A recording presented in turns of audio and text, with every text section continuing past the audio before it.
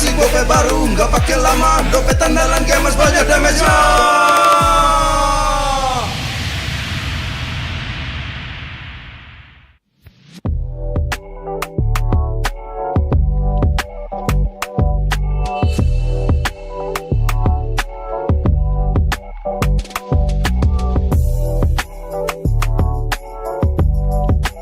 Rasa baru makin seru.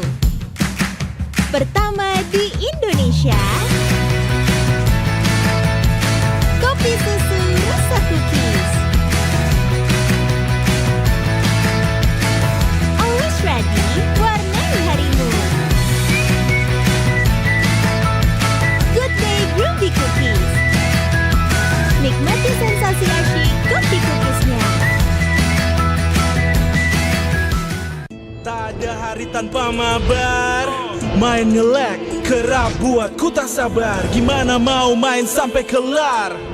Ini waktunya ku bersinar. Oke, let's do it. Game smash andalanku bikin mainku semakin hebat. Tim stabil main makin mulus, rankku fix naik terus. Tukar DG rings, diamond dan voucher game kau dapat. Cuma Game Max, makin no debat. Game Max Booster, kini dapat DG Rings. Beli paketnya dan aktifkan boosternya di aplikasi Dunia Games.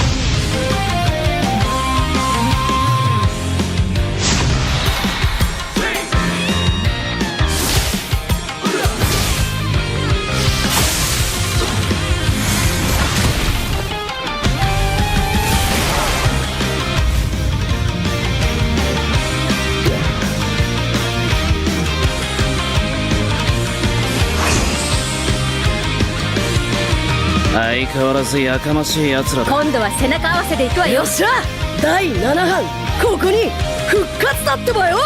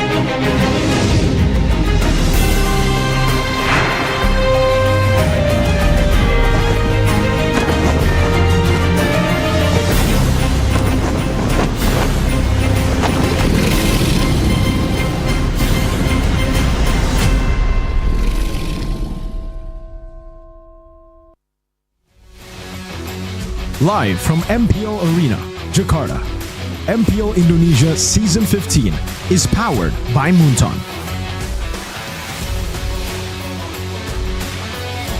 Supported by Esports Federation of Indonesia. Presented by official tournament smartphone Samsung Galaxy. Official e-wallet GoPay. Official sponsor Head and Shoulders. Official coffee Good Day. We own this.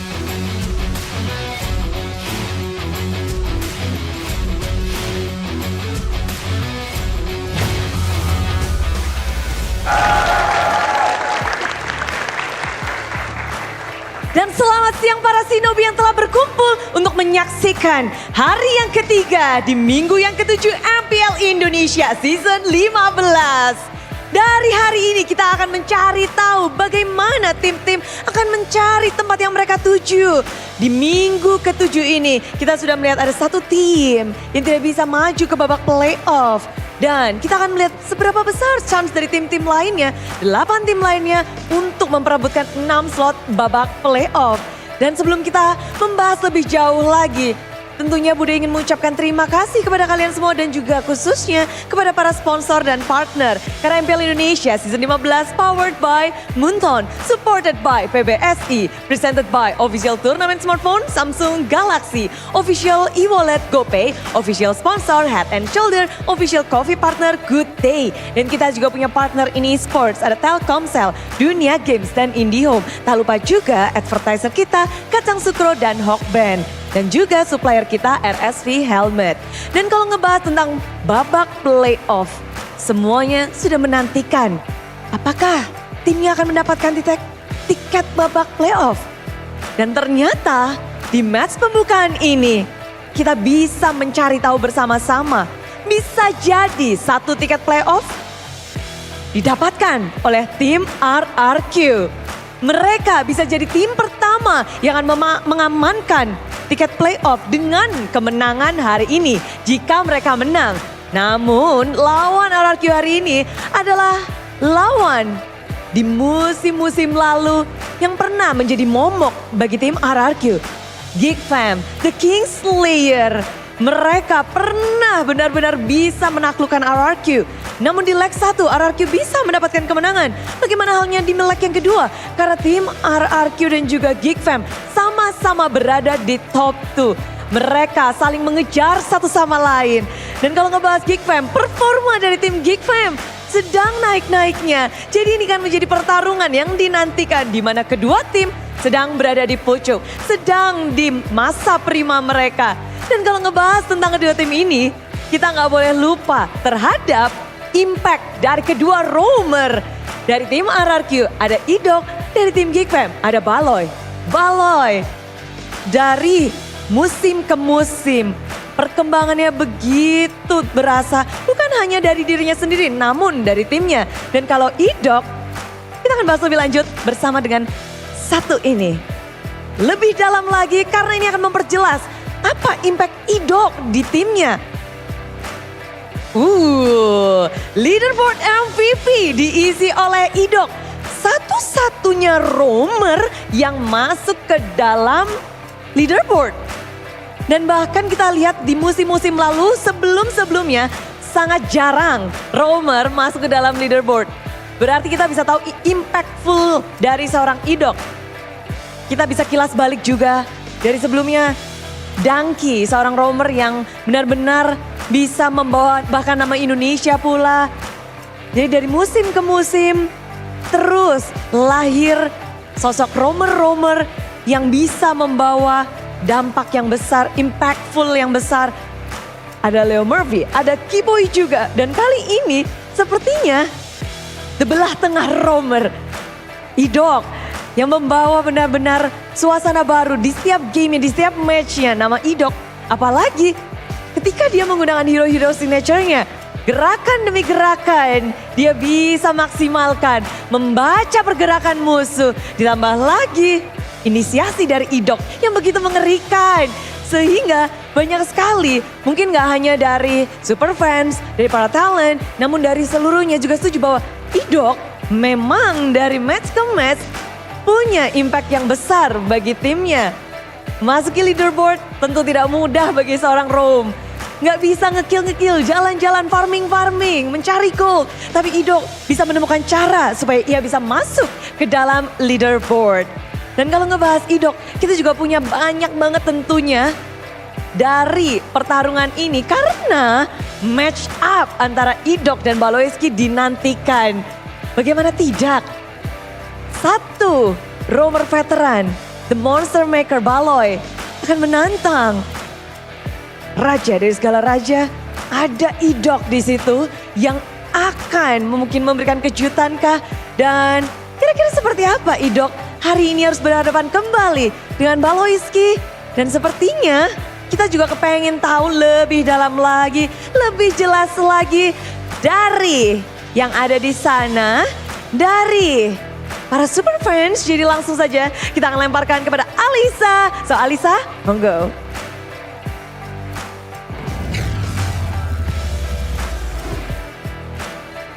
Ditangkap Budaya dan kembali lagi di MPL Indonesia. Kali ini bersama Alisa. Alisa hari ini sudah berada di jajaran para Kingdom. Mana suaranya? Dan pasti kita sudah melihat tadi Bude sudah memaparkan dengan begitu luar biasa roamer yaitu Idok dari RRQ. Dan mungkin kita akan tanya-tanya langsung ya sama Kingdom di sini yang sudah hadir bersama Alisa. Halo, boleh berdiri dan boleh kenalan dulu gak sih, namanya siapa Kak? Teguh. Kak Teguh, gimana nih melihat seorang Idok bersaing di MVP leaderboard dengan Kairi loh bahkan? Sangat keren sih ya, karena sebagai roamer bisa bersaing dengan jungler gitu. Karena dari montek-montek inisiasinya, jadi timnya lebih dapat gitu, lebih chemistry-nya lebih dapat. Lebih dapat ya chemistry-nya, tapi kalau melihat performa Idok sendiri, kamu melihat Idok itu roamer yang seperti apa sih? Roamer yang sangat ini sih, menggendong tim juga. Karena dari inisiator itu warnanya jadi menang. Jadi menang ya, tapi ngomongin soal Idok dan luar biasa performa dia nih. Kita akan melihat Idok akan melawan Geek Fam. Yang mana Geek Fam kalau di klasemen sendiri juga lagi ada di top 2 bersama RRQ. Kamu melihatnya gimana nih akan melawan Baloy? Positif menang sih. Positif menang, berapa sih prediksi skornya boleh tahu gak sih? 2-1 kali ya? 2-1, kenapa ada satunya kalau kamu positif dan yakin menang? Ya mungkin RRQ jangan melakukan blunder kalau dia mau kalah. Oh gitu ya, oke kita akan tunggu, terima kasih banyak Kak Teguh. Dan kita nggak hanya tanya-tanya sama 1 atau 2 Kingdom aja, sudah hadir bersama Alisa di sini. Halo Kak, boleh berdiri dan kenalin dulu dong namanya siapa, dari mana nih Kingdom? Michael dari asli Kalimantan. Asli Kalimantan, wow ada juga yang orang Kalimantan di sini, ada? Wow ada juga ya, luar biasa sekali. Kamu sudah menjadi super fans dari RRQ, sudah menjadi Kingdom dari kapan nih? Dari pas final AE sama RRQ season 6. Season 6, wow sudah lama sekali berarti melihat perjalanan RRQ. Melihat Idok di leaderboard sudah menjadi MVP nomor 1. Kamu gimana nih melihatnya? Ya seneng sih, bisa bersaing sama jungler-jungler lainnya juga. Bisa masuk top 1 leaderboard. Bisa masuk top 1 dan melihat nanti Idok akan melawan Baloy. Kalau kamu melihatnya Idok sebagai new gen roamer ini seperti apa sih? Ya keren sih dia. Keren, dan prediksi skornya berapa? 2-0. 2-0. Nah ini Kingdom yang sangat optimis ya. Oke kita tunggu dan semoga bisa terwujud ya. Thank you so much ya Kak. Dan kita mungkin tanya-tanya sama 1 atau 2 orang lagi Kingdom di sini ya. Mungkin ada mungkin kakaknya. Halo. Ada? Oke, boleh berdiri mungkin. Kita tanya-tanya sedikit. Kakak namanya siapa nih? Indah. Kak Indah sudah menjadi Kingdom dari kapan nih? Masih baru sih. Masih baru ya, oke. Ini menarik nih. Kalau Kak Indah sendiri melihat performa dari RRQ sendiri gimana nih? Jago banget. Gara-gara jago jadi kita masuk ke RRQ. Karena jago jadi dukung Kingdom juga ya. Boleh dong Kingdom minta semangatnya lagi. Prediksi skornya dong boleh, sama semangatnya mungkin. 2-0. 2-0, kamu paling ngefans sama siapa sih di RRQ? Sutsujin. Sutsujin. Oke, ada semangat gak sih buat Sutsujin? Tetap semangat aja, kasih yang terbaik. Kasih yang terbaik ya. Thank you so much ya Kak sekali lagi. Dan itu dia tadi kita sudah bertanya-tanya dengan para Kingdom. Dan kita akan melihat apakah di match pertama kali ini antara RRQ melawan Geek. Yang sama-sama berada di top 2 klasemen di MPL Indonesia Season 15 akan menjadi match yang panas. Dan kita akan lemparkan ke para caster. Silakan caster, take it over. What is up, ninjas and shinobis alike? We are going to enter the final arc of Naruto in MLBB MPL ID Season 15. Today it is with me, Realize, and my two amazing partners, Mirko with the red hair, Sasori, who are you? Original character. Original character. Original character. And you? Who are you? Original character. I don't think there's an Arashi in Naruto, man. There could be, but of course for today it is going to be stacked with full-on pumping action matches in which number one is going to be RRQ against Geek. Yeah, this is a fire matchup, ladies and gentlemen. Number one up against number two in the standings. Currently, RRQ seems like upper bracket is just, a few wins away for them. They just need a few more wins, and luckily for them, it's not really luck. Because they've been performing so well, and because they've already gone through the toughest matchups, this is the last of their tough matchups. The other matches they have will be against Dewa and Na'Vi. Not to say that those are easy wins, but for RRQ, it seems like it's going to be easier.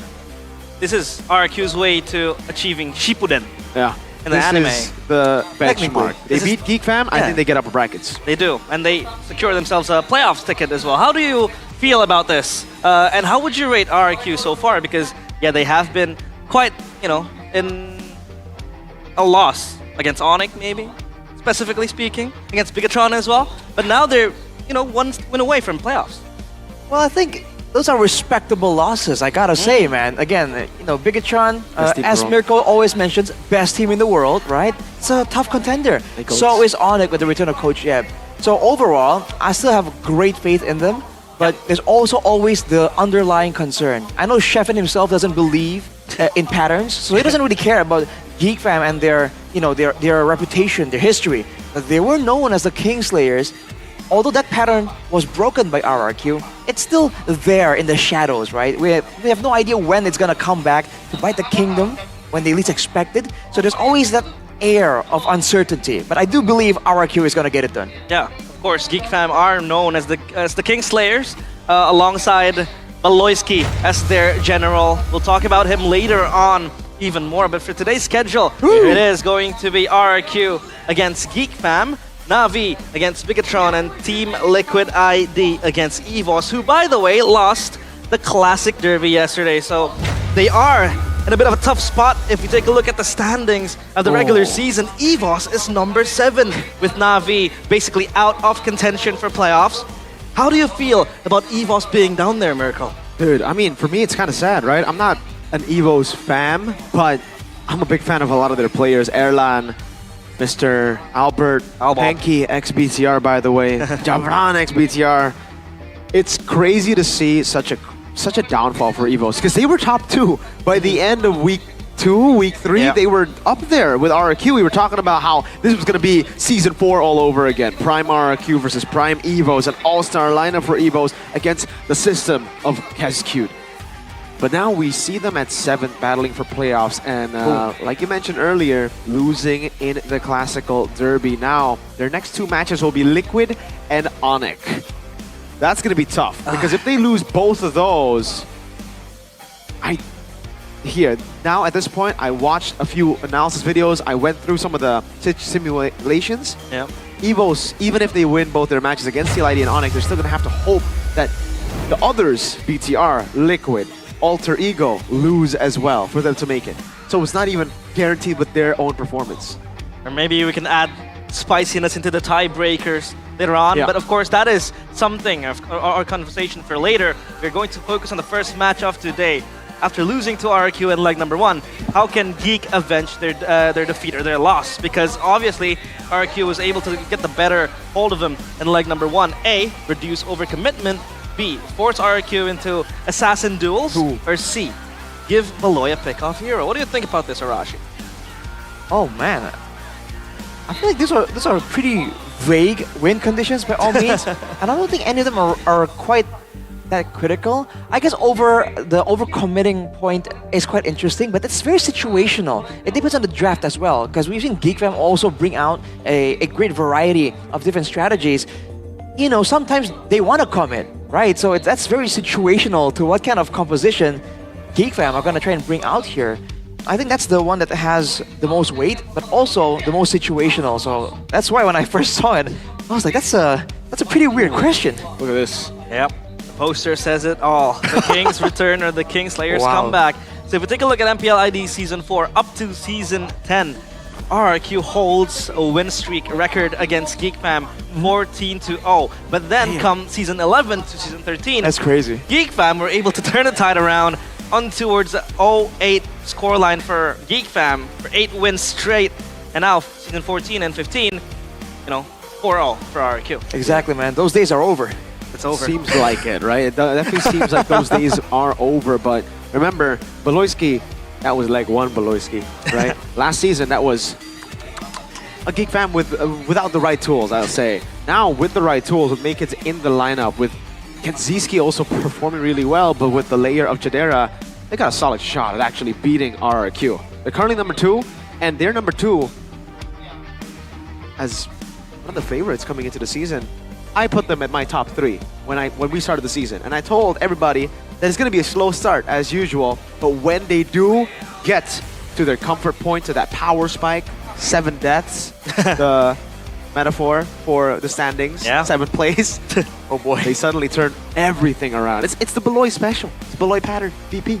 It is. Aside from that as well, if I could add an option to the audience topic voting, okay, would have a D option. D. Put Beloyski on another surprise pick. Ah, This is the thing that correct. always happened when GeekFam, you know, faces RRQ. He was the one who, you know, started with the Gatot Kacha thing back then when it was Season 13 or 14, if I'm not mistaken. So maybe, is there a possibility, Arashi, you know, in your analysis, would Beloyski pop up with a surprise pick? Is that a possibility? If there's anyone that can bring out a off-meta pick in an off-meta role, at this point it has to be Beloyski.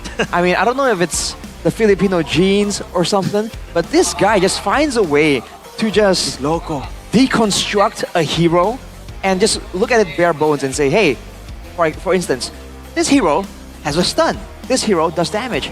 How can I work that into a composition? And he does it. And because he has full control, technically, over the team's strategies, that's why he can kind of, you know, arrange his teammates around these peculiar strategies. That's a benefit that not a lot of players have at their disposal. Yeah, but this is the result for the audience topic voting. After losing in RRQ, to RRQ in Leg 1, how can Geek avenge their defeat? Which goes to B, force RRQ into assassin duels. Is this a critic towards Sutsujin in the Assassins? Because we talk about Makids also performing very well with the Suyo, and with his own picks, he has been exceptional in the regular season. So, would an Assassin duel against Sutsujin or RRQ win out a winning condition for GeekFam? Again, the Assassin duel is very vague. That point is very, very vague. Because, again, if we go through the pattern of beating RRQ for Onyx Philippines, for Onyx ID, it's taking Mr. Man's Sutsujin Joy and Hayabusa away from him, forcing him to play Lucas, forcing him to play Suyo, forcing him to play Fanny maybe. And here, coincidentally, for Makids, Fanny and Suyo are his 2 favorite picks, are his 2 best picks. The Joy, not as good as the Fanny and Suyo. What I'm getting at is, they can just go for the Joy and Haya ban in the first phase and then force out those assassins to come out. Suyo, Fanny, where I think GeekFam will have an edge over Sutsujin. But now, we're seeing more of a rise for the other members as well. Edok is back to form, Dyron is back to form, Rins as usual, and for me, Toy, this guy has to be the X factor if Sutsujin doesn't get his comfort picks, and we've been seeing Toy really step up to the occasion. Yeah, speaking of Edok, he was able to clinch an MVP yesterday in the match against EVOS with his Franco, but this is where we talk about the race to upper, first playoff ticket, or Geek's Revenge, in which the last matchup was a 2-1 victory for RRQ. Like we stated before, if RRQ is able to win today, they'll be the first team to secure a playoff ticket into MPL ID Season 15 playoffs later on. That's the thing about this season right here, because a lot of the matches are such a different, such a different scene, a different look compared to the first leg of the tournament. I mean, EVOS is a direct, immediate comparison. Leg 1 was pretty intense, was pretty close, could have been anyone's game. Leg 2, 2-0. So now, you have no real idea what to expect, because it doesn't really feel like it's the same teams fighting here. This is RRQ that has their own improvements. This is Geek Fam later on in the seasons, and we know Geek Fam is like a steady, a steady, well-fertilized plant. It just keeps growing the longer you let them develop. Yeah, a new moniker though for Baloyski, the monster maker. He was the war crime general. Now he's the one making, conceiving monsters. We're talking about Ray, Nile, Aboy, Chadera, Luke, Hazel, Masako, Gobs. Makids is his newest monster in creation. Dr. Frankenstein, but with a lot of Frankenstein's monsters. Baloyski's monsters. Again, yeah, like you said, Masako. He's actually been taken out of the Ocean Black lineup, so I wonder if he's going to make an appearance in MPL ID maybe next week for Geek Fam. It's ridiculous how he's done this. Back to back to back to back to back from season 10 all the way to season 15. Yeah. It's insane how, like you said, he might have good analysis of bare bones when it comes to heroes, and maybe when it comes to players as well. He might have that good judgment when we talk about how he want to really utilize these players. I mean, he certainly has an eye for things in particular. Like, he can spot the the subtle factors, the subtle characteristics of a player that maybe isn't as visible initially, right? He's able to spot some of that talent and then find ways to develop it. So I think that's definitely a great skill to have. It fits his moniker of the war crime general, right? Raising his own army, technically, when he has that authority and that freedom. But here's a perspective here from his ex-teammates for Baloyski. Ex-teammates. Baloyski used to be in one team back in Onyx PH. What sets Baloyski's apart is his exceptional macro gameplay. His playstyle is unusual. His movements are hard to predict, almost like unexpected plays. He truly is a unique player, one of a kind. If we're talking about Kyrie's take on Baloyski, but for Coach Yeb, as far as I know, Baloyski has always been a leader figure. Compared to other roamers, he's one of the best. Like Yeb, Kyrie on the same page on their thoughts on Baloyski. And we also have a quote from Nile, the best jungler, well, before Makids, right? Made it to a world championship together with Baloy. Overall, Baloyski is a great captain because he helps maintain the team's mental strength. His in-game decisions are also on point. That's why any jungler who plays with him can perform well. Baloyski never hesitates when making decisions. That's what makes him a good leader. And this is something that I think is very, very meta right now. Making decisions, no hesitation, is something that we have been seeing throughout MPL ID Season 15. Like, a lot of teams have just been very hesitant, have been second-guessing themselves in making big calls. Baloyski never second-guesses himself. He thinks, all right, this is the right thing to do. I will go in, no regrets. No regrets. But of course, the player on your screen right now, Edok. Man, it feels like we had this conversation backstage. I asked you guys, is this guy generational? And it seems like he is a generational talent. What sets Edok apart from other roamers? Maybe if we can look back comparing him to Prime Keyboy, or even Donkey, or even Leo Murphy. Well, first of all, I feel like it's a bit hard to judge immediately just from observing what he does in the game.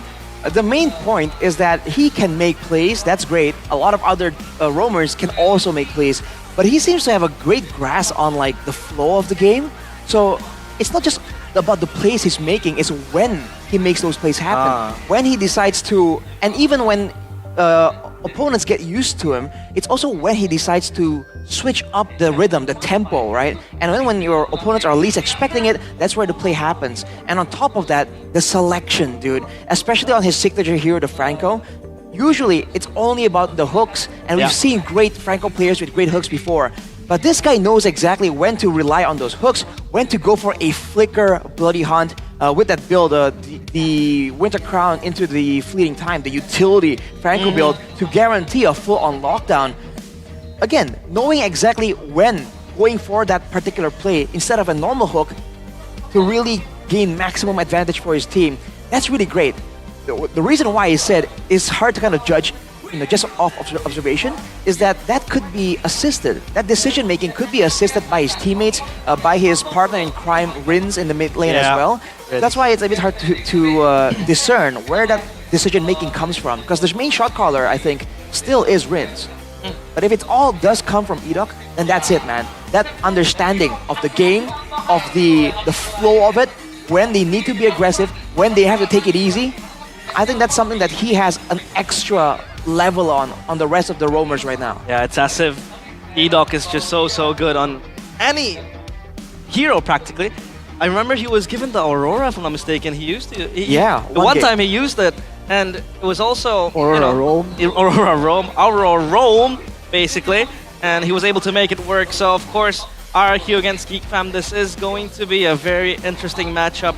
RRQ obviously eyeing that ticket towards playoffs quickly. I mean, this is something that is, I think, always going to be a statement for RRQ. Last season they were able to punch the tickets as well, but this is the team lineup for Geek Fam: Gobs, Makids, Aboy, Baloyski, and Chadera.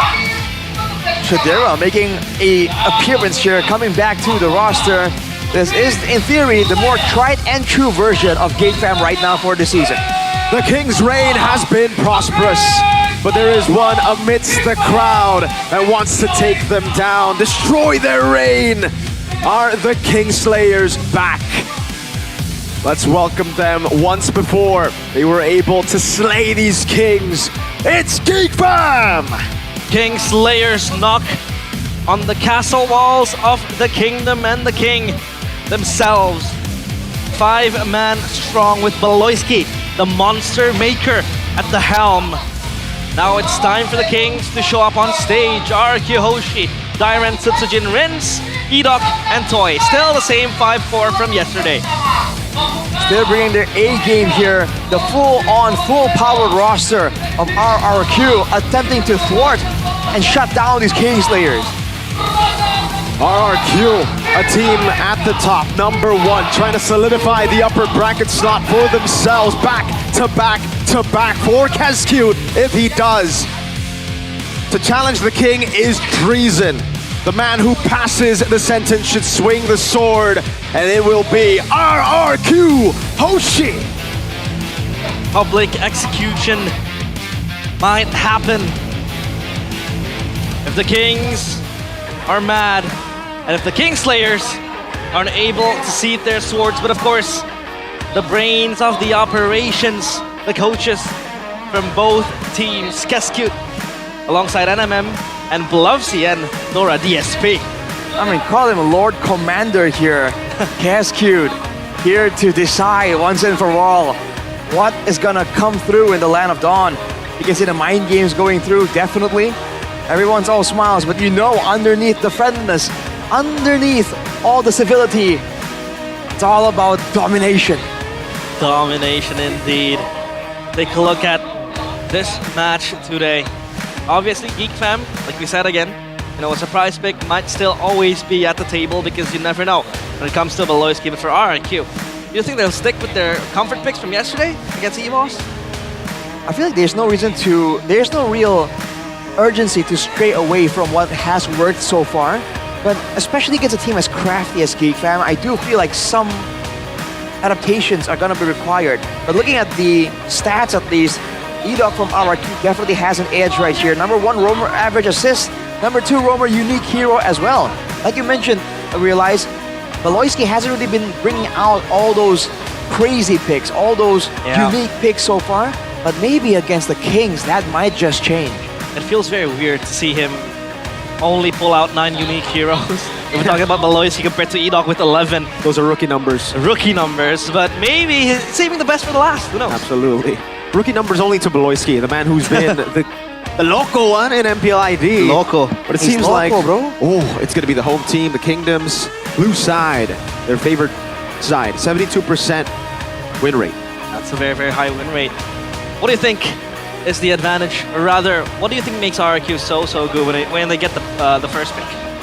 When they get the first pick, with a drafter like Kescute and NMM, it's just so concerning because you have no idea what they have planned out. And the idea that usually you want to respond. If you have a good flexibility, you have good adaptations in the drafting phase, you want to go second so you can kind of read into your opponents and then do something. But because Kescu has a great, and other coaches as well, has this ability to hide his intentions, to show a hero, but not the entire game plan, now it becomes a curveball, and there's so much more pressure onto the first 2 picks that red side has to kind of decide on, because from there, they already have to try and make a decision of only 1 pick that sometimes is just a very convoluted, hidden kind of pick. Yeah, obviously, Geek Fam are second in the drafting phase later on. But I feel like today is going to be an absolute brawl. RRQ, they were able to swing their swords high yesterday against EVOS in the Classical Derby. A lot of things happened yesterday. It was so bloody. I mean, Tsutsujin was doing very, very well, even if Albert was winning the red trees left and right in the objective in the contests. But Toy was managing himself very well. Edoc with an MVP performance. I mean, wins, sometimes he's off position. It always happens to him. It happens to the best of RRQ, but I think for this game, RRQ is well equipped and ready. Certainly are. Again, for RRQ, I think the template can work up against Geek Fam. The Kingslayers have been playing to their own game, which has been very, very, I think, readable. But in the past, the thing is about Geek Fam, you don't really see their real strategy up until you deny it from them, right? We've seen teams like Dewa do that before. Like, they tried to steal the Cho away. They banned the Suyo. They left the Fanny open for some reason. But again, the crucial picks like Choloyski, those screening picks, were taken away. But we saw the Hellcurt come back. We saw Mr. Man, Beloyski on picks that we haven't seen him before on. Haven't seen him play well even. Like, the Hellcurt wasn't a good pick before the Dewa match, but he made it work against Dewa. They have to do a lot. They have, the preparation must be perfect for Geek Fam right now to beat RRQ, because for RRQ, they have so much more comfort picks over Geek Fam. For Geek Fam, I can name a few again. Suyo Fanny only for May Kids. For Rome, I think it's just Cho. The Hellcurt is more of like it's comfort, but it's not really that meta. Harith for Chidera and Moscow. And then that's it. But for RRQ, Tyron has expanded his hero pool. Edoc has expanded his hero pool. Tsutsujin is as deadly as ever on Joy and Haya. That's what I was about to say as well. The fact that Chidera is now in the lineup, obviously, the critics always towards him. A limited hero pool, they say. Harith, maybe Moskov. If Claude is feasible to be played in a draft, he will take the Claude. But again, it's not really a top prio pick for Geek Fam when it comes to the Claude because of how, power crept this hero has been. But for RRQ, it seems like they have so much options in their hands. Again, Edoc can play the Franco. He can play the Cho, he can also play the Chip. This is a pick that is actually, lavished by RRQ so far. So, what do you think will Geek Fam do to try to, counter and stop all these picks from happening? I feel like that's a very interesting, angle to observe this from. The fact that both teams have a great way to utilize their macro potential. Any kind of low Ys, any kind of chips for both Geek Fam and RRQ can really perform well. I think both these teams can work with those picks very, very well. But because there's also prio in the other comfort picks, like Mirko mentioned, the Hayabusa, the Joy, the Harith, the Granger even, right? You do wonder if maybe both teams are going to be looking more towards those picks and leaving open a lot of those macro tools. Yeah, and here we go to the first drafting phase, presented by the official tournament smartphone, Samsung Galaxy S25 series, Geek Fam and RRQ. Of course, 2 bans, Fanny and Harith taken out. The Harith try to creep down options for Chidera. Meanwhile, the Joy taken out of respect of Tsutsujin. They have to. The Joy, again, is a deadly pick when on the hands of Tsutsujin. But I think RRQ have done the same thing, right? We've been talking about the Fanny, the Harith, those really, really good picks for Geek Fam, and they take it out instantly. With the Joy already banned out, I think RRQ will be looking to also deny, if Geek Fam also ban out the Hayabusa, RRQ will try to deny the Suyo by picking it first. Kimmy, though, will be taken away. Yeah, it was a toy pick yesterday against EVOS. And by the way, I spoke a bit with Maykids earlier today, downstairs, and we talked about how he feels up against Tsutsujin. He says, man, Tsutsujin is insane. I need to respect him, but I'm confident for today's match. So obviously, that confidence is still there for Maykids, one of the up-and-coming superstars here in MPL ID Season 15, but the Chusin taken out. Again, another Rin's staple. So the Chusin is very, very good for RRQ in the laning phase and for the rotational plays. Right. So with that already banned out here, what's gonna be the first option? It really seems like RRQ wants to curb the aggression, but with the chip available, do they want to go for it? We've seen Edok try and find ways to circumvent the nerfs to the chip. The fact that now the shortcut doesn't really guarantee a big engage. He has been really creative in the order of which he uses his skills on that chip to really guarantee a catch for his team. But against GeekFam, a team that knows how to deal with such macro pressure, we'll have to see how well Edok can perform. As for GeekFam, the Kalea, still a very good flex pick for GeekFam. And what's the second pick they're gonna reveal here? That's the big question. Phoveus. The Phoveus. Yep. Wow. Team fighting potential. Check on GeekFam. Meanwhile, for RRQ, it's comfort and global presence. In the hands of Edok, Chip is indeed a very, very good pick. Now RRQ, how do they want to respond to this pick? Well, they can obviously just go for the Hayabusa. It's been a really good pick. But they go Suyo instead. All right, Suyo and the glue. So the glue kind of, it is really good against Phoveus, to be fair. And the Suyo does combo really well with the chip. So it kind of forces GeekFam now to go for the Hayabusa, right? If they don't go for jungle here, they're going to have a tough time. Unless they want to save a Fredrin for later. But I think RRQ should know about that plan. They've seen it before.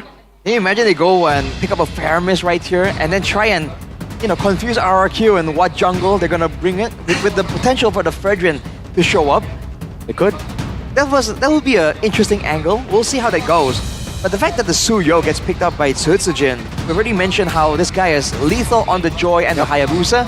Now he's gonna try and prove himself on the Suyo against one of the more well-known Suyo players in the league.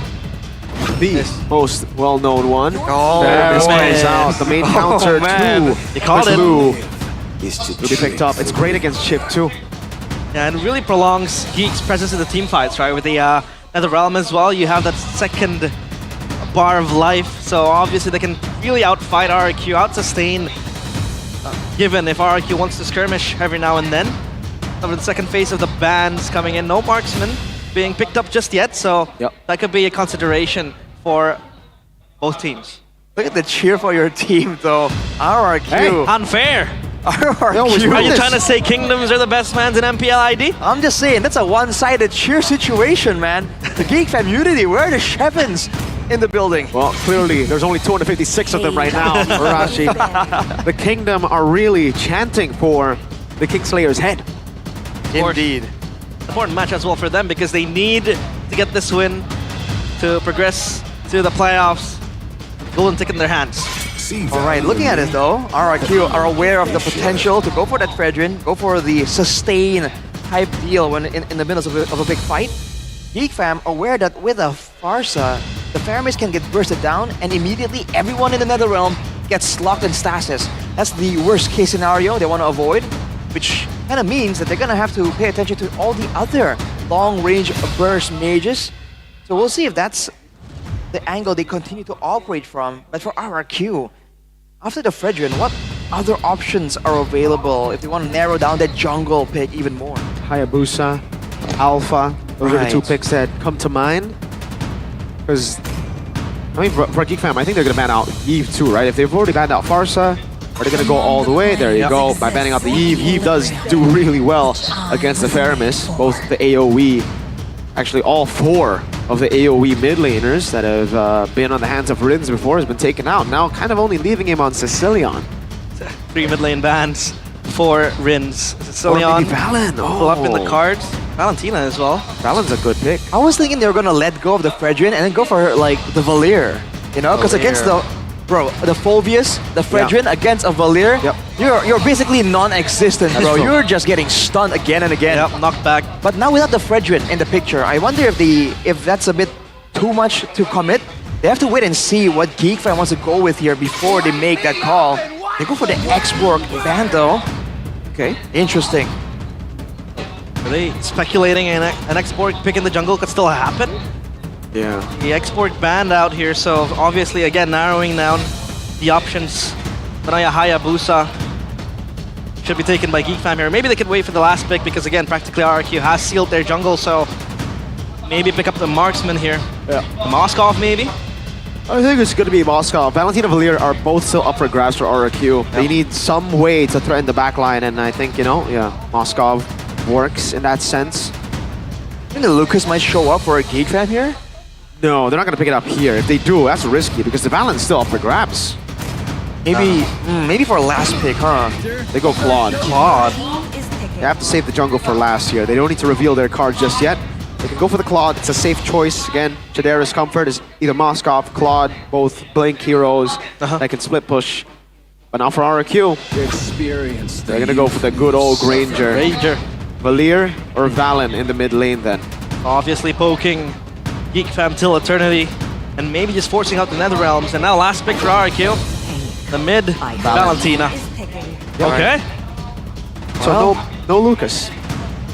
Well, most likely no Lucas.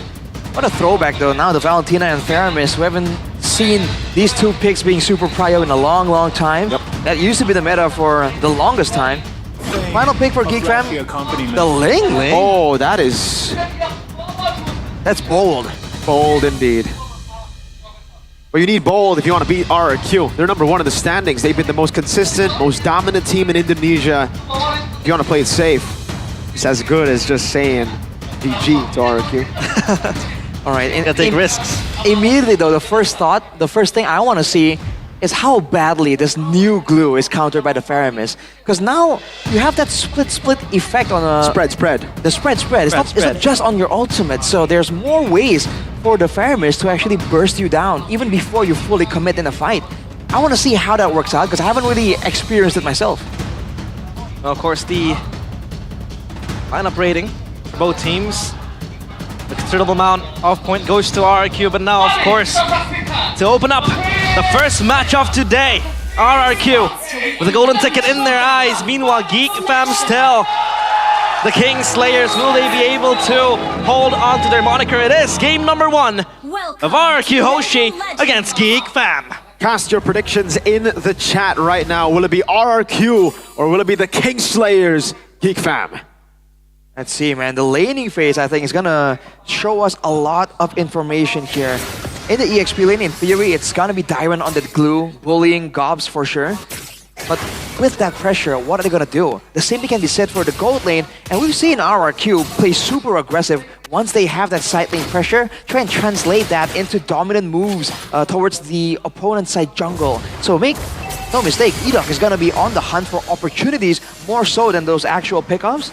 Already a play around the Litho here though. Flickered from a boy already, by the way. So Jin will take the Lethal Wanderer. That's information, valuable one, without a boy having the flicker. Beloyski gets away.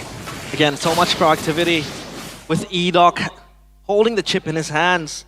It really just unlocked a lot of potential and a lot of control for RRQ in the upcoming minutes. And Geek Fam, they have to be content on waiting for the Link to be online, because early game, the Link can't really do much. But the emblems now, Arashi, anything you can spot? Well, common emblem along with the agility and Master Assassin for Chidera, just to survive in the lanes for the most part. Rins getting pulled back. Rins caught very low. Edok as well. Pops the crash course just to run away quick. Beloyski was able to do that much damage alone on Chip. That's just the damage potential that Geek Fam has right now. That's why the Kalia is so good. You do damage, but you also heal your teammates. Look at this though. RRQ looking for a play. Edok. Whoa. Crash course. Beloyski can still sustain. A boy will be able to get that Stampede down to walk across the wall. Dyron in the mid lane getting enough XP for both Rins and himself to get 4. Beloyski jumping in all alone, has to flicker out. That should be a green light for RRQ to go for it for free. A boy walks up one more time. Akids is still on the purple buff. Will go for the pitch forward. Sasuke misses Jin. Dalvon. Akids getting the victory win. Beloyski gets first blood. It's another realm against another realm, but it's not going to be a fight that RRQ can take. Not with Sutsujin down. Tsunami slam. Dyron lifted up, thrown down, and taken out by a boy.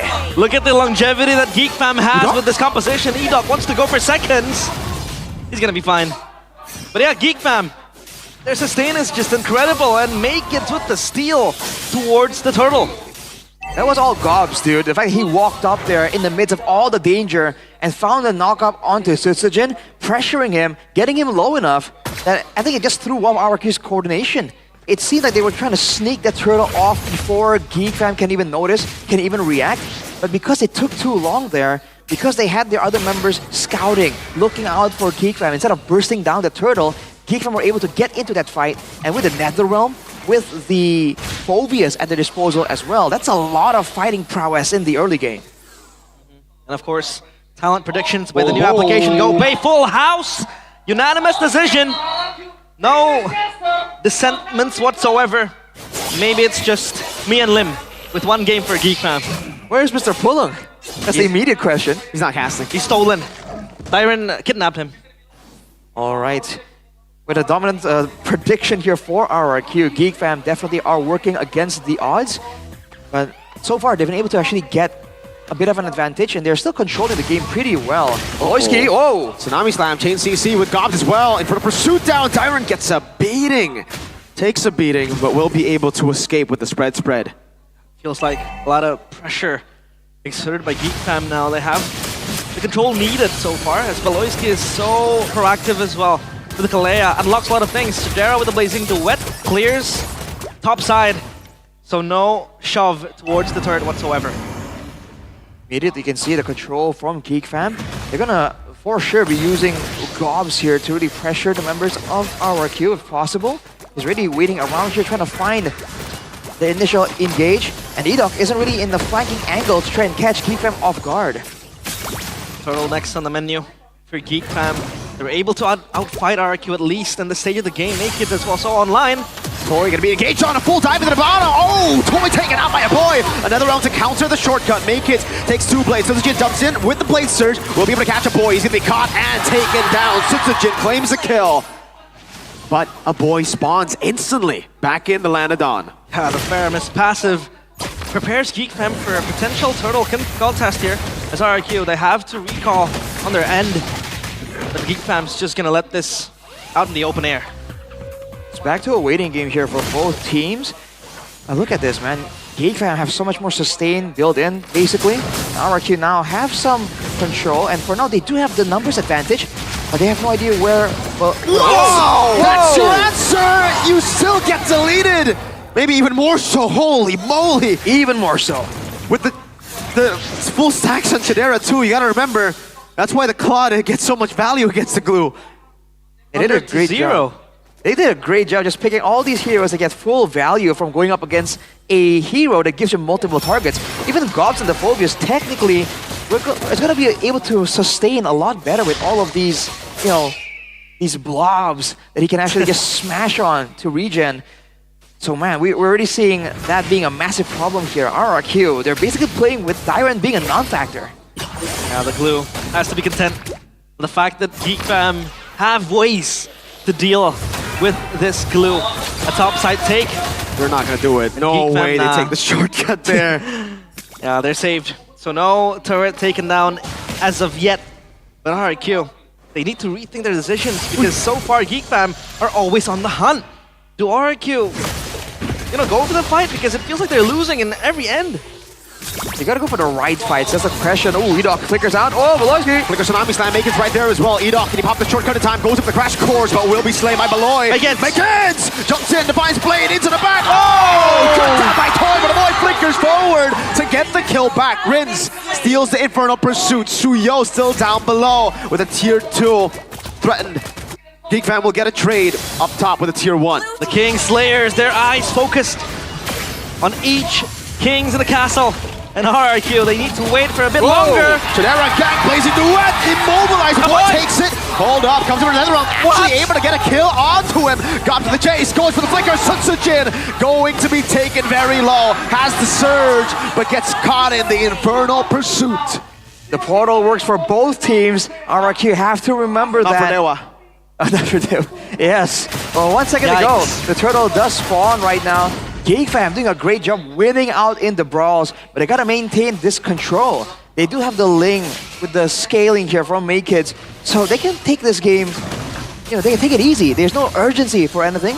And with a boy picking up the Lightning Truncheon, the new Lightning Truncheon, with the zapping lightning going around to every single member, That's better wave clear and better burst potential. So RRQ, if they're concerned about the burst earlier, it's gonna get even worse now.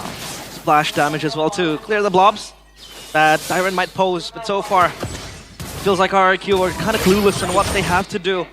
Geek Fam are always bringing the fight onto their faces, even with the shortcut in the hands of Edoc.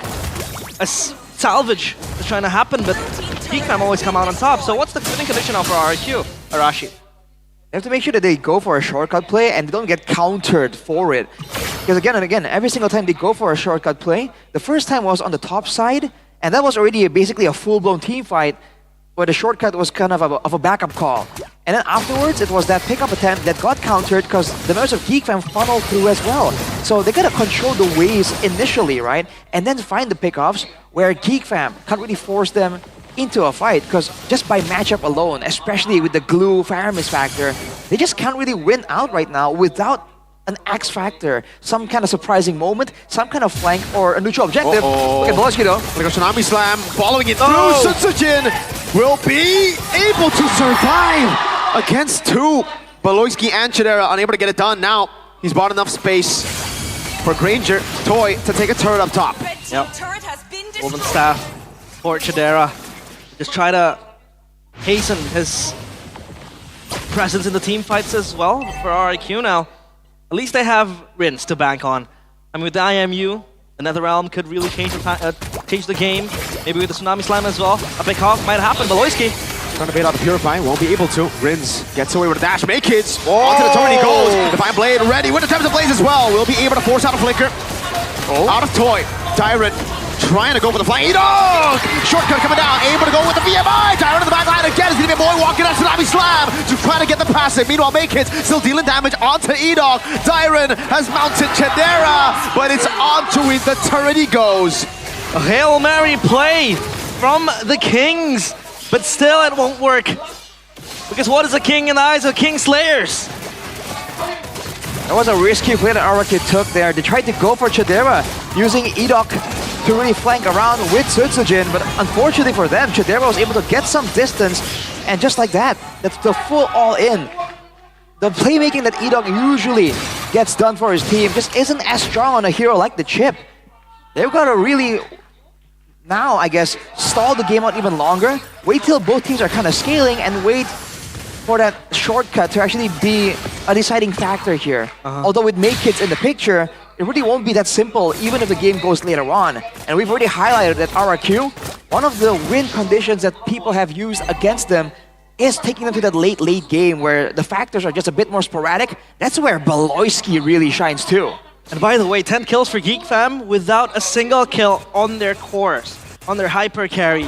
Is that going to bite them back in the late game? Because they need their kills, but so far they're diving in. Ghostbursters and the Stampede. Rins able to escape with a sliver of HP. Up top, it's a 1v1. Make Kids versus Sutsujin. Enhanced Lord in the mid lane, getting another tier 2 as Chip. Edok will look for a flank. There's no conceal on Geek Fam's side. A boy looks like he's going to be walking right into it. Edok pops in the shortcut and the crash course. A boy pops into the Netherrealm, able to get it in time. Edok taking down Baloyski. Looking for the play, goes in. That's a Netherrealm already used, and Tsunami Slam. Dyron taken low. What? Sutsujin dives into all of them. He just struck down, but I don't think that was worth it. A boy mounted, but Chedera does not care. Geek Fam 3-1. That was a 4v5. Makins was upstairs, chilling. And now they lose 3. Geek Fam might just try to engage. Toy with a Death Sonata. A sentence to Make Kids as Rins walks up, tries to go for more. Another Terrify. Flicker from goal! Gets a kill. Chedera in the back still, waiting for an angle to BMI. A lot of miscalculations for RRQ, and they're going for all these risky plays. Really uncharacteristic. Geek Fam are getting the better of them, again, just by playing the template basic game. Won't be any shortcut attempts right now from Edok. But as you mentioned, realize Chedera, he had no kills earlier, but he has picked up 3 right there. He has a Marksman Trinity and a Wind of Nature as well. So it's gonna be on the hands of Rins to really be a real threat right here.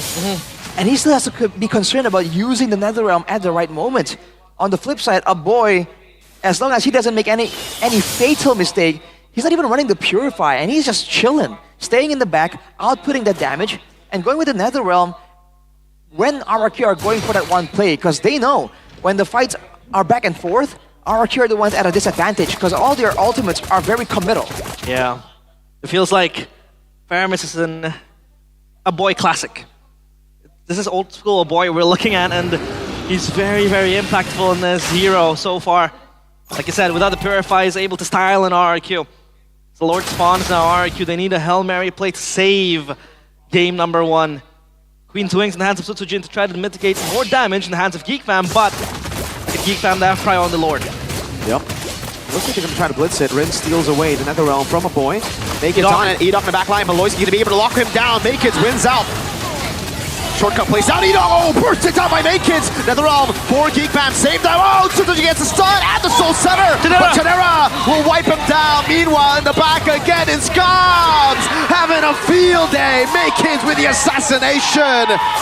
Tyrant, the only man left standing, knocked up. Maked's finds a triple. The only king that the GeekFam recruits want to bend the knee to is Baloyski. The King Slayers swing their swords.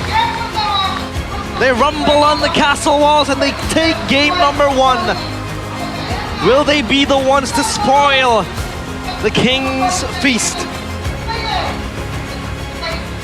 Oh man, RRQ. They were pressured, outsmarted, outmaneuvered at every single turn there.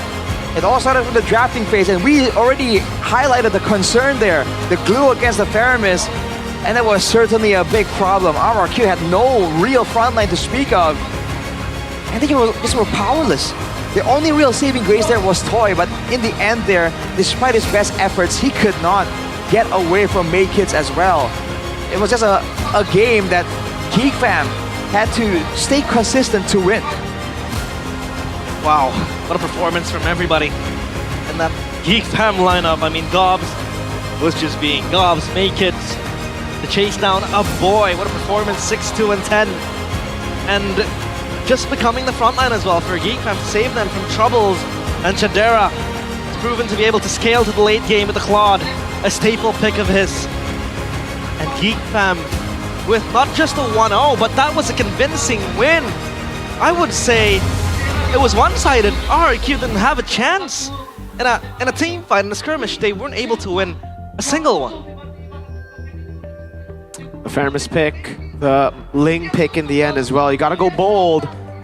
Man, winning out that first red tree win on the Turtle, getting the team fight as well, really stopped RRQ's plans. Like RRQ were planning to just snowball out of control with a Suyo, with a control over neutral objective.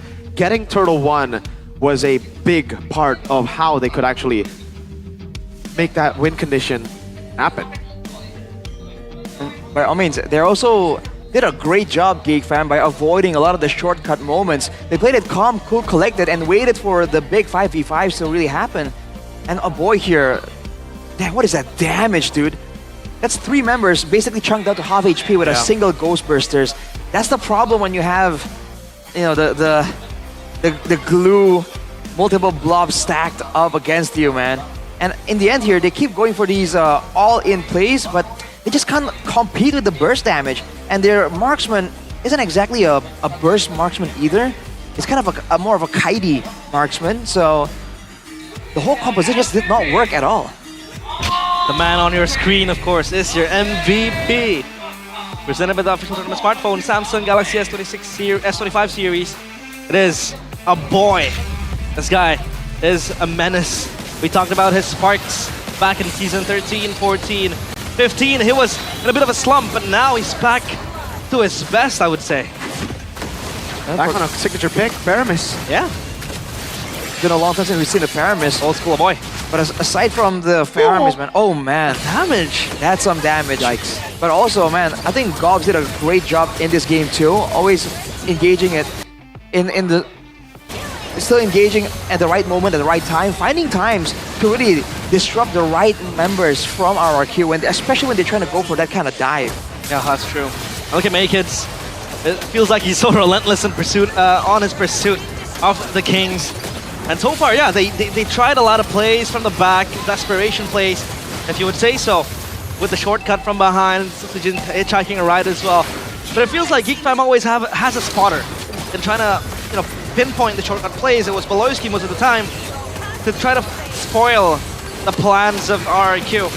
And those shortcut plays, I feel like what had happened as well, Geek Fam were just out-damaging RRQ.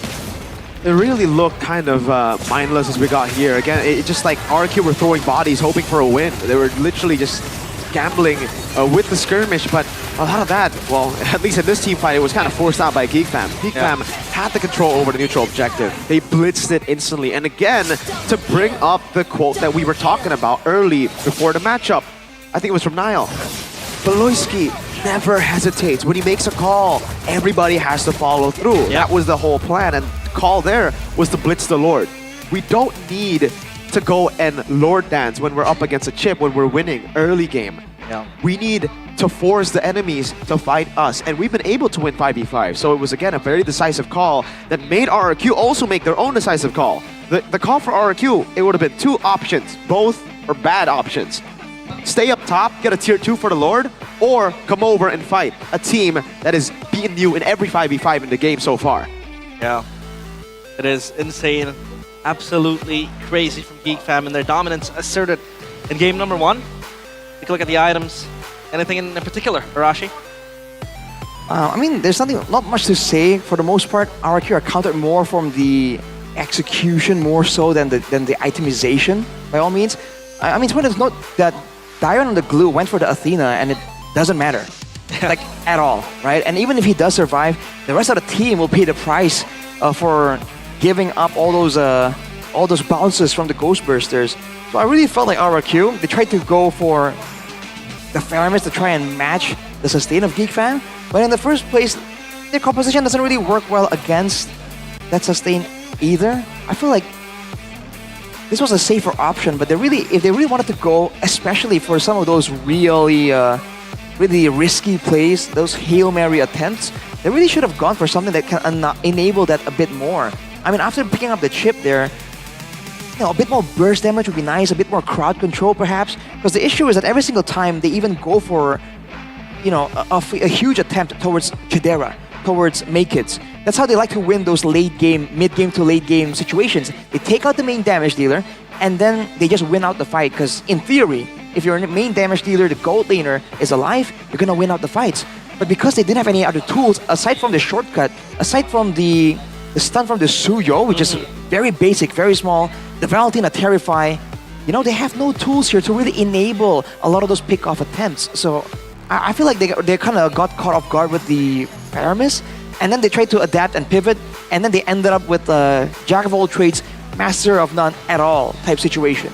I feel like RQ, we're also lacking with a easy point-click CC compared to like maybe a Kalea Tsunami Slam that could just bring you with one tap. And I think for RQ Hoshio, of course, this pick was a little bit ambitious, but what do you think would be a good alternative for the glue? Because it feels like the glue was just taken out of the picture in that game. Ilos. Yeah, I was about to say, at this point, right, if you want a frontliner that can match well against the Phobias, yeah, Hylos is a much better pick with the Faramis in the conversation here.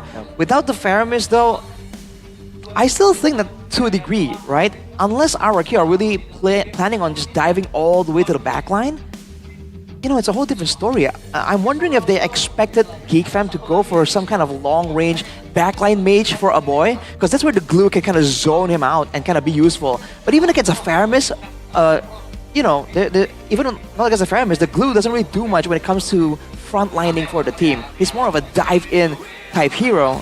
And if you want to dive into the excitement, you better get on the Samsung train, bro. Yep. Geek Fam, we're gaming. And if you really want to talk about gaming, the latest Samsung Galaxy S25 series is the real champion, the real gamer. This is a gamer. This smartphone is incredibly powerful for gaming thanks to the Snapdragon 8 Elite for Galaxy processor built on a 3nm technology, making it the fastest processor ever in a Samsung Galaxy device. With this cutting-edge performance, your gaming experience is super duper smooth and totally lag-free. Loading into the game right now. Hey! Yeah, we gotta show you a bit of that amazing, awesome experience. It is said that with this phone, it's easy to get maniacs and savages.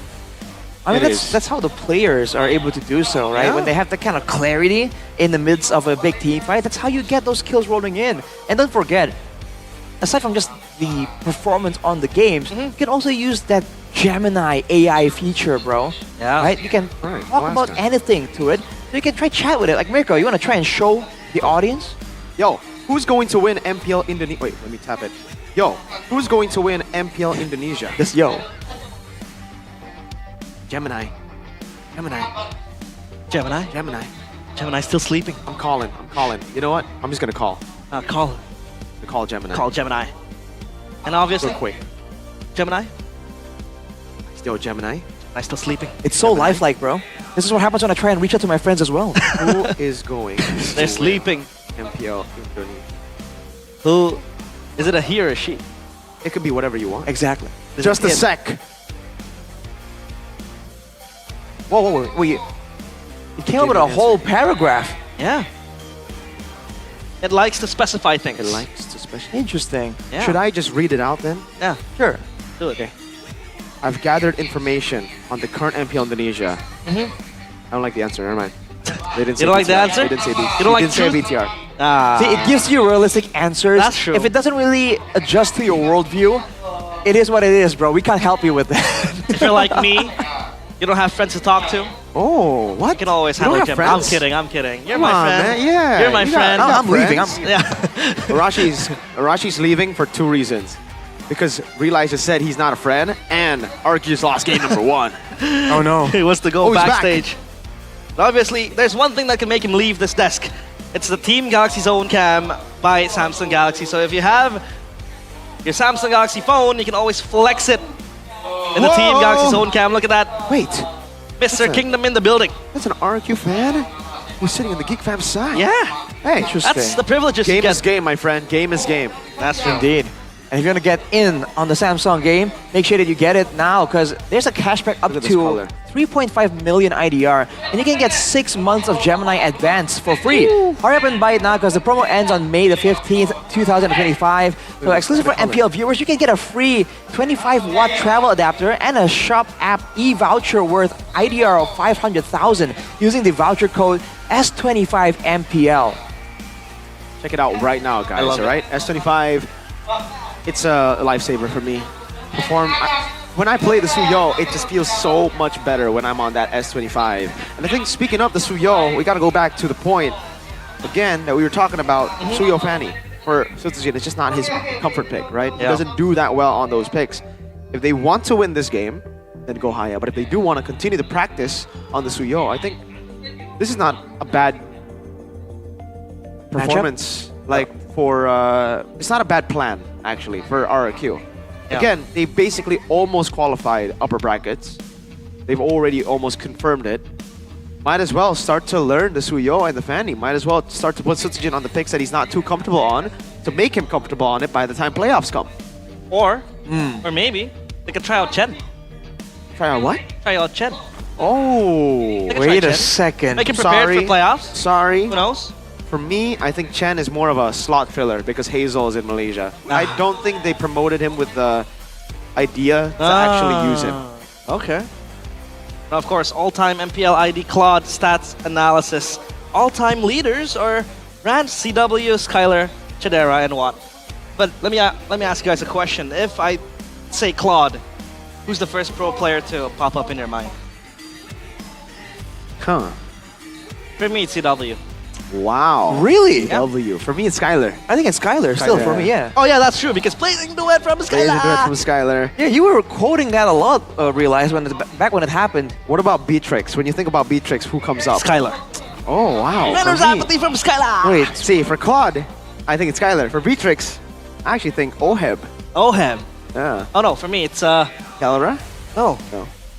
I mean, Domeng. No, oh my god. Domeng. Realize. I'm sorry. I mean, it's cool though to see the performance of the Claude and how it kind of fell out of the meta, but somehow it's still standing on a very respectable win rate here. Very interesting. But I think one of the best Claude plays ever to happen was Season 13 finals. Lower bracket finals. Yeah, that saving grace blazing duet by Brands. And EVOS against GeekFam based defense. That was insane, by the way. One of the best games ever, I think. Ooh.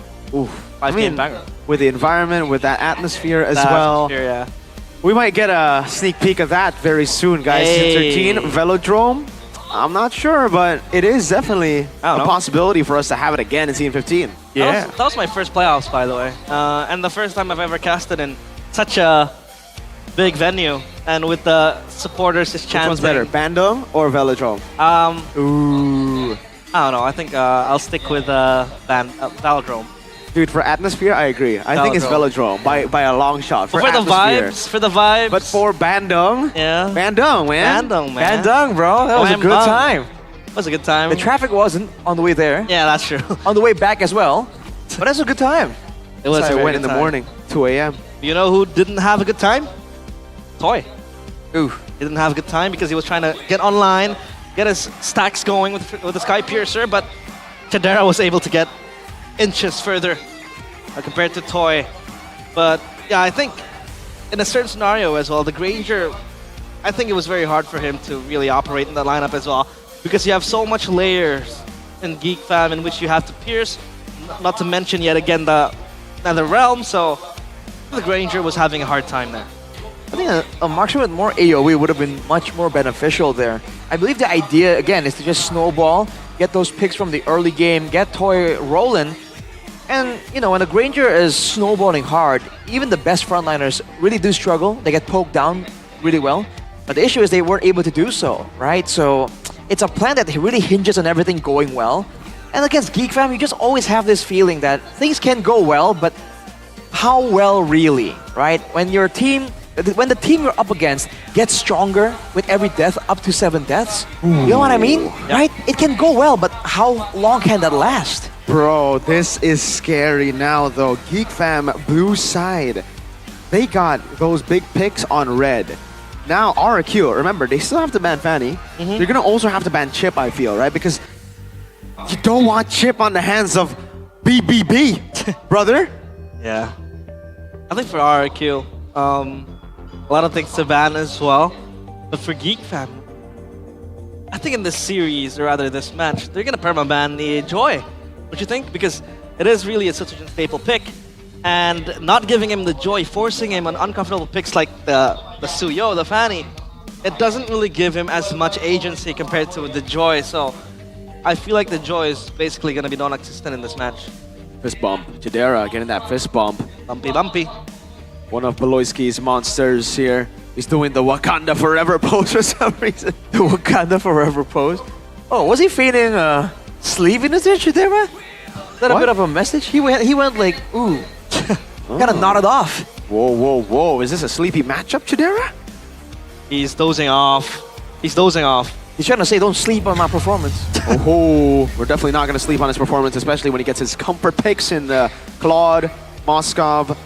Peak with first pick, RQ instantly. Kalea Lucas. Wait, is this GeekFam going for the Onyx PH blueprint? The Lucas into Harith ban? Well, Naruto and Sakura not apparent in this game, but now Fulvius taken out as well. Was used by Gob and was used very well as well. Chip taken out. They don't want Beloyski to have his hands on the chip. The macro impact he can have is very insane with his twisted mind as well. So yeah, better not have it in his hands. Okay, realize shout out. Twisted mind. But Charahoda.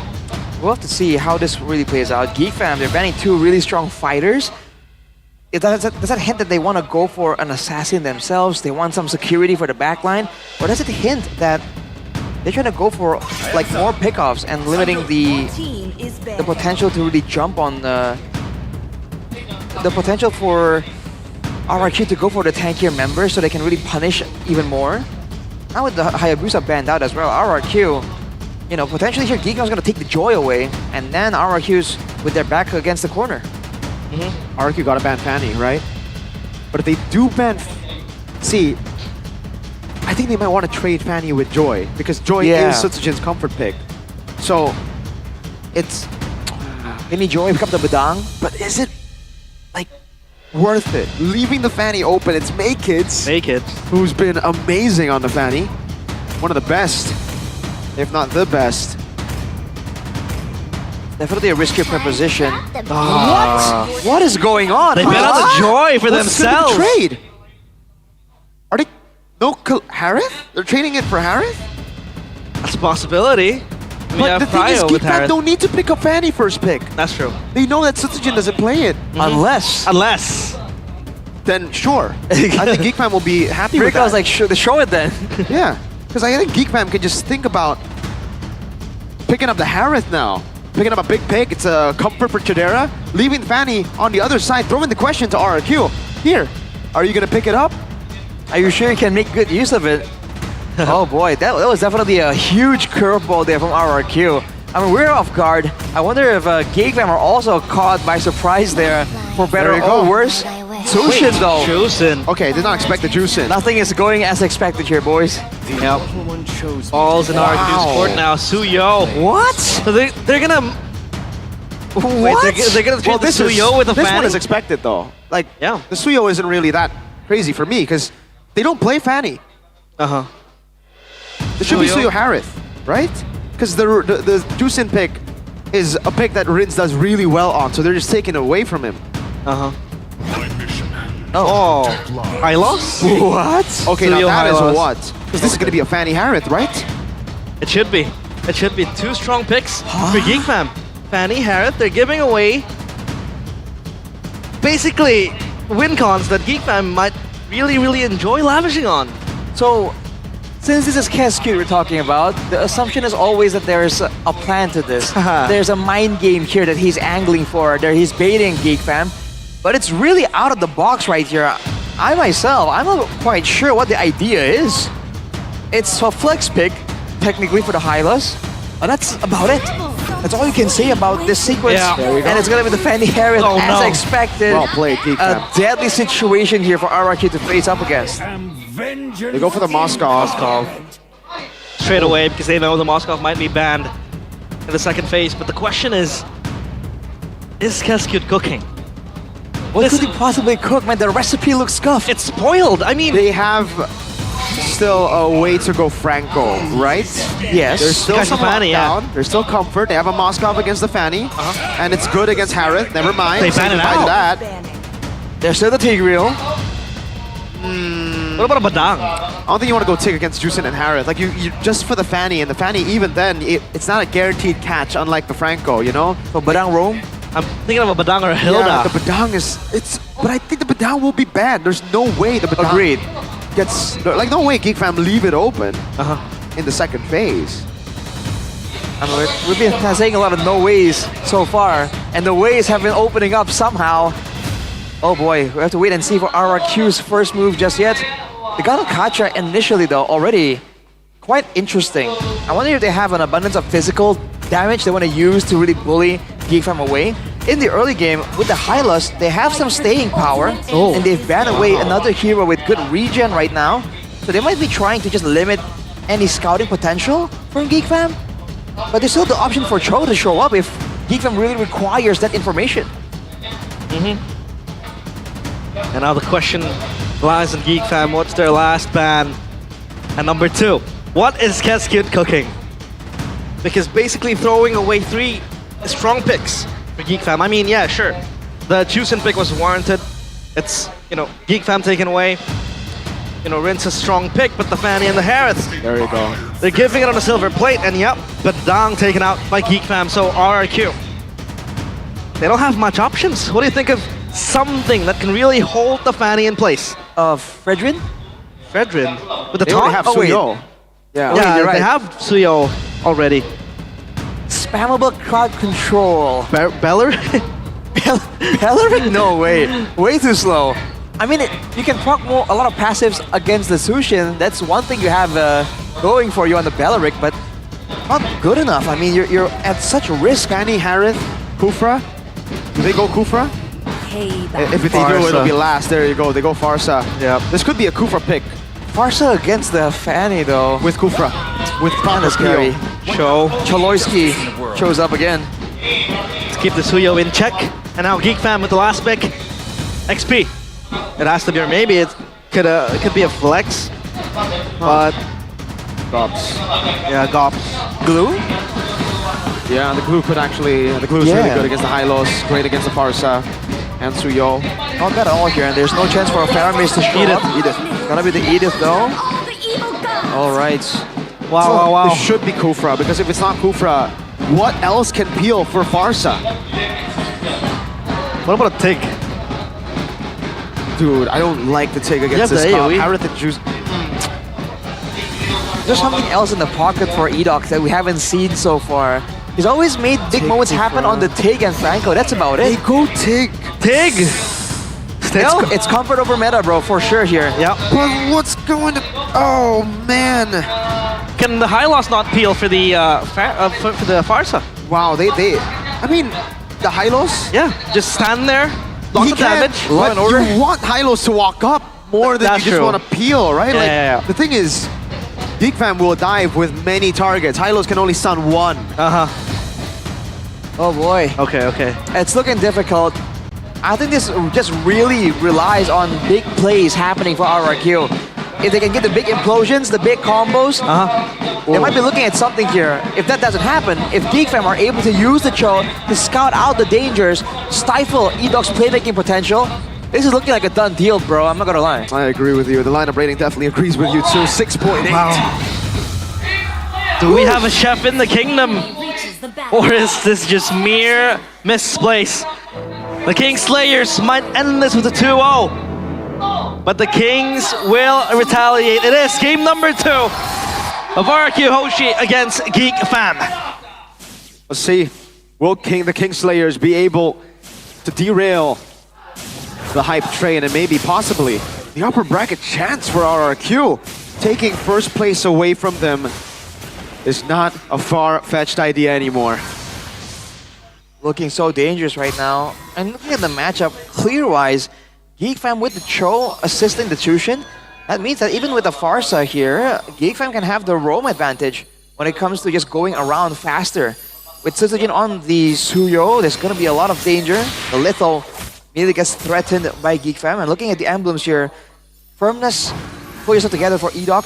Definitely going to try to make plays happen. No Rins though. Forced to wings by wings away. That's a lot of pressure here. Man. Edoc spots below in the bush. Sisujin able to go for the Soul Sever. Makids though. Oh, that was a shove from Edoc. Really trying to go and catch Makids as he cables away. Yep. A little bit ambitious there for Makids, but I think so far, Edoc can only counterplay and move to where Beloyski wants to, because Beloyski will be so proactive with the Cho, and Setsujin is not going to have a good time in the jungle. And a boy as well with the Chusin, right? You have so much reach and so much poke with the Lantern Flare, so obviously it's not going to be a very, very fun early game for RRQ. Yeah. I feel like RRQ are just gonna find it difficult to get past all of these safety tools from Geek Fam. They have to get past the Lantern Flare, showing them all on the map, and they have to get past Beloyski before attempting any other plays. And they have the Edith for counter-engage. Look at this. Trying to delay it. Delay the turtle. Gobs in the back with Onward and the Flicker and the Earth Shatter. Makids walking up. Sisujin wins the retreat but gets thrown down by Makids. First blood over. Double knock up. Tyron. Can he escape? One more lift up. Gobs gets the kill. They have the damage, but not the turtle, so at least that's something that RRQ could bring home. But again, Makids with the early kill, this might just funnel the Fanny into becoming a monster later on. Yeah, 2 kills for the turtle. Definitely not ideal. The other factor is the 1v1 for Toy later. Oh my lord. But again, against Makids on the Fanny, that's definitely a lot scarier than it sounds. Oh, hang on, Dyron, Lord's Pathway. Oh, Gobs with the Earth Shatter. Is it enough to take him down? Geek Fam, Gobs trying to run away, gets with the Onward! Beloyski with the Dikugo and the kick! Oh wow! Setsujin walks up! Oh, that was risky. Beloy might be able to get him. Okay, in the bottom lane. It's the Moskov thrown back rinse. Caught in the bad spot. Purple buff taken though. Beloyski, Jin, cold. Able to stay there. Make Kids almost getting the kill. Toy able to go on and make Kids take it out. The Monster Maker saves Gobs. But I think now we have an idea of how they're trying to stop Make-Kids into engaging to the Farsa. The stun was there from Edok to stop him with the Sacred Hammer. And I think that's going to be at least the bare minimum that what they can do to face Make-Kids later on. It just seems like the idea is to just use more damage, more aggression to really stop GeekFam from making all of these plays unpunished. Again, it's a bold move, but we've seen RRQ pull it off before. It's definitely risky though, and there's a lot more ways for GeekFam once they wisen up to this strategy. Once they know what RRQ is looking for, it's gonna be a whole different look. Beloyski? SG Kundo won't be able to go for the kick though. It's just screening. The signature Choloyski screen. He's just having an afternoon walk, driving by, just eyeing Sutsujin, not giving him a good time in the jungle, and he's just gonna relinquish the orange buff, preparing for a total take. This contest is going to be great. Chain CC onto a boy, that's a Blade Surge as well with the Crimson Beacon, and the Flicker will be used up. So many big ultimates already used. Beloyski with the Weighted Dragon. I think he expected a Flicker! Getting the Implosion, that's gonna be Gobs right there. Beloy taking him down, Primal racking him down, it's now Make-Kids walks around. You can see all of them have used their resources. Edok low, as soon as he gets his turtle, but a boy will go for more. Taken low. Chidera gets the kill. GeekFam playing for kills, RRQ for objectives. The King Slayers take charge as they get everything they need. RRQ lose too. And this is where it turns around for GeekFam. Man, for RRQ, they're just going all in on trying to go for these catches, these outplays. But because they used the Feather Airstrike earlier, that big combo from Edok can't really be followed up and secured that easily. Oh boy. They have to really make sure that they use everything at the right time for RRQ. Wait, hang on a second, did Suzuki not get that purple one? Does it look like it? I think it was stolen away because he went for the chase down below. Interesting, okay. Right, but yeah, and a 2K gold. Gobs is here. Oh, gets the Earth Shatter too. Edok will be taken down. Has the Implosion. Buying a little bit more time, but it will be Chidera who gets his second kill of this game. We have to talk about it. This power spike is going to be very big for GeekFam. Definitely, that's the main problem here. GeekFam, they have a really good snowballing composition. Oh, strike back from RRQ though, but GeekFam kites away. Yep. And they've already baited a few resources. Gobs the Earth Shadow won't be able to land it. Now, wow, Glorious Pathway, a boy caught in the back. Oh, Beloyski with a kick. Now Make-Kids looking for the kill onto Rinse, gets it and gets out. Gobs taken down. That's a stun over Purify and will Toy take it? He does. Spear Misery doesn't pin Chidera down. Sutsujin looking for the kill. Can he get it? Chidera with the dash. Beloyski with the shot. Pull a snipe. Oh, Sutsujin gets the Quilla. There you go. With the Susaro's arrow, Sutsujin at least gets a kill to his name. We can take a look at how RRQ has to ration their spells, because GeekFam, they have so much tools to just peel for themselves, engage and disengage. When maybe the Farsa pops the Feather Airstrike, they can always peel back. Either, you know, a boy by himself or maybe Beloyski with the Jit Kundo, but anything can happen for GeekFam, so RRQ, they need to be very wary of this possibility. Oh, very good turn of events there for RRQ. They got a turret, they got a couple of kills down, and they got the neutral objective, and they have control now for once. That was also GeekFam though, just diving, going with the aggression, seeing that there was a possibility to shut down RRQ even more, but they fell victim. They were 4 men slowed under the turret there by RRQ. That's just not how they wanted the fight to go. That could be a fatal one, man. All of that early game advantage they have pressured RRQ into giving up. Now it's kind of equalized, and we've seen RRQ have the damage at least to get somewhat even results in a fight. Better airstrike already, wow. With John Implosion on Beloyski, he will be taken down. Another death closer to the 7th death power spike of BBB. Needs a total of 5 more. Still a long way to go, but at least RRQ. Whoa. There's Pathway. Put a kill onto Gobs. Spear of Misery as well. Make-Kids, will he be going for it? Oh, Sutsujin with Blade Surge out. Make-Kids in the back, gets shoved. So able to get the cables down, and Chidera gets rid of Dyron. That's the damage potential, magical and physical from Geek Fam. Dyron, as of right now, only has components. Steel leg plates, the Silence Robe. He doesn't really have a lot of big resistances against anything physical or magical. That's where it's going to be a bit difficult for RRQ to find. Whoa, and Boloski Finds a kick, Rins gets slain! Makekids looking for more. Again, Edok does have the implosion. Sutsujin waiting in the bush. I think might be spotted out. Blade Surge out, Janero! Oh, Jiku no flicker from Maloyski! Oh, Makekids! Able to bait out the implosion, gets away too! This man is ridiculous on the Fanny. He slips away, gets the kill, gets out. That's the King's assassination by Makekids. Oh boy, dodging from the implosion there. Got hit with the Sacred Hammer, but it doesn't even matter. Outplays, traded back with outplays, and Geek Fam with this power spikes in the mid game can burst his lord down so fast. They're gonna go for it instantly, wiping it down. Edok does not have the way to Dragon Maloyski! Gets the way of the Dragon for Makekids to get the cutthroat. Now it's Dyron. The lone stallion here picked up, thrown back. Maloyski with the Kung Fu. Oh, they're literally kicking his horse to his death. Another one. Even with the Revitalize, he's only just gonna take a bit more of a beating, but he has to back away. Wow, Geek Fam. They're everywhere around the map. RRQ giving action to their plate non-stop. And Makekids now strongest as ever. They have the Lord now marching up top, so they can restabilize the lanes, mid and bot for RRQ. How do they hold on to this, Arashi? They have the long distance feather airstrike. They have a Moskov that can clear pretty well there, but they're using all of it now already, trying to hang on for that mid turret as long as possible, allowing them more avenues for rotations. Oh, Makekids. Oh, no. Goal sever. Lands.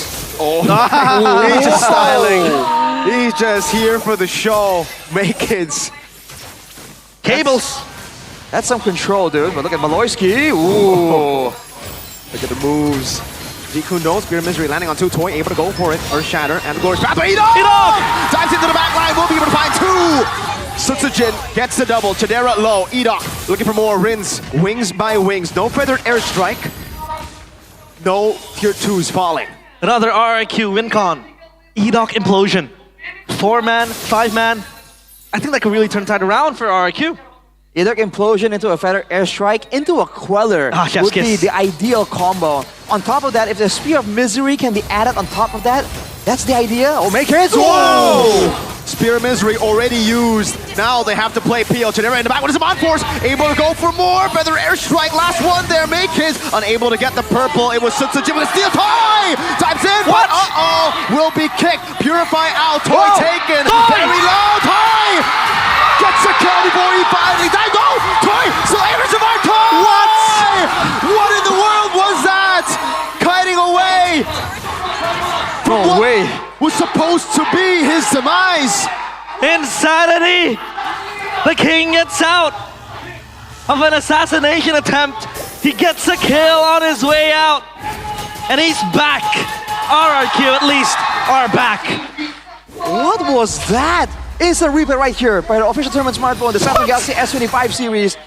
It was a full-on Spear of Destruction, and he was supposed to go down here, no questions asked. Purify. He purifies, he kites, his Spear of Misery is Maloyski. Oh my lord. And a boy didn't have enough mana, it seems like, to apply some more of those stacks to get that lift. That was on top of the glowing one as well. No way that was supposed to happen at all, dude.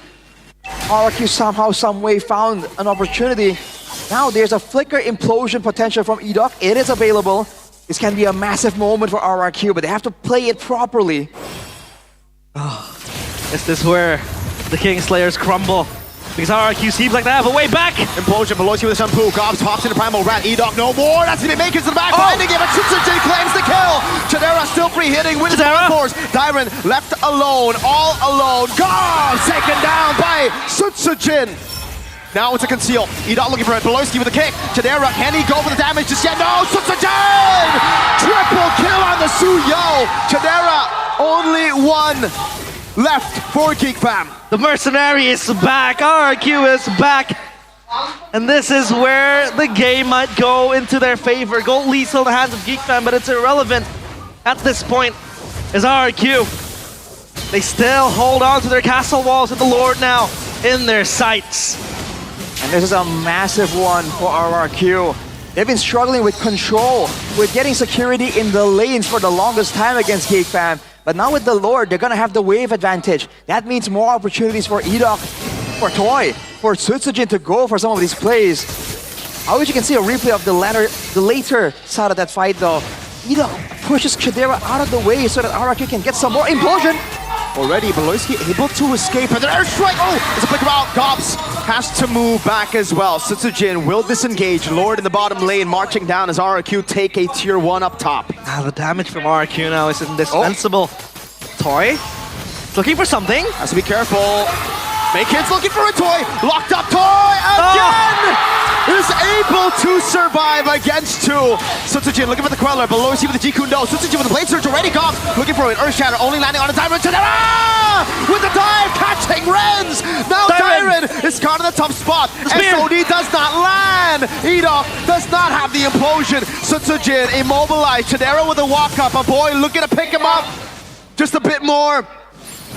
Edok defends Sutsujin in time. Chidera, Zaman Force over. Now looking for the damage on Edok, slowly but surely chunking the HP away. He does have the implosion, but he's got to be careful. Chidera backing away.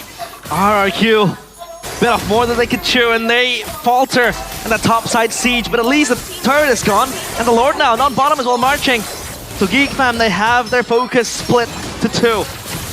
This is a very sporadic game right here. Neither team are playing it calculative, dude. It's just mechanics. Make is trying to show off, Edok trying to do the same. It all comes down to who pulls the trigger first, who gets the proactive movement, who gets that catch, and whether or not they can kind of predict each other's outplay. We are approaching mind game territory right here.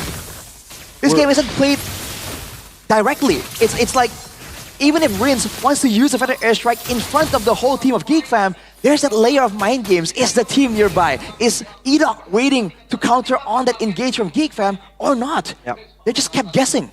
We're approaching the 7th death power spike too. Oh. One more.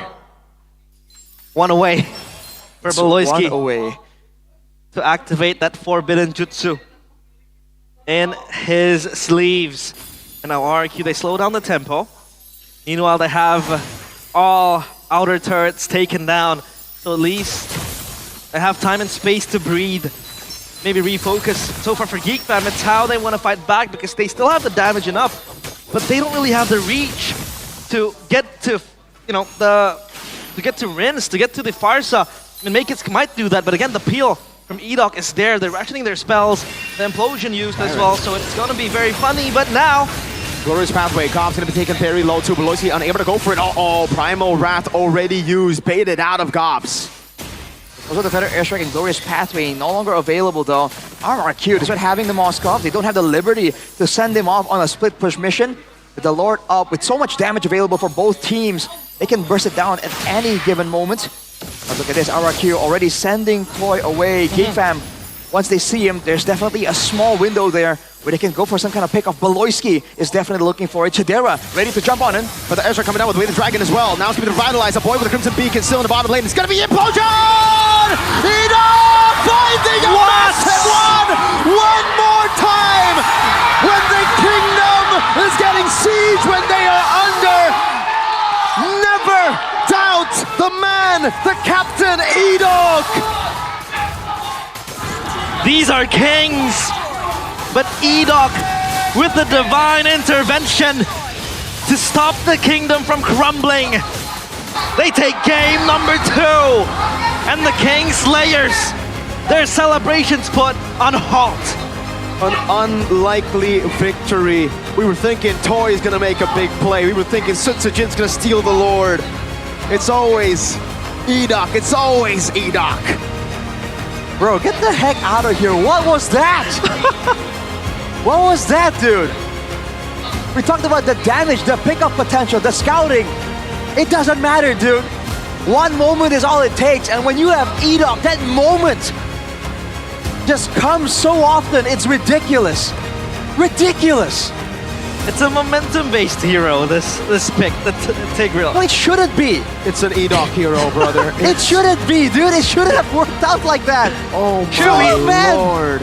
We talked about how everything is just going to dissuade Edok from picking the Tigreal, yet he still picks it up. He's still able to pull off majestic things like this. This guy is on a different level. This is why sometimes they just stick to the Tig, right? We were thinking, all right, normal scenario. You gotta go Kufra, you gotta go something to cancel out those dashes. But if you have Edok on your team, put him on a Franco, put him on a Tigreal. Oh my goodness. Edok. Wow. Unbelievable, dude. Raki's speechless. Generational talent. We were talking about this the whole time. Oh, Tigreal, it might be difficult, might be not as effective, and he turns out to be the big playmaker still. Yeah. It doesn't matter what you think, dude. He's not asking for your opinion. He just does it. He doesn't care. And we talked about it, his implosion. Like, that's another win con of RRQ. Number one, of course, scale late game. And another win con was to let Edok play. Let, you know, never doubt. Let divine intervention happen, and with an implosion, 4-man, 3-man was there. Never doubt. Dude. To say that, we never doubt Edok. Man, if you were Geek Fam though, that is a hit. Oh man, that's a hit to the gut, bro. That is a devastating way to lose the game, dude. And remember, the big point in the drafting phase we were talking about is that, oh man, RQ gave them everything. They got everything they could possibly want. Everything. And they got wrecked like that. Wow. Oh boy. No way, dude. After everything going against their favor in terms of the picks, the drafting phase, they still made it work. So, what is something that's able to make this work? It's insane. It's just he just knows what to do, man. I don't know how else to explain it. He sees things before they happen, bro. This guy. Of course, your MVP for that game presented by the official tournament smartphone, Samsung Galaxy S25 series. It is Edok. Remember his name. It's always him and Dyron, by the way, right? I mean, that whole play was kind of baited by Dyron, but Edok with the capitalization of a lifetime. And again, there were moments, aside from the implosion, again, this was the moments where Dyron was able to actually, you know, set things up indirectly. He's on a high list, so he can't really do anything too crazy. But by all means, I don't know who made this game this messy brawl here. Is it RRQ? Is it Geek Fam? Because they both seem very happy to just oblige each other in these plays. But look at the Sacred Hammers as well from Edok. It's not just the implosions. Oh my lord. Of course, it is the implosions mainly we're looking at. But even the Sacred Hammers, I think we're gonna see one more fight. This one, dude. Oh, and shout out to Toy as well. This, again, if that implosion wasn't supposed to happen, Toy is not supposed to survive here. There's no way. Voloisky could have went for the hit. He wanted to give the kill away, and this is why, folks, when your tank kills the enemy team, it's not a KS kill steal, it's a kill secure. And this was a chaotic fight, I think earlier on, before the final fight. And after the initial fight, you can see that Toy was taken out, but Sutsujin was picking up the role. And look at Edok, he flickers Sacred Hammer Chadera away from the team so that the rest of the guys can get the cleanup done. Chadera here with the outplay as well, predicting that Rins will be vulnerable. Look at this. But dude, they should have known. They should have seen it coming, Geek Fam. That is a play that Voloisky himself would have made for Geek Fam if the tables were turned. Yeah. They really should have known. They literally slayed Voloisky in his 7th death, man. He didn't let the power spike activate. They were like, nah, not on my watch. 070, not 007. That was the icing on top. Take a look at the items again. I don't think there's anything out of the ordinary because it was more of a brawl. Replay that Edok ult one more time. Just replay that again, please. I'm gonna watch that every time I wake up. It's gonna be on social media all over the place. Dude, we can bet it's gonna be there. With on multiple channels. Yeah. Put that up there with the, actually, obviously not, but Keyboy 1 is still more special because he did that in the upper bracket finals of M5. Yep. But holy moly, Edok. He just needs to find that moment in an international, and that's gonna be an all-timer. Didn't Edok say that Keyboy was his idol, if I'm not mistaken? Yeah. So at least the regeneration is here. And I think for now, Edok is just this guy, setting the tempo for RRQ, making them win out of unwinnable scenarios. And it's insane the consequences you have to face when you're giving him heroes like this. And this is not something he would pick every time. But when it comes out, it feels like you're just done for the day. Dude. It's fortunate for all the other teams in the league right now that he can only do something this crazy on the Franco and Tigreal so far. If he has more options, dude, I can't imagine drafting against this team. Right now, the Tigreal, the Franco, you can somewhat deal with, but dang, dude, they even brand the Franco and it doesn't matter. This guy's like, sure, I got the other option available. You want to shut me down? You need to take both away. I wonder if GeekFam are really seriously considering just banning both the Franco and the Tigreal at this point. Why not? Oh, that was so ridiculous. Out of words. God. And again, shout out to Toy, but also to Sutsujin, because we were saying that on the Suyo, he can't perform at the highest level. And by all means, he was set up for a lot of successful moments by his teammates. But when there were fights where Toy gets immediately deleted, where Toy maybe trades his life for someone on the side of GeekFam here, Sutsujin did a great job picking up the slack, getting the secure on those kills. You know, overall, it was a respectable attempt, a team effort. That's all I can do. Yeah. That's all I can say. Yeah. That's all I can do. Edok, what up? I gotta breathe, dude. Edok. Oh man, it's absolutely insane. That was good. That was good. That was a good game. Again, it feels like they're just trying to reject our comments. We're saying that, their picks are taken away by GeekFam. A, B, C, D, E, F, G, all the strong picks. Edok is like, nah. Comfort. My middle name is Tigreal. Imagine Edok going, oh, did he pick up my PP? Edok Tigreal Ho Chi Minh. It doesn't matter. That's his middle name, right? The I in Edok stands for implosion. Edok Tigreal Ho Chi Minh. Ho Chi Minh. Ho Chi Minh. Ho Chi Minh. That's his last name. That has to be his last name. But of course, 1-all, GeekFam, they are yet to defeat RRQ, and RRQ, they still have a chance to get that playoffs ticket. But we're gonna throw it out to Alyssa for an interview. Yeay, masih kembali bersama Alisa di sini dan Alisa tidak sendiri ditemani oleh Michelle Kristo. Halo semuanya.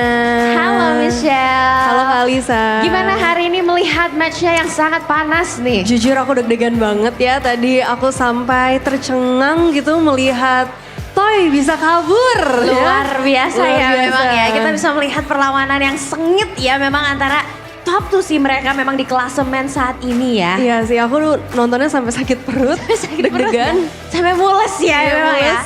Oke, ngomongin soal game yang sangat seru tadi di game kedua. Katanya ngomong di sini di RRQ ini ada spot gaming juga yang menarik ya. Iya, di mana?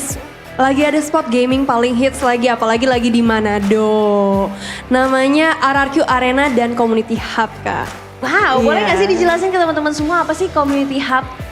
Nah, di sana kalian bisa main game PS5, kalian bisa nobar, kalian juga bisa bikin acara-acara turnamen Mobile Legends juga bisa di sana.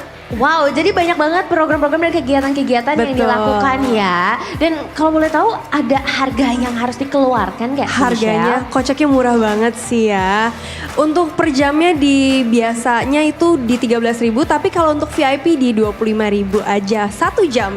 Wow, Iya. sungguh affordable dan pastinya buat teman-teman yang ada di sana kalau pengen ikutan ada promonya nggak sih? Ada banget, lagi ada promo 50% nih. Aku nyontek dulu. Sampai dengan tanggal 18 Mei. Jadi kita tuh ada loyalty stamp. Nah, di loyalty itu kalau misalnya kalian ngumpulin sampai 10 stamp, kalian bisa dapetin free main game 1 jam di sana.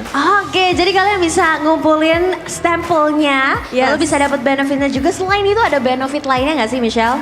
Benefit lainnya mungkin kalian bisa ketemu teman-teman baru kali ya di sana ya, karena di sana terkumpul para kingdom pastinya. Para kingdom yang ada di Manado ya, pastinya dan Sulawesi Utara. Dan mungkin Michelle kalau misalkan teman-teman gak mau kelewatan update-update soal RRQ Arena dan Community Hub yang mungkin ada di kota-kotanya juga, gimana sih caranya? Kalian bisa langsung aja cek di Google Map RRQ Arena dan Community Hub. Atau kalian bisa langsung datang ke Jalan Babe Palar nomor 75 Tanjung Batu, Manado. Atau kalian bisa langsung nih, ada QR-nya kan, untuk follow Instagram RRQ Arena langsung. Yeay, jadi gampang banget pastinya caranya. Kalian bisa langsung scan aja QR code yang ada di bawah dan di follow juga social medianya. Dan pastinya kalian bisa bergabung dan bertemu teman-teman yang punya interest yang sama ya di kotanya masing-masing. Nah, Michelle, ngomongin soal gameplay tadi, ngomongin soal RRQ juga nih ya. Yes, Kak. Katanya dari RRQ juga lagi ngadain tour keliling. Betul, lagi ada RKK. RRQ keliling kota. RRQ keliling kota. Sekarang lagi ada di mana tuh? Lagi ada di Palangkaraya hari ini. Wow, seru banget ya pastinya. Iya, Dan seru. bakal ke kota-kota lain juga? Bakal ada ke kota-kota lain juga. Di sana pastinya ada host di Kareski, ada Bapet juga, dan ada antara aku, Pak Ape, Bibi ataupun Angel, para BA juga. Jadi ditemenin para BA dan kalian bisa nonton langsung, ketemu langsung, meet and greet langsung, seru-seruan dan have fun bareng pastinya dengan RRQ dan Kingdom yang ada di seluruh Indonesia. Betul banget. Nah, terakhir dong Michelle, aku pengen minta semangatnya nih buat RRQ terutama di game terakhir karena ini sangat panas dan sangat sengit ya. Silakan. Pokoknya FIFA RRQ. Jangan lupa ikutin terus keseruan yang ada di MPL Arena dan thank you so much Michelle. Terima kasih Kak. Dukung terus tim kesayangan kalian untuk Kingdom dan juga untuk Geek Fam Unity, jangan mau kalah. Dan kita akan kembalikan lagi ke para caster. Silakan caster, take it over.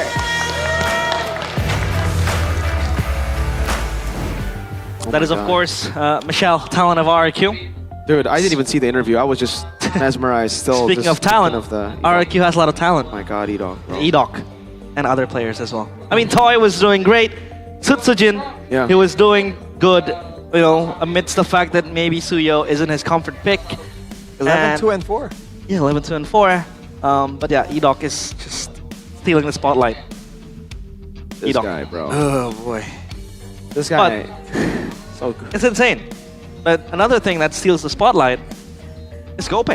Gope? From watching MPL, playing with friends, doing implosions like Edok, ranking up, to everything is, of course, hashtag PastiGG with GoPay Games. You get a free weekly diamond pass at GoPay Games. This is how you can do that. Simply purchase a WDP or a weekly diamond pass at gopay.co.id/games during the flash sale, which is 3 p.m. to 6 p.m. And don't forget to use the promo code shown during the MPL ID Season 15 live stream to get a bonus of 5 diamonds exclusively for first-time top-ups. And topping diamonds at GoPay Games is always cheap and 100% secure. The reason why I was able to pull out the Sasuke Uchiha skin was because I topped up with GoPay Games. Check it out. Now. Popping up diamonds at GoPay is always cheap and 100% secure. WDP is only 26. Again, you heard it, all right? Now, it's time for you to vote for your champion. Because you guys can get a chance to spin the wheel that you see on your screen right now. There's a chance for you to win 2 electric motorcycles, wow, 5 smartphones, 5 power banks, 25 wireless earphone winners for y'all, all right? So you still have a chance to win 13 remaining electric motorcycles and other awesome prizes if you go over and check out gopay.co.id/games, win guaranteed rewards, vote for your champion, and then spin the wheel. Spin the wheel. But how do we vote for our champion, Arashi? Well, you go to gopay.co.id/games, or open the GoPay app, obviously, and select the top up game icon. Then you click on the trophy icon on the top right, and you can. There's a button that says vote now to get a token. Vote now to get a token. Afterwards, once you get the token, you pick up your winning team and enter the final match score. You gotta predict the results and the score as well. And if you do, you can get up to 59 free diamonds and 1 token free for your first vote. And then you can use a token to keep spinning in the gift arena and win your dream prizes, bro. And if you feel like you want to keep spinning, you want more tokens, you can always top up your game credits starting from about 10,000 IDR. And your token immediately will be available for spinning. If you have good luck, good luck, spin the wheel. Check it out right now. If you guys want, you guys have to check it out, okay? Okay, you got it? Yeah, good. You guys can get a chance to win, brothers. Like, this, it ain't that deep. You don't have to do much. It's just download the app, put in your details, register, and then you get in. You get a chance to win. I've already done it. I haven't won my motorcycle yet. but maybe you're luckier than me. And if you're lucky enough to have good connection, that means you're good. But if you don't have good connection, you need Talk himself. Because you cannot let lag cause you to lose ranks and lose out on those implosions. You don't want to implosion Scuttle Crab. You want to implosion 4 players like Edok did, so you can enjoy a seamless gaming experience with IndiHome Paket G2 Satu. You can offer, or rather you're offered a fast and stable internet. Get speeds of up to 100 Mbps or megabytes per second for just I'm lagging. For just 375,000 rupiah. No way, brother. So you said earlier that if you're lucky enough, you technically don't need to be lucky. All you need to do is get it right now. Yeah. No luck here. Just get yours. 375,000 IDR, 100 Mbps, IndiHome by Telkomsel connection, and you good, brother man. Can you do the delay? I need help. Do it, Arashi. Hello. Whoa, Arashi. Wow. Arashi, can you say Edok is the best player ever in Indonesia in MPL ID history, and he will win the MVP trophy and M series? Brother, this sentence delayed. is way too long. Just do the mouth movements. Yeah. Huh? Just make it like the lag thing. Yeah. Again. It's so long of a sentence. No, it's okay. Just to be. I'll say it. I'll say it. Yeah. Bigatron, best team in the world. Bro, I got set up for that. No way. But of course, if you're done with your internet and you have your diamonds ready, you go pay with the IndiHome as well. Don't forget to snack. Whoa. Like a champion, because gamers snack like champs with Sucro. I don't want to ask the question, but Gasla. Sucro Man. Why are you laughing? That's Sucro Man right there. Sucro Man. Yeah. Bored like that. Born like that. Okay. Tough times in the hospital. Gasla. Sometimes you just gotta do, you know? Don't think, just do. Exactly. Yeah. And then think later after the game. And that's what Edok did. He was like, I'm just gonna, that's maybe why his name is Edok. I do, okay? Okay. Or maybe Pretty bad. Edok stands for I don't officially know. Until the game goes, he knows what he's doing. Okay. What about you, Arashi? What's your take on Edok's name? I think it's just Edok, bro. That's boring, man. So Edok, outside the game, I don't officially know, but in game, I do know. I do know. He knows what he. So he's just IDK in game. IDK. His IDK.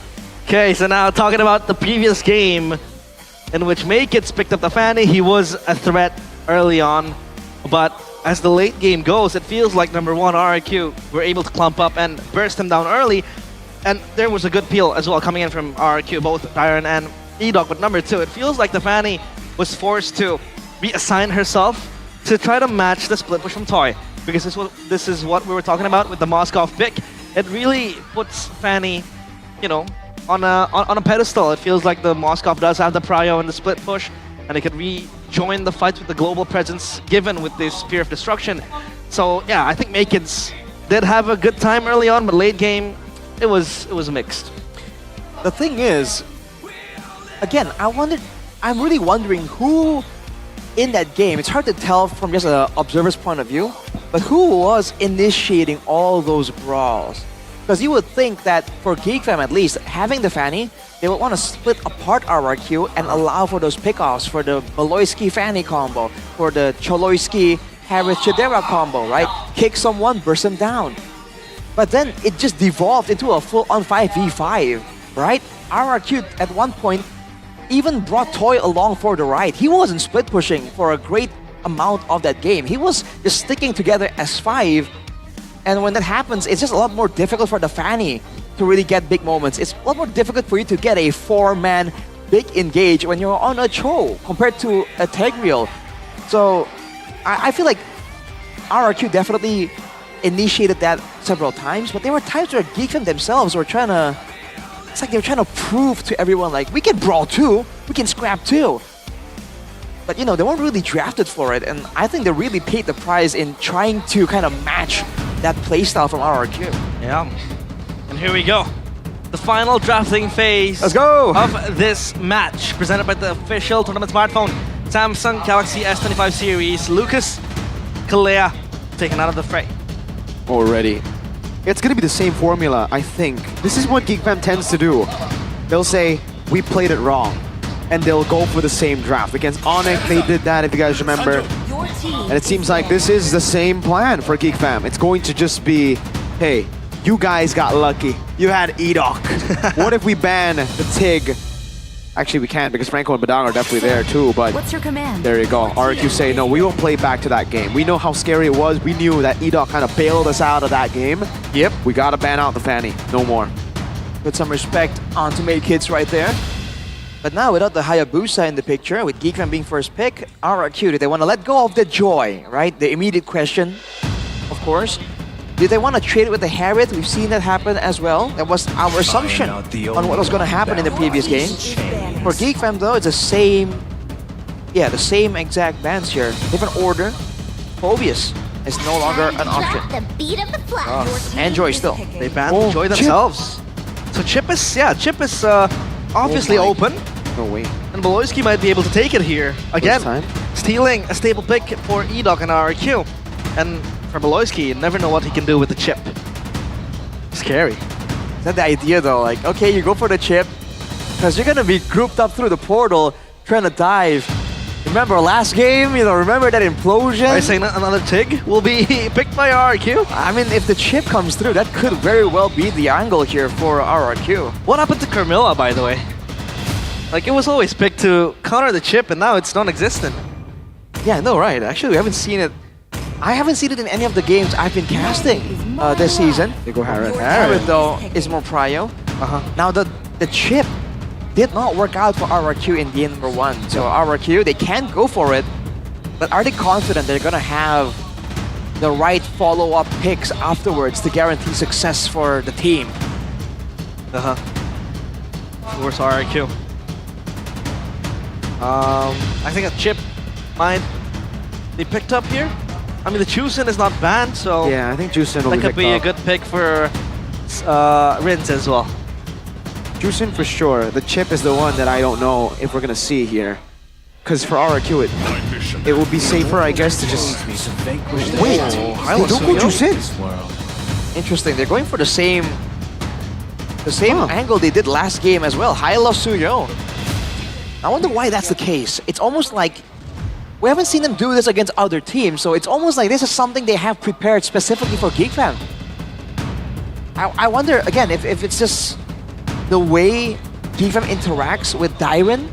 If they want something tanky there, maybe GeekFam likes to play for the EXP lane more, get gobs ahead, right?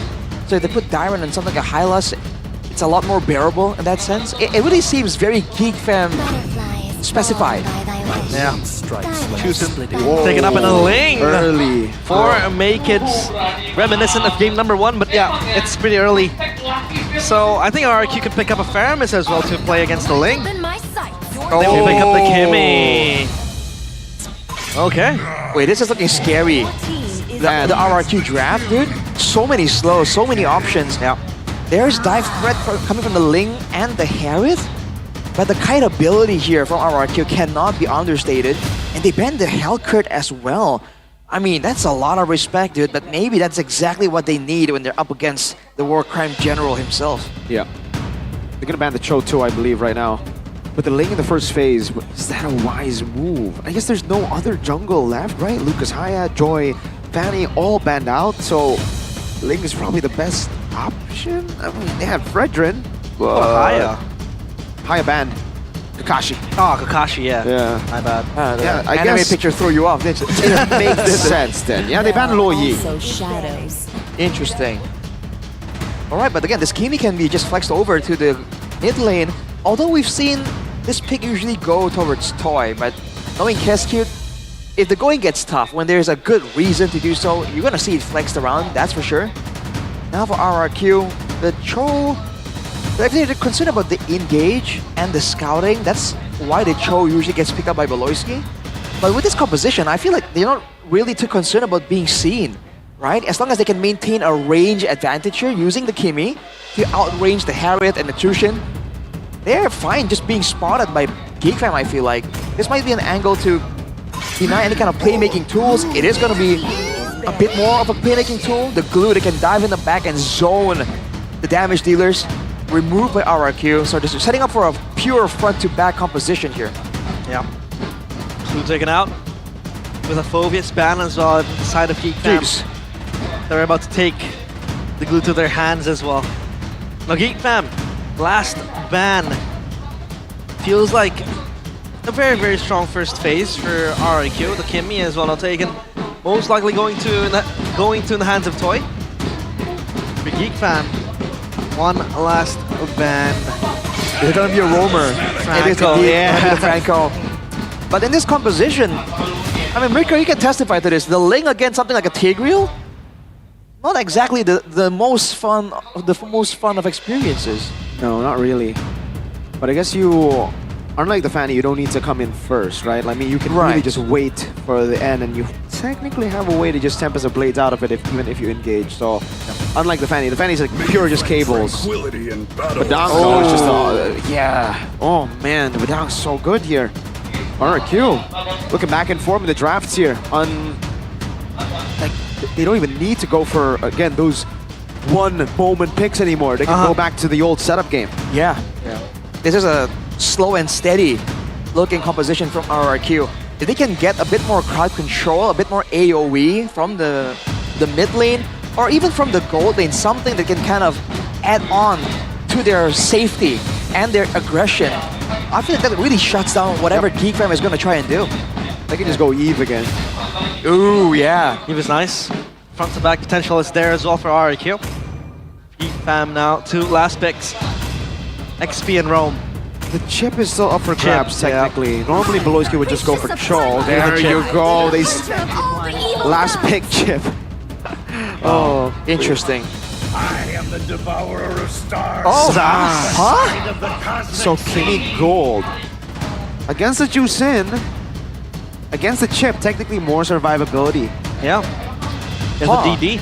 I mean, that's... okay, go. I mean, that's my solution whenever I'm against a team that will get onto me, I know for sure. I just hop on that Zask real quick.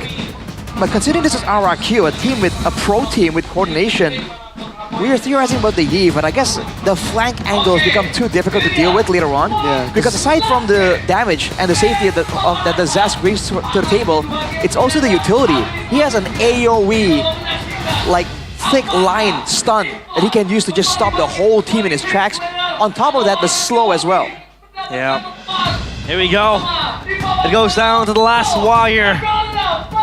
Who will stand tall? Will it be the Kings of Kings? Or will it be the King Slayers? It is game number 3 of RRQ Hoshi against GeekFam. Ladies and gentlemen, the battle between number 1 and number 2 on the standings. A full 3-game series. Edok this time not on those big moment picks. Slow and steady with the Hylos. They're changing the format here. It was Dairon tanking, it was Edok engaging, now it's the opposite. That's the flexibility you have when you have these two very playmaking heavy players. Look at Chidera though, taking all that damage. The Kimi in the lane is deceptively dangerous, I would say. Oh, and Dairon, but they're going aggressive here against Gobs. Oof. Ooh, both of them feeling it this time. Yep. Gonna recall back.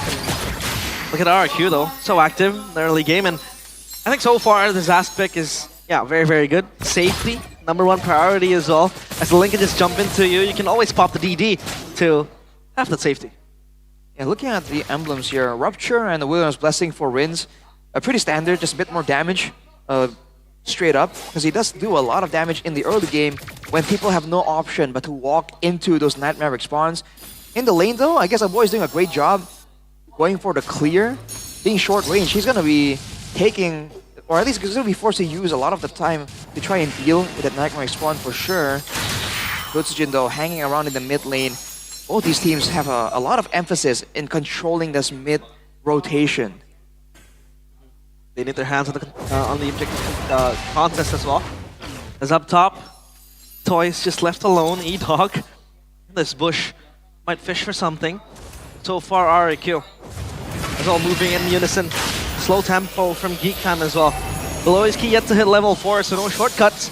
And this turtle might just be given away for RRQ, considering the fact that Make It is up top, taken the orange buff. So yeah, I think it's RRQs for the taking.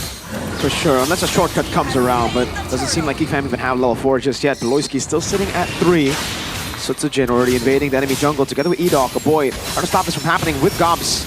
It will be a steal on the green camp. All right, I mean, great adjustment from GeekFam there. Akid's trying to get something, knowing exactly that he can't really fight all that reliably in the early game. But now the concern is for a boy. On the Chushin, he wants to kind of get the ball rolling early. He doesn't really scale all that well, especially compared to a Zask, you know, that can really do well with items. So right now, GeekFam, if they want to play this game, you know, pick-off style, they're going to be relying mostly on the shortcuts and the Lantern Flare for engages, but they don't have a lot of burst damage right here to really help out when RRQ are off position. So again, RRQ can just play it standard. They're not really threatened by anything too crazy right now from GeekFam. Of course, MPL ID X-Streamer. The Admiral. By Good Day. We have B. Kent, or Brendan Kent. The man with the iconic voice, the rock star voice. It feels like every time he speaks, he's running out of voice, you know. Yeah, is a signature Brandon Kent accent. I wonder when he's going to realize that he's being featured. He usually gets pretty hype. Oh boy. Beloyski with a shortcut toy, able to flicker out to safety. Never mind. It's still going to be the rundown there with the Earth Shatter. First blood over. Everybody's taking the portal though. It's going to be a brawl up top. Tyrant able to find the fist trap. Beloyski going to fall as well. Gobs with the Primal Rat now flickering back. Skippy Tyrant looking for the pin down again. Able to find a boy. Has a stun. A boy very low. Rinse looking for it. Gobs will be fed to the Kings. Oh, Gobs gone. And RRQ. They take 3 kills. Make it unable to enter the fight as well. Just looking for a salvage onto the purple buff. Ooh, Toy shooing Makeits away there. Cheeky move by him. But you can see RRQ and their brawl potential with the safety they have built into their backline members. They can just take fights just like that. It's gonna be a free turtle for them. On top of a winning fight, looking great for RRQ. Already we're seeing again the weakness of the chip. But to Beloyski's credit, if you noticed, he went with the shortcut first, I believe, and then the crash course. Toy was flying out of the danger zone and he got stunned. And that is what allowed GeekFam to actually secure the kill onto him. Yeah. Dyron with the Thunderbelt.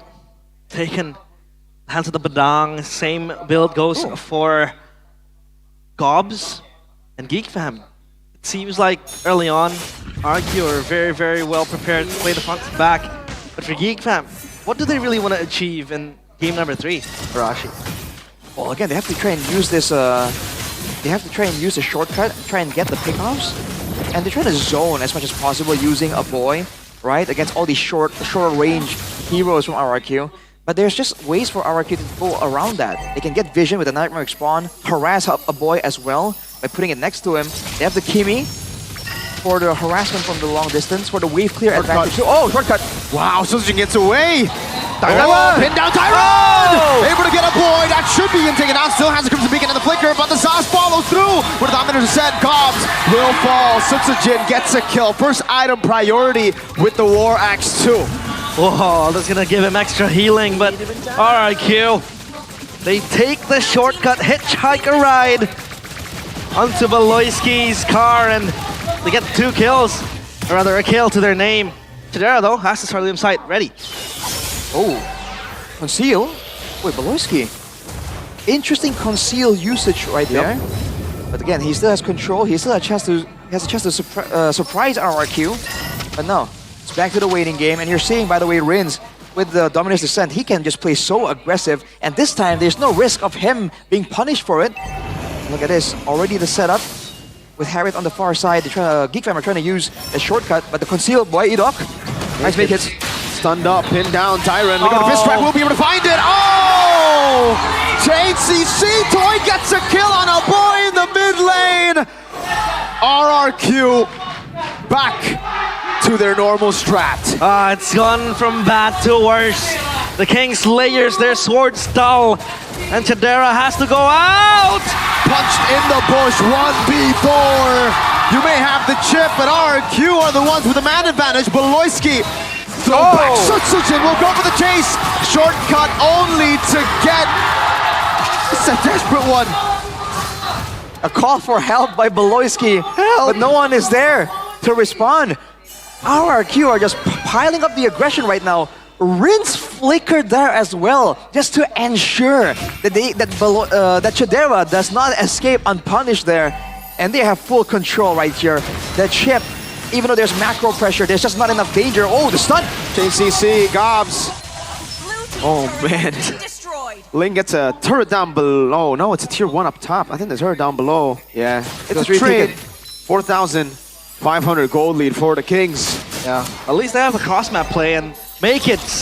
In the worst case scenario, he could always play the split push game, play the long lanes, get the split push going, and just, you know, when a fight breaks out, he has the shortcut to just take a ride, but Edok, it's not going to matter because Geek Fam will peel themselves away. That was a great ult. Katon from Sutsujin takes the purple buff away, and now the Ling in the first phase is really going to struggle. It's not a fun game as a Ling here. No, not at all, dude.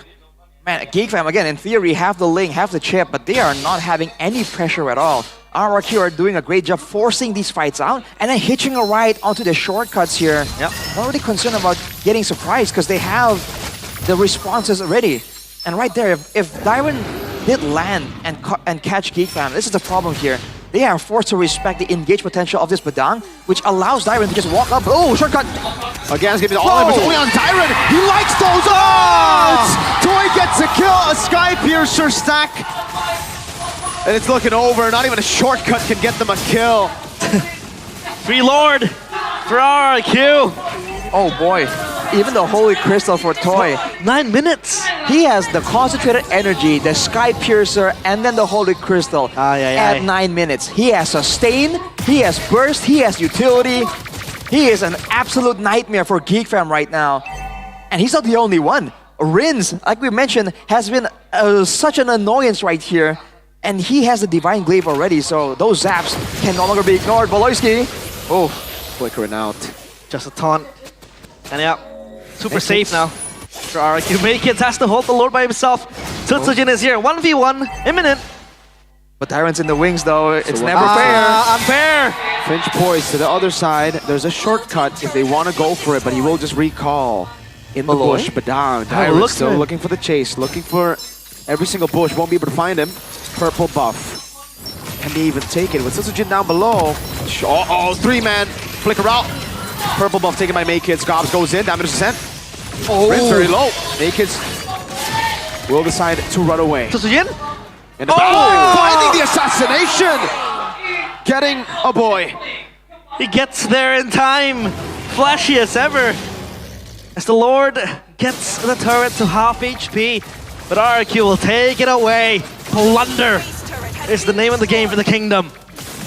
They can just keep doing this. There's nothing stopping them from pushing continuously. Beloyski was behind him for the longest time, but he could not find an opportunity, a window to make a play happen. RRQ playing the siege game, standing there, forcing Geek Fam members to take some damage. Beloyski. Shortcut will be able to find it onto the back line. Chidera with his Amon Force now coming down. Ritz taking down Maykids. Flying again. Able to get a attempt to place, but look at the healing from Edok. Maykids unable to get the assassination. Toy, President Toy, safe in the back. Sutsujin looking to keep on going. Play surge. So Sever and Toy will just get rid of him. Over. Slowly but surely. A boy gets the blood wings, but Toy sticks to the base. RRQ will end Beloyski's rebellion. The Kingslayers caught. The Kingdom rejoices and they will punch their tickets to playoffs. Oh man. It seemed possible. It seemed close for Geek Fam to once again revive the Kingslayer status. But unfortunately RRQ, they persevered and they got the better of them. And as the games go on, by game 3, Geek Fam was solved.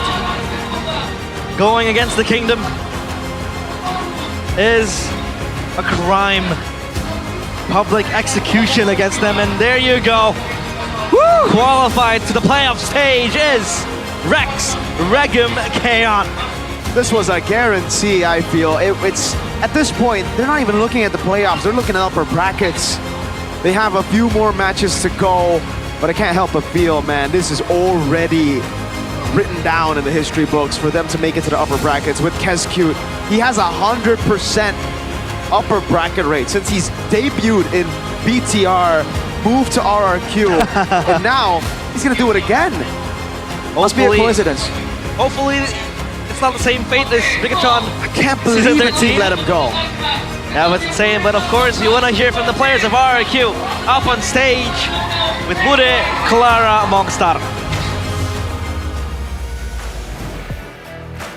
Dan tiket playoff sudah sold out. Yang pertama kepada tim RRQ. Kingdom boleh berpesta, Kingdom boleh siap-siap langsung untuk menyingsing langsung. Dan di mana kita melihat ini adalah momen yang sungguh berharga untuk kalian ngedapetin tiket playoff. Kalian sadar gak ini adalah match yang seberharga itu? Ya, kami semua match bagi kami berharga. Tapi ini untuk tiket playoff, Idok.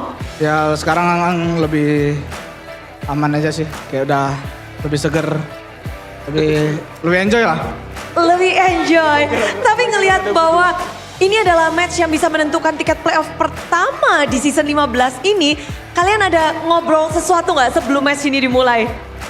Nggak ada sih, ya cuman fokus lawan Geek Fame untuk match kali ini, nggak fokusin playoff juga. Nggak ada mikir sampai playoff, ya, mikir untuk match kali ini aja.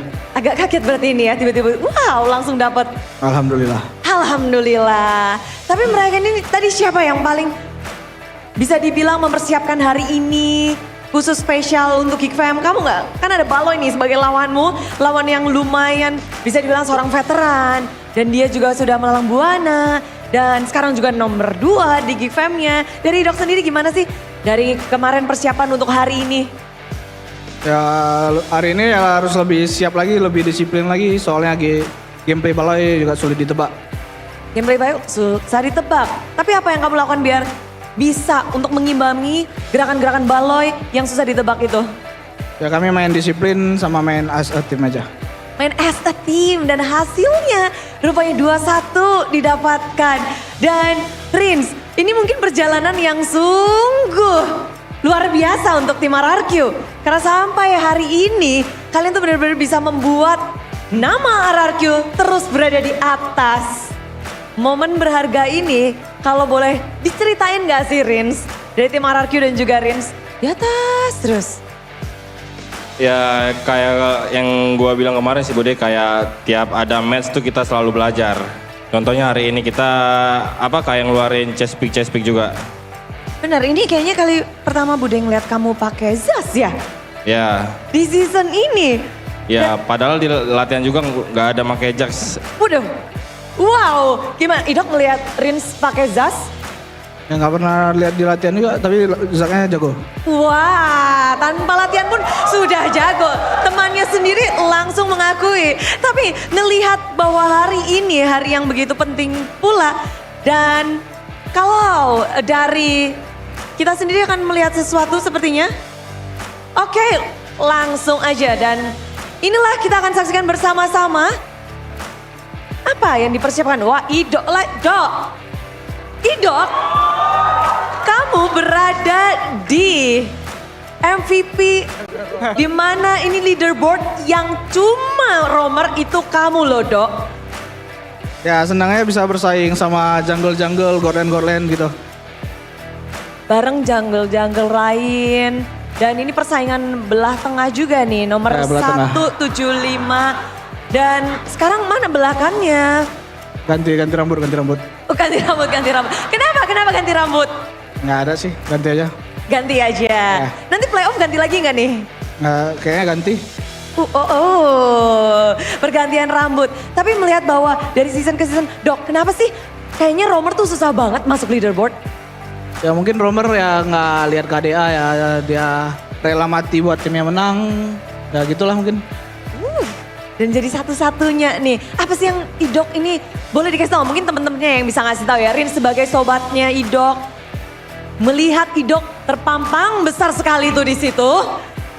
Gimana kamu ngelihat satu sosok roamer yang muncul di leaderboard? Mungkin orang-orang nggak tahu ya kalau Ido ini roamer berdemek.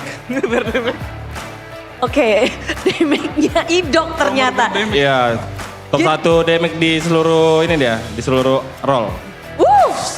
Memang ini ya. Jadi yang dipunya adalah damage-nya Idok ya.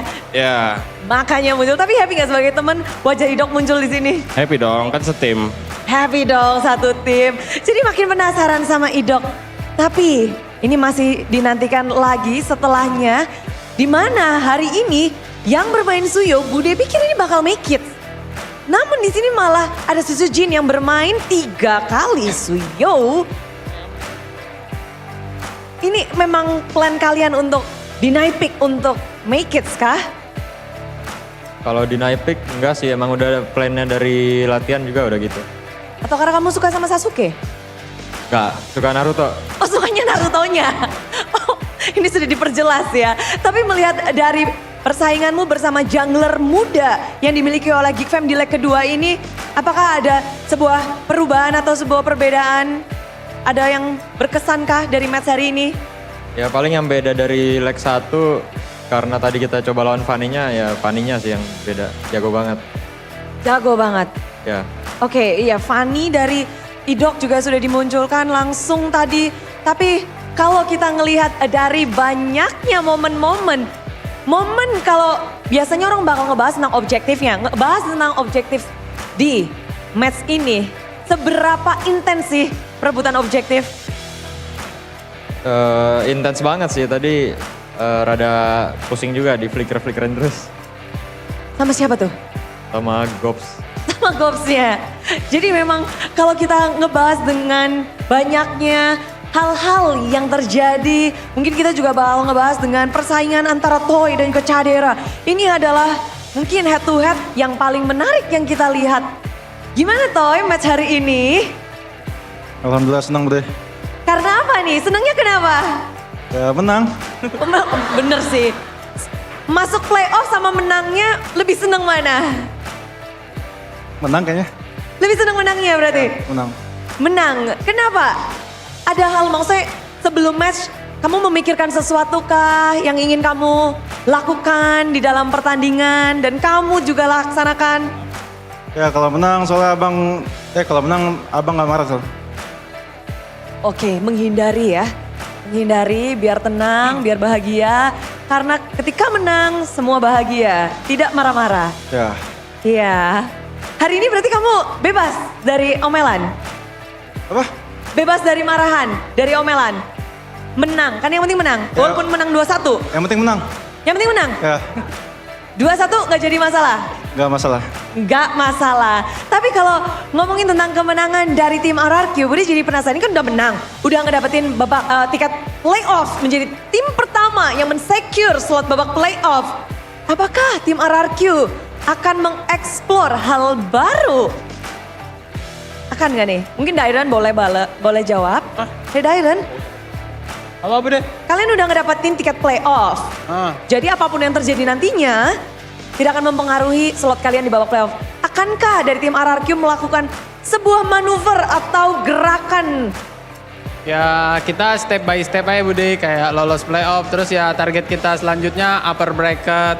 Nah gitu sih. Masih upper bracket? Ya dong. Emang bakal susah nih upper bracket buat kalian? Ya pasti semua tim ini sih apa namanya bersaing? Ya selalu bersaing lah kayak gitu. Jadi ya kita tetap waspadain aja semua tim. Jadi masih dengan fokusnya mengamankan upper bracket karena tiket playoff aja nggak cukup. Mereka ingin tempat yang lebih nyaman. Dan dengan ngedapetin tiket playoff ini kalian terus berada di atas juga. Ini sebelum season dimulai, kalian emang udah ada rencana mau mendominasi season ini? Enggak sih Bude. Kita ya itu tadi step by step fokus match yang di depan mata sama hoki Bude. Hoki Bude muncul udah, apa udah muncul nih. Tapi berarti kalau ngebahas tentang step by step, ini step yang sudah sangat manis dari tim RRQ. Terus menerus tiket pertama sudah didapatkan. Dan kemenangan hari ini dan tiket playoff mau kalian persembahkan kepada siapa sih? Ya, tiket playoff kami sembahkan kepada Kingdom yang datang ke sini, yang nonton di rumah, dan yang lagi RKK di Palangkaraya. Palangkaraya dari Kalimantan nih, pada lagi rame-rame ngumpul dan juga rame banget. Dan Dok, mau gue kasih tau sesuatu nggak? Sekarang poinmu udah bukan 75 lagi. Jadi berapa? Poinnya udah sangat tinggi. Sudah 92. Jadi nomor satunya udah bukan 2 orang, tapi hanya Idok di atas. Wow. Alhamdulillah Bude. Alhamdulillah lagi. Tapi memang semuanya patut disyukuri. Perjalanan kalian akan kita saksikan lagi di minggu ke-8 dan ke-9. Boleh mungkin yang lain juga mau menyampaikan sesuatu?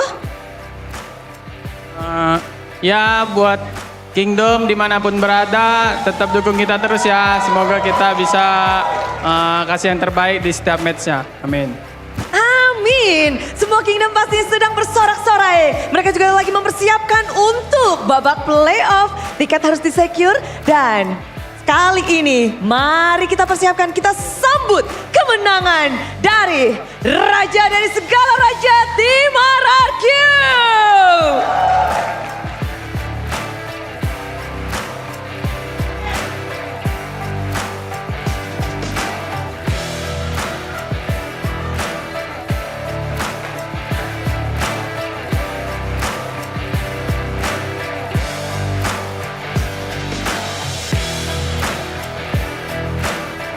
Semua sedang berfokus untuk menselebrasi. Bagaimana tidak, tiket playoff pertama dari 6 tiket akhirnya sold out kepada tim RRQ. Dan Bude Clara di sini akan membuat kalian lebih bahagia lagi karena ada apa? Ada GoPay hadiah GG. Caranya gampang banget, yang penting kalian udah punya aplikasi GoPay. Jadi buat yang ada di sini, siapkan device kalian, siapkan smartphone kalian karena caranya akan Bude kasih tahu sekarang juga. Nah, ini dia cara untuk ngedapetin GoPay hadiah GG. Pertama-tama sudah pastikan kalian punya. Kalau yang belum punya langsung aja download. Langsung aja unduh aplikasi GoPay di Play Store atau App Store. Pokoknya semuanya bisa. Dan setelah itu buka kamera pada smartphone untuk scan QR code-nya. Dan setelah di-scan kalian tinggal klik buka hadiah. Kalau kalian udah buka hadiahnya, otomatis GoPay Coins akan kalian dapatkan. Jadi siapkan device kalian, siapkan. Udah pada tinggi-tinggi, udah pada punya, udah pada ready? Ready? Nanti QR-nya akan ada yang di biru-biru situ. Kita akan hitung mundur bersama. Inilah dia GoPay hadiah GG dalam 3, 2, 1, let's go. Asik. Ayo yang udah dapet langsung tunjukin ke Bude. Kasih lihat. Tuh. Congratulations. Selamat. Asik, dapat GoPay Coin. Selamat kalian, congrats. Asik banget ya. Habis ini bisa pada happy-happy bersama. Memang GoPay itu begitu baik dan membuat kita semakin happy juga. Tapi kita juga di sini semakin kepengen tahu nggak sih bagaimana tim RRQ bisa mendominasi di game yang ketiga. Setelah game 1, game 2 bisa back and forth, tapi game ketiga RRQ terlihat semakin menguat. Tiket pertama playoff sudah sold out. Bagaimana game ketiga? Langsung saja jelaskan caster, kita mau denger nih.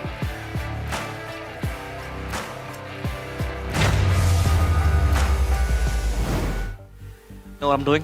What's that? I'm punching. Badang? No. What is this? Punching tickets to playoffs.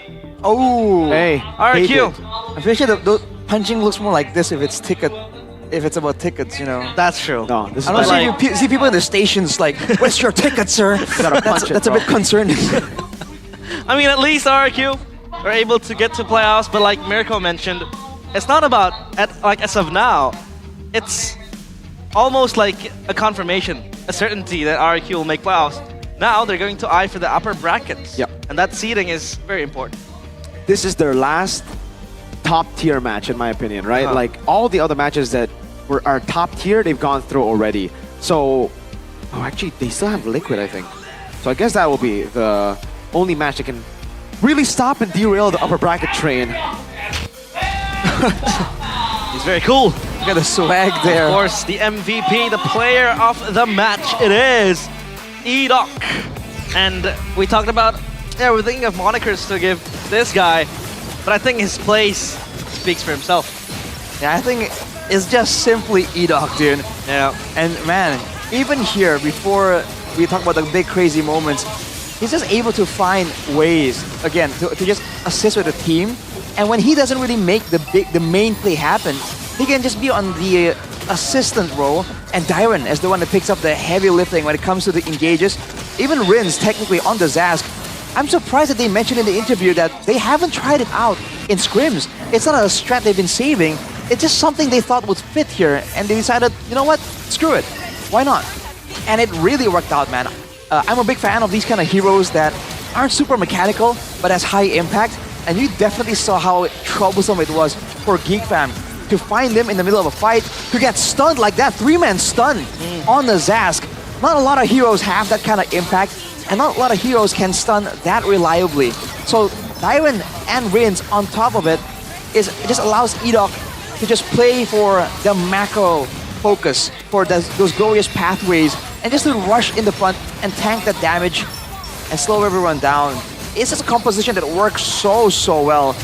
And you have to give credit to the coaching staff for coming up with something like this, man. Cascade, how do you do it?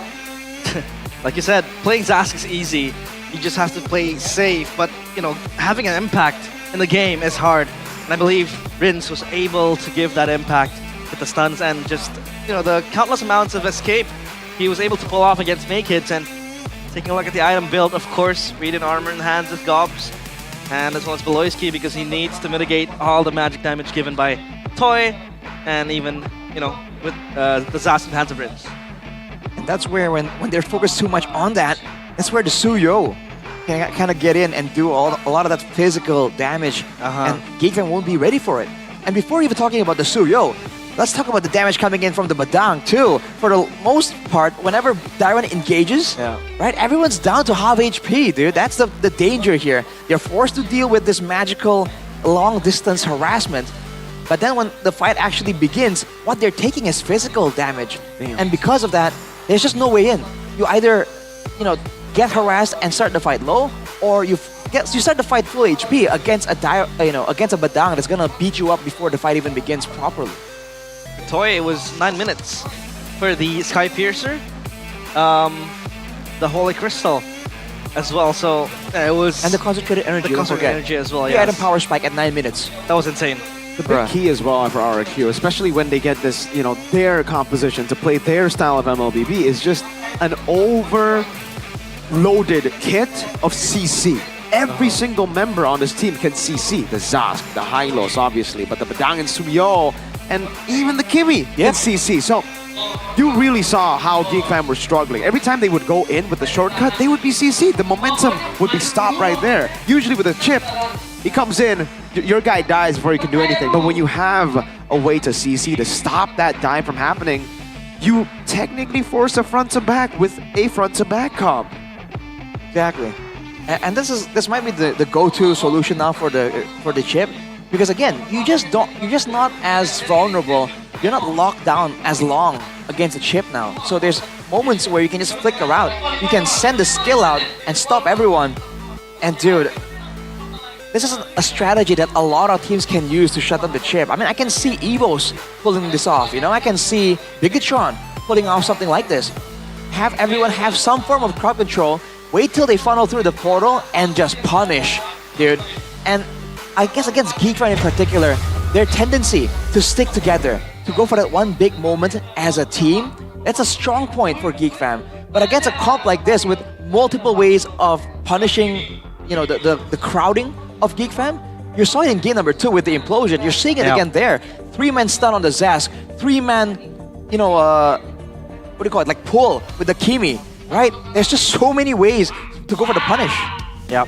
RRQ. Sublime game, but of course, we cannot discredit Geek Fam because they were able to stomp on RRQ in game number 1, even though game number 2 was, I wouldn't say a throw, but RRQ just got the better of them, and yeah, the comeback was there. It was imminent, and of course, Edok, X Factor, by the way. So this guy, it's insane. The X Factor, is that it? The generational talent. We'll find a moniker for him very soon, but the middle parted the roamer, Moses. Moses, Edok, Moses, Hoshimanjaro. Who the heck is that? Hoshimanjaro. Hoshimanjaro. Because it's add more and more names to the back. Every single win adds into another part of the name. So we started with Hoshiman, now Hoshimanjaro. It could be Hoshimanjaro Jonathan Gray maybe later. Whoa. But of course, we have a losers interview coming soon. I believe it's with Dora DSP. Dora the Explorer. And let's explore we really that want to loser have interview. insights onto why the loss. So of course, losers interview with Dora DSP. Tangkap caster kembali bersama Alisa dan kali ini bersama Coach Dora. Halo Coach. Halo. Kata Coach Dora, kita akhirnya bertemu lagi. Coach Dora nggak mau sebenarnya ketemu lagi di sini ya Coach. Jangan. Jangan sampai ya Coach. Dan tadi melihat nih Coach jalannya match. Terkena reverse sweep dan ditutup dengan one-sided game. Ada apa sebenarnya? Ya banyak eksekusi kita yang salah sih di game terakhir. Banyak yang bisa diimprove juga dari draft juga. Tapi tadi mereka main bagus juga. Oke, tapi kalau melihat dari draftnya RRQ sendiri ini sangat berdinamika. Apakah ini yang menjadi masalah dari Gig sendiri? Draft mereka bagus sih. Tapi kita juga tadi bisa imbangin juga sih. Dan kita bisa pakai draft yang bagus juga. Tapi mungkin kita juga harus lebih improve di draft juga. Mungkin kalau bahas draft mungkin lebih banyak option. Oke, tapi kalau misalkan tadi terkait tiba-tiba di last pick-nya sendiri ada Zaz. Itu seperti apa nih Coach? Ya good pick sih, soalnya counter Juxin juga kan. Terus dia juga bagus lah itu buat team fight-nya mereka. Jadi itu good pick sih sebenarnya. Good pick sekali ya. Dan kalau melihat nih masih soal draft juga nih Coach. 3 kali Suyo dari Susujin pilih dan Gig merasa itu deny pick. Apakah itu deny pick untuk Make It?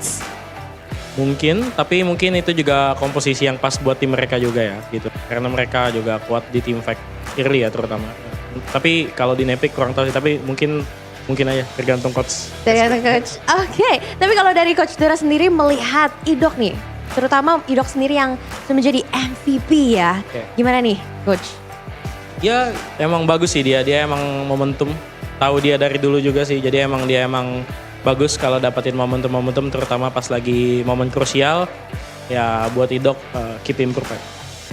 Keep improve ya pastinya, dan kita melihat tadi Edok sendiri selalu menciptakan momen-momen krusial terutama tadi di game kedua di mana tadi sebenarnya sudah bisa lead ya di awal game namun sayang sekali keadaan ini berbalik. Namun Coach mungkin untuk pesan-pesan untuk Geek Fam Unity yang nonton di rumah silakan. Ya good buat kekalahan hari ini, terutama kita lawan tim bagus juga, kita belajar banyak juga dari draft, dari in-game. Masih banyak waktu, fokus kita di playoff, nanti mungkin kita bakal balas di playoff gitu.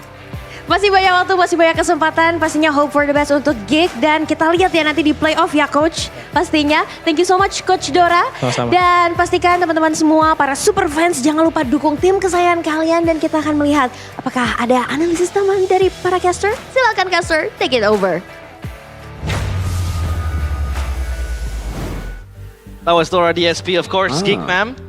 This loss will be a learning, of course, but it's not the end of the world for them because they're number 2 right now on the standings. But that could all, shift earlier later because we have 2 more games to come. Navi against Megatron and TLID. And they did say, I like it. Dora DSP instantly said that the drafts could be better. So they figured out what the problem was in that game, and I agree. Game number 3, the draft was definitely a bit weird, seeing the Harrod first pick. All right. But yeah, I like it. I like that they already dissected their problems. Yeah, we all like it. But of course, we will take a break before we prepare for Navi against Megatron. So, prepare your snacks. Prepare everything you need, your drinks. Your sucrose. Prepare your Megatron jersey because, by the way, my sister just bought the varsity jacket. Memphis? Yeah, the one. But it's too big for her, so I think I'm gonna use it. It's very big. It's very big, yeah. And my sister's like very small. Very small. All right. Well, man, so there's 2 more matches to go today. Yeah? Don't worry, guys. You see the hair? We're going to get our win today. Please, Navi. Please, Navi. Please, Navi. Please, Navi. If Navi wins, I'll get my hair blonde. Really? Yeah, I'll go Kyrie mode, bro. Okay. We got it here. So, of course, we'll be back for MPL ID Season 15. We'll see you after the break.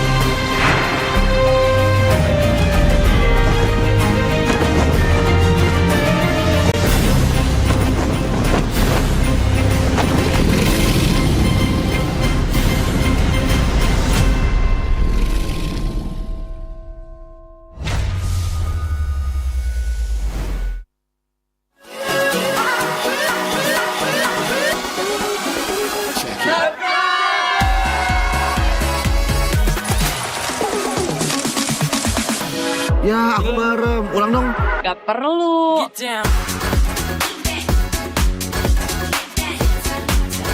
Guys, review.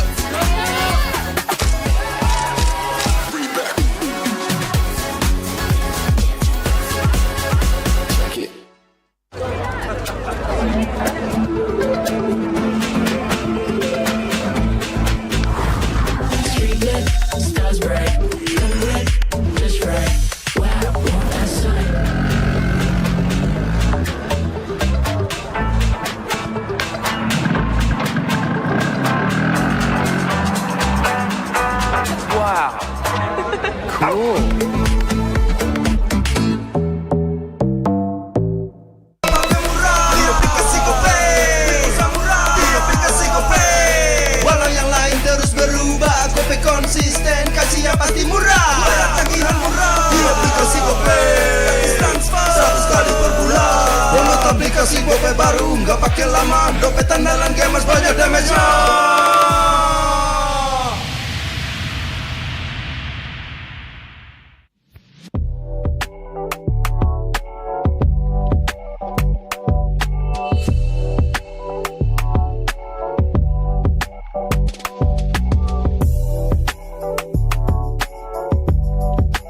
Rasa baru makin seru.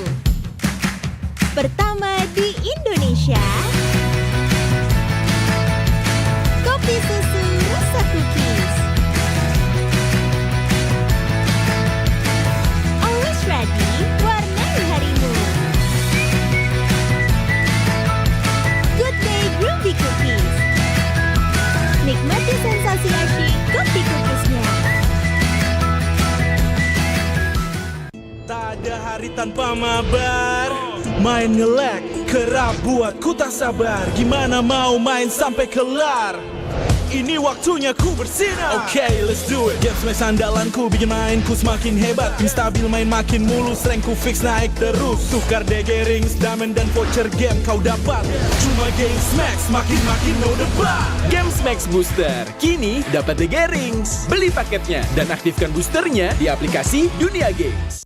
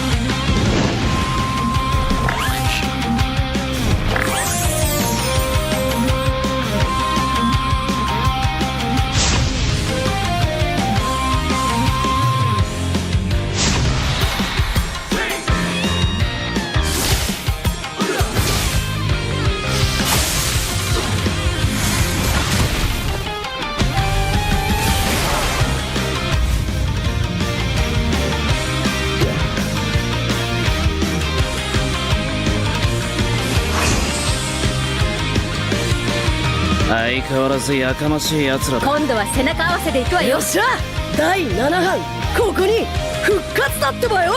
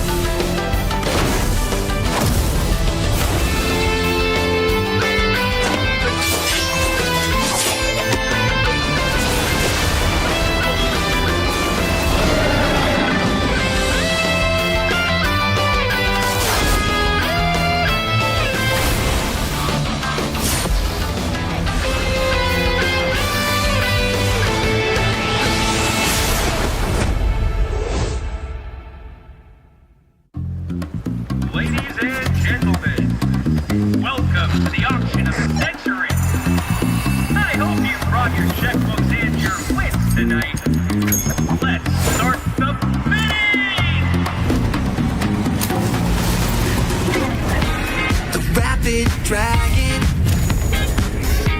in agile fashion,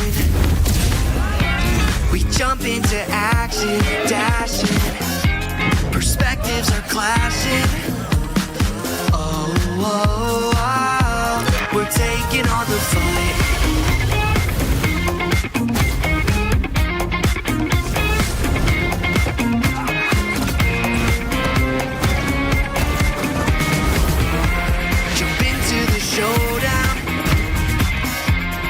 Justice is found. Transform into battle now. Judgment's gavel coming down. Fighting for the righteous justice. Fighting for the priceless truth. Blurring all the lines between the bad and the good. Yeah. Fighting for the justice no matter what we do. Three perspectives sharing one objective, yeah.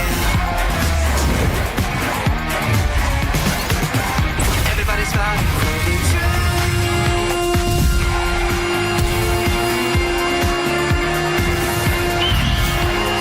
Justice calls.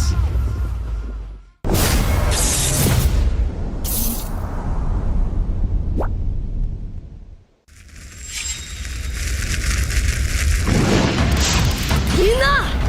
渦巻きナルトが帰ってきたぞ。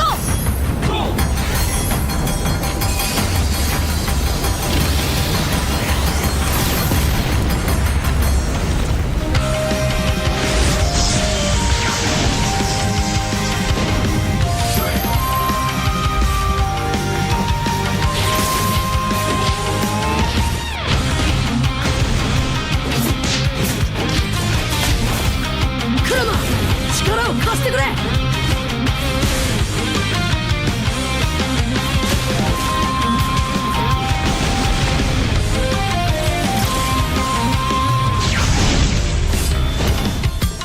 よっしゃ、第7班ここに復活だってばよ。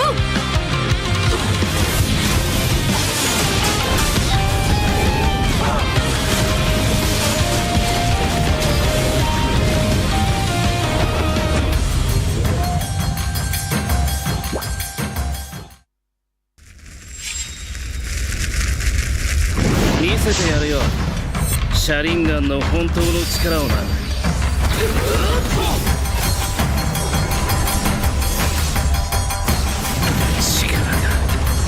湧いてくる。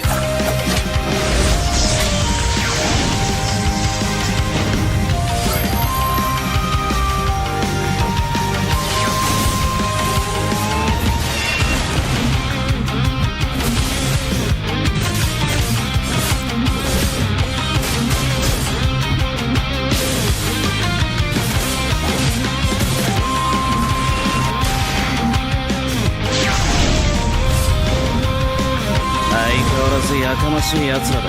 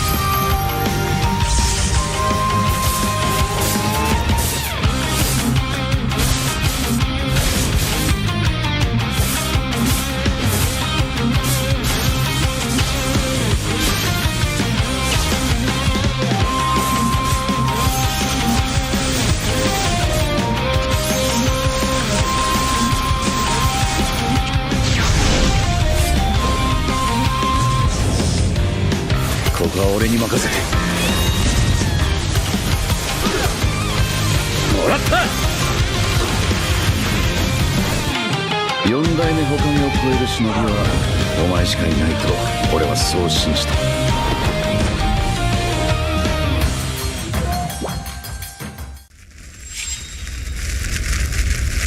みんなを守るために私はもっと強くなる。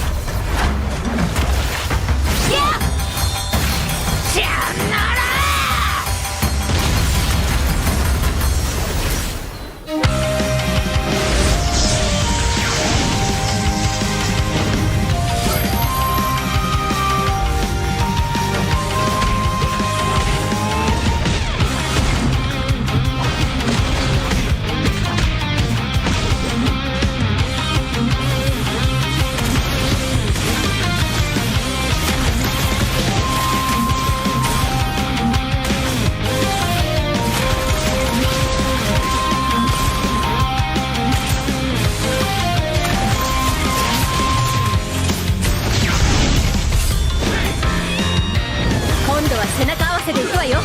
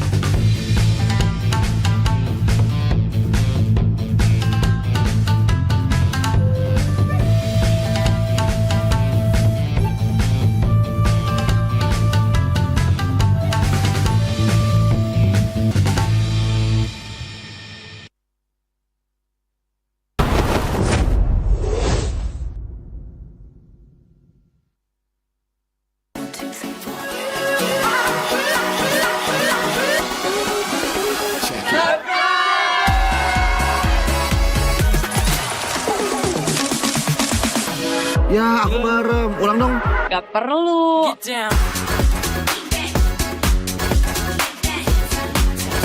Guys, review.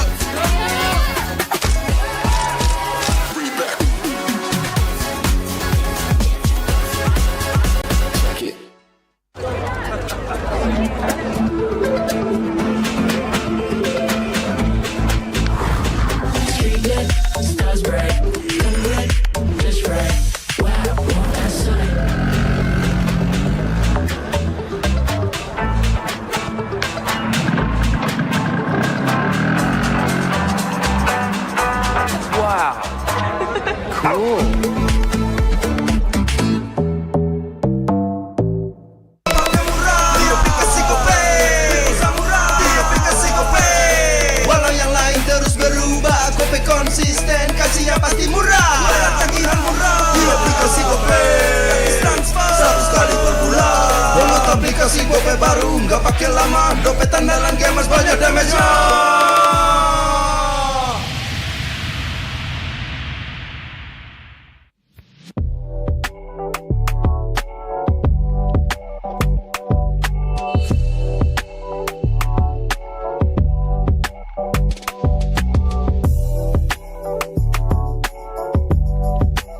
Rasa baru makin seru. Pertama di Indonesia. Kopi susu rasa cookies. Always ready, warnai harimu.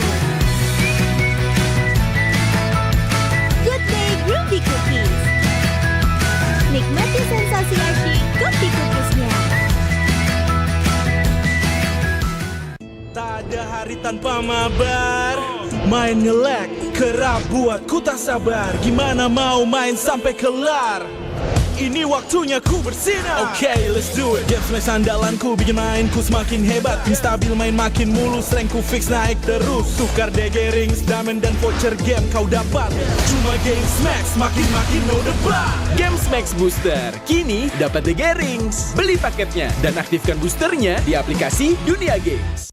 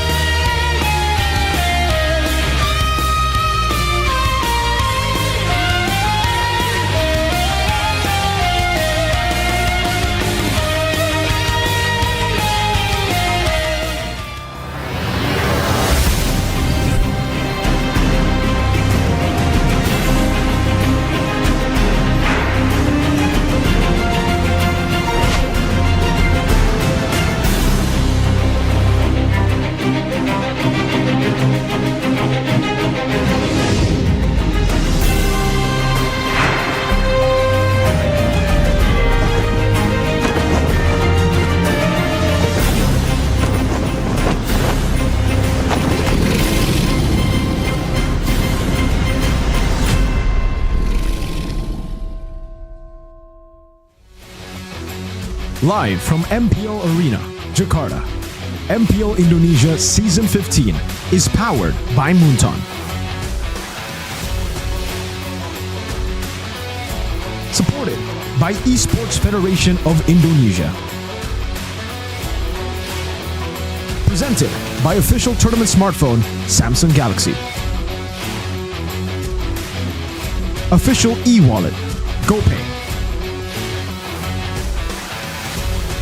Official sponsor Head & Shoulders. Official coffee Good Day. We own this.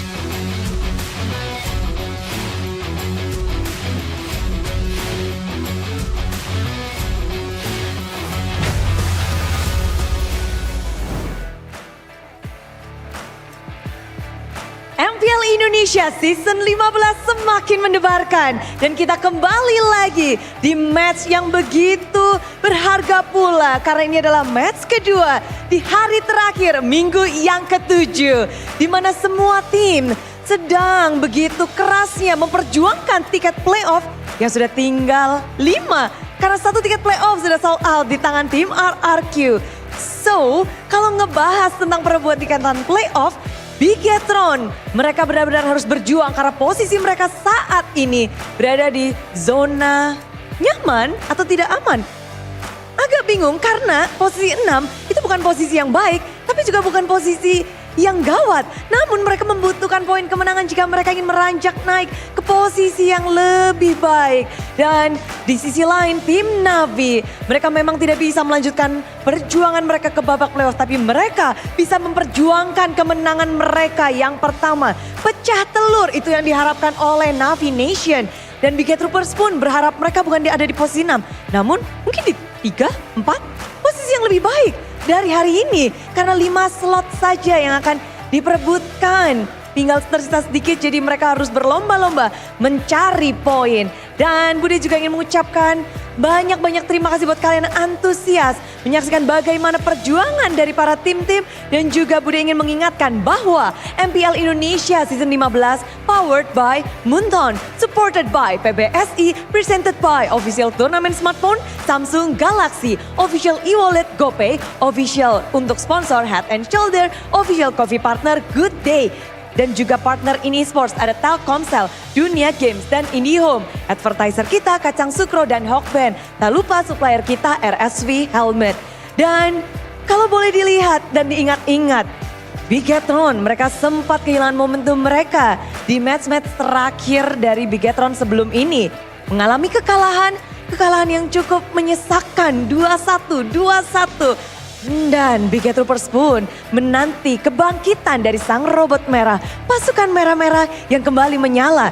Namun dari Navi pun kita melihat mereka memberikan gebrakan gameplay anyar dengan hero mereka yang baru. Dan sekarang saatnya kita menyaksikan akankah sang robot merah bangkit atau tim Navi yang memecahkan telur mereka di match kali ini. Langsung saja kita sambut match kedua di hari terakhir minggu yang ke-7.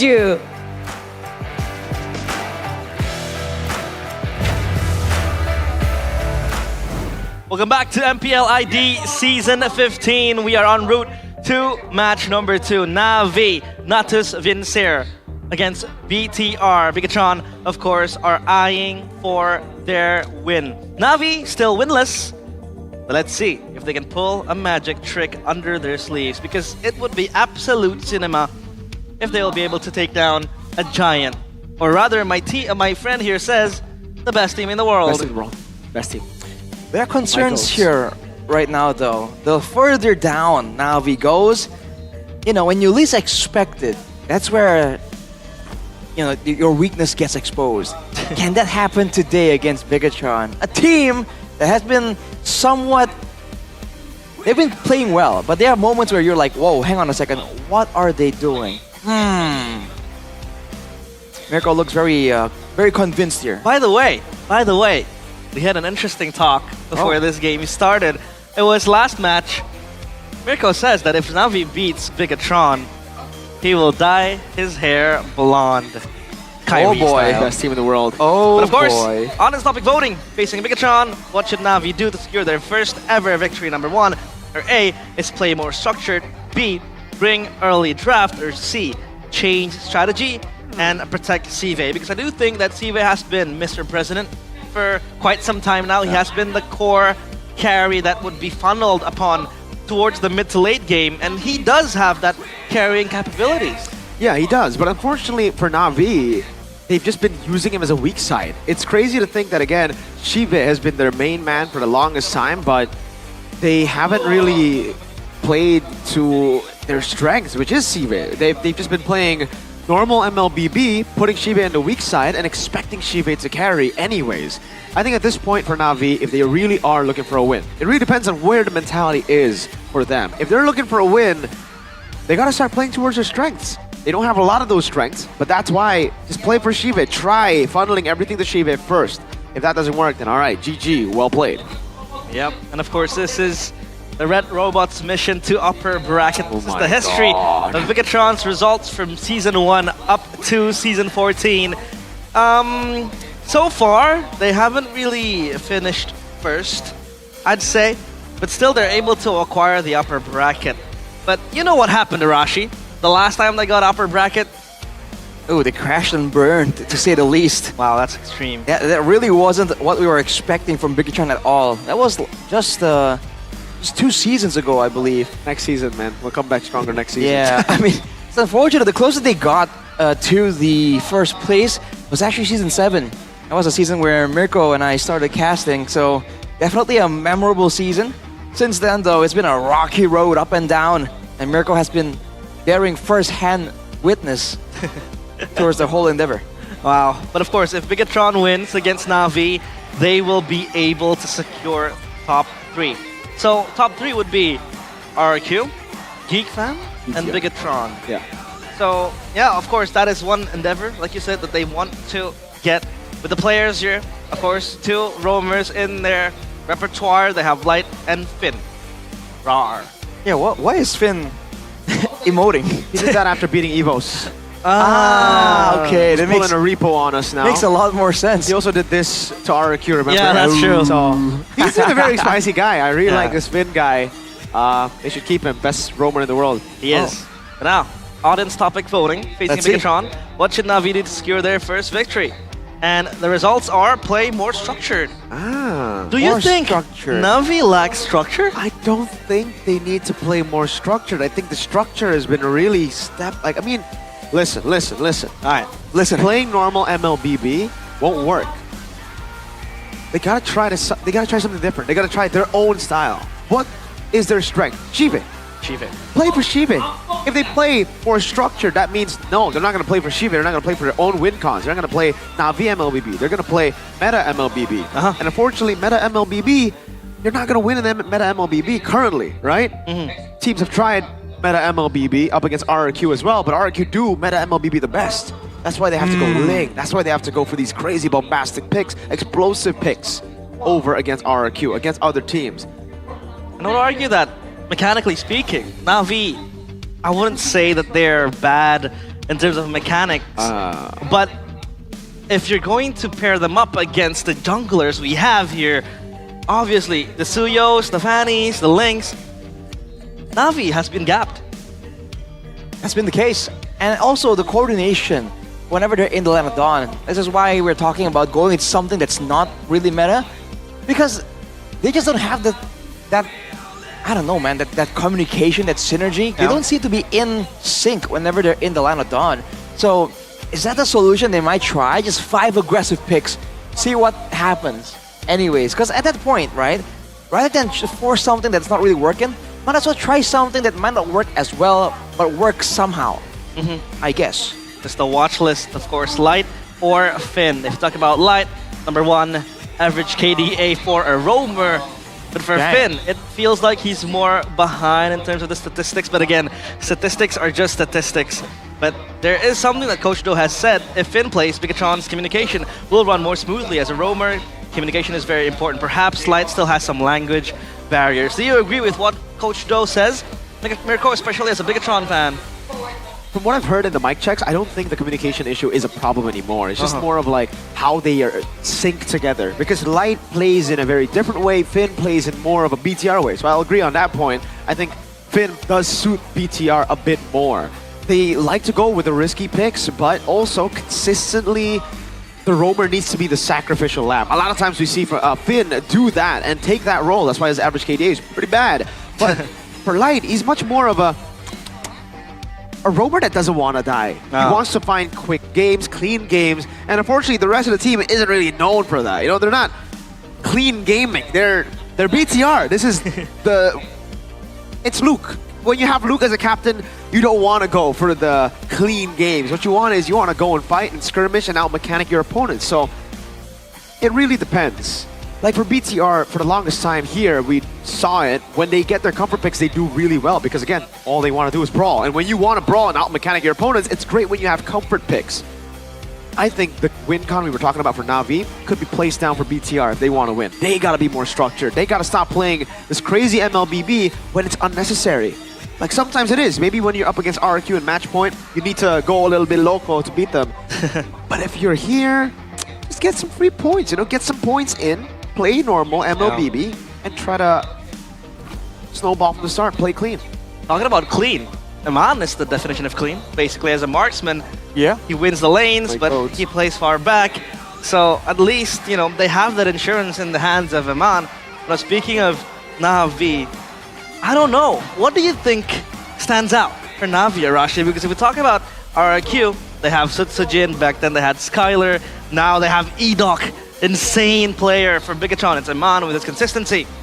For Na'Vi, what is it aside from being winless? Well, back then they had Cars, right? We talked about how Cars was such a big factor. He was able to have so much impact from the EXP lane, but now he's no longer in the EXP lane. He's from a position where he can dictate things. He's put to a position that enables. Now that's great, and I think that his instincts serves him well when it comes to engaging, when it comes to finding moments for sure. But afterwards, when he finds those moments, what happens, right? Unfortunately, I don't think the rest of the team are ready or are coordinated enough to actually take advantage of his plays anyways. So that's exactly why we were so confused when we saw him moved over to the wrong position. Because we knew that he has impact in that lane independently, and now he's forced to kind of adjust and, you know, serve the benefit of the whole team, whereas the whole team is kind of new. That's true. I mean, we had this conversation multiple times. Cars was seen and touted as one of the best XP laners in MPL ID. Now that he has shifted to roam, it feels like he's an average roamer in MPL ID. Even worse, under average sometimes. Yeah, I agree with that assessment. Below average roamer. He's been... Oh man, it's crazy to say this because again, Cars, we love Cars here on the desk, but... We do. I think he might just be, right now, statistically the worst roamer, right? Obviously Hanafi has that, but it's the same team, so we can't really compare both of them. Cars is really good on Kalea, and that's the only pick I see him do well on the chip. On the other picks, again, that require coordination, everyone on the team looks like the worst. Maybe except for Shiva, because Shiva is actually doing well and he's playing his role. Yeah. I don't know what the idea was in the 3-week break that they had, but for some reason the solution to a big problem they had in the first 3 weeks was to move Cars from XP to roam. That ain't a solution. That is another question. That is another problem that they're gonna have to solve.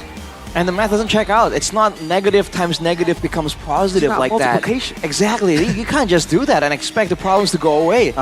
Now it just seems like there's more problems, and now the things that made them at least somewhat stable are no longer in the picture. Here. So you get really confused because they're still switching out members too. What was the problem for Na'Vi first 3 weeks? Jungle. Okay. Jungle. So what's the solution? Exactly. There's a solution to move the XP and to the wrong position.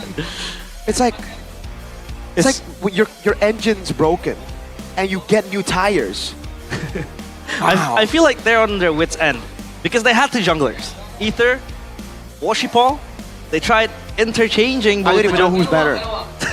That's true because they're both like on par. And none of them have been given time to develop because they constantly swap. Yeah. And what you do next is, you know, changing undoubtedly one of your best players to roam. I mean, back then they had two standout players. They had Sive, they had Cars. Two win cons that they could really funnel into. But now it's only one. Now it's only one. Sive. Ex-Bigatron, by the way. And it's rough because again, we've seen Sive have some pretty good like stats so far. Yeah. And that's with a team that's not really doing so well. So there's definitely potential there. So if anything, they might try and draft for him. I think that's something they can try and do. I mean, they have to bank on something great for Bigatron Esports. Luke, Annabelle Moreno, and Light. Light is going to play in place of Finn.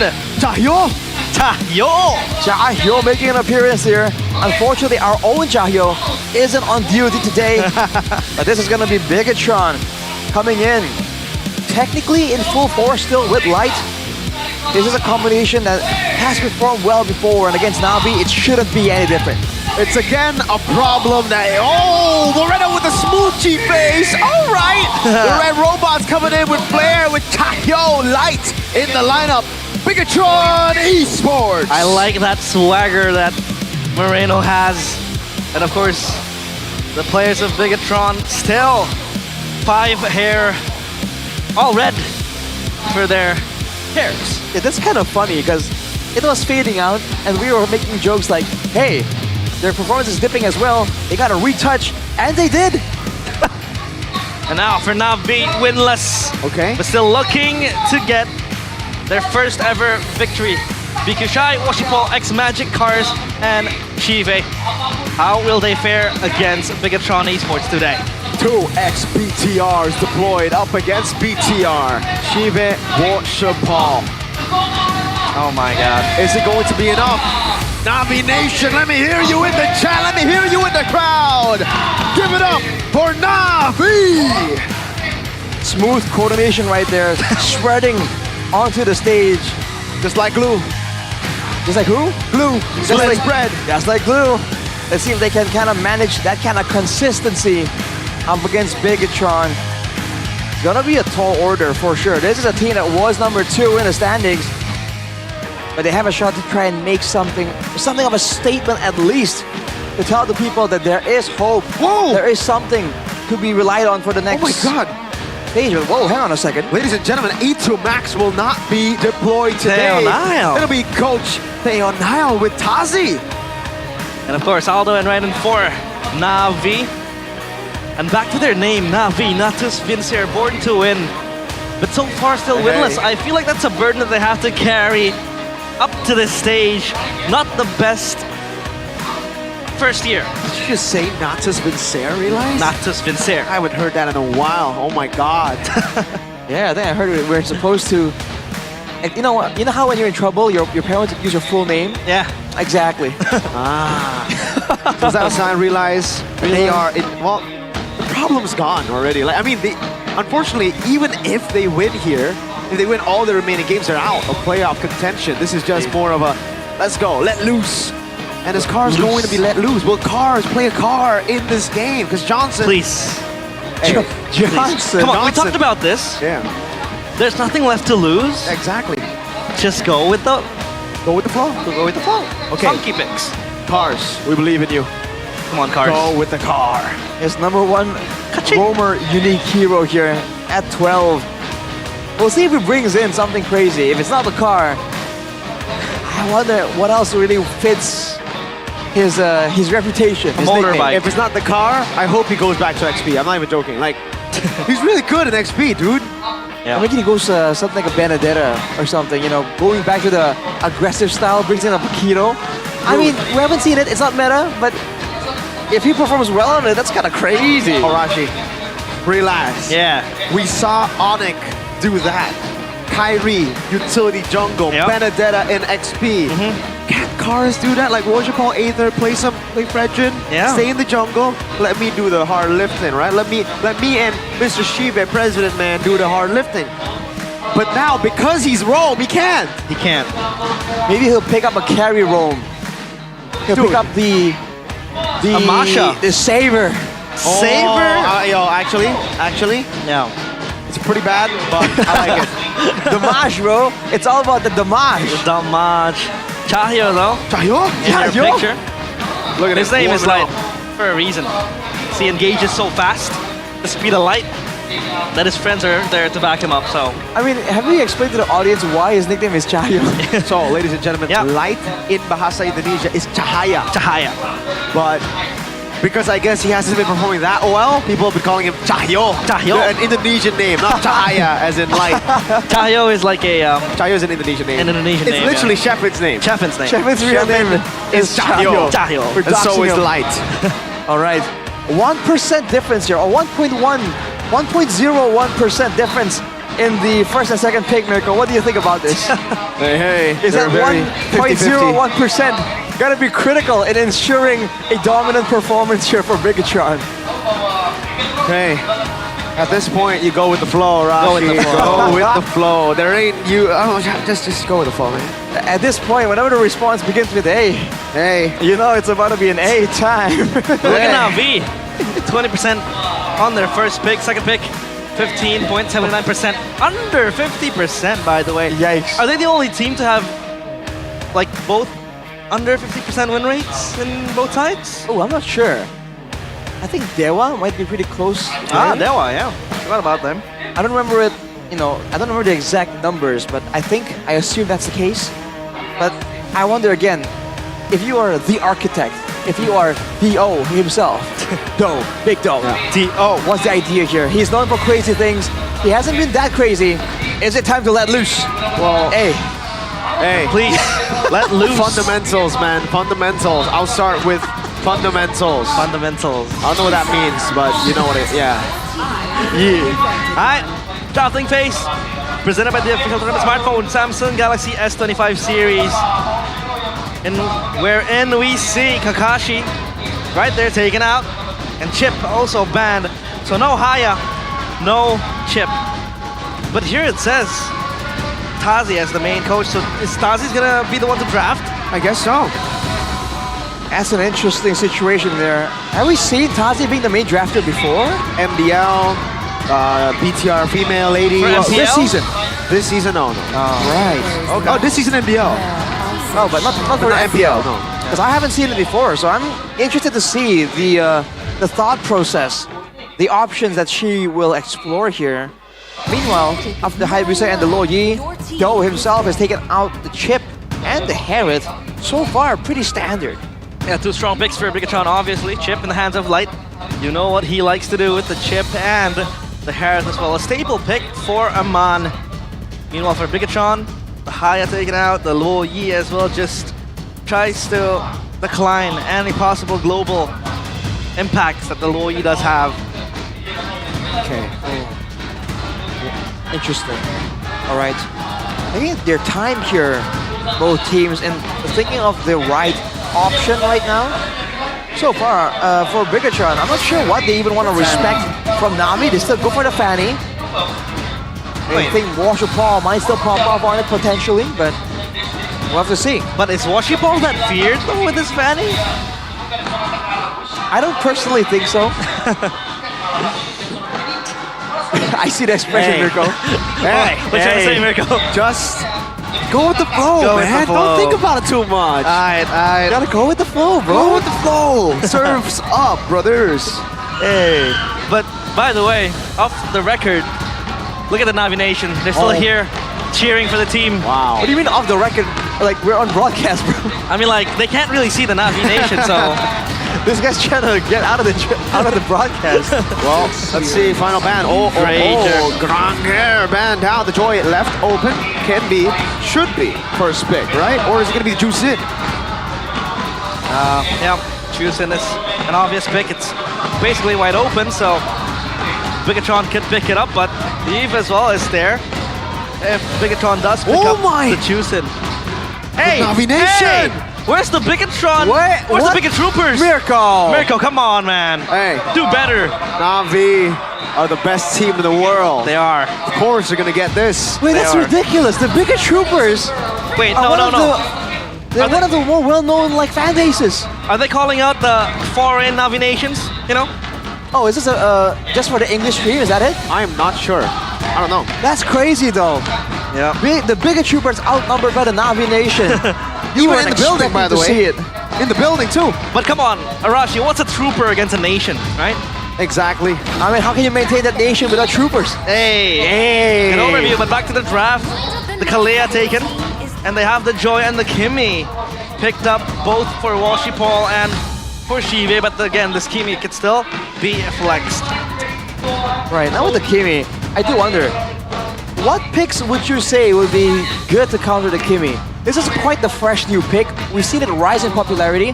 It's also great because it can be flexed to the mid lane or the gold lane. And so far, we haven't really seen a hard counter. Thinking of something that could gap close really fast against the Kimi. Like an assassin, basically? Yeah. Makes sense. But Professor KB, if I recall correctly here, I'm not gonna quote, but if I recall correctly, he mentioned, Kimi, it's Lolita time. Lolita? Just bounce everything back. Oh my god, they're gonna go Fredrin and Farsa. On the case. I don't think I would think about that when going up against the Kimi, but hey, this is BTR's way. Their ninja way.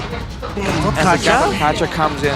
Okay. I mean, you have disruption when the airstrike does come in from Farsa.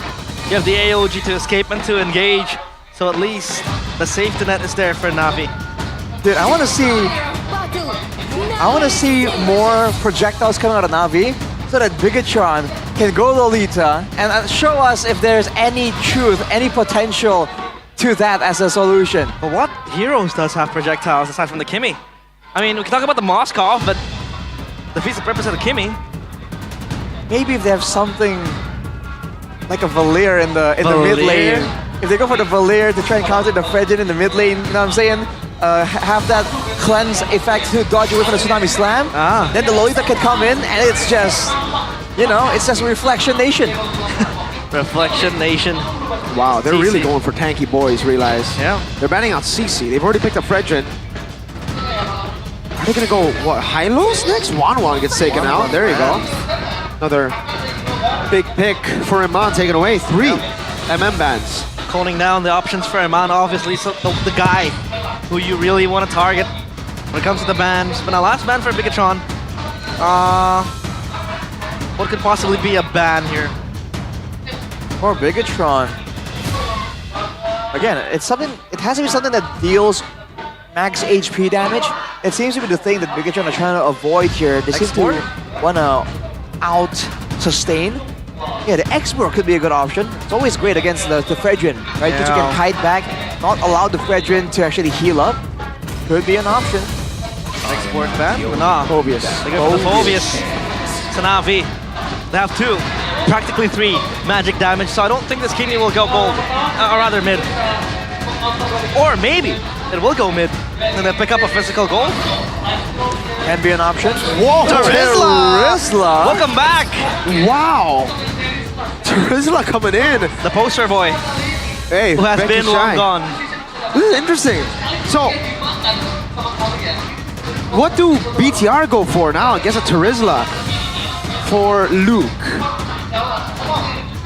X-Borg?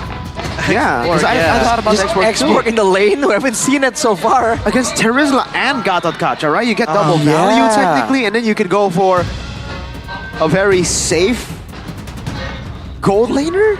But how safe? Like, I'm thinking something like a Beatrix then, if you want to go for, but because you get the combo with the Kalea too, technically, right? Right. That's the Beatrix, but it's gonna be the Arlen. Okay, for Luke. It's a season. What season is this? Arlen Terizla. It's season 12. Season 12. Season 13 even. I mean, earlier we saw Valentina Faramis as well. Yeah. It's a day of throwback so far. I love it. Throwback. Right. Final pick though. Final pick for Na'Vi. Sive. Is it a gold laner or is it a mid laner? I think it'll be a gold laner. It should be. I think that's the better, more reliable option. They like physical damage at Moskov. Hey. Obviously. You have the SOD to join the fight. Split push galore as well. I don't really see someone from Megatron who can really respond to the split push from the Moskov. So at least that's a big dub for Na'Vi. Yes. But man, the early is gonna be brutal here. Na'Vi can control the lanes, right? Can clear the lanes fast. But when it comes to the ganking and the skirmishing, oh boy, Bigatron are quite lethal in the earlier stages of the game. Na'Vi, if they want to go with this plan, if they really want to rely on the late game split push, use Shive like we're talking about, they gotta play safe, at least in the beginning. That's true. Now, of course, Na'Vi still eyeing for their win. The second match of the day for Bigatron. It's about securing top 3. For Na'Vi, it's about going out with dignity. It is Na'Vi against Bigatron Esports.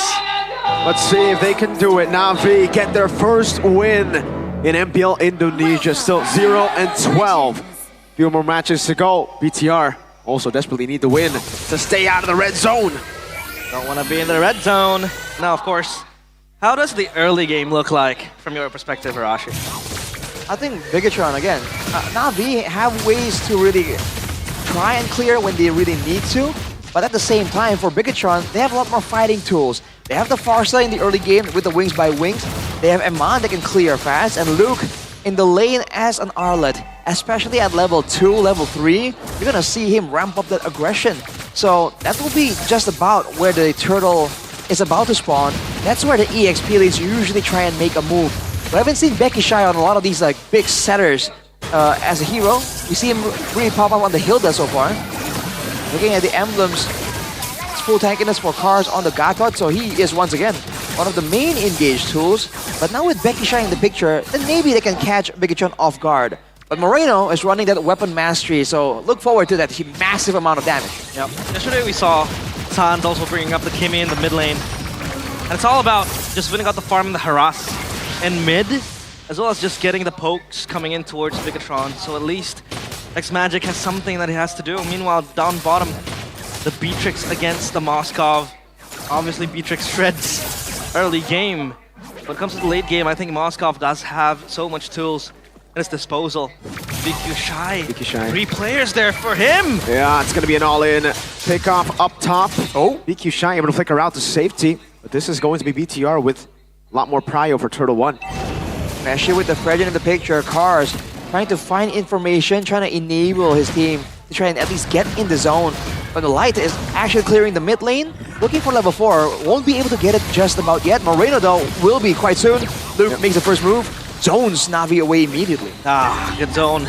NFL easily gets the turtle for Bigatron, so at least that's the first win con, or rather the first criteria for Bigatron to be able to win.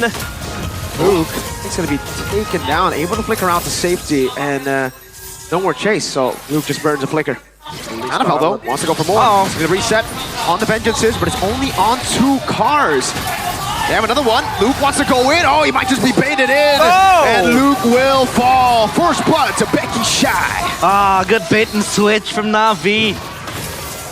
They pulled and reeled Luke in to those 3 members waiting. And of course, talent predictions. With a new application, go pay 3 casters, basically with their hands, praying. Explain. You know what that is? That's respect. Respect. That's respect. I go for 2-0 Na'Vi though, so that's a possibility. Uh-oh, Tsunami Slime coming down with Brent's Rage. Oh, they're gonna go all in onto Cars with a Feather Airstrike too. Hey, respect. Respect. Hey, I mean, a lot of things to unpack there. Luke and Aggression, name a more iconic duo. And afterwards, man, Na'Vi, I mean, is that the approach? Bait Bigatron to overextending and then punish? They do have a great amount of counter-engage, technically with the penalty zone and the Avatar of the Guardian. Definitely a valid angle, but look at the movement here. Annabelle looking for the purple, trying to steal it away. Let's see if Oshapal actually wants to go for it. Cars looking for the... It's going to be the reset. Oshapal will take it. Nope. At least they're able to push back the Fredrin. But take a look at how confident Annabelle has gotten. Because the fact that, you know, he's a Fredrin, number 1, number 2. He's up level 6, but Washipal does have the level advantage so far. Level 7 on his eyes, so at least a 1 level discrepancy. Look at the glowing one being picked up by X-Magic, because they know the number of tanks that Bigatron has is going to be very, very vexatious to deal with.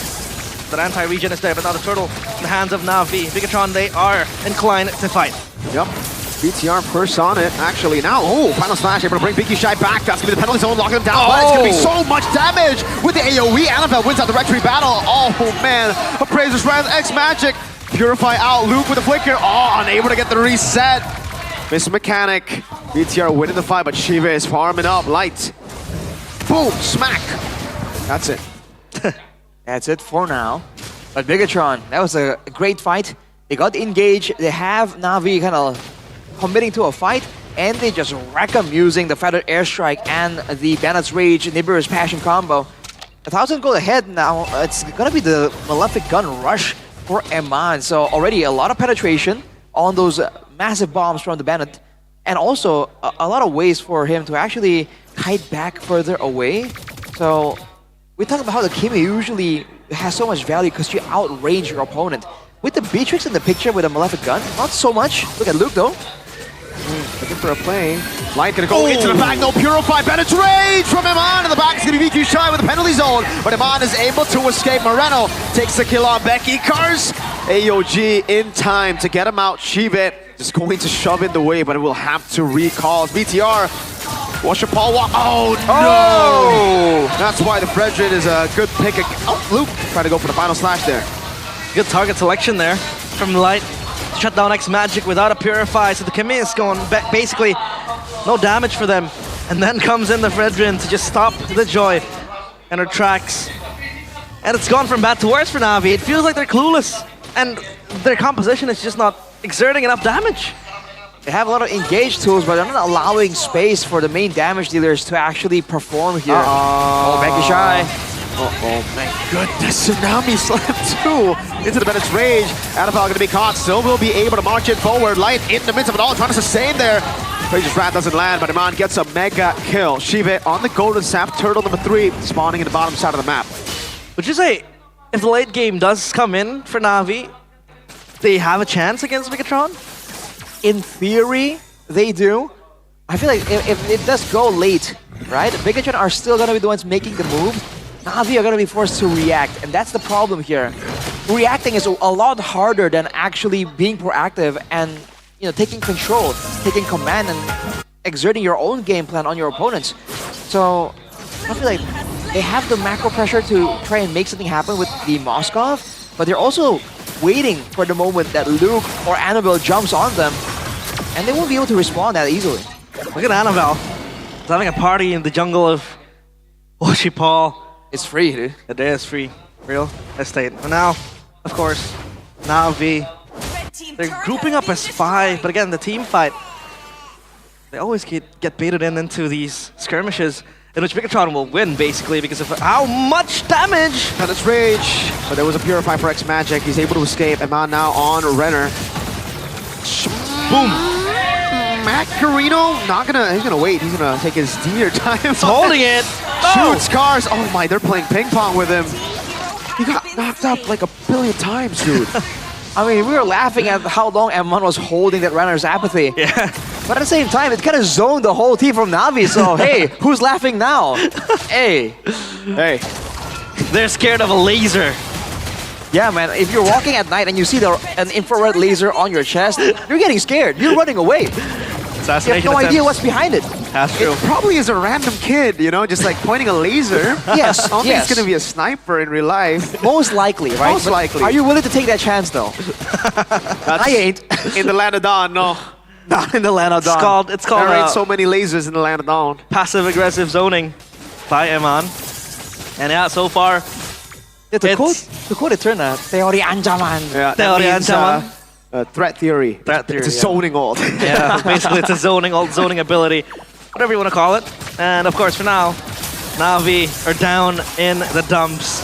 15 seconds for the Lord. Meanwhile, for Bigatron, all they want to do is just push the lanes, shove it in, and have prio for every lane in which they can transition into the Lord. But for Na'Vi, what now? Well, now they gotta clear the top lane. It's pushing straight towards the turret, and they gotta contend with this composition from Bigatron with a decent amount of poke and a lot of burst damage. So, whoa! Moreno and not even a... Whoa! Was that not even a snipe from the Renner? It was just Feather Airstrike? Tsunami Slam, Bandit's Rage, good night. Oh my, dude. Hey, that's what happens, man. You can't walk up like that. Even with the Terizla, with the damage reduction, that used to be such a massive factor. The Terizla can stay alive for so long, take less damage, heal with his own built-in abilities. It's not allowed, man. Bigatron are just snowballing so hard, out of control. And Man already has a BOD, by the way. And Moreno has the Lightning Truncheon. So these burst tools are just gonna get more and more painful. And if you look at the inventory slot of the front lines of Na'Vi, the Terizla has a Dreadnought armor. So when Moreno finds him, that's good night immediately. Cars has steel leg plates and a silence robe. Oh, man. Anyone is gonna burst him down. The body of Smith is just disrespected. And now the Lord knocks in the base of Na'Vi. Schmack into the base. Light walks up as well. Annabelle just holding it front. Oh, man. X-Magic is tickling the Lord right now. Interesting. Tickly do. Well, that's the Lord going Light, down. oh! Coming in, but it's Rage as well. Oh, the burst is too much. But then Annabelle didn't even get their face wrapped down there. Oh, Lou with the final slash, finding two. A shot from Iman. Flickers out the... Oh, what's that? Cars, oh my, that was Annabelle's damage with the Appraiser's Wrap Feather Airstrike. Watch Chapal dashing away from it. Iman with a triple. Only the two ex-BTR members surviving. Watch Chapal walking up, Annabelle with a taunt, and Man just on the base already. Watch Chapal find beats. They're looking for a penalty zone. Coming down to Iman, trying to run, will be able to actually. Whoa, whoa. And it's Shive with the defense. Oh, was sniped down. And now we have a lot. Flicker, Moreno, boom, bang, bada bing. What is this fiesta? It's a fiesta that Bigatron can afford to take, man. Moreno with the bangs, dude. That's 3 big bangs right there. But that Annabelle damage. Bang, bang. That was Oblivion. I mean, Cars didn't know he was gone as well. he jumped into the Appraiser's Wrap. Single whack. He got wrecked. That was good timing though. Like, it was timed, right? Yeah. Yeah. That was in favor of Annabelle. Yeah, but no, I mean, it's good timing for Annabelle, not for Cars, bro.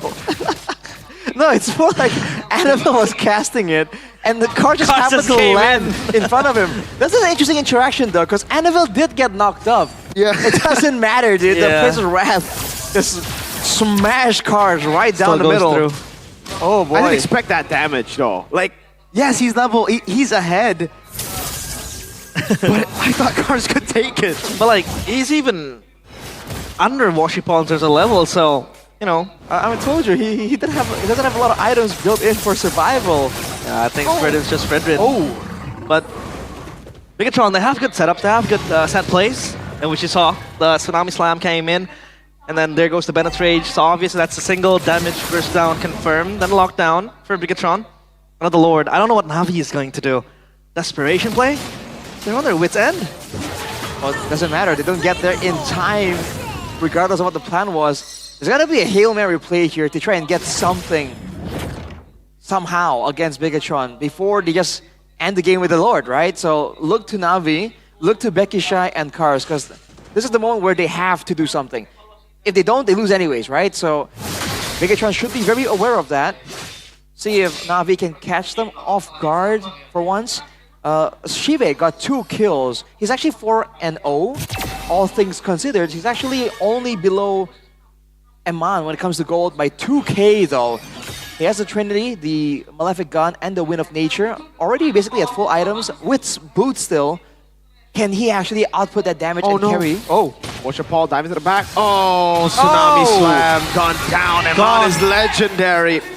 Luke has the flicker. Is going to be looking for it. Finds X-Magic Purify out of there. Penalty zone into the back line. And Man will be able to go for the shots again. It's going to be the air. Oh, another big bonk from Annabelle. The base is wide open. Shive still right there.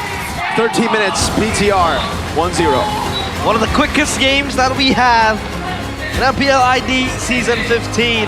Bigatron again, cementing their dominance. Na'Vi still yet able to close the game. 1-0 for Bigatron Esports. Wow. Quick and simple 1-0 right there immediately. Man, dude, Bigatron are just outclassing them in the execution, even in the drafts. They just really seemed like Na'Vi couldn't really do anything. The main weapon they secured, the Kimi, couldn't even get any prio in the mid lane. Yeah. So there was no real point. X-Magic was a mid lane clear machine until the laning phase was over. That is not how you wanted the Kimi to go. It was a 9-minute Sky Piercer, by the way, so all the progress halted and no progress given for Na'Vi at this stage. I mean, everyone was just bonking damage left and right. Annabelle with the Appraiser's Wrath, and Eman is just doing Eman's thing, so Yeah. Na'Vi, I don't know. Dude. Is that Yeah. the Ronaldo celebration? Yeah. So that is apparently the pose that they do whenever BTR win. But like whenever the- they lose, it's this, I think. Or What? Yeah, they have. But it feels like interesting- it's the Ronaldo celebration, you know? Yeah, he's a Ronaldo fan. He yells Oh, he "Sue" is. a lot. Yeah. This. I like oh this. man. But the only thing Na'Vi's doing is like Oh man. their chest beating. Let's look at the bright side. At least DJY's got some competition now. I see. Wow! Has he played a single match? No, he is the demon in the back rows, right? Zetsuna. Basically Zetsuna. The god on the bench. The bench god. If we have the god in the jungle and a god in the gold lane, we have the god on the bench. Shout out DJY. Might try one. playing for Na'Vi. Who knows? You got a shot.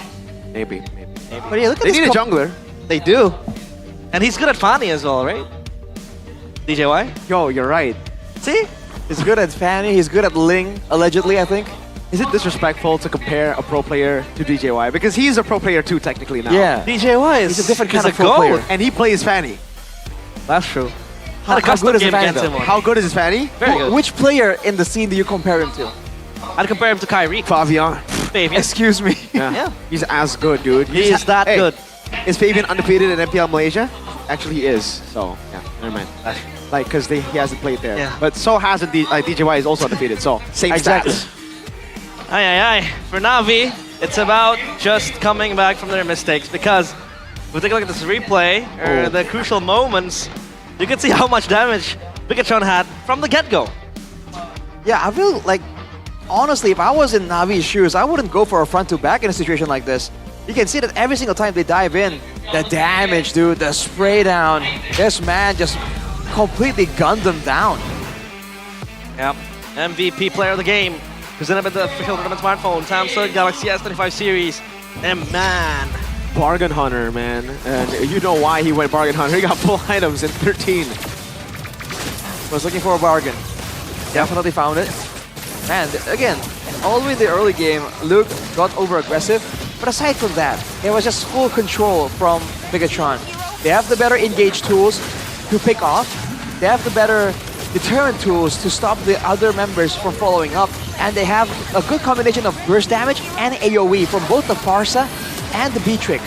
Not to mention, different kinds of damage, physical and magical. So any kind of frontline presence that you were expecting from Na'Vi just wasn't available at all. And when the Droid comes in, you have to remember the Droid is no longer immune to crowd control. You get immediately deleted here. I feel like the only real way for Na'Vi to find anything is to dive towards that backline. Use the flickers, use everything, right? Get to the backline, let Washer Paul decimate the backline. That's the only way they can win. If they can take Eman out, if they can stop Moreno. Oh, it was a Renner. Okay. Man, what is that damage, dude? so much layers. Here, the bonk. Wait. Oh, Where is wait. it? Okay, he gets a shot down. Look at this. Wow. Half HP! See, The see, that's why I was like, whoa, that's actually a lot of damage. Sometimes it works like that. It doesn't get cancelled. No, the ult can't get cancelled. The Appraiser's Wrath. Yep. The Appraiser's Wrath just comes through. Oh, once again, Washer Paul. Ooh, more like Washer gone. Oh man, they don't do that to my boy right there. I was about to say something, but I'll keep it for later. It just got deleted, bro. Yeah. There's no two ways about it. Shive? Yeah. I mean, dude, again, the backliners were alive from Na'Vi, but at that point, like, what's the point? What were they supposed to do when the rest of the team has already been decimated? Dude, 5-0-1. That's your boy. Hey. I mean, Shive was doing his best. And the Moskov can't even split push at that point because Bigatron were everywhere around the map and they had so much pressure, so much control. And Na'Vi, they can't even escape the trenches. They had to stay in the base. They had to just receive the smacking that Bigatron gave them, so. Nice try. See, I was talking about how Na'Vi, they might want to use the wave control and then later on, use it to stall out the game and then use the Moskov to split push. But I did mention that Bigatron, if you don't have the right precautions, the right kind of screening to deal with his team, you can see that Annabelle, Luke, Light, they were just making plays left and right, no concern whatsoever. They don't even need Eman and Moreno immediately available in the area. They can just go in and then wait for Moreno and Eman to participate from downtown. Yep. So, Mr. Arashi, what's the solution? Do they get another XP laner from MDL and then they move Becky Shy to roam? What? Is this? If it didn't work once, who's to say it won't work twice? I don't know about that. I feel like the first time was so nice I had to do it twice. They can pull an AJ here. Uh-huh. I'm not sure if they want to repeat this kind of performance twice though.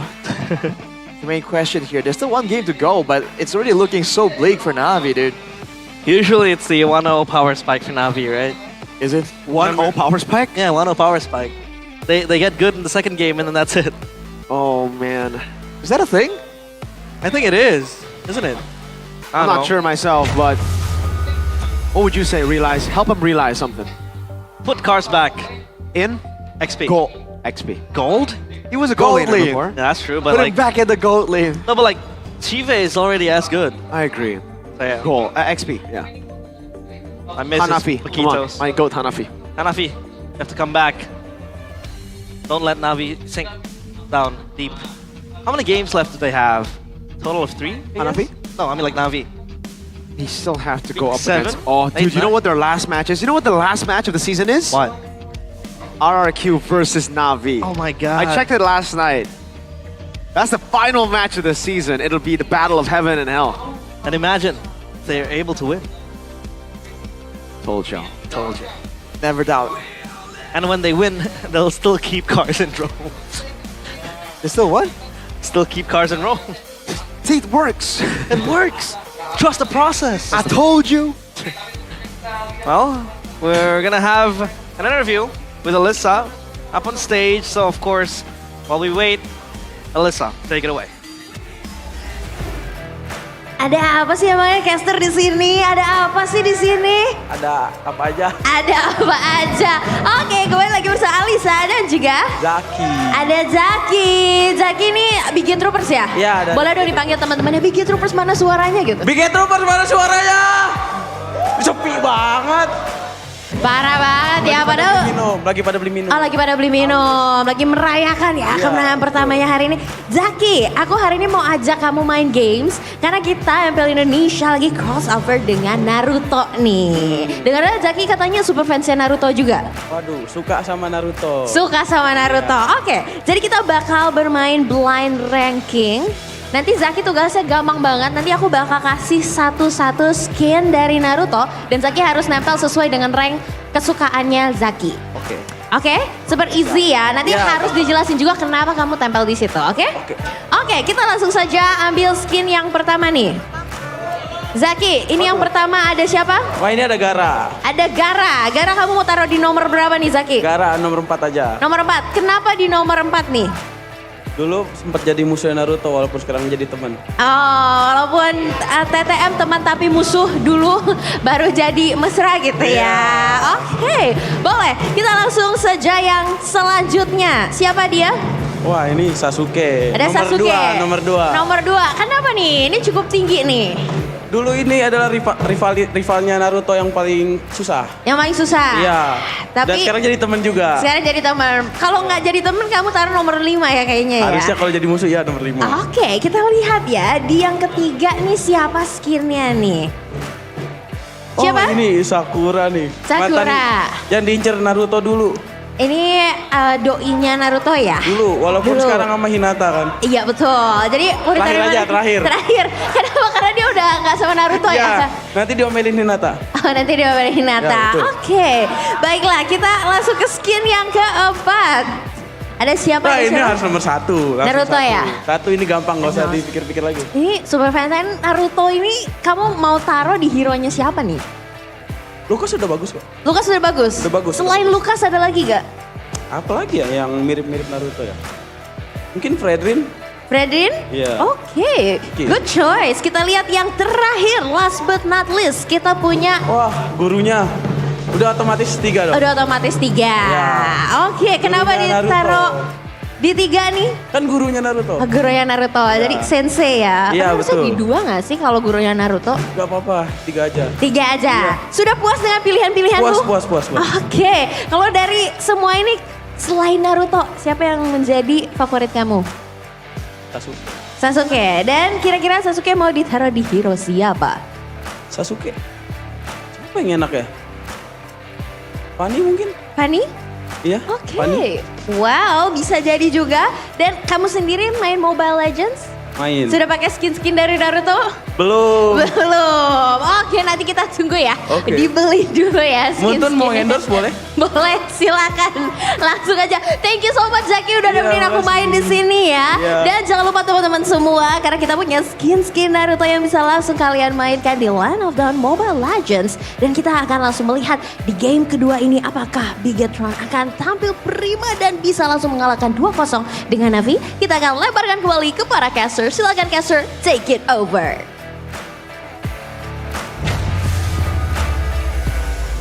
I beg to differ. I don't think Naruto is number 1. I agree. Sasuke has to be number 1. Sasuke. What about you, Rash? Oh boy. What's number 1? I gotta go. Are we rating it as the character or the actual skin? No, The like skin. The skin? Yeah. If it's character, It's gotta then- be Sasuke, bro. Yeah. That skin is so good, and you see the effects so often. I think you can't compete. What with about as a character then? Number 1. I'd Still still say Sasuke. Sasuke. Yeah, dude. Really? Yeah. I don't know. Especially Sasuke. Kakashi. Like after the whole As a shit that character, happened. I love the guy's character, actually. Oh, Kakashi. Like the whole is kinda backstory, cool. he has big shoes to fill. His dad was a legend. Yeah. And he had like unsolved like dad issues, parental issues. Dad issues. Oh, yes, daddy issues. And then they met each other in the afterlife. Yeah. Deep, very deep. Yeah. That was after he was taken down by Then he had to Pain. kill the girl, Rin. Spoilers Yeah, if you haven't watched the yeah. show. Rin. If you haven't watched, what are you doing? Dude, come on. But have you seen Sasuke on his redemption arc? Oh yeah, of course. When he has only one hand and he has the black robe with him. The last, right? In the last Yeah, the movie? last. I like that Bro, that movie. was the That was a good most movie. OP Sasuke. He stopped The meteor. a meteor Alone, yeah. all by himself with Yup, a blink of an eye. And then all these great, amazing people just went irrelevant, and then Boruto comes in. We don't make talk make it about- make sense. We don't talk. We don't talk. We don't talk about that. We Make don't. it make sense. It, You can stop meteors. Naruto ended with the Boruto movie. That's it. Yep. That's it. I see. Naruto and Hinata became married. That's all. Became married. Yeah, they That's got a married. Interesting Mans phrasing got there. became seventh Hokage. Hokage. He was late for his inauguration. Yeah. He was. Yeah. Typical Naruto. Yeah. And he had his clone step in. It was Kakashi who stepped Yeah. in. You know what's crazy? My friend, based on skin, he would say Sakura is the best. You know this guy? He said Oh. Sakura has the best skin, and I'm like, He says, really? He was saying that like the heals you get when you proc the Kalia passive. Yeah, it's Lady Katsuyo. Lady Katsuyo. It's like that's so cool. I'm Oh, like, Katsuya. And I'm like, yeah, but does Okay. that mean it's number 1? Do you not see the Susanoo and the Nine Tails? Not to mention getting healed by a bunch of snails. That's I'm not sure if I would, I would refer to that as it's beautiful. You know what I mean? Maybe he has a thing for snails, right? Oh, Maybe. whoa. We listen, we don't judge. Yep. Talking about you, Ronnie. Ronnie. My God, Ronnie. Ronnie. Of course. Would picking up a Naruto-based hero and game number 2 be the solution for Navi? That is, You're trying to say they have to use the power of friendship? Yeah. they Team gotta 7? go talk no jutsu at this point. I remember in Onyx, I think it was in MPLPH, they picked up the Team 7 for that whole draft. Ah, Who was it? TL? I think it was. TL. I think it was Yeah, TLPH. TLPH. Yeah. That the Oh, whole Team 7 They had Naruto, Sasuke, and Sakura. minus Kakashi. Fine. Oh no, I think it's Onyx. It was Onyx PH, yeah. Onyx PH. But speaking of Naruto, of course, we have the official custom collaboration that's officially released. The first collab custom main interface is Naruto Uzumaki makes his exciting debut to battle side by side with you. With so much items you get for free. You have the stickers, you have the emotes, you have the quick chat, you have the everything. Basically everything. Everything. Check it out. You guys can get the Tsunade one. Deidara. Ooh, Hinata. Madara. The Madara can show itself in game if you use the Naruto map. Oh, the Lord. He's the Lord. If there was going to be a Madara skin, who do you think suits the best? This Madara or like the... This one. Dude, I don't like this Madara. I like Madara when he was still... edgy. Yeah. Okay, so who? If that was the Madara.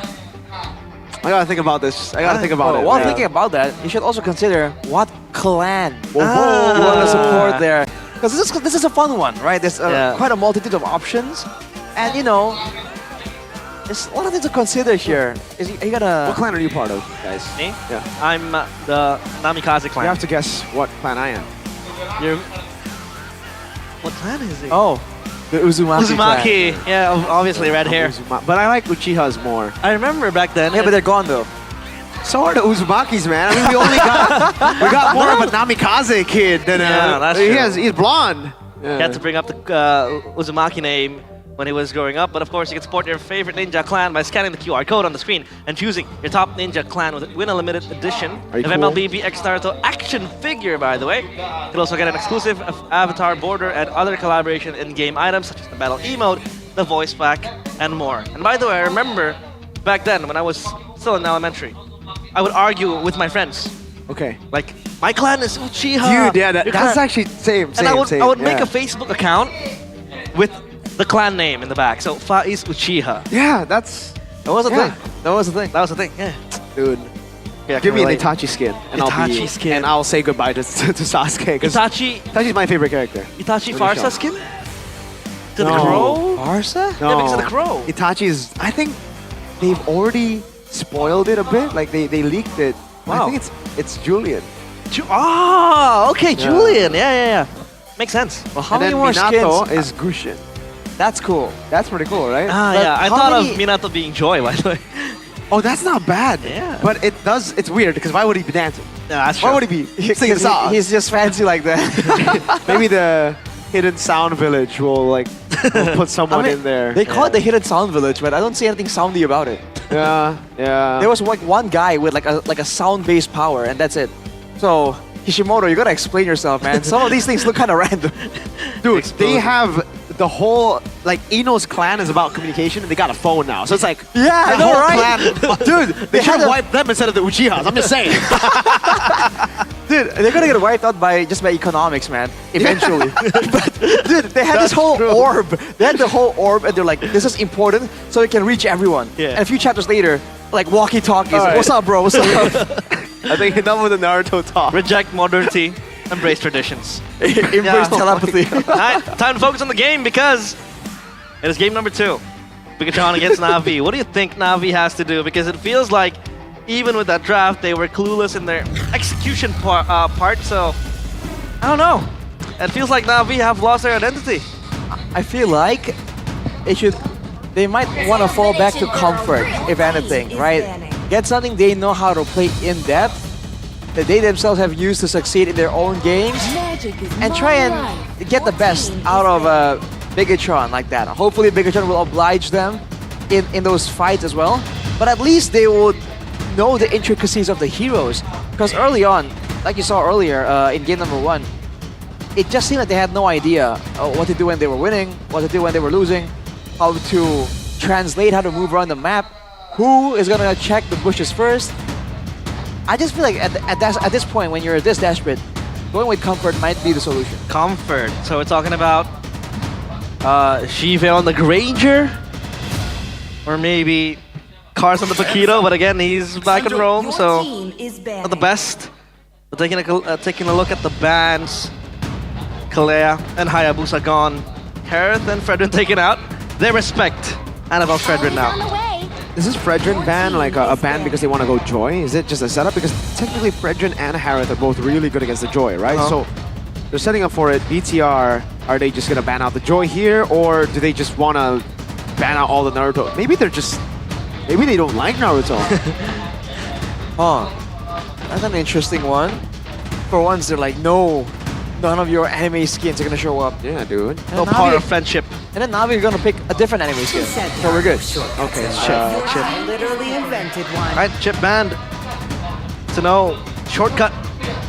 The Land of Dawn. And of course for Navi, the Joy is open if they want to pick it up.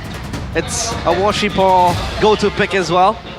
without the Frederick and the Herod, now they will have so much agency to try to activate this Joy. Oh man. If the Joy does come through here, again, I feel like they have to plan out which lane they want to make plays around with first.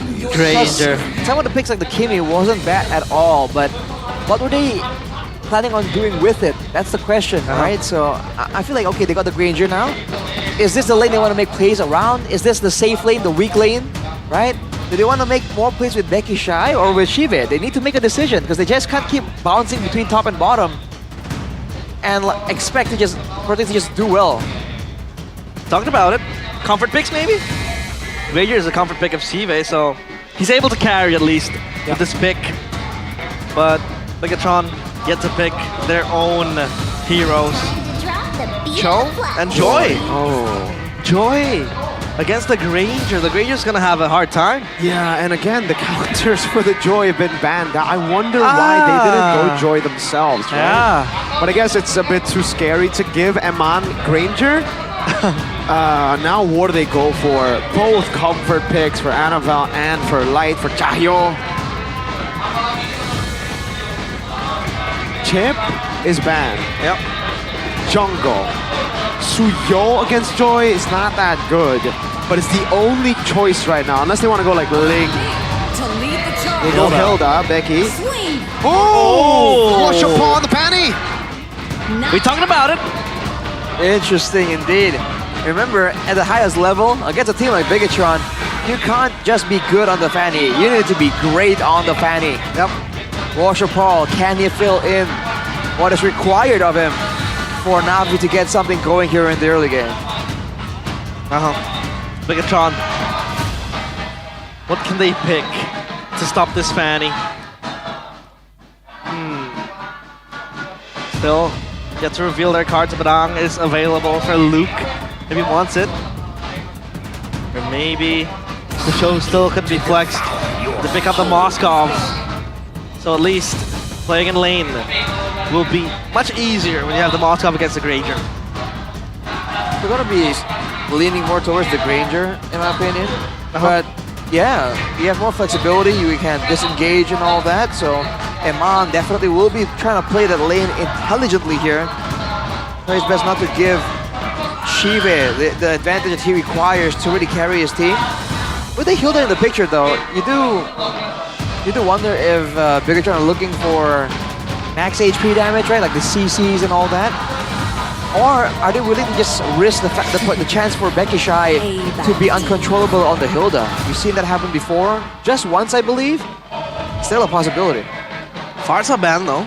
Yep. They want to take as much burst, as much kill pressure away as possible. Again, for Na'Vi, if they want to play with the Fanny, they need kill pressure to put on the map. So, BTR, what's it going to be in the XP? I think Na'Vi got to get rid of the Badang, right? I mean, Gonna be the focus. Take it out. Minimizing the choices. Because again, the show will still be flexed, but most likely it's going to go to Light. Because we know how capable he is with the Cho. Now Bigatron. One last ban to close out the first phase, the second phase rather. The fans are loud here in the arena. Lo Yi taken out. Lo Yi? Interesting. Yeah. Lo Yi and Fanny? Is that a good combo? Well, just sending her to cable around in a specific spot? I don't know if you can do that. Like, you know, plan for a diversion mid-cable. Certainly sounds a lot more difficult to pull off. Maybe they're just respecting the potential for any kind of global play because it can stall out the game. It can still catch them off guard by all means. Akai though. Isn't it? That's an interesting one. Some type of counter play against the Fanny. But yeah, the Badang is available, so I think Luke might yearn for it. Yeah. He's gonna get the Fanny as well though. This makes sense. Mid lane too for Reno. What are they gonna go for then? What mid laner? I'm confused. Chusin is still available, by the way. Kimmy? Oh. Is Kimmy still up? Yeah, Kimmy is still up as well. Yep. So technically they can go Kimmy. Not a bad option at all against this composition. The kite back, the mobility, the crowd control, this is a really flexible tool. With the Cho, there's gonna be no issue at all clearing the mid lane as well. Bigatron can definitely go for it, but so can Na'Vi. Johnson. Brother. No. I'm kidding. For Na'Vi. What if you go Kimi? Okay, Kimi and some kind of engager, surely, with the Hilda not being able to engage. No Badang. No Phobius. Terizla again? I think he's gonna go Bellaric, dude. Just like play with their own Bellaric? counter to engage. Jawhead. Nah. So Hilda XP. Because everyone on BTR technically wants to engage, right? So maybe they want to just go that, but no, they go Jawhead for cars. Alright, Bigatron against the Jawheads. Oh, Jushin still available. Against all these fighters, it does make sense. So much CC, man. And you have the escape as well, technically, for the Jushin, right? Exactly. I think for the mid lane, it's more on the escapism. Immediately in my mind, it was the Valentina with the mobility. The Zask, because, you know, Zask. Paramus? Pretty safe. Paramus, I don't know. I feel that's a bit more situational. But the Tushin, also very, very safe. You know, with a free flicker. Crimson Beacon. Me personally, I'm afraid of getting bursted down. I run the Vengeance on occasion. So you can do a lot of different things with the Tushin, man. That's why it's really fun. I once played it in the XP lane. Wow. Full tank. Wow. Full tank AXP Tushin. He likes to experiment as well. It's annoying, I'll tell you that. But of course, now, what could possibly be the last game of match number 2? Bigatron Esports against Na'Vi. Na'Vi still needs their win because they are still winless. So back to the land of dawn we go. Here it is, ladies and gentlemen, a step closer for BTR to claim 3rd place in the standings with just 1 win. But Na'Vi, they have different plans in mind. They want to get their first win at Juicy. First win. Oh, look at this, Becky Shy. Hey. Already cutting the wave, getting a level advantage there.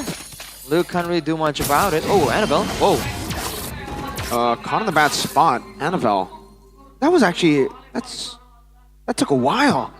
Orange buff already taken by Worship Ball. He might actually be going to the enemy jungle. But no, never mind. They don't have enough pressure in the mid lane. It's cutting the wave though from the back, so that's what Hilda is able to do. Speaking of the emblems though, Rashi. Okay, the emblems clears up together for Cars on the Jawhead. Expect the pick-off attempts for sure. Along with that though, did I see a Bargain Hunter for X Magic? You did. Yep. Yeah. Bargain Hunter. Yeah, items are gonna be great for him. But he's winning the Weakness Finder as well, by the way, so not the usual emblem we've seen. Maybe looking for more aggression towards the members of Bigatron. Becky Shy, that's definitely the man they're trying to use to exert as much pressure as possible. Watch the ball! Oh, looking for the cut there. Pin down coming in from Luke as well. Luke, first blood to Cars. Cars gets the first blood. Got trapped though by Luke, even if that was the case. Cutthroat! Watch Paul getting the kill. Annabelle with a disrespect right there gets punished for his troubles in the mid lane as well. X Magic and Moreno duking it out. It's funny, both these heroes do some kind of DPS technically. Not really. Cars is in the area though to swing the balance in favor of X Magic. Moreno has to be careful here. A lot of attention on the mid lane because Na'Vi needs this mid lane pressure in order to set up for this neutral objective. So far it's working to their favor. Especially now, cut their sights on the turtle. But Light and Luke are here. And they have strong skirmish potential. But so far, Annabelle still waiting in the wings. And this turtle dance might just start real soon. Well, all that's going on, Eman is just trying to lane as much as possible. Shiva is doing a great job harassing him down. But again, there's no urgency for Bigatron. I feel like the ones that are wanting to be aggressive technically is Na'Vi, right? With the Fanny, with the Hilda as well. So Bigatron can take a chill, can wait for a bit longer, and allow Eman maybe to join in the fight with this SOD. Depending on where the lane is, that's where he will decide to go in the fight and potentially pick up a kill or an assist or not. Light able to go for the kick, onto the Kimio, pinned down instantly. It'll be a kill. Now Watch Paul on Moreno, Crimson Beacon and the flicker out. Has the Lantern on him, Annabelle caught very low. Watch Paul gets the assassination. Big Q Shy walks up with the flicker, unable to get it though. And now it'll be both teams disengaging, but BQ Shy is in the bush, regenning. Light and Luke really just trying to get this kill. Oh! The regen from the Hilda is real, but Washi Paul might look for seconds. Washi Paul, look at how much damage he's doing. Light walks up.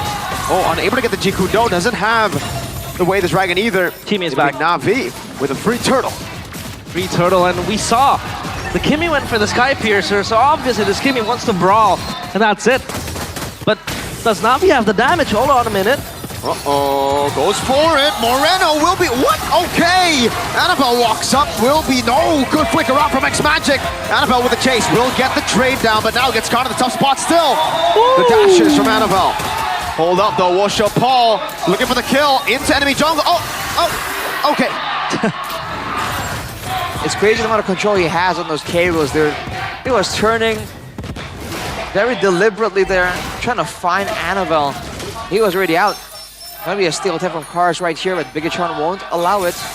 But Becky Shy doing a great job, really outmaneuvering Luke here, trying to roam as much as possible, having the lane pressure every single time. Now, so far for Na'Vi, it's looking very, very good. They're stabilizing their lanes. BQ Shy is just doing Hilda things, and Washi Paul will invade this orange buff. It won't go unnoticed though, but hey, he gets it. He does. He's going to be 2 levels ahead very soon. Yeah.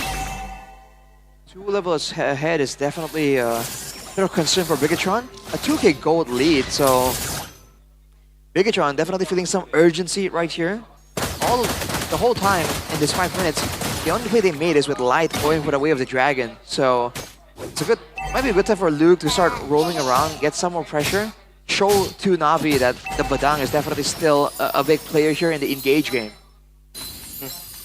And so far, for Na'Vi, it's all about just winning in the early game as well. Funnel the Kimi, get him to work, and the Granger as well will just kill for late game BQ Shy. Look at the Hilda pressure. It's able to exert towards Bigatron. They're not let loose. Bigatron does not have the agency to move as free as they were in game number 1. Turtle in their eyes though, and this might be another contest going on. Annabelle still clearing the lane right here. Luke makes the first move. Onto Cars they go. To flicker out from Cars. Info for BTR. Washer Paw on the purple. BTR on the turtle. Becky Shy already onto Moreno. Going to be picked up as well. Luke again pinning down Cars. Shiva with a turret down below. Turtle for turret trade. Luke will not push the tempo. Will side against it. Yep. At least the cross map play, but BQ Shy still there. It's a beefy boy, so he's going to be fine. Ooh. Look at him. Cable ready. Luke going to be caught, has the pin down. Cars will be locked inside of it. Light unable to go for Jikudo now. Oh! It's an immobilization. X-Magic gets a kill on the back. Washo Paul! Way the dragon though. Washo Paul able to survive. Luke comes in with the fist crack and will be able to get the kill back in. And Mon finds 1. Magic 2 on X-Magic. Now Becky Shy pulled back again. Flickering on the wall. Moreno wants to go for it. Luke as well, but Shiva's right there. Luke with the pin down again. But now Timon and then Zai, Spear of Misery, not able to go for the pin down completely, but he's a flicker forward. Now on Shiva he goes. Rhapsody, Spear of Misery, BTR walking up. Shiva falling to the punch of Luke. All their hard work gone in a matter of seconds. And Bigatron, they equalize the game. Na'Vi going back to square one. Na'Vi seemingly improvising how they wanted to fight there. And such is not gonna fly against Bigatron. Bigatron on the other hand went for exactly what they wanted. They went for the prior targets. They try and use all that pick-off potential, burst damage, and they're able to actually get the better of Na'Vi. Now with the early pressure somewhat equalized, Na'Vi is definitely looking for more ways to force Bigatron, but it's only the Litho right now. And Na'Vi doesn't have a solution for Luke jumping in. That's why the Badang engage role is just so good. On the EXP or the roam position, you just have a good way to deny an engage, but also engage on your own terms. Oh, look at that. This crack. Light able to escape again. Washer Paul going for it. Wade the Dragon, no, from Light. Oh, that was risky. Aman almost got the Spear of Misery. Turret going to be falling up top and down below. These are getting structures. Up top, down bottom. But Annabelle is also quick to clear the side lanes, but Fanny is there. Whoa. BQ Shy, he's just running around rampant. Right. Annabelle gonna be caught, taken down by Washapal. Wow, gone in seconds, and now they have Pryo on Lord. This could be a free Lord stuck under the sheets. Reset. Of Bigatron, it resets though, but still, it's there. Spirit Destruction. The SOD lands, Washapal gets it. Wow. SOD won't be taken, and Na'Vi are back in the lead. This Fanny, dude, is doing a great job just pressuring Bigatron again and again. The fact that Annabelle got caught out of position there, that's definitely a massive mistake for Bigatron. Now it's on the defensive immediately. Ooh, look at the damage though. The Granger and the Kimi. We've seen this combo sometime in the earlier matches today as well. It's a lot of damage from a long distance away, and Bigatron have nothing to kind of match it. The Moscow can't do it, the Tushin can't do it as well. If they really fall so far behind that their front line melts immediately to X Magic and Shive, this is looking like a dangerous game for Bigatron. Yep. Annabelle gets away. Hold up, Cars. Look at the play. Flickers in, finds Light. Light will be taken down by Becky Shy. Na'Vi snowballing with this lead. Luke might be next on the chopping block. Still able to walk away. Pulled back down, Luke with the fist crack. Will be taken down by Shive. The SOD lands. But I don't know. Oh, wow. He actually takes the Spear of Misery coming down. Will be able to escape with a flicker. Annabelle in the mid lane, clearing it out. Now jumping on the Washapal with the retreat too. The Washapal is able to escape, and Na'Vi are on the chase. So we're saying, man, the damage potential coming out of Na'Vi, definitely scary. Oh, Annabelle. Again, this could be a kill. Washapal with the cables. Oh, unstoppable force. Annabelle falling. X Magic picks up another. Bigatron are losing in all departments. Take a look at Na'Vi. They're unstoppable. And they know their win con is just to try to be as aggressive as ever because they have the hill to set that up. And they have Washapal could really burst down the members of Bigatron. And X Magic is scaling. Shiva is there as well, getting stacks. So far, Bigatron, it feels like they are annoyed in Na'Vi. In theory, this should be Bigatron trying to find ways to use Eman as a split push tool. The Moskov against the Fanny, we've seen it before. There is plenty of outplay potential available for the Moskov. They gotta be careful here.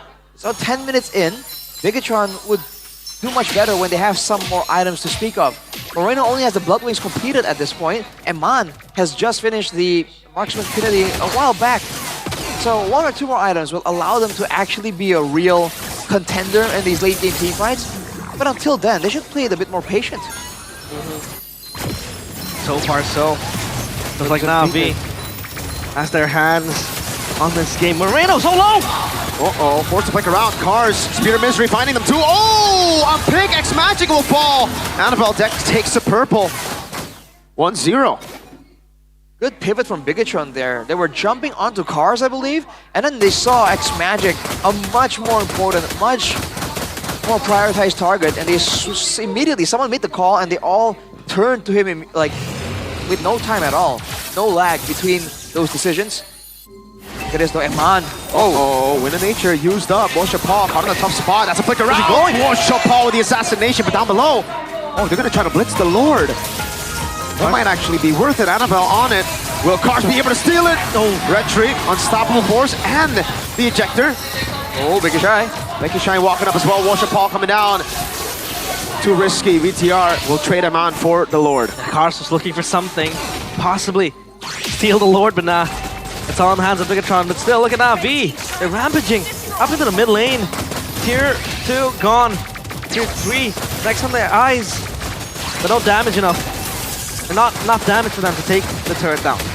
Yeah, and you can see, by the way, Washapal is doing a great job right here. He's seen that Bigatron can respawn in time, have the reflexes to deal with this diving Fanny. So he's doing a lot more feints. He's throwing out cables, but not going all the way towards the team of Bigatron. Just forcing out some of the reactions, gauging how committed Luke and Light are on their crowd control tools. And if he gets a good read, he might find a window to go all the way to the backline. But now Bigatron has the Lord at their backs. They should be trying to find something, but Light, who spots the whole team of Na'Vi. And they're going with a 2-lane split, but Luke stuck in a duel. This crack, Washapal able to go for the 1v1. Now Moreno. Eman down below, Lord cleared up by Washapal. 5-1 and 4 on the Fanny. It feels like we talked about how Bigatron has the tools to try to stop the Fanny from being a menace. You know, the Crimson Beacon, The fist crack, the badang basically is there to really just tank the damage. But so far, Na'Vi with Washipal has been very, very good in trying to just pull out and bait out the spells from Bigatron, in which they will leave the whole team exposed to Washipal, just cabling around, getting the cutthroat, getting the burst damage down.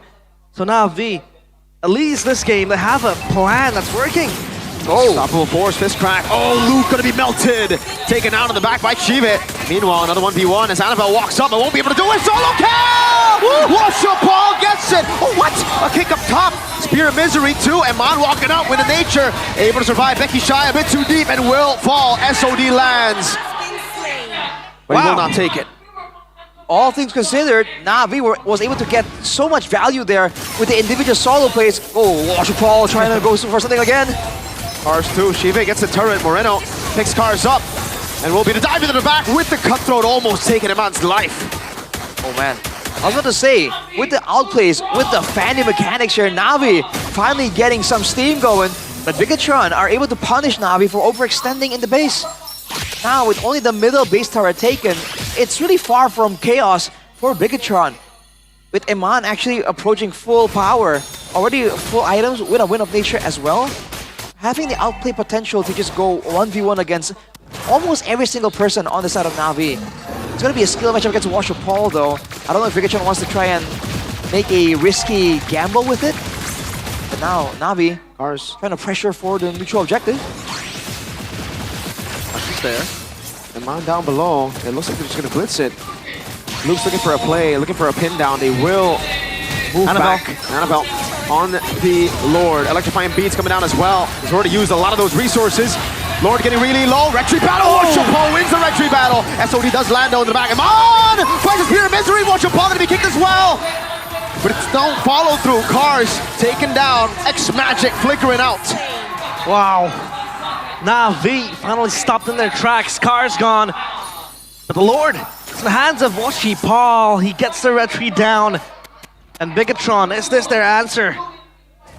Without the Lord, the siege potential of Bigatron is actually very, very weak. You can see Luke already taking a ton of damage there. I wonder if it wasn't better for Bigatron to stop the recalls and allow Eman to potentially end the game there. If they could get 2 or at least 2 kills, I think that would have been okay. But now against almost a full-powered Na'Vi with the Lord, it's going to be a bit of a tough defense for Bigatron. They got to play this one carefully. They have to make sure that Washipal doesn't really get too much momentum going in the movements here. Look at BQ Shy just going at it. The Bigatron, they have the damage to clear this Lord at least for now. Right. And their base defense working well again for them. And Eman has the rose gold. No boots. No boots, boots sold, so at least defensive items to his pocket because he knows he might get bursted down with a Fanny. Definitely. Uh-oh, you can see the damage. 2 detonatas. Ranger. As the Abyss Walker back, Annabelle electrifying beats over to BQ Shy. Washipal still looking for the angle to go onto Annabelle, and he will. But this time it won't be a kill. But the question is, Arashi, the later this game goes, does this Fanny fall out of relevancy? Well, sort of. In a sense that Assassins always kind of do, with the Win of Natures coming through and all that. The thing is with the Fanny, it's just not your regular generic assassin. There's a reason why the Fanny was banned so much. You have ways to kind of outplay a Win of Nature. You can threaten with the cables, step back, and then go back in. You can burst down your target before they can even react. There's so many options available for Washipal right now. But later on, I think like Annabelle will be able to be a bit more relevant because he can actually burst down multiple people at the same time in a bit more of a reliable fashion. The concern though is not just that, it's the fact that Eman is already at full and Na'Vi technically have 2 marksmen with the Kimi and the Granger. Look at Cars though, whoa. Cars is actually all alone, does have the flicker, will be able to use it in time. That's gonna be fine. It's just game of objective as of now. We're waiting for the Lord timers to go. And for Bigatron, they've lost their inner turrets, 2 of them, mid and down bottom, so at least they have to try to push the waves, bounce it towards Na'Vi. I think Eman would be the suitable man for that. But for now, at least for Na'Vi, they have Fanny, they have Washipal to try to respond towards the split push down bottom. Washipal's gonna clear it. I feel at this point it's Bigatron. If they can orchestrate a play to get to the back line, like Annabelle and Light maybe diving together. Moreno can use a Crimson Beacon, and then Eman landing an SOD towards Shive or X-Magic. That would be ideal, man. That would allow them to really circumvent all of the front-to-back mechanics that Na'Vi have been using to really abuse them. And at that point, without Shive and X-Magic, Worship Paul, you know, he's a menace, but he's not a solo. He's not a menace solo. He needs the team around to gain the respect of Bigatron so that he has a window where Bigatron doesn't have any tools to shut him down. Because if he goes in with the cables and he gets stuck, that's a dangerous situation to be in for Worship Paul. This is a risky play though for BTR. They're gonna have to. Are they gonna give it away? They shouldn't. Have to test this. Annabelle's coming through.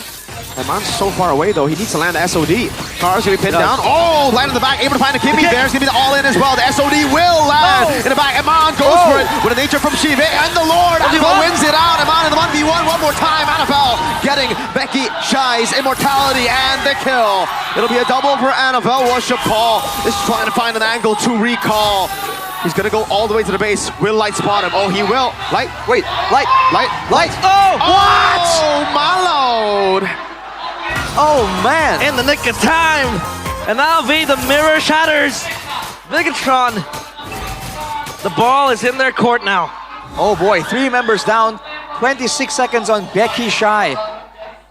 It's going to be a scramble from Bigatron to try and use this Lord as much as possible. If they can get any kind of pickoff, any kind of fight here to cycle the death timers, it's going to be super ideal.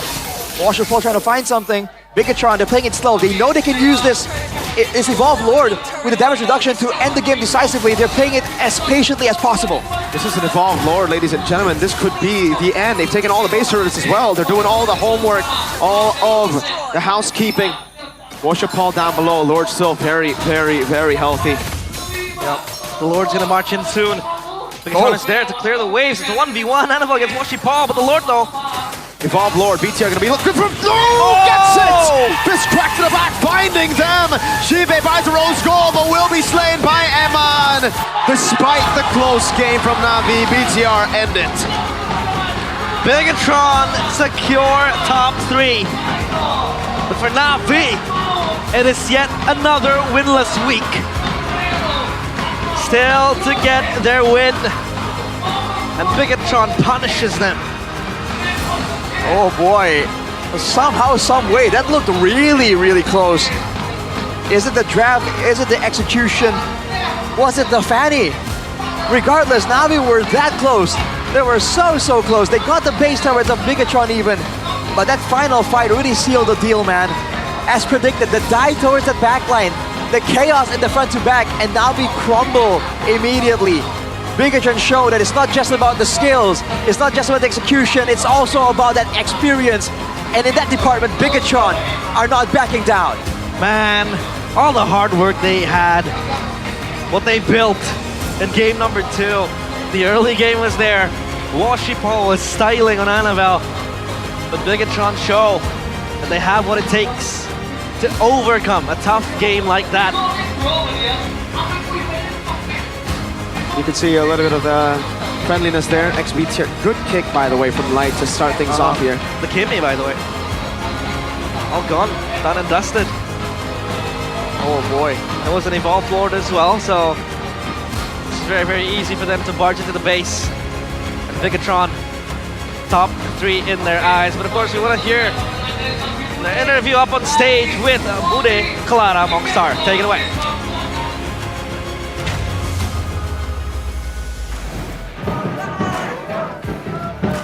Dari posisi 6 kali ini mereka merangkak naik ke posisi 3 dengan kemenangan barusan Bigatron. Wow, 2-0 yang cukup mendebarkan. Annabelle 2-0 di match kali ini. Game kedua terasa cukup ketat. Game 2 kayaknya banyak mistake juga dari kita kan. Terus Navia juga main bagus sih. Soalnya lumayan jago Worship Paul main Vania. Iya, jadi Bude penasaran banget ini kan bisa dibilang kayaknya kita kali pertama ngeliat Worship Paul dengan Fanny-nya sebagai match up-mu sendiri. Gimana sih kamu ngelihat performa dari Worship Paul hari ini? Jago banget dia main Vania. aku nggak expect dia bisa kayak lancar main Vania. Wow, dan apakah karena Washipol nih yang bikin kewalahan di game kedua? Kalau menurut aku ya. Kamu ya, dan bikin kamu juga agak kebingungan kah tadi dengan gerakan Washipol? Apa sih yang berbeda dari Fanny milik Washipol? Kayaknya Fanny Washipol kayaknya full lock aku deh, nggak lock Emen kayaknya. Pokoknya fokus Anavel aja. Dan ketika kamu digituin, apa responmu Anavel? Tetap sabar aja sih, harus santai. Oke, sabar dan santai. Tapi kalau ngelihat posisi sekarang juga dari tim Bigetron, banyak banget nih pertanyaan. Rambutnya udah merah, masih tetap strong gak sih? Ya kita usahakan strong sampai akhir season.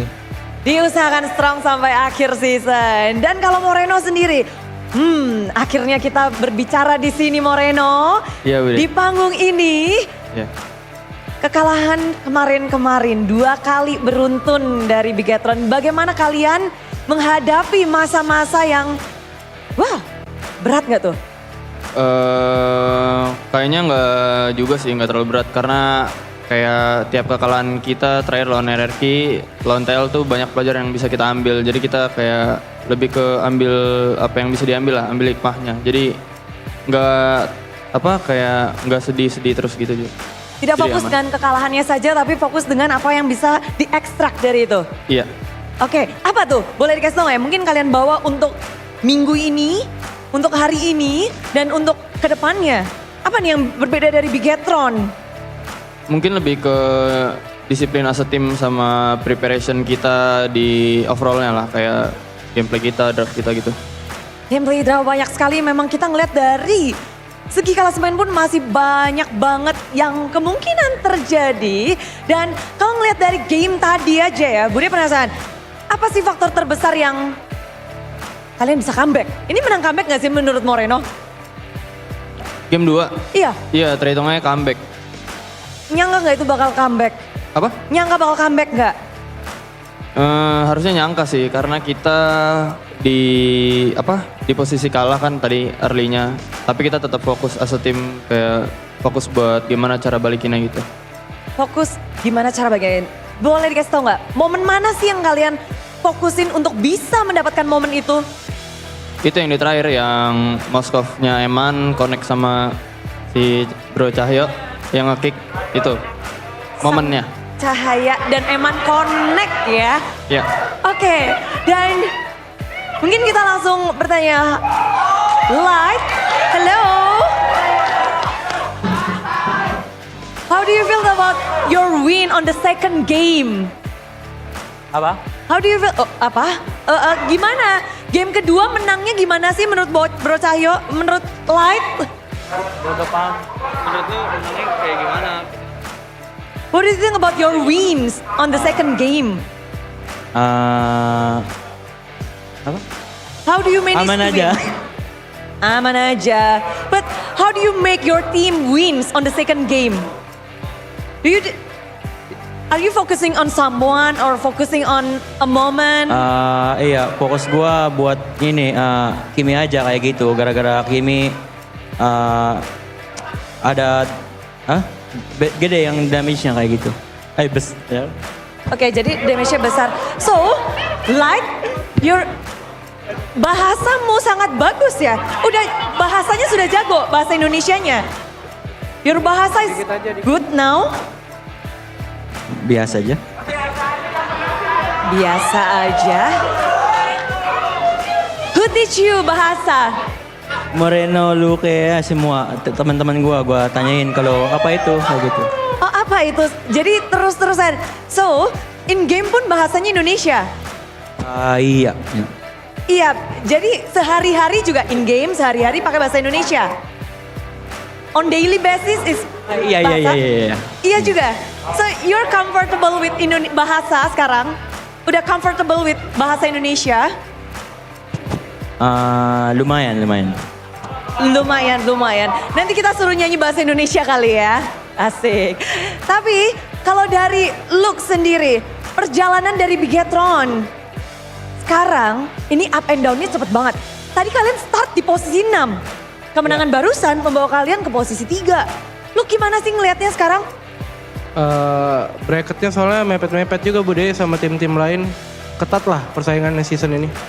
Lalu setelah 1 tiket sudah sold ke tim RRQ, kalian ada motivasi lebih nggak nih? Pecutan lebih nggak nih? Ada dong, kita masih mau upper lah kalau bisa. Kalau bisa. Iya. Semangat aja dulu. Semangat aja, tapi wajahmu kok kurang semangat, Luk. Semangat. Semangat! But after this win, Eman, we know that in this season it's really competitive. For the next week, what is your plan? Mungkin ini latihan serius sama kayak tadi. Ya, itu dah. Hari ini udah serius? Ya, udah serius. Kemenangan tadi udah kemenangan tadi tuh udah set the standard for Bigetron, new standard for Bigetron. Belum sih, masih ada dikit. Masih ada yang bisa dibenahi, masih ada yang diperbaiki, but is there anything you want to say to Biget Troopers, to your special one? Thank you for supporting us and then my family and my girlfriend. Ya, itu aja. Itu aja. For the next battle, good luck, have fun, and then we give our best to have enjoy. Yeah. Ya, itu hadiah. Semuanya masih tenang, masih kalem. Dari tim Bigetron juga nggak ada yang panik ya. Happy aja. Yeah. Dan semuanya masih begitu percaya diri. Hari ini, tim Bigetron telah membuktikan diri. Kalah 2 kali bukan berarti apa-apa. Mereka sudah mempelajari semuanya dan memberikan mereka kemenangan 2-0. Biget Troopers, sambutlah kemenangan dari tim Bigetron.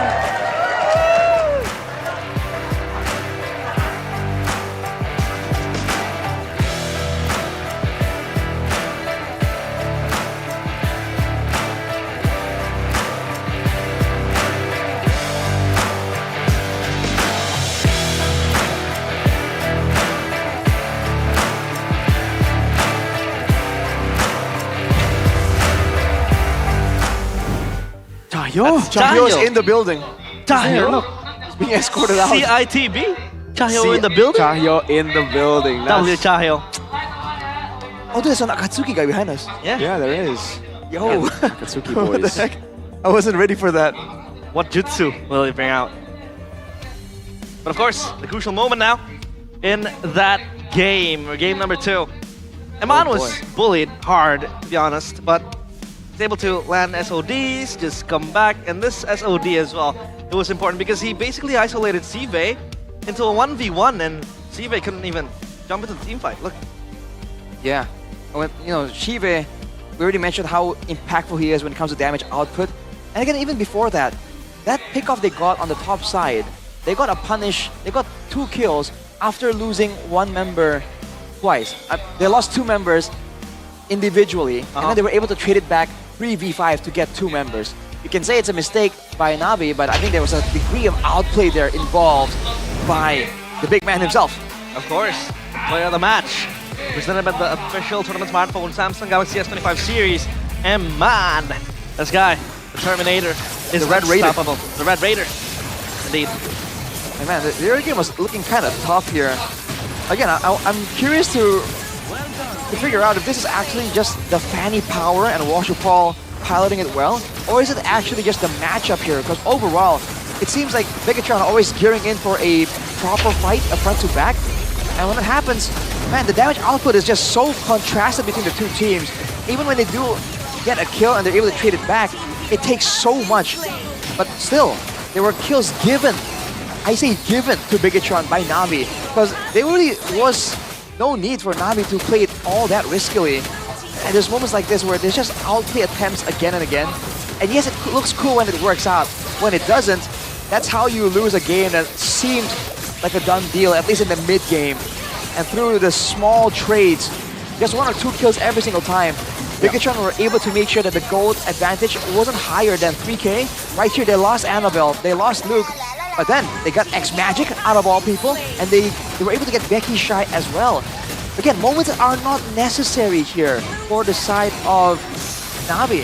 And in the final fight, we've been discussing how Bigetron have been losing in the front to back again and again. With the assistance of the Lord there, they just completely dismantled the formation, man. There was nowhere safe to kite back from. So even the best Grangers, the best Kimis, had no safe zone to go to. And with the Evolved Lord, it is what it is. The damage reduction, the extra damage, it's just too much to handle. That's why that Lord is the game ender. And Bigatron did a great job stalling long enough to get to that point, to get the Red Tree battle win, to get the backline of Na'Vi and get that victory. It's expected, but it's definitely not the way we were expecting it at all. Washi did everything he could with the Fanny. I mean, look at his build. He went for the harass and then goes for the Queen's Wings as well to minimize the damage. But again, Bigatron are able to layer their spells, ration it to use it against Washi Paul. I mean, in certain occasions, he was coming out on top against Annabelle in the 1v1. Split push as well, playing the far lanes. But yeah, as late game comes in, Bigatron were much more solid. They really were, and it became really tough for Na'Vi to really crack Bigatron, which is crazy because with that kind of lead, you would expect them to be able to, but I think it just goes back to Na'Vi being a very safe team. They always want to play it safe, even when they have an angle to end, even when they have an angle to attack. They would much rather wait for a mistake on the other side, which isn't really the best game plan when we're talking about MPL level, right? Right. You gotta be the one making the proactive moves. If you have that lead, yes, sometimes can lead to a throw, but you got nothing to lose. I still think they're playing right now with a lot to lose. There's still pressure.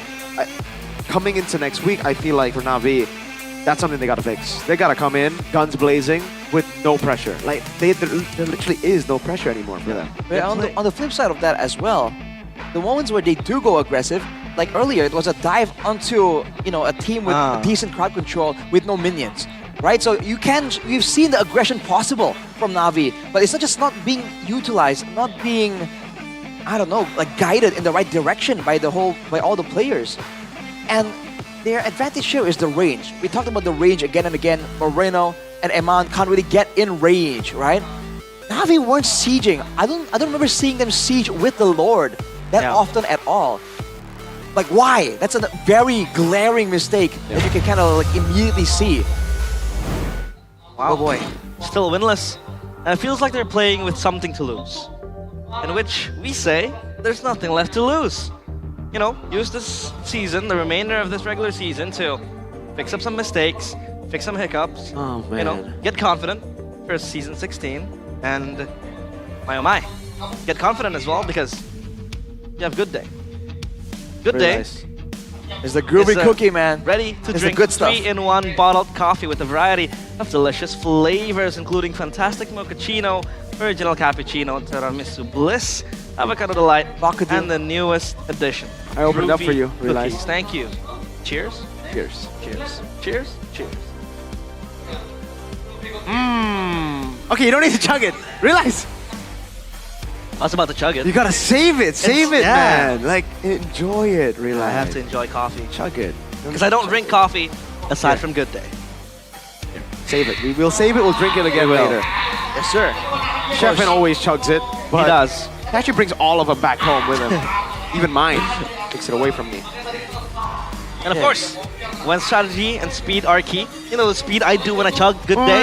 Oh, that's you need focus and protection, because protection is everything.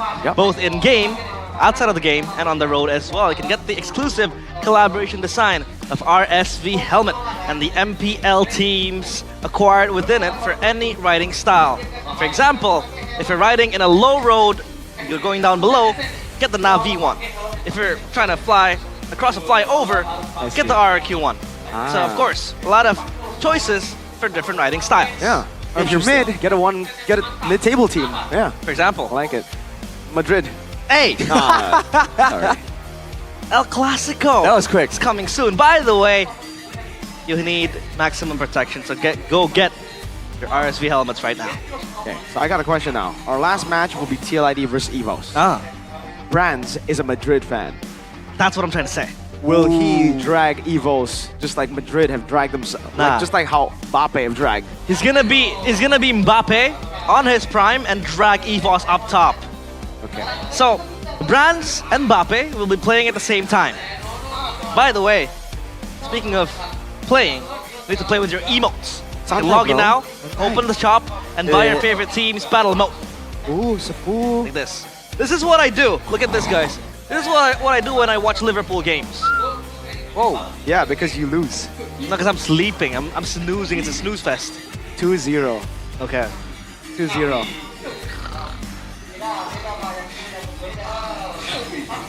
What do you want to talk about? Relax, the Arsenal relax, loss? brother, relax. Do you rate Arsenal? I don't. You don't? I don't. But they beat you. That's true. Yikes. But of course, Santai, to bro. prepare match number 3, we will take a short break. So we will see Brands and Mbappe Brands as well playing later on. So of course, don't forget to tune in, prepare your drinks for the last match, and stay tuned in MPL ID Season 15. Cheers. Hala Madrid. No.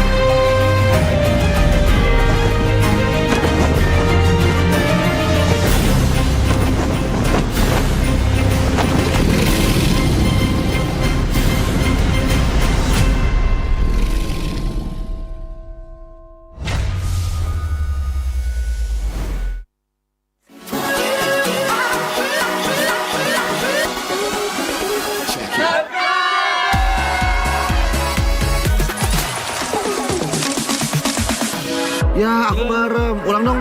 Gak perlu.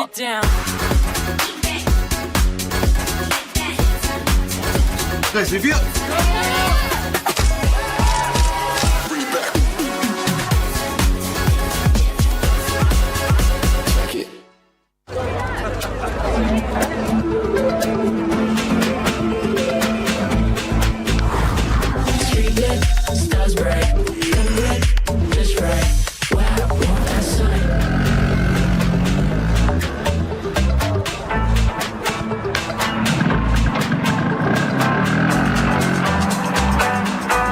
Wow. Cool.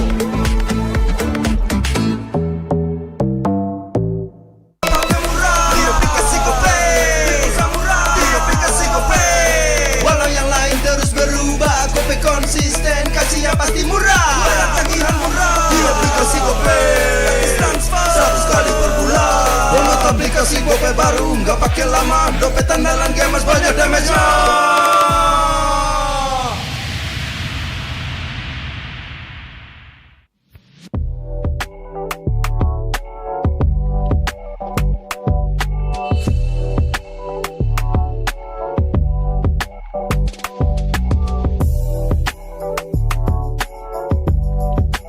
Rasa baru makin seru. Pertama di Indonesia. Kopi susu rasa cookies. Always ready, warnai harimu. Good day groovy cookies. Nikmati sensasi asyik kopi cookiesnya. Tak ada hari tanpa mabar. Main nge-lag, kerap buat ku tak sabar. Gimana mau main sampai kelar? Ini waktunya ku bersinar. Okay, let's do it. Game smash andalanku bikin mainku semakin hebat. Tim stabil main makin mulus, rankku fix naik terus. Tukar DG rings, diamond dan voucher game kau dapat. Cuma Game Max makin no debat. Games Max Booster, kini dapat DG Rings. Beli paketnya dan aktifkan boosternya di aplikasi Dunia Games.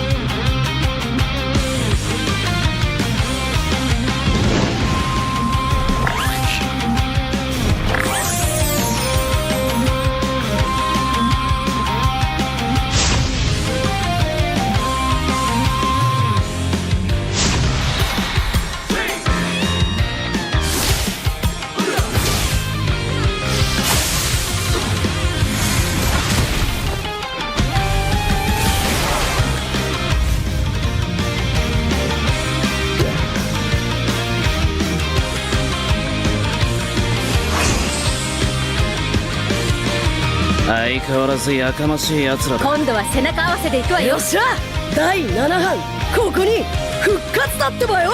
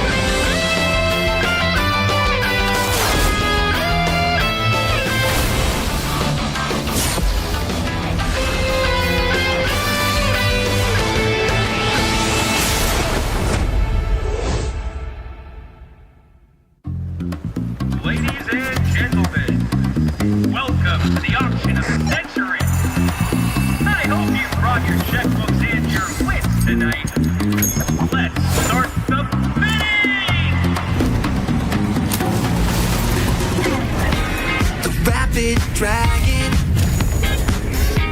in agile fashion, we jump into action, dashing, perspectives are clashing. Oh, oh, oh, we're taking on the fight.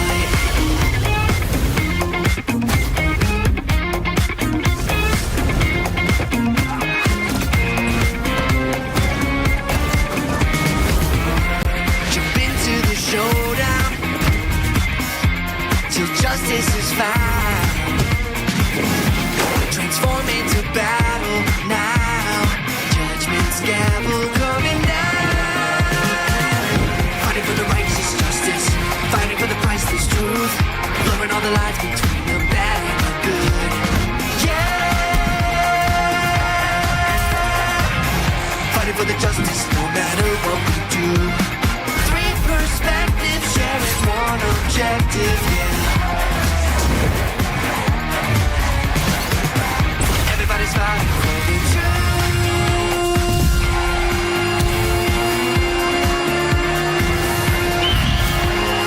Justice calls.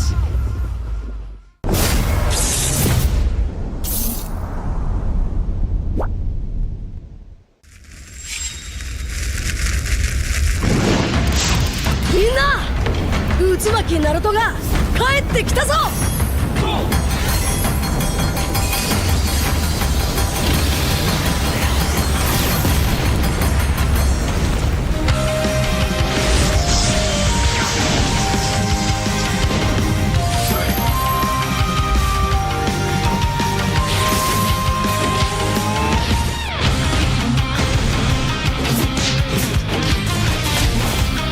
クラマ力を貸してくれ。よ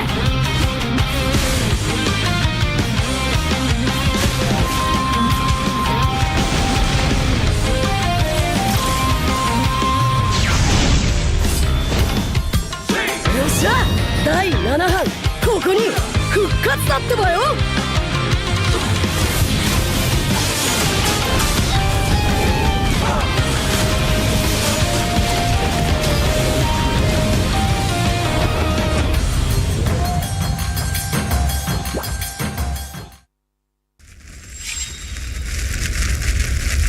見せてやるよ、シャリンガンの本当の力をな。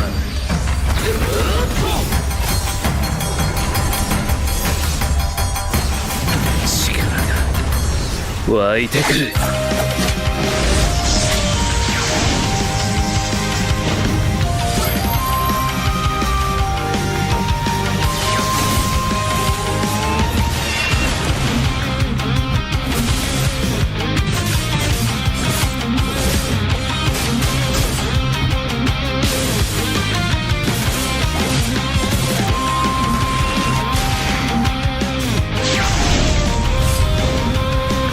相変わらずやかましい奴らだ。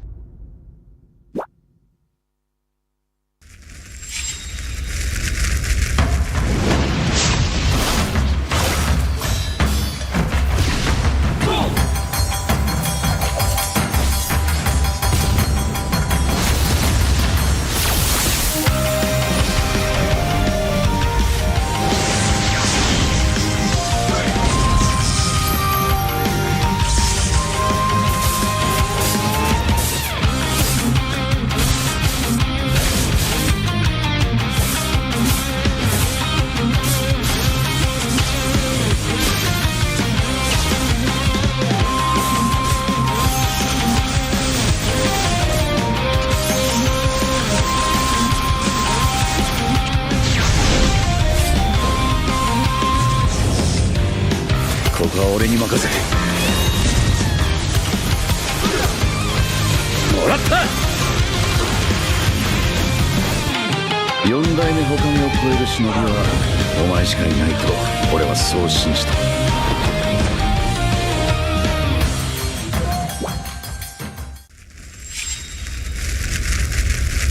みんなを守るために私はもっと強くなる。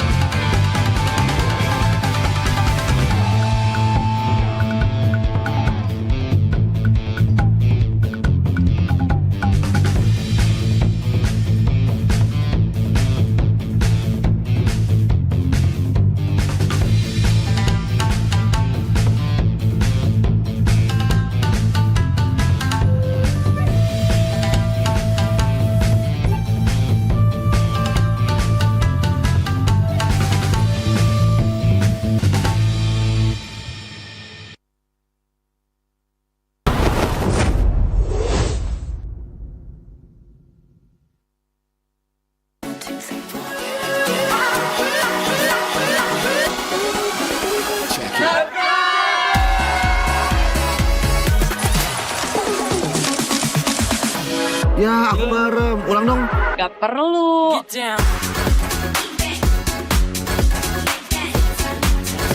Guys, review.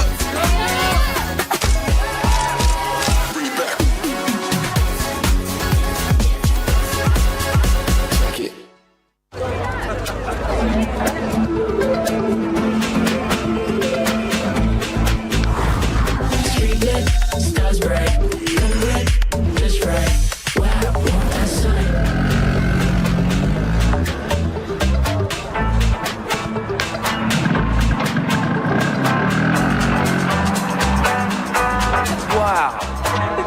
Cool.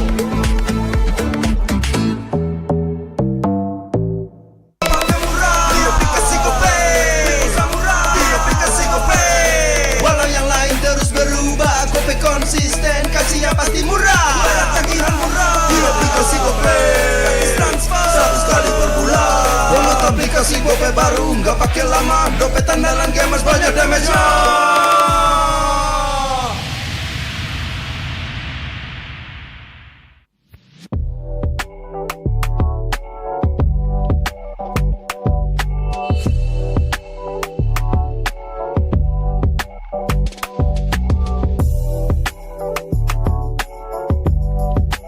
Rasa baru makin seru. Pertama di Indonesia. Kopi susu rasa cookies. Always ready, warnai harimu. Good day groovy cookies. Nikmati sensasi asyik kopi cookiesnya. Tak ada hari tanpa mabar.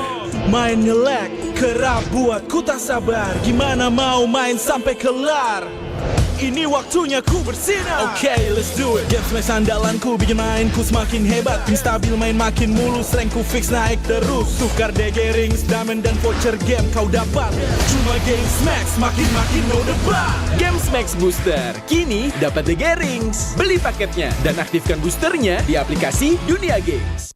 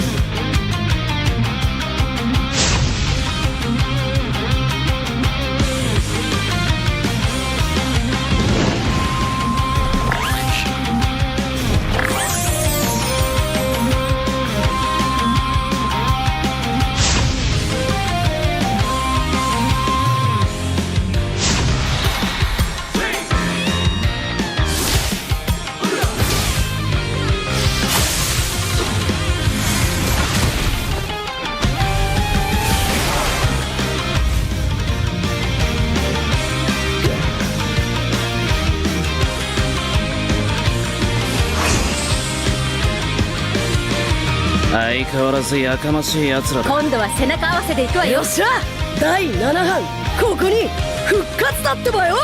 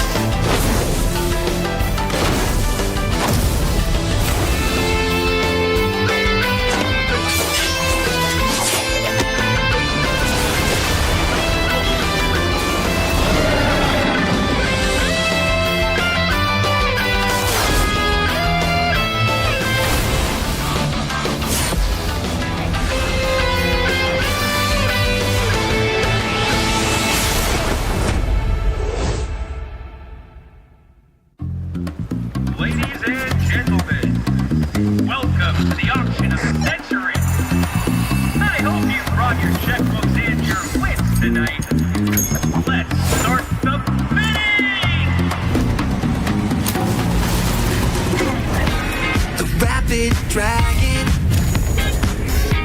in agile fashion, we jump into action, dashing, perspectives are clashing. Oh, oh, oh, we're taking on the fight.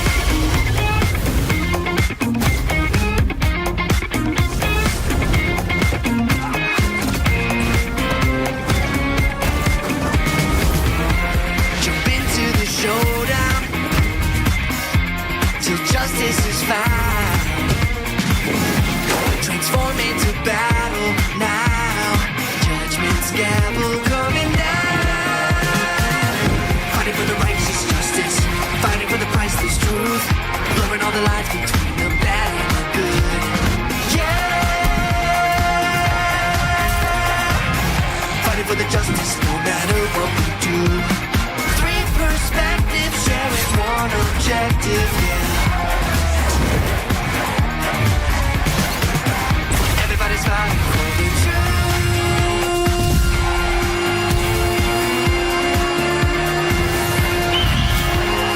Justice calls.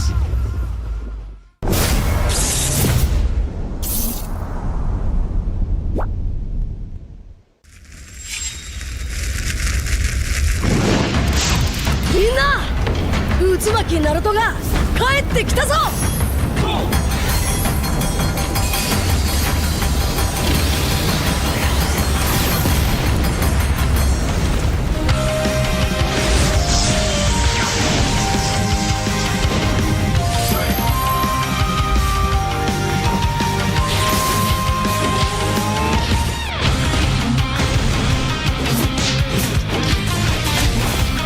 クラマ力を貸してくれ。よ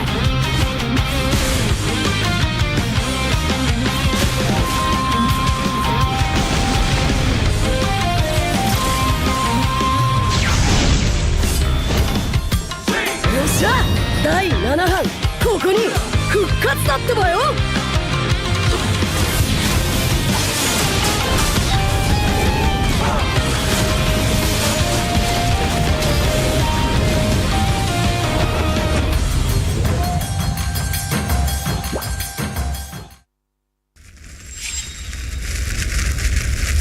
見せてやるよ、シャリンガンの本当の力をな。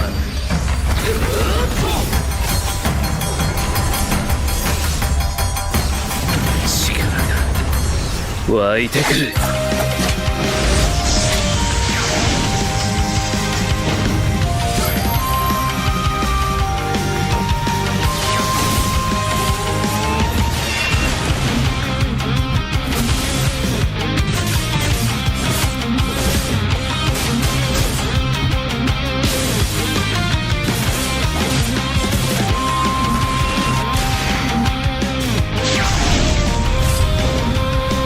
相変わらずやかましい奴らだ。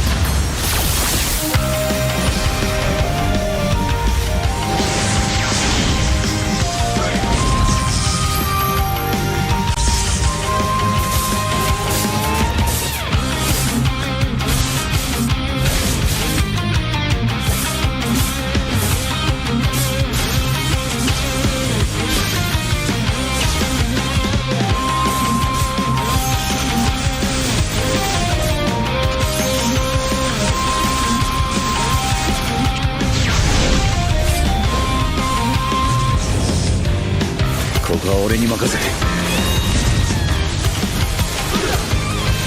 もらった。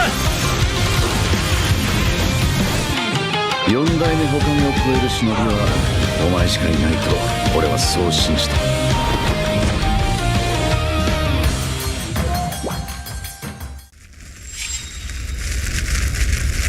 みんなを守るために私はもっと強くなる。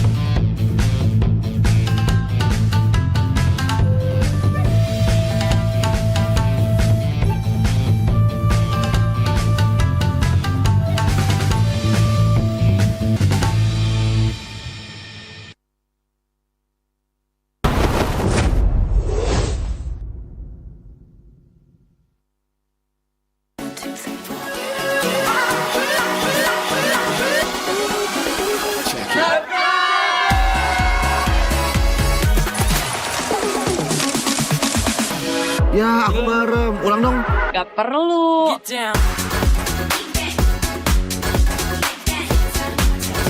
Guys, review.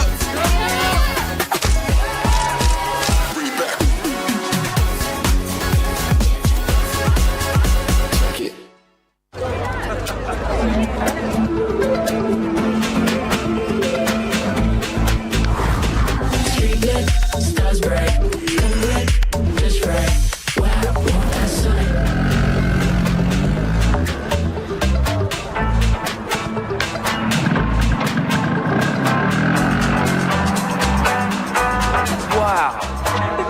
Cool.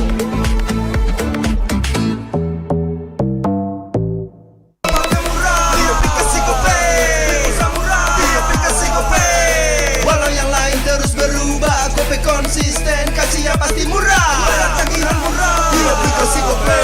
Gratis transfer 100 kali per bulan. Download aplikasi Gope baru, nggak pakai lama. Gope andalan gamers banyak damage-nya.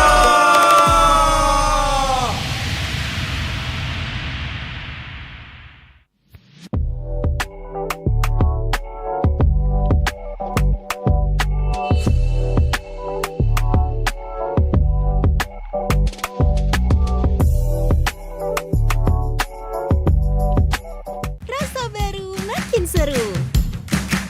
Pertama di Indonesia. Kopi susu rasa cookies. Always ready, warnai harimu. Good day groovy cookies. Nikmati sensasi asyik kopi cookiesnya. Tak ada hari tanpa mabar. Main nge-lag, kerap buat ku tak sabar. Gimana mau main sampai kelar? Ini waktunya ku bersinar. Okay, let's do it. Game smash andalanku bikin mainku semakin hebat. Pin stabil main makin mulus, rankku fix naik terus. Tukar DG rings, diamond dan voucher game kau dapat. Cuma Game Smash makin no debat. Game Max Booster, kini dapat DG Rings. Beli paketnya dan aktifkan boosternya di aplikasi Dunia Games.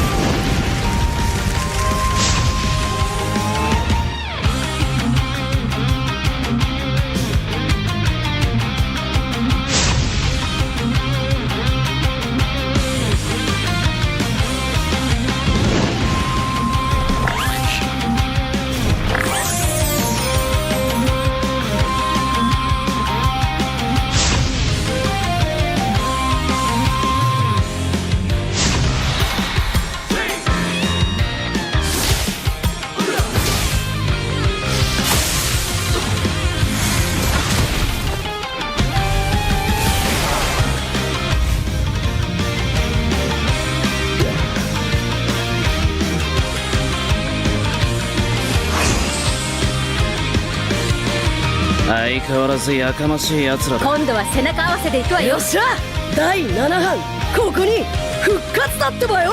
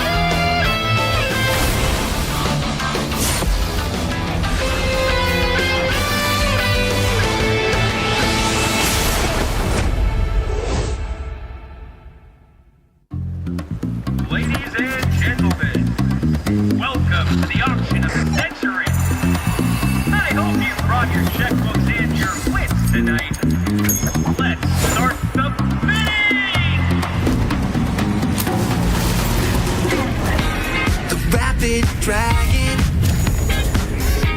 in agile fashion, we jump into action, dashing, perspectives are clashing. Oh, oh, oh, we're taking on the fight.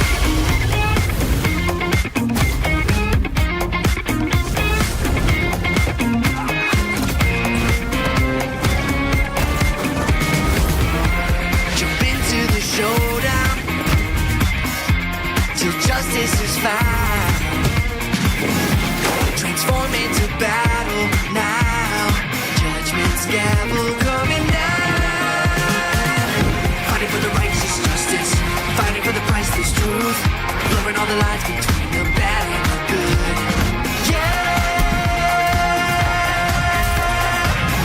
fighting for the justice no matter what we do. Perspective, sharing one objective, yeah. Everybody's fighting for the truth.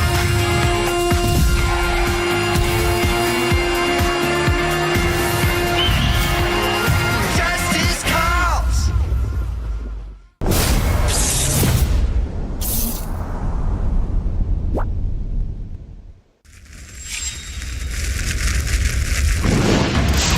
Minna! 渦巻きナルトが帰ってきたぞ。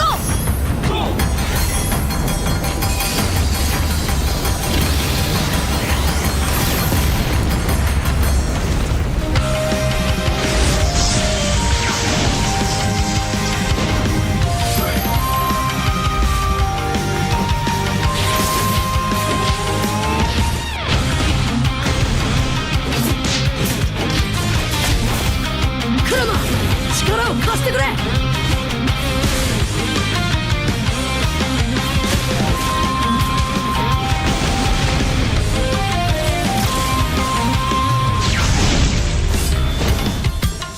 っしゃ第7班ここに復活だってばよ。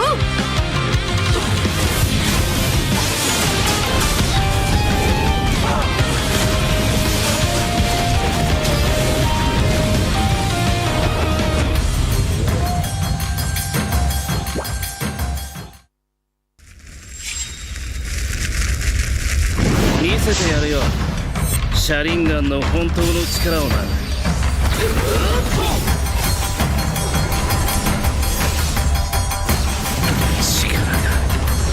湧いてくる。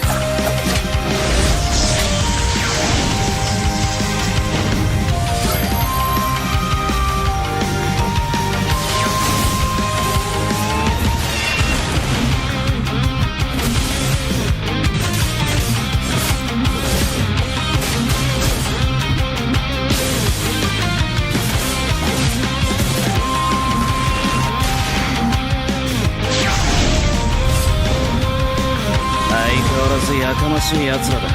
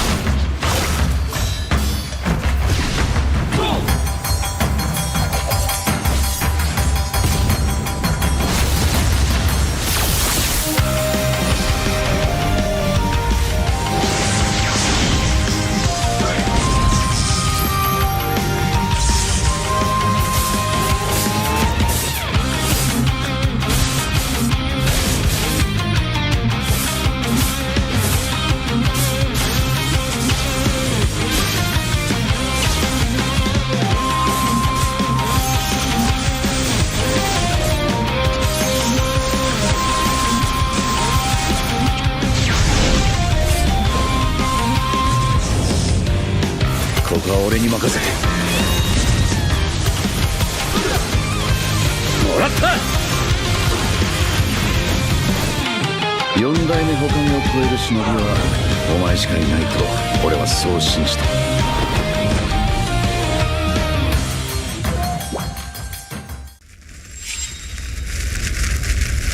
みんなを守るために私はもっと強くなる。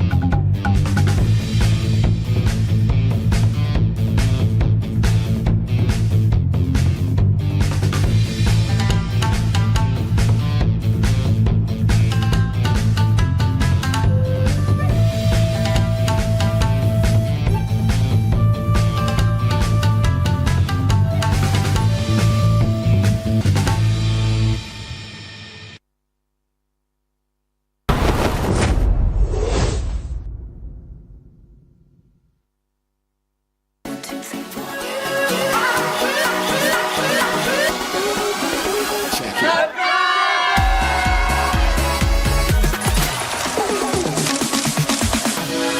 aku merem. Ulang dong. Gak perlu.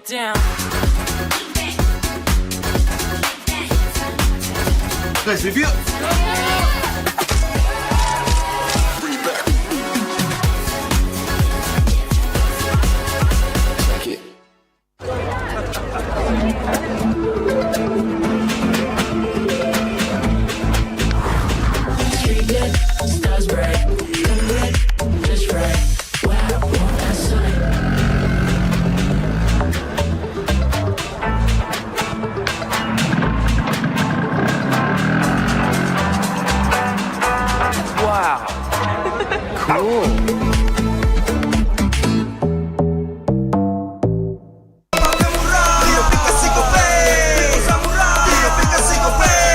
Walau yang lain terus berubah, Gope konsisten, kasih yang pasti murah. Bayar tagihan murah di aplikasi Gope, gratis transfer 100 kali per bulan. Download aplikasi Gope baru, nggak pakai lama. Dompet andalan gamers banyak damage-nya.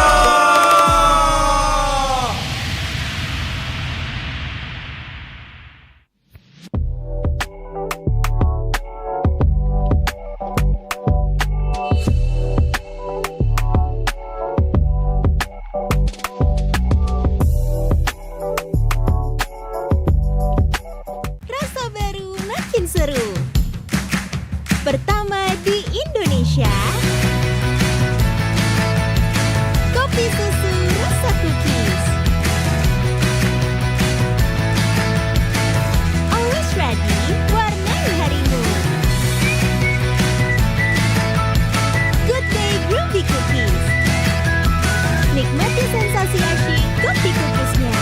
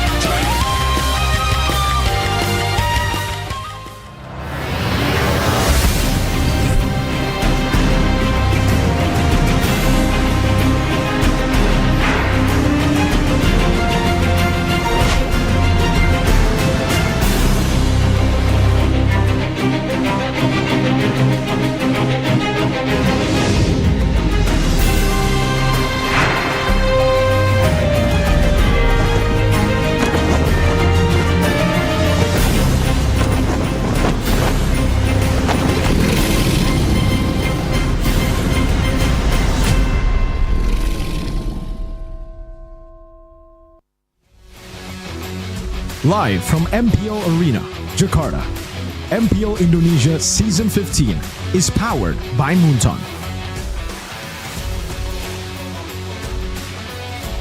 Supported by Esports Federation of Indonesia.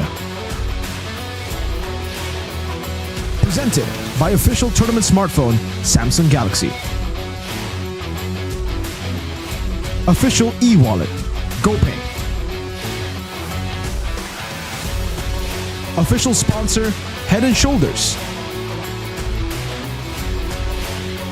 Official coffee Good Day. We own this.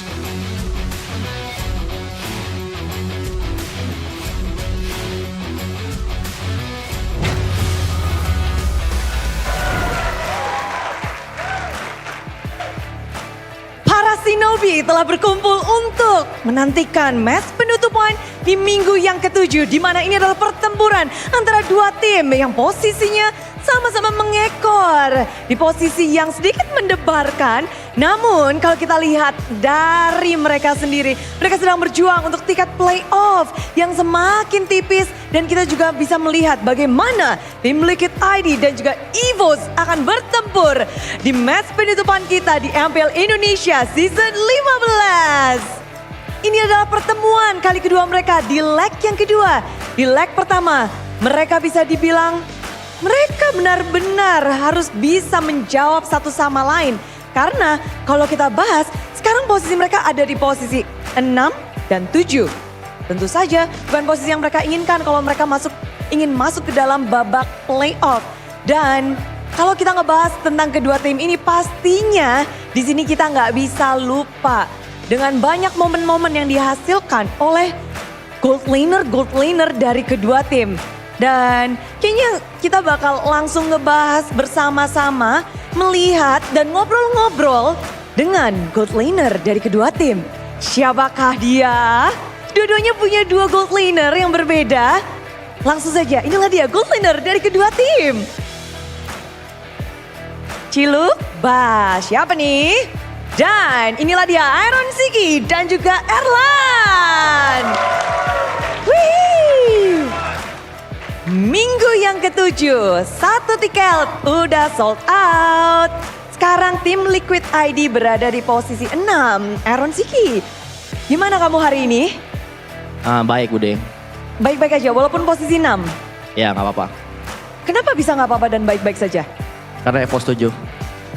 Nggak percaya udah. Oke. Ya. Ya jawabannya sudah di lock ya. Udah 3, 2, 1 di lock. Dan bagaimana dengan airline hari ini? Kurang baik Bude. Kenapa kurang baik? Soalnya aku 7. Soalnya kamu 7. Oke, ini jawaban yang menarik ya. Tapi tentu saja semuanya masih bersemangat karena masih ada 5 tiket playoff yang bisa diperbutkan. Dan kalau dari keduanya kalian bertemu di leg pertama. Ada momen-momen yang kamu ingat nggak dari Aaron dulu deh? Yang aku ingat aku di solo kill sama dia Bude. Wish. Jago. Dia jago. Kita bakal ingatkan lebih lagi nih Aaron yang di solo kill oleh Erlan. Yuk kita lihat bareng-bareng. Inilah dia. Oke, di sini Aaron pakai Harit. Lalu, di pojok kiri sana ada Granger dari Erlan. Sang seng song. Aaron, apa yang kamu pikirkan di sini? Ngadu bareng Erlan. Aduh mekanik aja. Di situ adu mekanik, mencoba untuk dalam perhitunganmu di kepalamu itu akan menang. Harusnya menang kalau misalnya dia kena mental, tapi mental dia bagus. Mental dari Erlan. Oke, kalau dari Erlan sendiri ingat nggak momen kamu nge-solo kill Aaron Siki? Berkesan nggak sih nge-solo kill dia? Berkesan sih Bude. Gimana tuh cara Erlan untuk bisa nge-solo kill Aaron? Susah nggak sih? Susah banget. Susah banget. Tapi bohong deh Bude. momen tadi itu dari Airline, kalau kamu ingat gimana caramu bisa nge-solo kill dia? Emang kalau dari perhitunganmu dari awal memang bisa menang makanya kamu stay dan adu aja ya mekaniknya, tapi atau gimana? Gara-gara darah aku masih full aja sih Bude, makanya aku bayawanin dia. Dia nantang kan, ya udah kita lawan. Ya udah kita lawan. Tapi dari awal kamu udah tahu, ini aku akan menang? Udah. Itu, jadi nge-solo kill Aaron pengen lagi nggak? Pengen sih. Pengen ya? Iya. Kalau Aaron, kamu kepengen balas dendam gak sih dengan tersolo kill itu harga diri seorang Aaron Shiki? Kena gak sih? Enggak, Bude. Enggak? Tapi pengen balas. Pengen balas apa? Pengen balas solo kill lah. Pengen balas solo kill. Sama menang kemarin leg 1 kalah soalnya kan. Nah itu dia. Dari pelajaran kekalahan leg pertama, apa yang kamu sudah baca mungkin dari EVOS? Banyak sih yang kita pelajari dari EVOS, cuman nggak mungkin aku kasih tahu sekarang kan. Nanti akan di Land of Dawn langsung? Ya, Mau dibuktiin langsung? mau banget. Mau banget. Tapi kalau kamu melihat Erlan itu, mungkin kan kalian ketemunya bener-bener week awal banget kan. Week 1 pertemuan dengan EVOS. Jalan kita sudah minggu yang ke-7. Kamu ngelihat Erlan itu sosok yang seperti apa sih? Menurut aku Erlen ya jago sih Bude. Dari yang awal aku bilang kan, masih top MM lah buat sekarang. Cuma mungkin kemarin emang kemasukan Kelra aja. Kerasukan ya malah ya? Iya, nggak jadi nggak apa-apa. Bad play wajar Bude. Tapi dia masih jago kok. Erlan jago. Erlan yang jago ini, seorang Erlan yang jago bagaimana melihat Aaron?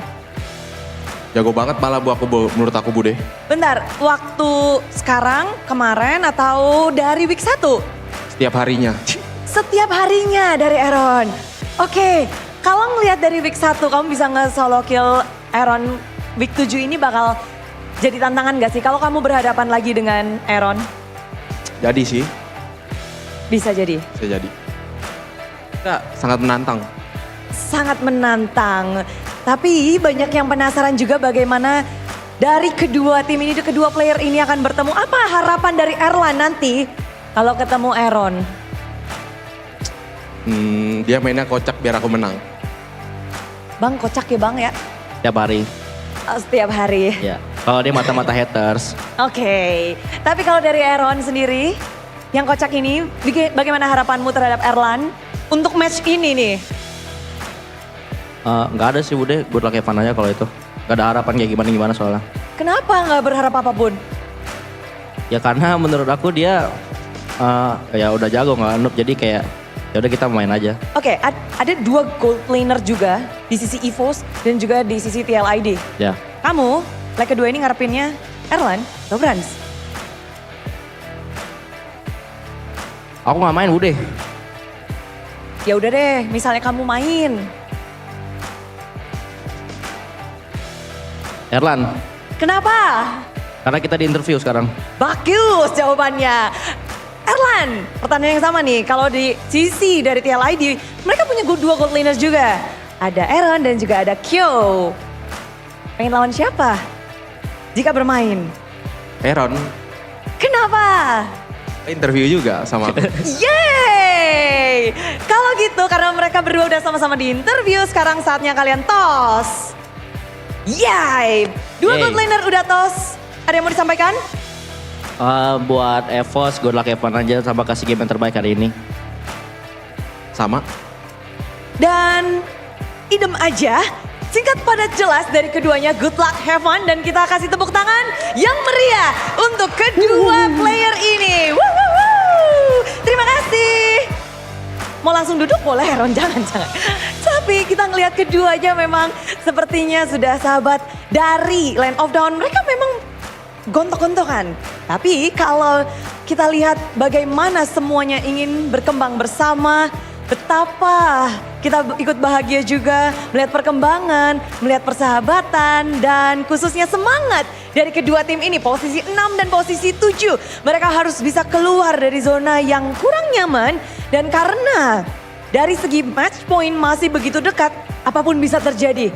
Siapapun bisa masuk ke babak playoff. 5 tiket tersisa. Dan Bude juga mau ngingatin sekali lagi bahwa ini benar-benar berharga. Setiap matchnya berarti. Dan juga karena MPL Indonesia Season 15 powered by Moonton, supported by PBSI, presented by official turnamen smartphone Samsung Galaxy, official e-wallet GoPay, official sponsor Head and Shoulder, official coffee partner Good Day, dan partner in esports ada Telkomsel, Dunia Games, dan IndiHome. Tak lupa advertiser kita ada Kacang Sukro dan juga Hawkband bersama dengan supplier RSV Helmet. Semuanya sudah nggak sabar tentunya untuk menyaksikan bagaimana minggu ke-7 akan berakhir. Karena Satu kemenangan bisa mengubah klasemen sementara. Dan siapakah yang akan bisa memenangkannya? Akankah ada pembalasan dendam? Akankah ada solo kill terjadi? Mari kita sambut bersama match penutupan di minggu ke-7. Inilah dia, tim Liquid ID dan juga EVOS.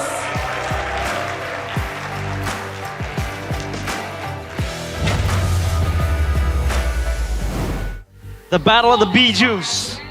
Derby Animale right here in MPL ID Season 15. It is EVOS against Team Liquid ID, the White Tigers against the Cavalry. Still with me, Realize, Mirko, and Arashi. And how do you feel towards the third match today? Man, it's going to be a stellar match. Again, Battle of the Blues, Battle of the two animals, the Cavalry up against, the horse up against the Tiger. Rawr. Looking at the stats, I would say that it should be a Liquid victory here. Hey. But after seeing that interview, Erlan seems very confident. He is. Now, is that a good thing or a bad thing, though? Well, Erlan being confident? Mm-hmm. I think it's a good thing. Because sometimes it's great, but if he gets overconfident, we've seen where that can lead him. So there's that to consider about. If you look at both teams, though, I do agree. It feels like EVOS is a bit on a downward spiral, and Liquid are kind of like on an uphill climb. So it's kind of they're kind of intersecting on the way to each other's destination. Yeah, I gotta say, I think Liquid is looking a bit more reliable right now. But being down in the dumps is something that is adjacent with EVOS. EVOS has been in the same position. Season 13, they went 4 weeks without a single win. That's true. Number 9. And who would have thought they made it to the grand finals? In the playoffs, MSC was in their cards, and you know, this is not the first time they've been in the same situation. However, the players have shifted. It's not the previous core with Clockun, with Annabelle, and the other players. At least they have Jabran now, Brands, but we never know. I mean, Erlan so far has been leading the charge in that gold lane. Yeah, it's been different lineups again and again here for EVOS, and I think we've seen the trend in MPL Indonesia. The teams who are still cycling through their rosters are usually the teams in the bottom. BTR, well, now they're top 3, so that doesn't even count anymore. But EVOS, Na'Vi, Dewa, they're all down 7th, 8th, and 9th place respectively, and all of them seem to just struggle picking up which one of their players are in the main lineup. Yeah, they're struggling, but for TLID, they have to revenge their defeat against EVOS in the first leg. How can they do that? A, screening Reggie's movement. B, force EVOS to pick assassins. Or C, pressure Albert's jungle. I think B is actually not really a solution because, hey, Albert is, like, assassins is his forte. That's an interesting one because immediately we saw that and we're like, wait, get Albert on the assassins? That's where he usually shines the most. Yeah. I feel like the last one makes a bit more sense, can pressure the jungle. We've seen teams do that before, depending on the drafting phase. They can get pressure in the lane and they can get into the jungle. But sometimes that slight level lead or gold lead is enough to actually get that jungler to fall behind. If you can extend it even more and go for some of the buff steals, that's always a reliable way to start guaranteeing that your jungler is always ahead. You can guarantee the 50-50s in the neutral objective. So, yeah, especially with right now with the Suyo no longer being as prio, then the Soul Silver isn't a constant in the jungling retribution battles. And of course, behind us, we have a call. We have a call in the Indonesian stream right there with Hyde O'Brien. Hyde O'Brien. Mas Ade, invited by MPL. Unfortunately, we won't get to hear him here on the unless you guys want to. They're just talking about stuff. I don't know if you guys understand. Yeah. Mirko, translate for them.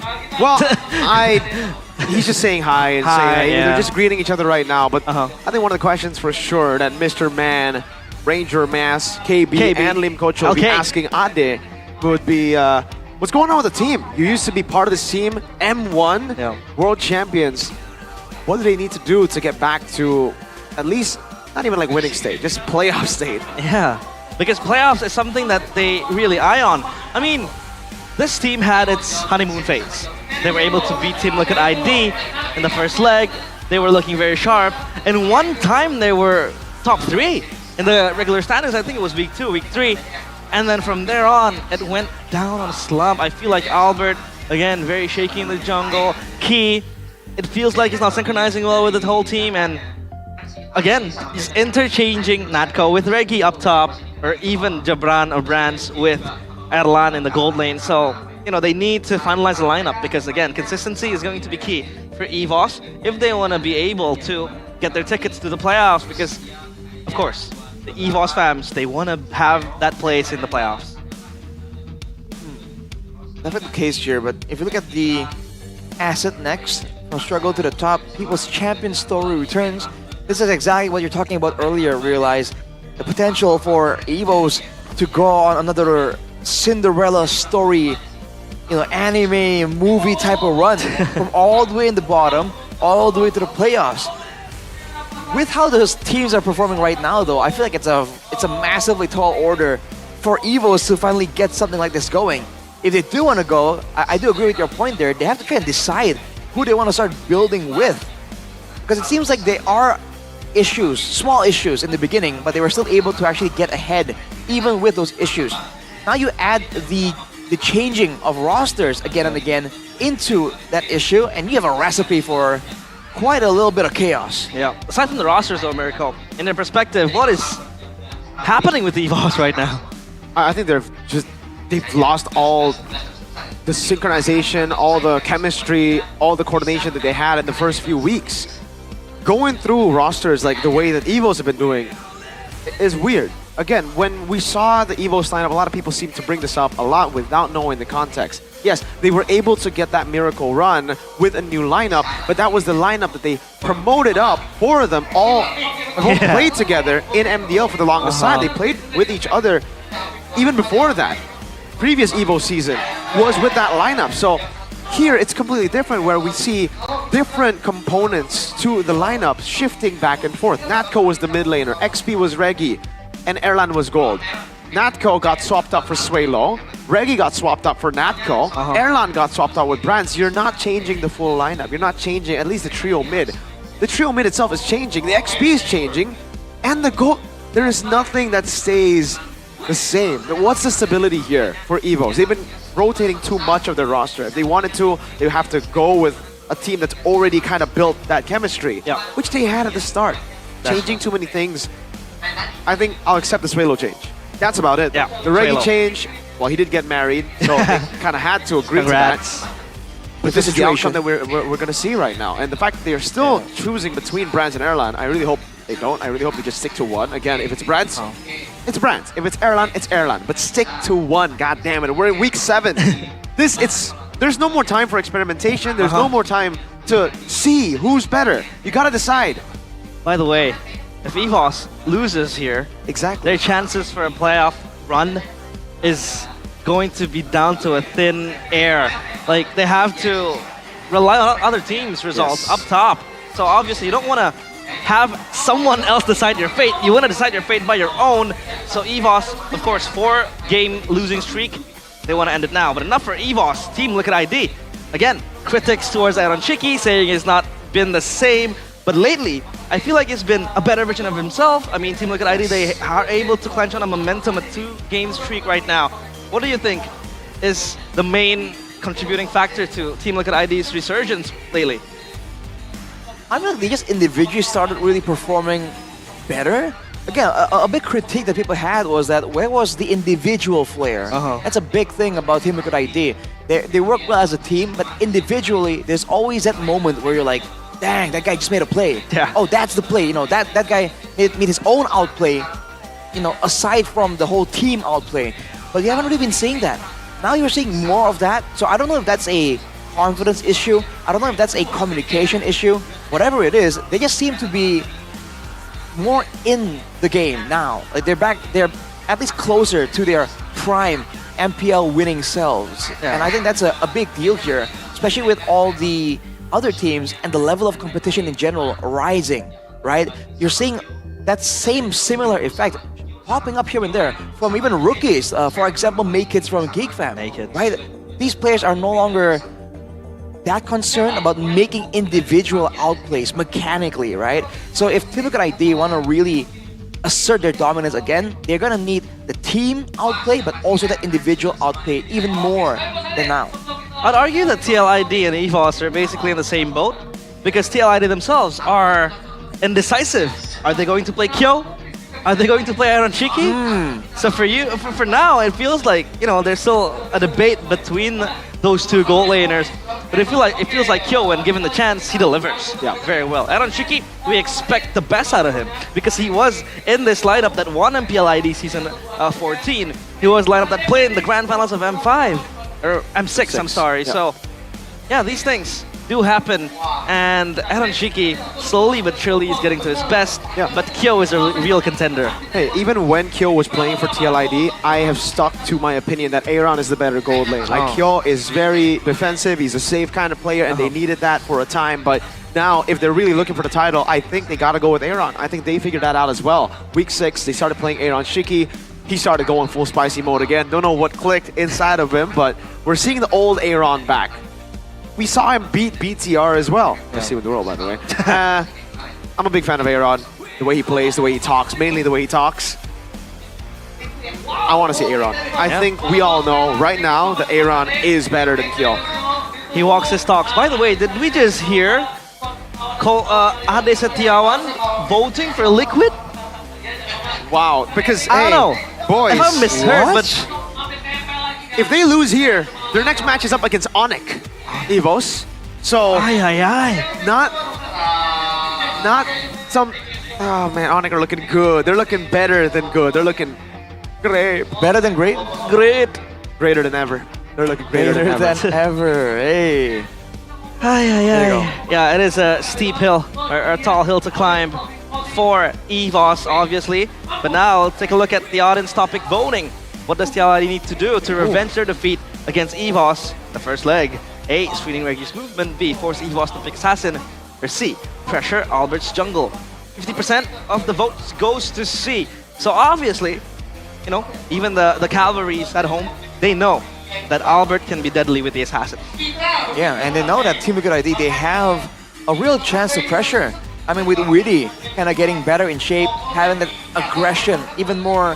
You have to remember, this is a guy that played the Khalids and all that, you know? He is fully capable of playing those aggressive style roamers. So if the whole game plan is literally, hey, Albert's a problem, shut him down. Team Liquid ID, in theory, have all the tools necessary to gain that mid dominance, to gain the trio mid rotational advantage. And if they get a good draft that's allowing them to be that aggressive, especially in the early levels, Albert's in for a huge problem. Yeah, Albert, obviously the talk of town as of now. And yeah, like realizing that EVOS has 2 more tough matches to go. Today against TL, ID, next week against Onyx. It is going to be a tall climb, a tall ordeal for them, for TLID. It's also about maintaining momentum because as of now, they are in the middle, you know, the middle zone of the regular standings, of the regular season standings. So they need this win as much as EVOS do. They do.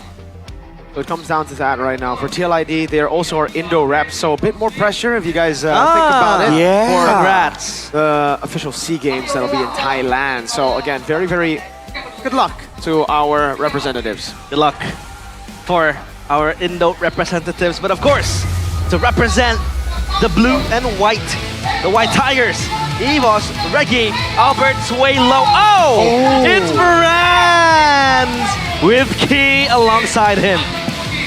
Juking everyone there with Erlan showing up for the interview. It's Brand's back in the picture. King Jabran will be the one deployed today. Which side will we see of this coin? Mr. Bombastic, or will it be fantastic? Ladies and gentlemen, fighting for playoffs, fighting to get out of the red zone, it's EVOS! Kilian Ambranspe is in the arena right now.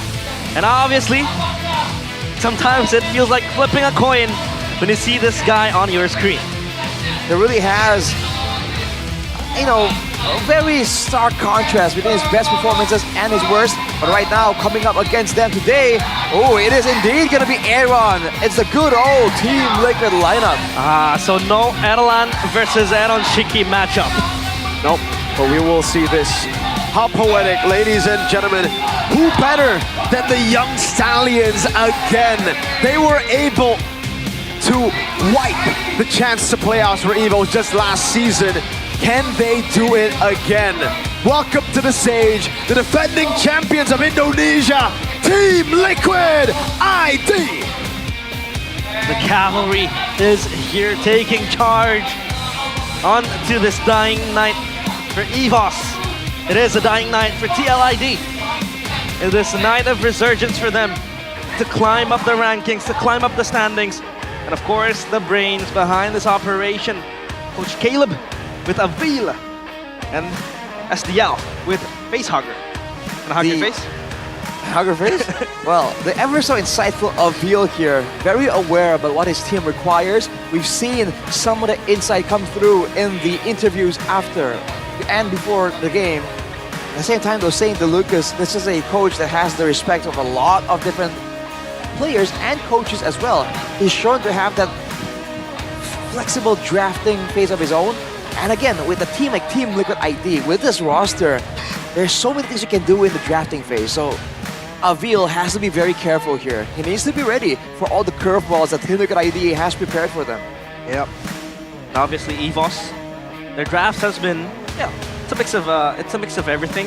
TLID, a lot of critics have been thrown onto their drafts as well, but so far, it looks like they're preparing for their best battle of the gold laner, Jonin versus Chunin.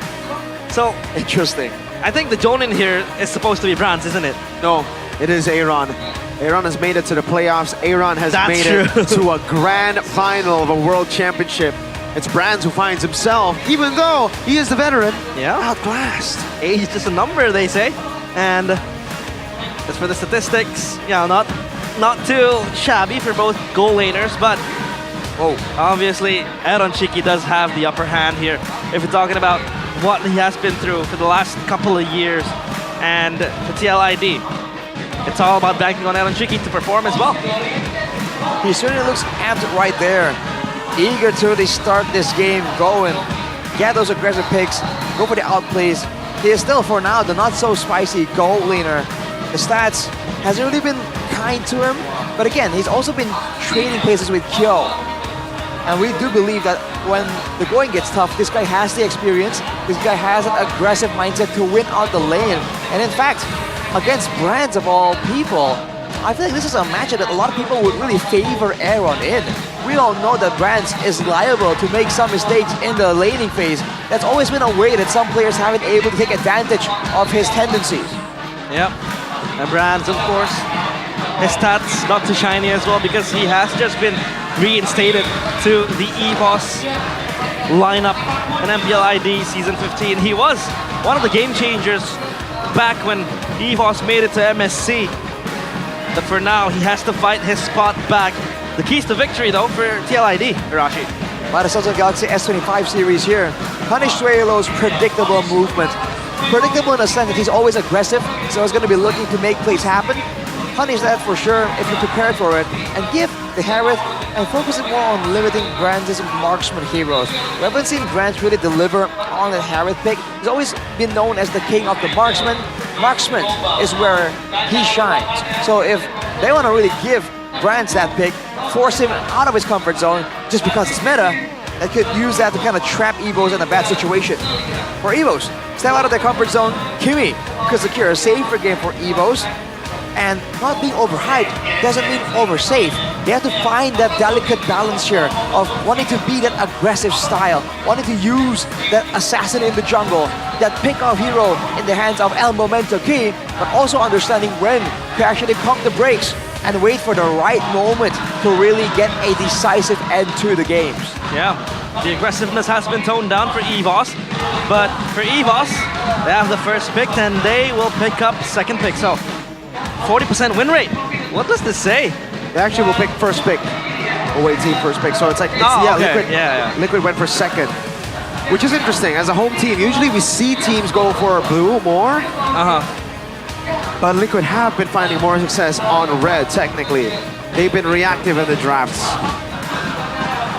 Their reactions onto the draft, like you said, have been very, very sublime. For EVOS though, Albert particularly, I haven't seen much of his killer instinct so far.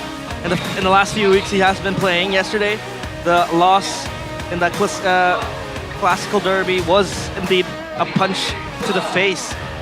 Do you think you can recover from that loss?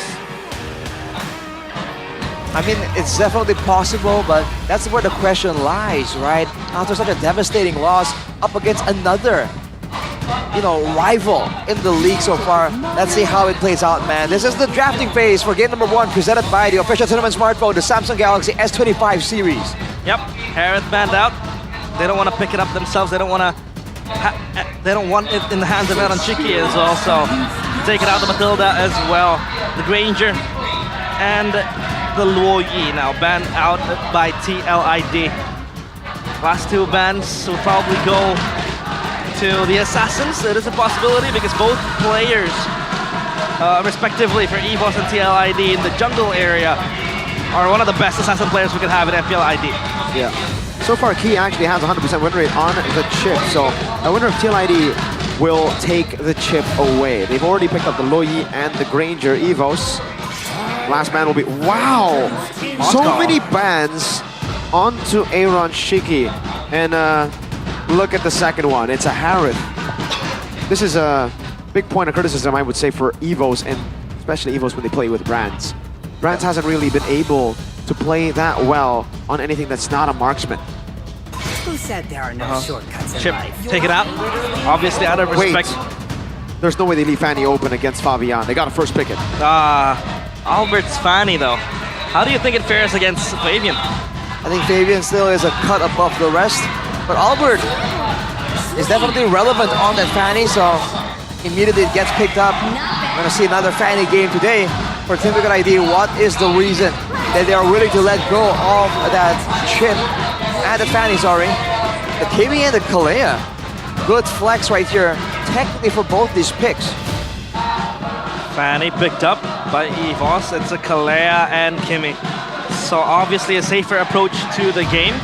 Go for the Kimi to scale and the Kalea with the point and click CC to have the fights going, to bail your team from a skirmish. And for EVOS, they have options in the mid lane. The Juicin is available for Suelo if he wants it to.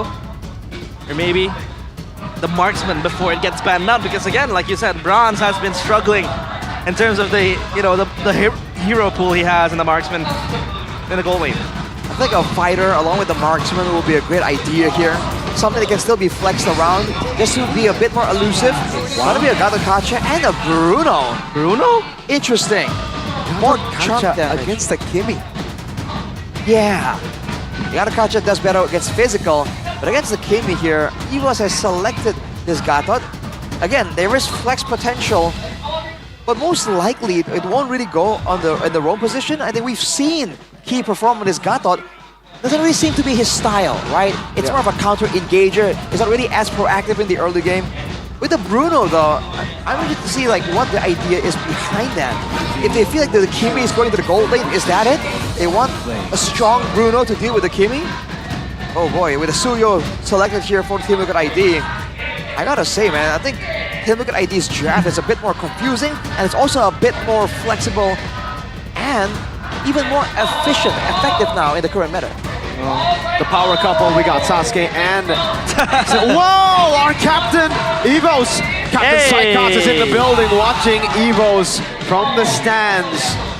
Well, I'm trying to read what he's saying, but I can't, unfortunately. I'm very sorry, folks.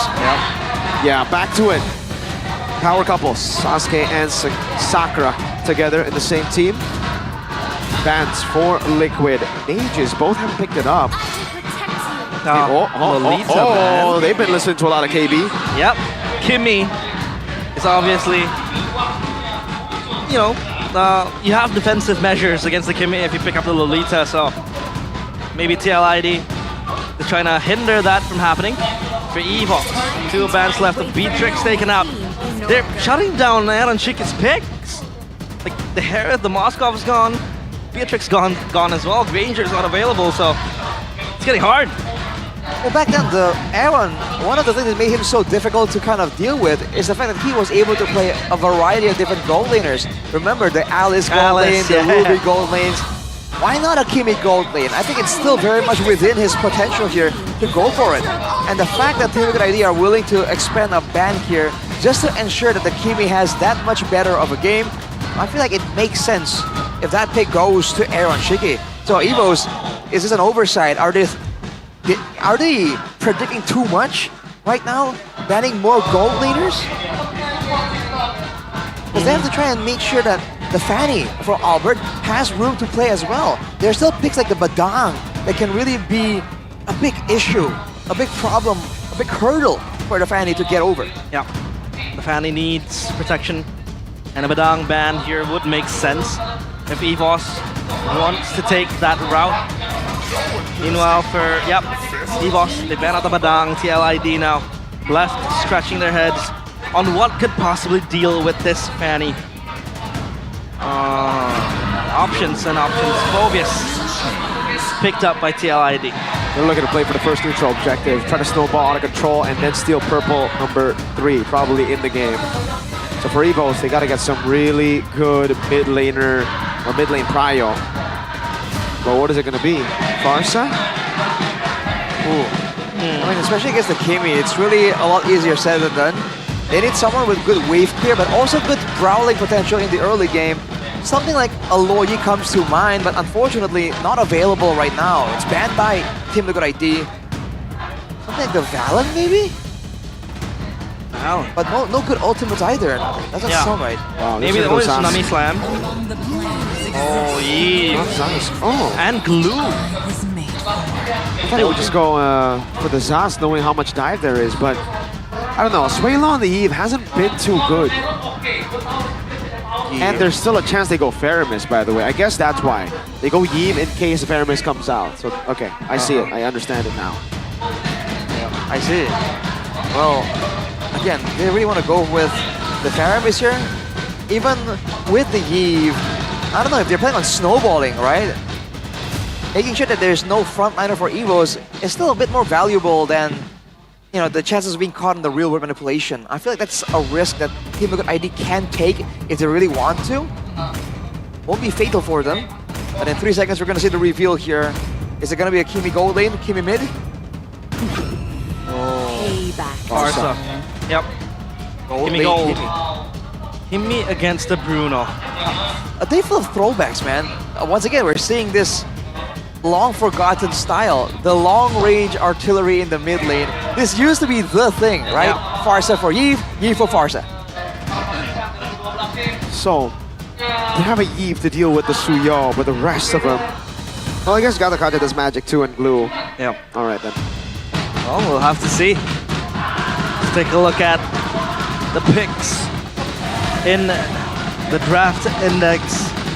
More slightly leaning towards EVOS as of now, but we'll have to see in Atlanta Dawn as we will close out week number 7 with this match. A match full of fate-deciding turnarounds. It is EVOS versus TLID game number 1. Will EVOS end week 7 at 7th place? That's the big question here, Albert, on a Fanny.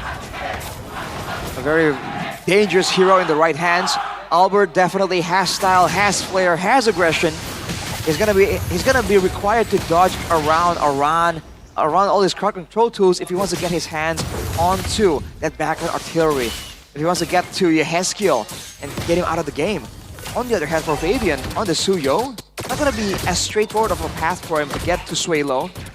Look at this gold lane, man. Whoa, Aaron is just hosing Brands down. Yeah. What is a ball to a laser blazing gun? Yep, not much. That's what it is. Oh, I think Suelo just stole that lethal, by the way. Void Blast, definitely a great tool in the early game. Whoa, Albert. Great cancel from Witty there to peel for Yehezkiel, but it's still going to be a flicker used by Yehezkiel. Aaron will play it safe now. Seeing Fanny starting to get online on the cables. That's a flicker though, expended by Witty. So at least, you know, EVOS has that information on towards the objective take later on. Albert, level 4 already onto himself. TLID, at least they have a peeling tool to stop this Fanny from just cabling around, and Witty.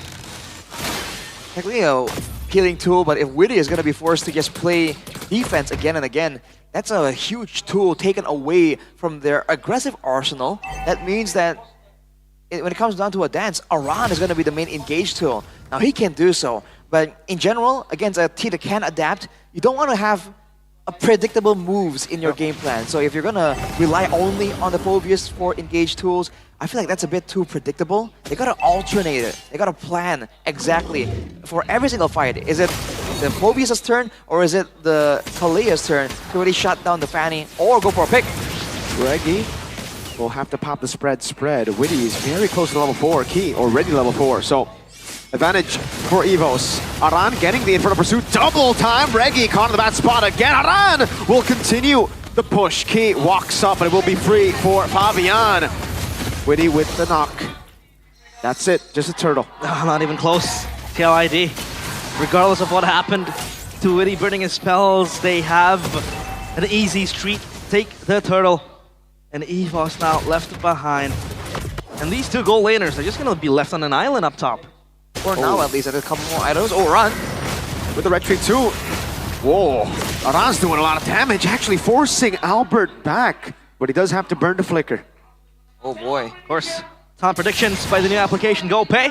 Again, a lot of votes for TLID, but wait a minute. Tsunami Slam, everything thrown at him. Witty takes the kill with a concussive blast and a few shots, a few punches. You're seeing again why Evos aren't really willing to go for the fight right there. The Phobius in the early game, so dangerous. And of course with Witty, oh, Aaron Shiki! Oh! Cut down by Albert with the cutthroat. Just like that. He made it look simple. Wow. Dude, everyone did not know what hit him. I was saying that Team Liquid ID, they have all this danger. They have the Kalia. They can also do a lot of damage and heal at the same time. But if Evos make the plays there when Team Liquid ID are not grouped up together, doesn't matter. And Albert has shown that he has what it takes to take Aaron Shiki out before he can even react. Yeah, at least the burst potential is there. Especially when we talk about a Kimmy. Sure, it can kite. It can poke you in the back. But mobility, when faced against this Fanny, that Kimmy is going to have a hard time. Right, seeing the rotations here to the bottom lane. Fabian, Albert showdown. Blade Surge just to escape. Evos with better control over the bottom side of the map. Key already charging the taunt. Will be able to find Fabian. Swalo just with the Void Blast. Aran trying to go for it. Witty. Tsunami Slam not going to be used just yet. There does a Purify out, but the RWM will be used just to get Fabian a kill. Blade Surge locking him down. Aran able to get Albert caught in that shoulder bash. It's a double for Fabian. It's going to be a triple for Fabian. Now only Reggie left to deal with the Usurper. He won't get his Maniac, but it's Yehezkiel on the board. Again, the lone stallion running rampant and just charging towards the White Tigers. Albert going in again. Whoa, uh-oh, able to get the shutdown. Well played to Albert. Immediate confidence right there. Immediate dive in to try and get Fabian, punishing him for the aggression, punishing him for trying to steal away the orange buff. That was dangerous though. If Team Liquid ID were prepared for it, they could have really punished Albert. So seeing moments like that, maybe Team Liquid ID can kind of predict and start planning on how to deal with Albert. Because they know he's coming in headstrong. It feels like, as of now, Evos don't have enough damage to fight TLID unless they have Albert with their side, in their side. And for now, Albert will be the main player to just cut down through TLID's defenses in the backline. And a glowing one ready for Sway Low. Just try to have that anti-regen. Tsunami Slam, AOG, Hedge able to flicker out, finding the feather airstrikes while he does so. Witty able to go back now. Cables! Albert in the back, Witty still able to sustain, but will be cut down. Aran gets 2 on the board for the CC, but he will fall. 2 for 1 in favor of the Tigers. 2 for 1 there. Team Liquid ID, they try to go for the aggression, but Evos has the better amount of damage. Ooh, Albert taking a lot of damage there too. That's gonna be the mid turret forced away by Evos, but Team Liquid ID doing a great job trading. We know that Fabian, at least back then in the prime Team Liquid ID days, this is what he's really good at. He can get those kills. They can also translate immediately the time spent into an objective, into a steal, and the likes of it. But without the mid turret now, Team Liquid ID are running out of safe zones to run away from Albert. Let's see if this turtle already contested. Aran's gonna be the one holding it in, but they are... Oh! Witty actually able to dodge away from that. Very close to a hit. Yep, still a dance for EVOS. They don't want to rush this. And so far, Albert will be the one to recall. TLID will pounce forward slowly. They have all 5 members here, so the damage is in their pockets. EVOS will try to clear mid side. You know, Fabian will always have that tool to just slip into the turtle and maybe steal it, you know, with the Soul Sever as well. Key with the Athena ready. So at least more magic reduction on his side. They're just gonna give it away. Shades of old TLID. They're just gonna go for the trade, but there's not much to trade on the board. Fanny picks up a turtle. Across map, though, down bottom, they're trying to shove this wave onto the tier 1 turret down bottom. So I think TLID might be able to get this, but up top, Albert also responds this with another turret as well. In fact, the topside jungle here for Ticket ID is denied. With Key in the picture there, Fabian does not want to risk it. Now both teams grouping together, potentially for a clash in the mid lane. Earlier we saw that it favors EVOs, man. More ways for them to actually output the damage. And they're going in, AOG! Oh! Doesn't land though. Would be a wasted engage from Key. Yeah. That's a big resource. A bit ambitious there, the AOG. It's like there's also scouting towards the purple buff of Fabian, technically. If the purple buff was there, I think EVOs would have made a move to really zone him out, denied from him. But Fabian was able to secure it earlier already. Still playing it safe, still having the gold advantage actually, despite actually... No, both teams actually equal when it comes down to the turrets. And we've talked about how Albert has been the main character for the first 8 minutes, 9 minutes approaching so far.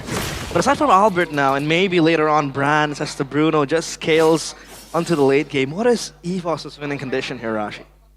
EVOS' winning condition? Yeah. If they can get Brands a bit more ahead here, aside from just Albert, that would be ideal. Because Albert getting kills is great. Snowballing fan is always good for your team, but they need something more consistent for the late game, right? That's where Brands would supposedly come in with that Bruno, by all means.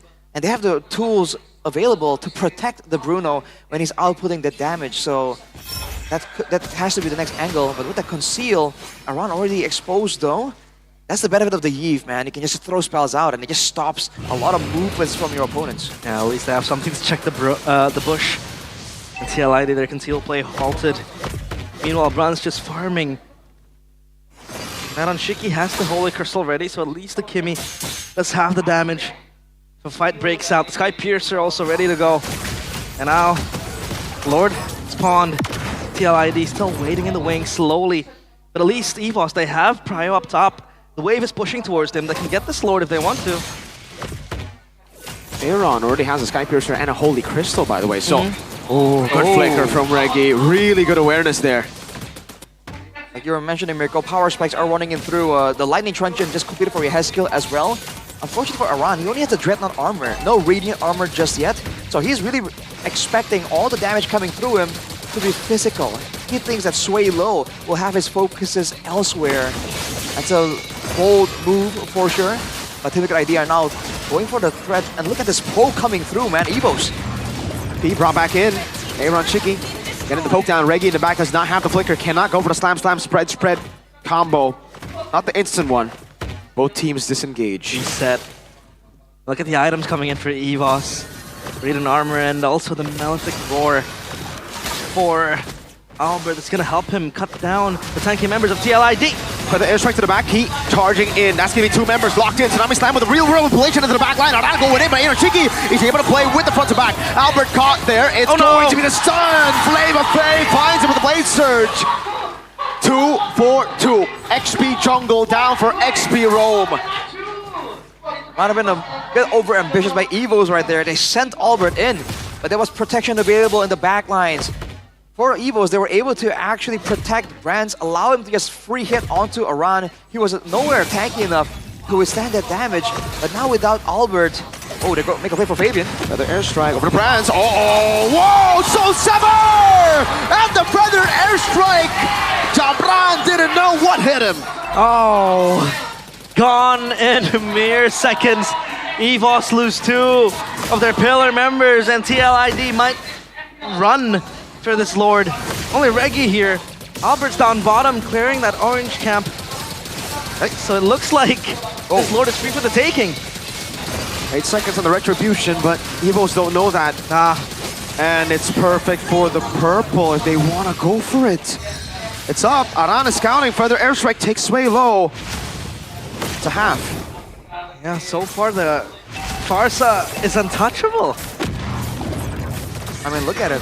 There's so many ways for Team Liquid ID to actually output long-distance crowd control.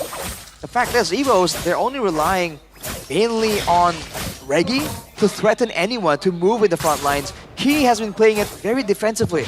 And this is something that we said might not really favor Evos. For Team Liquid ID, oh man, look at what they're able to do here. They can go for poke damage, they can go for pickoffs, and they can again engage using Aran or Witty.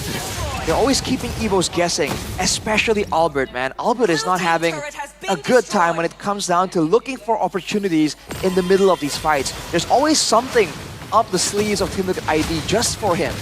The cooldown now is very short on that airstrike, so man, Yeskiel always will have that zoning tool to just dissuade Evos from pushing forward. And so far, it's gonna pop again. They're gonna get the tier 2 turret. The siege tools, man, really favoring TLID. And out of nowhere, 3,000 gold lead. This is looking like Season 14 TLID, you know, waiting for their power spikes, calculations, and then the big explosion, the big climax. What? That was even without the Enchanted Talisman, so yeah, the cooldown is short. It's also the fact that it feels really short, but Yeskiel is also using it at the right moments, at the right time. It just seems to always be ready when Team Liquid ID needs it. And Team Liquid ID seems to also be moving in to aggressive zones when they know that Yeskiel has that as an option. Oh, Swalo already half HP. Purify. No Purify as well. Purple taken. No, they're just scavenging the remains of EVOS at this point.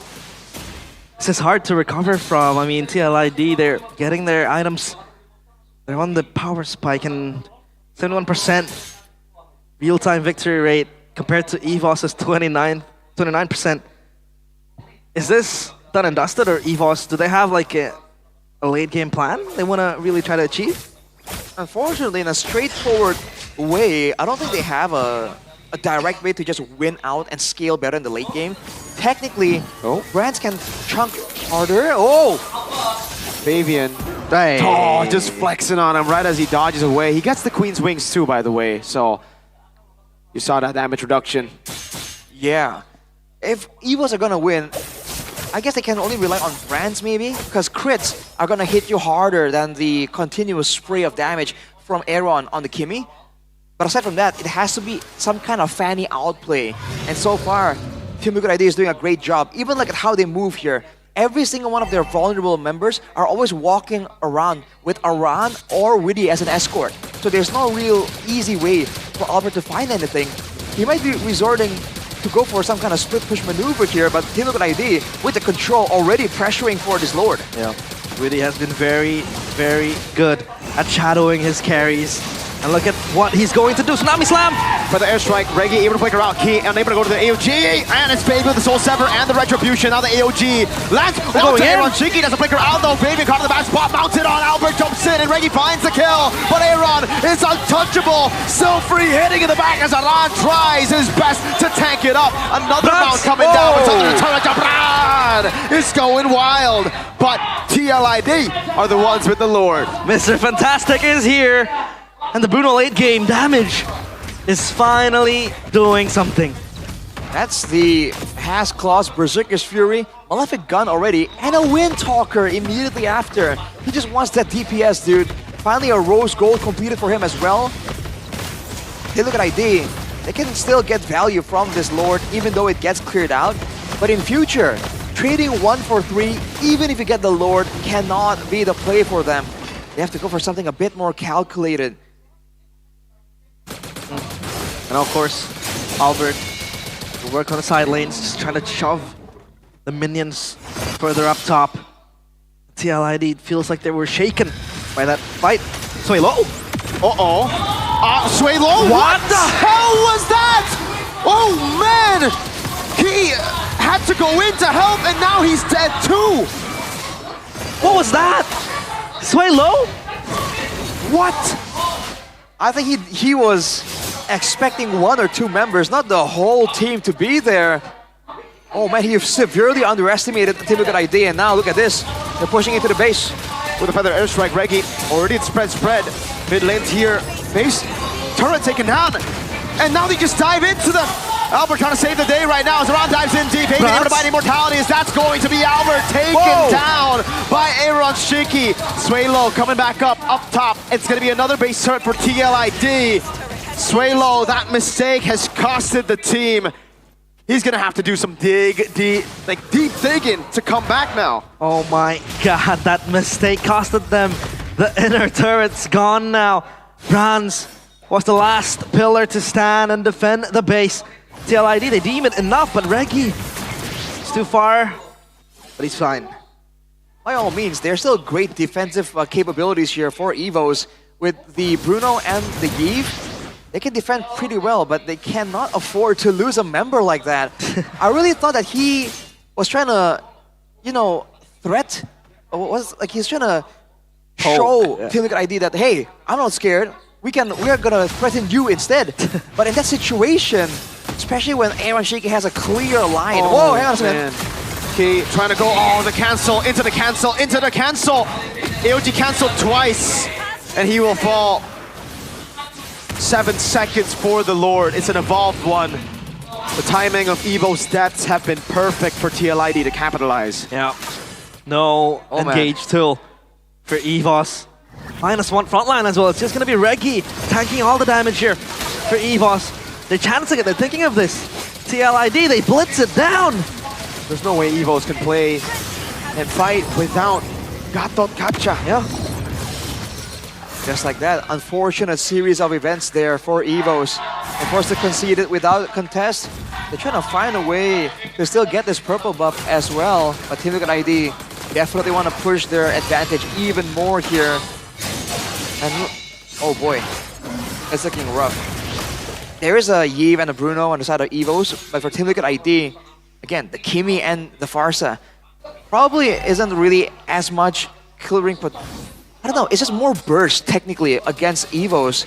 So the spacing between the backline is going to be so important here, because if EVOs overstep a little bit, if they can chunk too low before the Lord is even in the picture, it's looking dangerous. But Team Liquid ID are ready. Gonna try and escort this Lord. This is an evolved Lord, ladies and gentlemen. It might as well be the end of the game. Winter Crown used, but Winnie did not use the Tsunami Slam. Reggie caught in the bad spot, able to go for the spread. AOG to the back line as the SQ Saber survived. Now that's going to be Brands. Still free hitting on the Lord. Lord dealt with already, but look at the front line. Tsunami Slam, Albaraba cannot survive that. Fabian with a dive back and the Soul Sever. Aaron Shiki flickering forward to get the shutdown and a triple. It's going to be another for Reggie falling. Aaron Shiki gets the Maniac. A Maniac to close game number 1. Aaron Shiki is back. But for EVOS, it is tough. They have a hill to climb.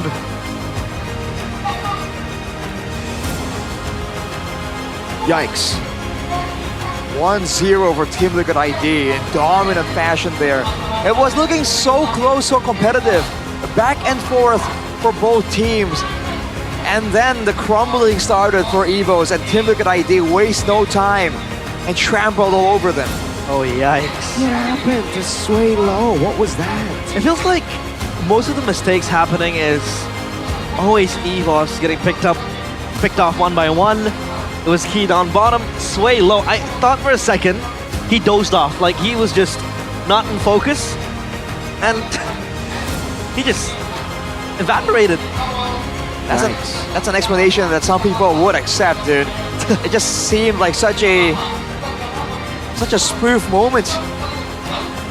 And it was so close, so equal before that.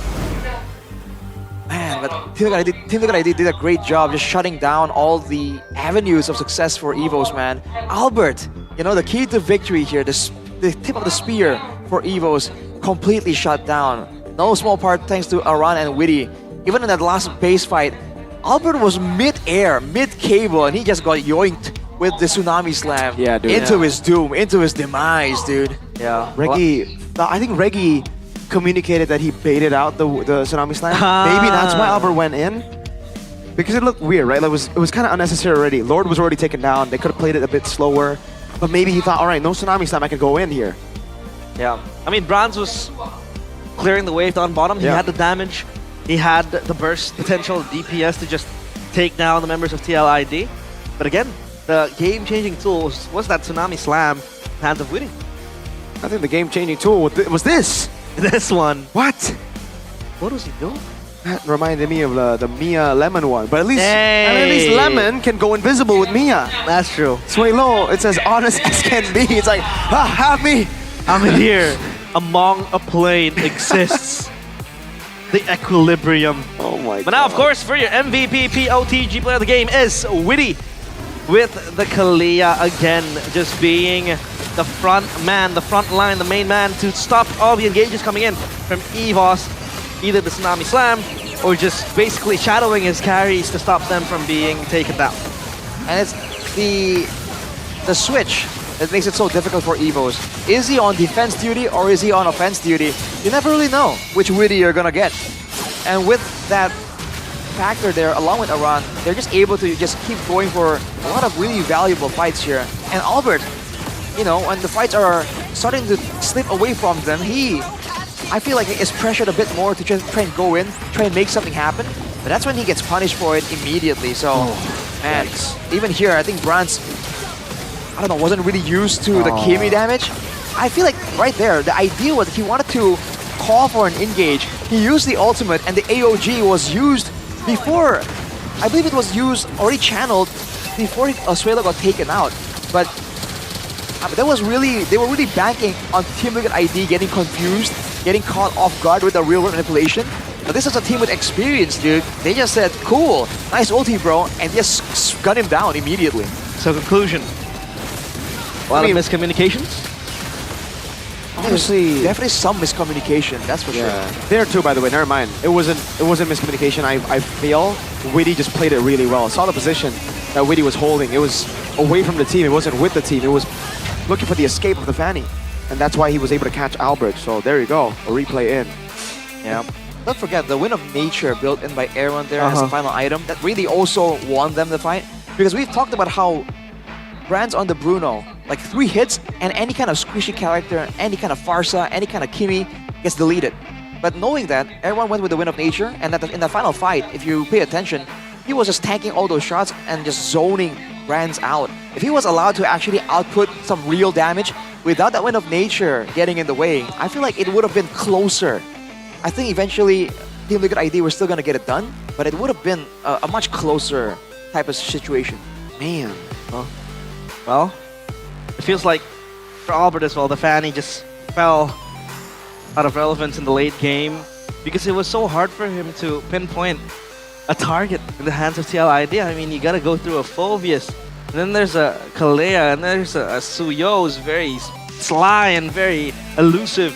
Don't forget the Kimi as well, dude. The Kimi! That's fighting near the top side of the Lord pit. Yeah. He was actually doing well until he got caught with that traction pulse. And just like that, he was like, oh wait, where am I? What happened? He lost track. And he had energy for a cable. He was just confused, like what happened? Why am I stuck? The Farsa as well. He has skill. Just had to do one thing. All he had to do was just press that ultimate button. And the whole entirety squad of EVOs just scampered away. It was done, basically. Yeah, it allows Team Liquid ID to really move forward with real like pick of threat. If Team Liquid ID were having a Yeeve, for instance, it really won't be as deadly, as dangerous. But with a Tsunami Slam into a Feather Airstrike, you can bet that even the tankiest of frontlines from EVOs are going to be out of the fight immediately. So because of that, even if you're at the front line, you don't really feel safe being near Witty, right? That extra bit of danger behind the Tsunami Slam is what made Witty's presence so much more difficult to kind of ignore. Wow. I'm still kind of speechless after that game. Did not expect it to play out like that, bro. Yeah. Dude, they were winning. Like, well, they were coming out of a winning team fight. With Brands doing really good work, with them being able to shred through the front line. Oh man, I would, maybe if the loser's interview comes up, and if Evos do lose here, I want to know the thought process behind that play. Maybe get Swaylo in there and just ask him, what was it, right? Because what was the vision there? Maybe he froze. Was it a mistap, or was it actually his own calculation? I think it's actually catch him off guard, get the AOG and, you know, get that combo in and win the fight. Yay, you know, happy ending. But that is not how it went at all, dude. It's a surprise approach by Swaylo. Because we're talking about this at some level in Mobile Legends. It's not just about what looks good. It's also when you can catch your opponents off guard. I feel like that's something that Swaylo was trying to do. You know, trying to give it the benefit of the doubt here. It really is too risky though, regardless of what his intention was. Man, he was... The members of Team Liquid ID are not even on the end of the real world manipulation. They were way like, you know, two or three squares into the real world manipulation. Way too close, man. And yeah, again, a disconnect in the squad of the White Tigers. EVOS, now their fate hangs on to game number 2, because again, if they lose game number 2, it's a 2-0 practically. Liquid, they have all the privileges of enjoying climbing that ladder. But for EVOS, it's again number 1, having to win against Onyx next week, who by the way are in fantastic form. The best team in the world, by the way. And number 2 is the fact that they have to pin their fate on teams that are going to play. Why? Why are you laughing? Who did you say is the best team in the world? BTR? Best team in the world? Yes, nah, Onyx. When you have Jiraiya, when you have the legendary Sanin. Jiraiya. That I can't disagree with. I'm a big fan of Yeb, Baba, Raja, Yeba. Well, Jiraiya. Jirayeb? Jirayeb. Jirayeb. The legendary. That's such a weird name. Jirayeb. Jirayeb. Of course, but that's a talk for another day. It's going to be next week, but now for EVOS, it's all about them recollecting their focus and just shifting everything to game number 2, because practically I'd say game 2 is do or die for them. Really for is. playoffs. But of course, we will toss it to Alyssa for an interview up on stage. What's happening there? Thank you, Caster, dan kembali bersama Alisa di sini, dan kita sudah melihat bahwa match penutupan di minggu yang ke-7 ini semakin panas karena para tim pastinya berebut untuk mendapatkan tiket ke babak playoff. Namun sebelum Alisa masuk ke segmen yang tidak kalah seru, Alisa mau tes dulu dong mana suara dari The Cavalries. Tidak hanya itu saja, pastinya EVOS fam jangan mau kalah. Pertarungan yang semakin memanas, tapi akan Alisa dinginkan sejenak karena Alisa di sini bakal bagi-bagi hadiah. Ada 2000 diamonds yang akan Alisa bagikan untuk para super fans yang memahami dan mengerti tentang Mobile Legends crossover with Naruto. Dan boleh langsung Alisa invite gak sih di sini para super fans yang kayaknya udah hatam banget nih soal Naruto. Boleh dong bergabung bersama Alisa. Boleh dong kita kasih tepuk tangan. Yeay. Halo. Halo. Boleh dong kenalan dulu namanya siapa aja nih? Halo, aku Andi dari EVOS Fams. Andi dari EVOS Fams? Saya Syahrul dari The Cavalry. Syahrul dari The Cavalries, and last but not least, Saya Arya dari The Cavalry. Arya dari The Cavalries. 2 The Cavalries dan 1 EVOS Fams. Nah, kalian ini para penontonnya Naruto nggak? Ya lumayan, ngikutin. Ngikutin ya? Ngikutin. Berarti udah paham banget nih soal Naruto, apalagi yang kolaborasi dengan Mobile Legends. Benar. Oke, sekarang Alisa bakal bagi-bagi untuk satu pemenang aja 2000 diamonds. Dengan syaratnya harus bisa mengumpulkan 5 poin dari pertanyaan yang akan Alisa berikan. Jadi sistemnya nanti kalian rebutan dulu, masing-masing harus bikin bellnya. Nah, bellnya boleh dari karakter Naruto aja deh, silakan. Mungkin dari kamu mau apa dulu? Tadi udah Let's sama Go sama Roar. Oh, Let's sama Go sama Roar ya? Ya, boleh. Oke, kita coba dulu ya. Dan nanti Alisa bakal kasih pilihan, ada pertanyaan yang gampang, sedang, dan susah. Dan masing-masing bernilai, yang gampang ada 1 poin, yang sedang ada 2 poin, dan yang susah ada 3 poin. Oke, dapat dipahami? Oke. Kita coba dulu ya untuk babak pertama. Boleh minta belnya? Roar. Bella kan? Iya, agak kepotong gitu ya. Roro itu bisa ror gitu loh. Oke, kita coba sekali lagi ya. Oke. Babak pertama silakan. Ror. Kurang semangat nih, gak apa-apa. Kita kasih ke yang roar dulu deh ya. Pilih mau pertanyaan easy, medium, or hard? Medium dulu, medium. Medium dulu ya. Oke, kita kasih yang sedang-sedang saja. Boleh gak sih sebutin 3 skill dari Hayabusa? Oke. Skillnya ya? Skillnya? Skillnya yang pertama itu ada Coach Shadow. Oke. Oke, Coach Shadow. Terus ada Phantom Shuriken. Oke. Dan Shadow Kill. Shadow Kill. Shadow apa? Kill. Depannya Shadow Kill. Apa ya namanya ya? 3, 2.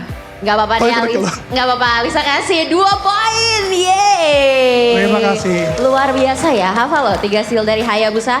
Selanjutnya, Alisa kasih giliran aja gak apa-apa, silahkan. Kamu mau pilih yang easy, medium, atau hard? Medium juga. Ini gak ada yang berani hard ya, padahal langsung 3 poin loh ya. Oke, dari 5 skin Naruto di Mobile Legends, mana yang bisa didapatkan secara gratis? Vel yang Gara. Vel yang? Gara. Betul! Wow, sudah masing-masing 2 poin ya. Syahrul? Balik. Oh, kebalik. Oke, Mas tadi dengan nama siapa, Mas? Arya. Arya, oke. Mas Arya, pilih mau pertanyaan yang mana? Dari yang mudah dulu aja. Dari yang mudah dulu aja, oke. Kita cari ya yang mudah, yang tapi paling susah. Sebutkan nama trio Sanin. Waduh. Ayo. Ini udah pertanyaan yang paling mudah loh ya. Nggak boleh diribut, Kak. Hah? Nggak boleh diribut. Waduh. Kita hitung kali ya. Lupa. Lupa, oke. Rebut ya. Saya. Tahan. 1, 2, 3. Saya. Oke, Ror. Boleh deh. Agak ngagetin ya kayak Ror gitu. Gas Ror, silakan. Oke, yang pertama yang Tsunade itu Siput. Siput, Ya, oke. Terus yang kedua itu yang Jiraiya itu kodok atau katak. Oke. Yang ketiga Sasuke yang dipakai Sasuke sama Orochimaru itu ular. Betul. Wow, ini benar-benar hatam sih. Tadi masih nama siapa? Andi. Mas Andi. Oke, Mas Andi udah dapat 3 ya. Jadi sementara 3, 2, 0. Oke. Kamu yang masih kosong, aku kasih kesempatan sekali lagi deh. Boleh pilih, mau easy, medium, atau yang susah? Medium dulu aja. Medium. Medium dulu ya, oke. Gak apa-apa. Apa nama kedai makanan favorit Naruto? Ramen. Ramen apa? Ramen apa? Harus lengkap dong, ramen apa? Nih direbut lagi nih sama si Mas Ror nih ya. Sama Mas Andi nih yang udah hatam banget. 3, Gak tau lengkapnya. 2, 1 rebutan. Aku. Oh yaudah. Ramen Ichiraku. Ichiraku dan jawabannya betul. Wow. Ini benar-benar sudah hatam ya. Tapi masih 1 poin lagi nih ya. Jadi sekarang pertanyaannya lempar ya. Kita lempar nih untuk Mas Syahrul dulu. Silakan mau pilih easy, medium, atau yang susah? Yang susah. Yang susah, oke. Kita akan buktikan apa nama buku yang dibaca oleh Kakashi Hatake. Iya. Harusnya sih bisa ya dijawab ya. Ini nama-nama yang populer di Indonesia 2 kali. Terus tambahin belakangnya pantai. Ini ada clue-cluenya. Lupa lagi. Biasa kalau nama Alisa di Indonesia dipanggilnya apa? Alisa. Nama pendeknya. Nama gemesnya, nama sayangnya. Cia. Dibalik. Ini jadi Aici apa? Ada Alisa dibagi Aici ya. Apa? Alisa. Biasanya Alisa Subandono deh, sama suaminya dipanggil apa? Ini kenapa jadi kayak acara gosip ya? Alicia. Oh, Ica. Udah tuh udah dikasih clue ya. Rebut lagi deh Mas Andi, bisa nggak? Bisa. Oke, silakan. Oh, katanya nggak tahu. Iya. Tahu. Apa? Gue ngikutin sampai Naruto udah punya anak. Silakan. Jawabannya Ica Paradise. Ica Paradise, betul. Dan mutlak ya, padahal si Syaru udah aku kasih itu gosip-gosip infotainment ya. Dimenangkan oleh Adi. Gimana nih satu-satunya EVOS Fam tapi bisa menang kuis Naruto kali ini? Ya kalau pertanyaan tentang Naruto sih udah hatam ya. Ada hatam ya. Semoga poin yang kamu kumpulkan bisa dilempar ke tim kesayangan kamu juga ya. Amin, semoga comeback, amin. Amin, semoga comeback dan boleh dong kita langsung berikan tepuk tangan buat Adi. Yeay. Dan ini mendapatkan 2000 diamond dan pastikan kalau teman-teman para super fans yang mau juga untuk ikutan seru-seruan bareng di MPL Arena langsung datang aja. Terima kasih banyak teman-teman semua. Dan kita akan melihat apakah di game kedua ini EVOS akan bisa comeback seperti harapannya Andi ataukah akan dibantai habis 2-0 oleh tim Liquid Indonesia. Dan kita akan langsung kembalikan saja ke para caster. Silakan caster, take it over.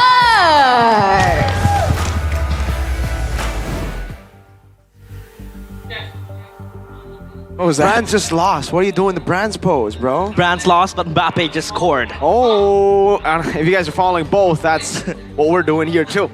It's unlucky, by the way. Brands lost. But speaking of Brands in that game, by the way, he had a remontada. Almost a remontada. Yeah. It's not a remontada. It's not enough for a remontada. 3 kills, it's not enough. It's not enough, mate. Not yet. Not yet. I mean, he lost the game, but he hasn't lost the match yet. He was playing a decent game, Mr. Bruno. You know, doing his own stuff, scaling. And if you want to have fantastic hair, like this gentleman right here, you can use Head and Shoulders. Move on to Head and Shoulders, you can wipe out 100% of wet dandruff plus itchiness protection. Look at Z-Long right here. How do you think he achieved this long hair? I don't know, how did he? Head and Shoulders. Oh my lord. How did he? What about Mia?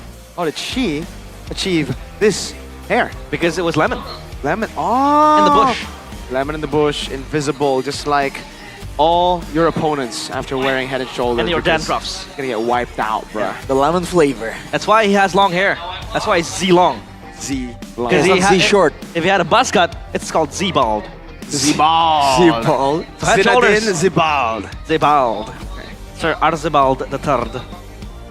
Arzebald. So of course, you're going too far. Go grab yourself Head and Shoulders for fantastic hair and itchiness, anti-itchiness, and dandruff. Anti-dandruff. Well, I know one thing, CITB, that's Shefflin's in the building. Every CITB. time we see hair cam by Head and Shoulders, here it is, CITB, Shefflin. I thought he just won his match against Navi. It's a different Chahil. It's a different Chahil. Chahil? Oh, different Chahil. Wrong Chahil. Wrong Chahil. Right? I bet he also really enjoys a good hair cam. Uh-huh. Why not? Who doesn't? But it's the lemon flavored one. I don't know, Shefflin. Shefflin's only approved of the When will non-lemon Shefflin one. start liking lemon? When he goes on a podcast and says lemon isn't overrated. Ah, okay. Oh, by the way, we got a face check. Sway low. After making that big blunder with a capital B, 2 capital B's. Blunder. He looks all right. Doesn't look like he's super pressured or anything. He's smiling. He looks normal. He doesn't look phased. He doesn't look phased. In a way, I hope he does. I hope he is phased by that because that was a big mistake, you know. But yeah, I'm glad that he's not bringing it to game number 2. He has reset. We're still trying to, you know, read the room, what's happening, why he froze for a second. But again, Arashi was still true to his answer. Said that he was trying to bait out the ult and then AOG comes in. But even if that is the case, Arashi, it feels like they're disconnected. There's a communication. Yes, exactly. That's the main part, the main thing there. Even how they were engaging and how they were fighting, it really doesn't feel as polished as how Team Liquid ID were doing it. You're gonna be first pick selection here for game 2, Team Liquid ID. So they have a chance to pressure for the Fanny this time. Same way Evos did, so there's that to think about. I think all things considered though, they need key on something else. Because the Galakacha, we've seen great things, but it really just isn't his style, bro. Would you say Gatot Kacha is a momentum-based hero? Like, is it... Momentum-based hero? Yeah, like El Momento, right? We're talking about moments that he can create. Is Gatot Kacha that hero? Or is it more of a, yeah, peel for your team type of hero?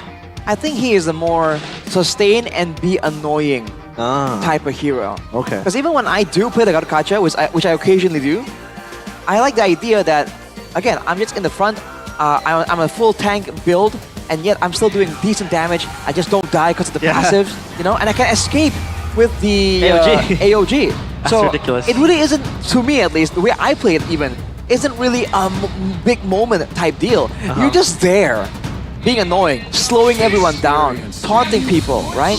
But that is not what is required for EVOs right now. That's true. And of course, going on to what could be the last drafting phase of this week. Woo! Presented by the official tournament smartphone, Samsung Galaxy S25 series. A ban out of Fanny now, out of respect of Fabian. Luo Yi Granger taking out the chip as well. They don't want it in the hands of Witty.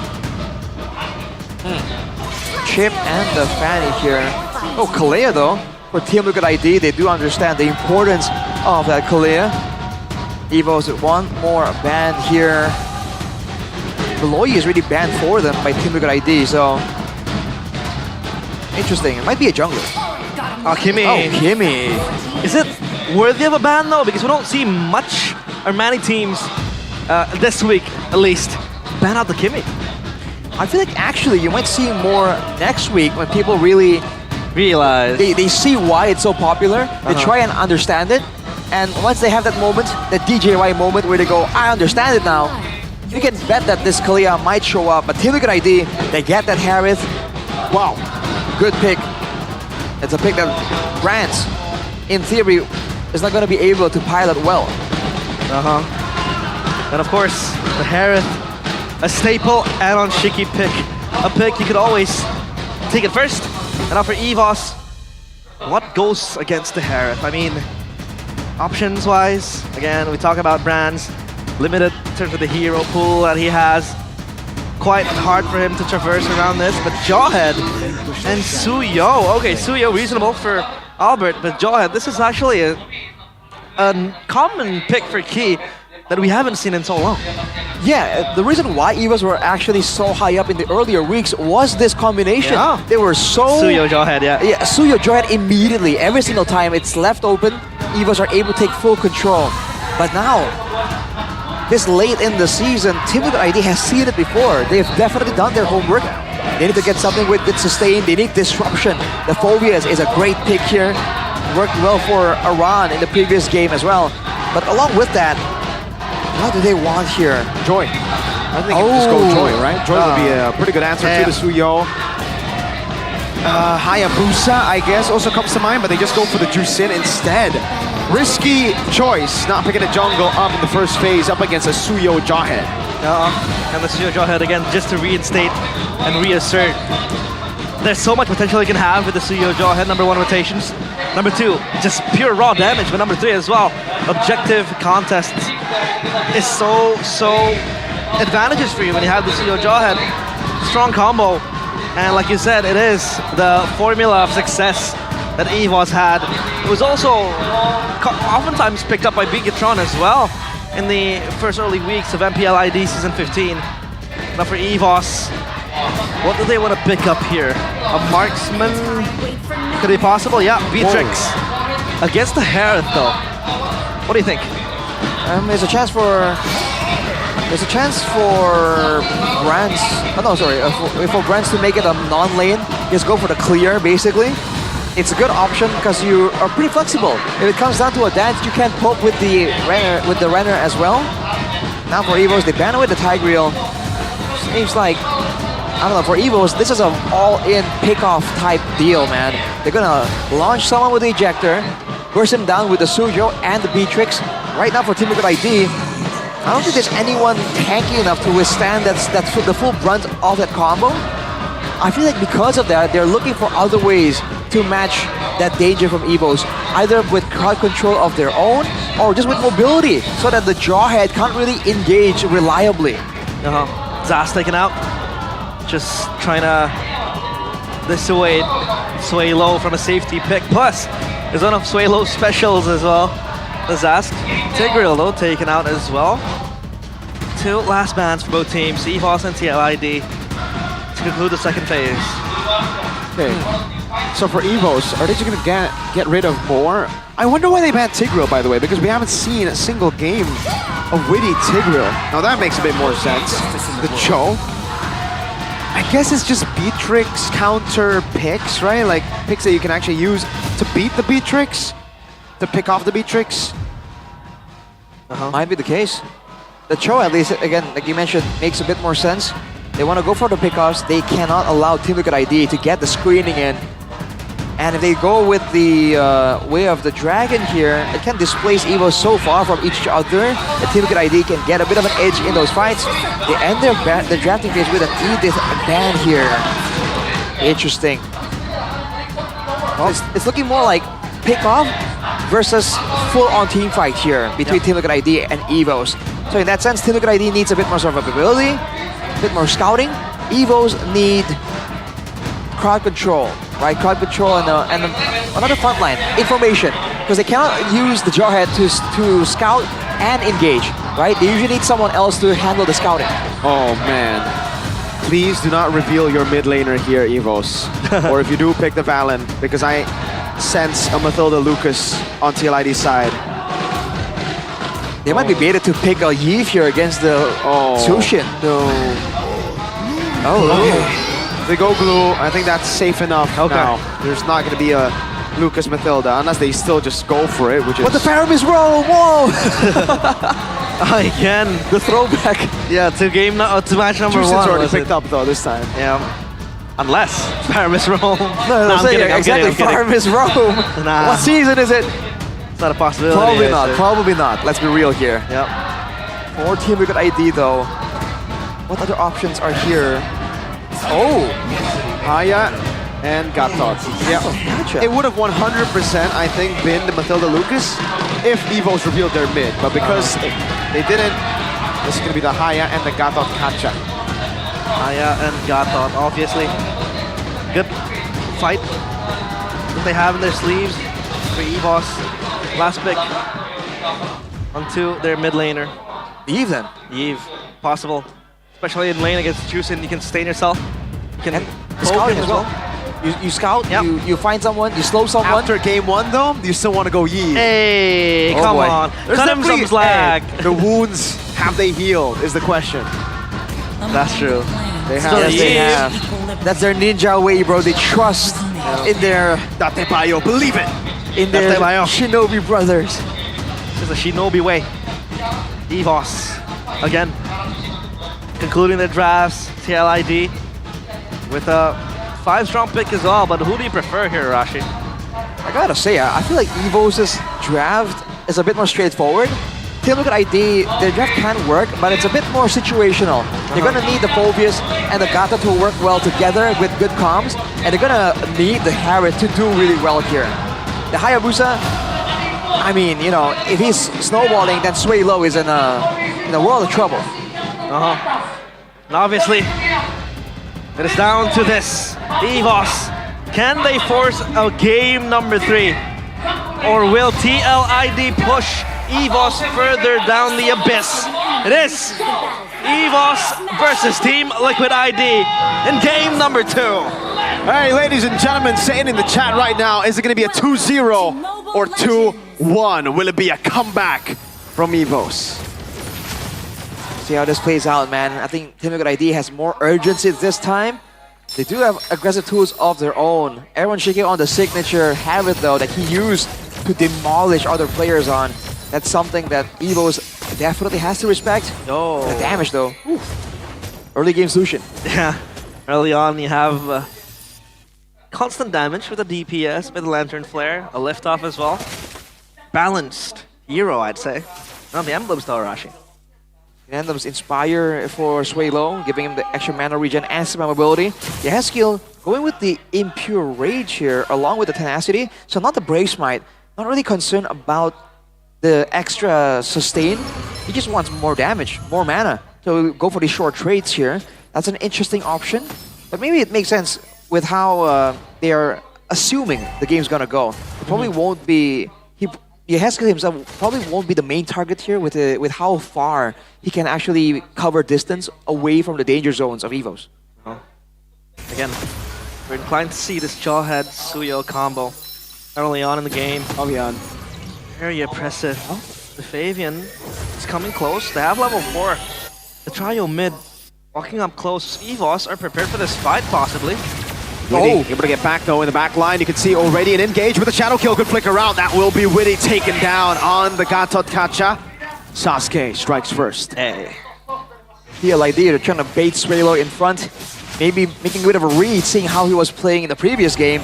But he was able to get out with the flicker. Just like that, Team Liquid ID lose their momentum. Evos are gonna take the first one here. Oh, hang on a second. Yes, kill. Crimson Beacon and the disruption. Aran able to find all three of them. Still the retribution coming down with the RWM, locking him in. It'll be a flicker from Reggie, a kill, another one for Evos. 2-0 and Turtle start. Things are going their way in EVOS. This is the early game, the start they're dreaming of. And is this the damage that the Suyo Jawhead plus the Eve early on offers you? Ooh. Yeah, this, the damage is definitely there, especially when it comes down to the pickoff. Remember that the Jawhead allows you to get up to about, what, 15% extra damage with the passive.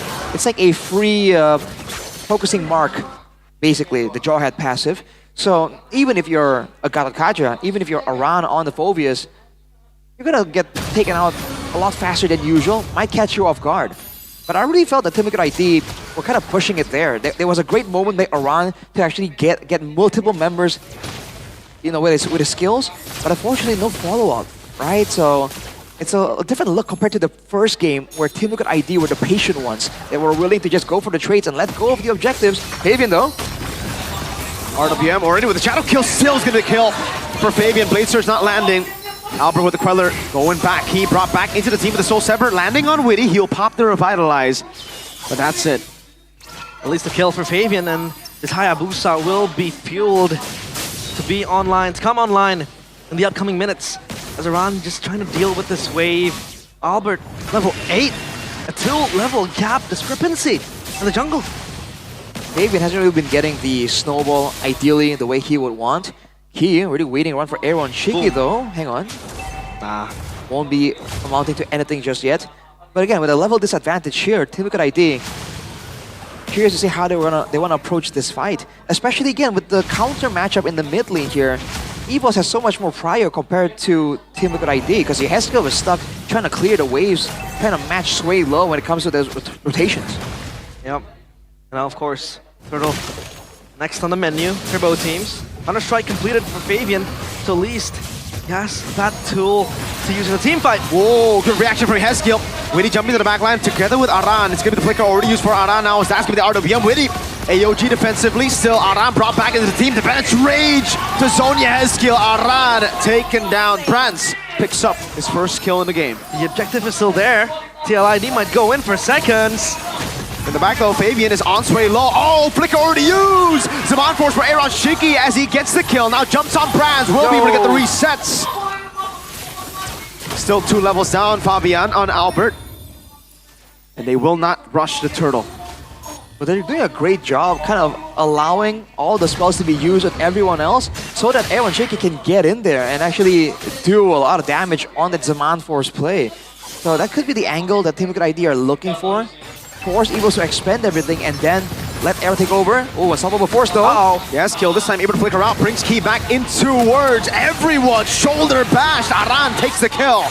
Reggie, slam and spread. That's gonna be a Hesky with the Crimson Beacon and AOG as well. But Albert wins on the retreat. Witty jumps into the back line, but will be slain by the Quella of Albert. Oh, 3 members down. And even Albert was able to steal that Turtle. It's secured by him, EVOS. 2 Turtles in their pockets. Fabian, all he can do is just watch and see. It really feels like forced plays here from the side of Team Liquid ID. Their composition doesn't really synergize that well together. It really benefits them when they are ahead, when they don't really have to worry about the counter moves from Evos. They have so much chase, so many ways to cut off Evos, but they're still lacking some of that damage right now. Fortunately, they were able to take advantage of the interaction between the Phobias and the Jarhead there to take Key out. But overall here, Evos and their backline, particularly Brands on the Beatrix, has been a huge problem for Team Liquid ID. And he's been relatively safe unless Aaron Shiki makes the move towards him. So maybe with a couple more items, everyone will be able to really be a real threat for brands. And unlike earlier, right, you can't build a win of nature against a Harith. There's no way for brands to build that immunity and safety for a couple of seconds. And the electric gun is ready as well. Extra range, but Reggie wants to come in. Key. Good zoning from Key. Flicker ejector penetrate. Aaron able to flicker out outside of the RWM, but Witty. AOG actually gets out. Escape death in narrow fashion. And EVOS, they get nothing out of this siege. Maybe just a spell. The hands of Aaron Shiki, the flicker gone. Key, the conceal play. Exposed. Yes, skill is there, exposing him with the Lantern Flare. All right, Team Liquid ID coming back. Try and find some more. Albert has left the vicinity though. 1v1 potential in the bottom lane. 2-level difference. Yeah, Albert won't go for it, nor will Fabian. They'll both just, you know, Fabian will take the shot. A nice one, man. Yeah, respectfully for both junglers. I mean, Fabian is down 2 levels now, only 1 level, level 11. And again, the turtle ready for both teams. TLID, they need this desperately. As EVOS, they want to complete perfect objective close by the river. Reggie caught in the bad spot. Unstoppable force to the back line. Key unable to get the kill. AOG locking him down. Aran mounted on. RWM as well as Fabian is forced back on the quad shadow. Winnie gunned down. Oh, Albert with a katon gets the kill. Aaron can only run, dash away. 2 for 0 and the turtle. Perfect for EVOS. You can see the attempts there from Aaron to try and carry the team in those fights. But he doesn't even have a Holy Crystal, just not enough damage right now. And EVOS are doing a great job acknowledging that and forcing Team Liquid's hands every single time. They went for that play with the wave already crashing onto the towers of Team Liquid as well. So TLID, by leaving the topside wave, letting the turret clear it, they've also lost a decent chunk of gold. As the discrepancy grows to 5k. Oh man, starting to go out of control here. Yeah, EVOS though. I do hope they don't really fumble the bag this time around. Outer turret, or rather tier 1 turret, down bottom, acquired. Same goes for the top one. And they're gonna get 2. It's a bonus for them. They have control over the orange buff. So at least now with a concealed play, they might look for something. Ooh, Key walks up. EVOS are playing for Unstoppable force and a Menace Rage. Witty able to go for the top, but will get shredded down in the background. Taking very low. Fabian wanted to go for the kill. It's gonna be Key who falls. Sway low. I'm not too sure about standing there. Dumped on by Aram, but Albert gets the kill on Yehezkiel and saves the day for EVOS. Wow, the baby alien again, becoming one of the foundations of this roster. Just, backing them. And now TLID, they lose Aran, they lose Yehezkiel. What do they do at this point of the game? For Team Liquid ID, going for trades wouldn't be the worst of ideas. We talked about the late game Harith being an absolute menace. Unfortunately, almost 6k gold behind here with the Lord already in the picture. EVO's already back with 5 members ready to go for this. TLID, I feel like they should probably go for some kind of trade, but again, the composition isn't really built for that. With the Phobias, with the Tushin and the Harith, they were definitely counting on being able to win it out in the fights. They will be forced to concede that Lord for free though. Now it's going to be a defense game against a Yi. Against a Beatrix, dude. And EVOS grasping this chance. 5 fingertips, both hands, and so far everything is looking fine and dandy for them. And hopefully no misplays might happen. TLID, they can still bank on Aaron Shiki for the late game. The hair still exerts insane amount of damage. Fabian though might potentially be out of the equation for now. The Holy Crystal completed for Aaron Shiki. But for now, EVOS, all they need to do is just wait. So far at least, Team Liquid ID are doing a great job playing around the Jawhead. He has been finding those engages, but they haven't really been given to him for free. He's been forced to do a lot of creative things. Use the flicker, use the unstoppable force to threaten a little bit, and then he can find an angle like there. Oh, Hayabusa! Whoa! Big shadow kill. Fabian will fall. Albert was waiting on the last quad shadow, and he gets the kill. 5-0 and 5. TLID now looking to defend up top. No holy defense. They've dealt with the Lord, but Fabian's going to be up in 20. Yep.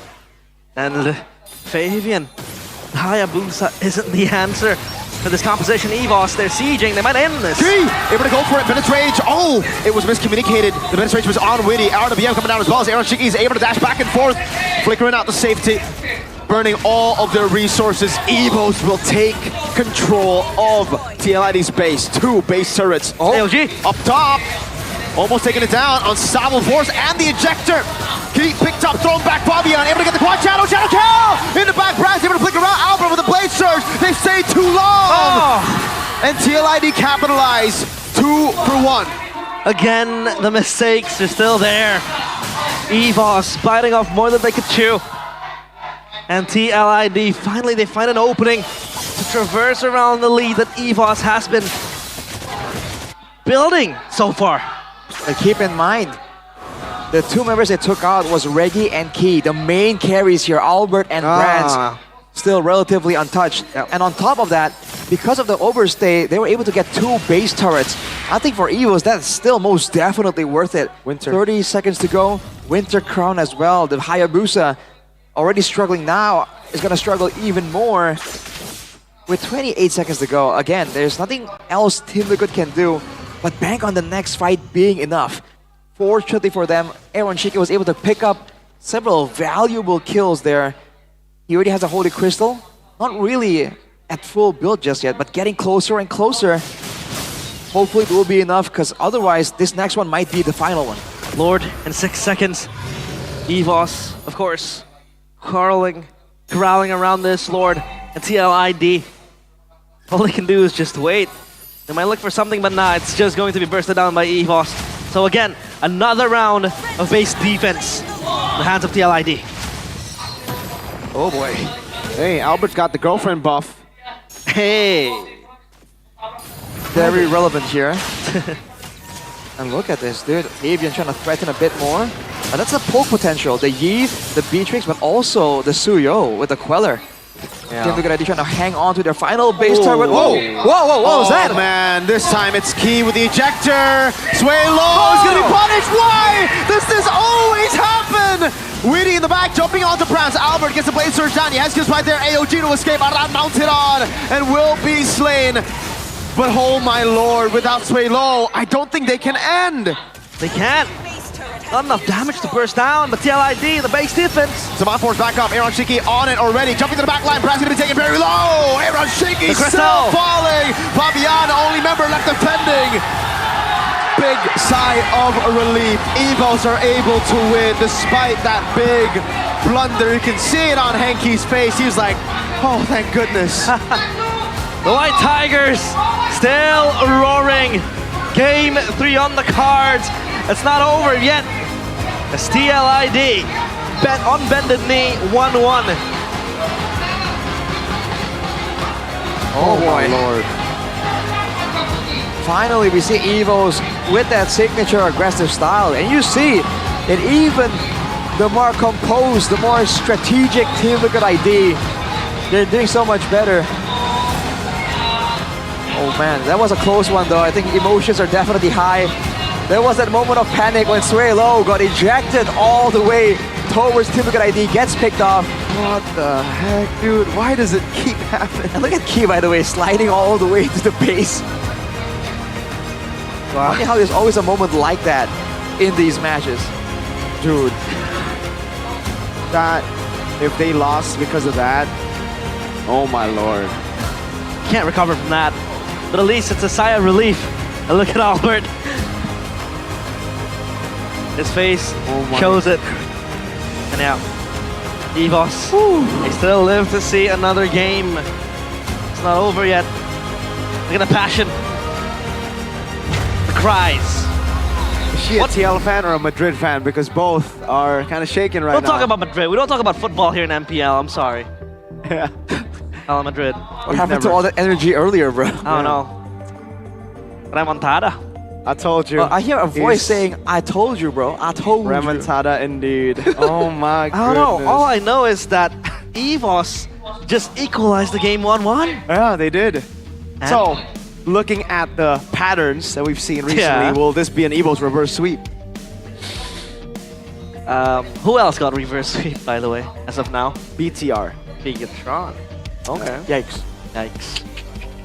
So, yeah, I guess. And EVOS- Geek Fam. Geek Fam. Yeah, that earlier match today, but of course the crucial moment here, as we see, I feel like EVOS, they were snowballing from the get-go. Again, with the Suyo Jawhead combo, they were able to unlock a lot of things, and it was just everything, like they were everywhere at the right time. Hey, it seems like right here, again, these fights, Team Liquid ID had a vision on how they wanted this fight to go. It really seemed like they had planned on winning it outright, but Evils just denied it, dude. And this guy right here. Yeah, baby alien, adopted by a pack of white tigers. It is Albert. That's the MVP, the player of the game. And that was an impeccable Suyo game. He was deathless. Yeah, 6-0-8. Definitely playing it calm, cool, calculated. And again, to be fair, there's not a lot of things he needs to do, which in a sense made it even better. Because even though there was pressure to maybe try and do something, to get involved, he knew exactly what a team's win condition was. Stayed in distance, do some damage, help blow up the main guy diving towards Brands, towards Suelo, and that's it. Use the Soul Sever to secure and burst down these tankier members from Team Liquid ID instead of diving in and potentially getting punished. And all he had to do was that and be on point with the retributions, and he certainly delivered on both. If you look at the damage dealt as well, he's actually just below Brands. So he was doing higher damage than the Yi. And that's a pattern we've seen again and again. The Suyo actually doing more damage than a spammable long-range mage like the Yi. I mean, Suelo was there as well too. Really unsure the damage was coming through, but is that another excusable moment, or was it just him dozing off again? I think that was kind of planned out by Evos, as in, okay, we can stay, but again, like we mentioned earlier, Brands and Albert weren't taken down, so it looked bad. This in particular looks really bad. We talked about the Winter Truncheon. We definitely didn't expect it to be used like that, but afterwards, right, Team Liquid ID tried to capitalize even more. Unfortunately, they were just really too far behind here, almost 10k. They went way too deep, like they got sway low. Why are they going in, you know what I mean? You know what I'm saying? I know. Then again, it's the Phobius, so maybe he ain't got no choice.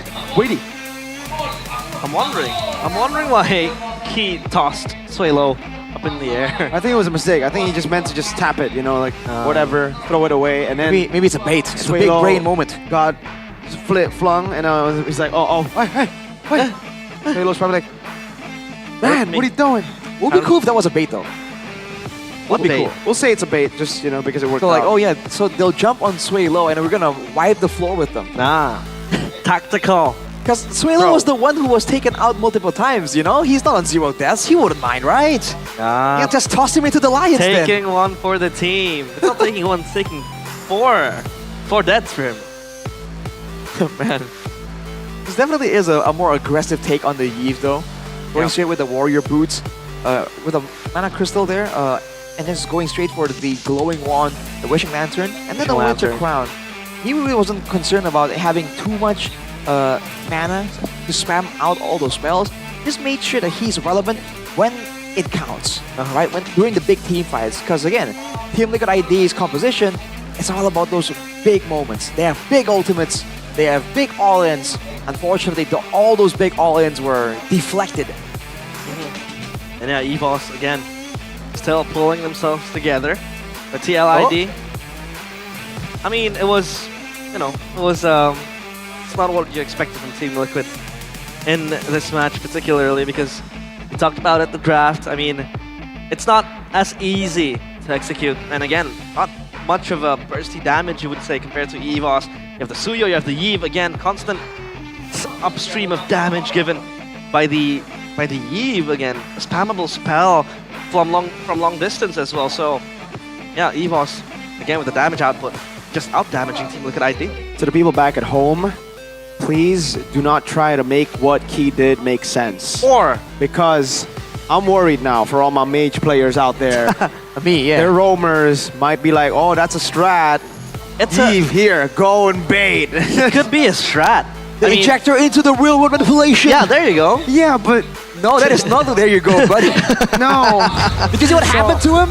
Hey, ladies. Did you see what happened to him? Don't try this at home, okay? You got Don't mauled. try this at home. Can I try it?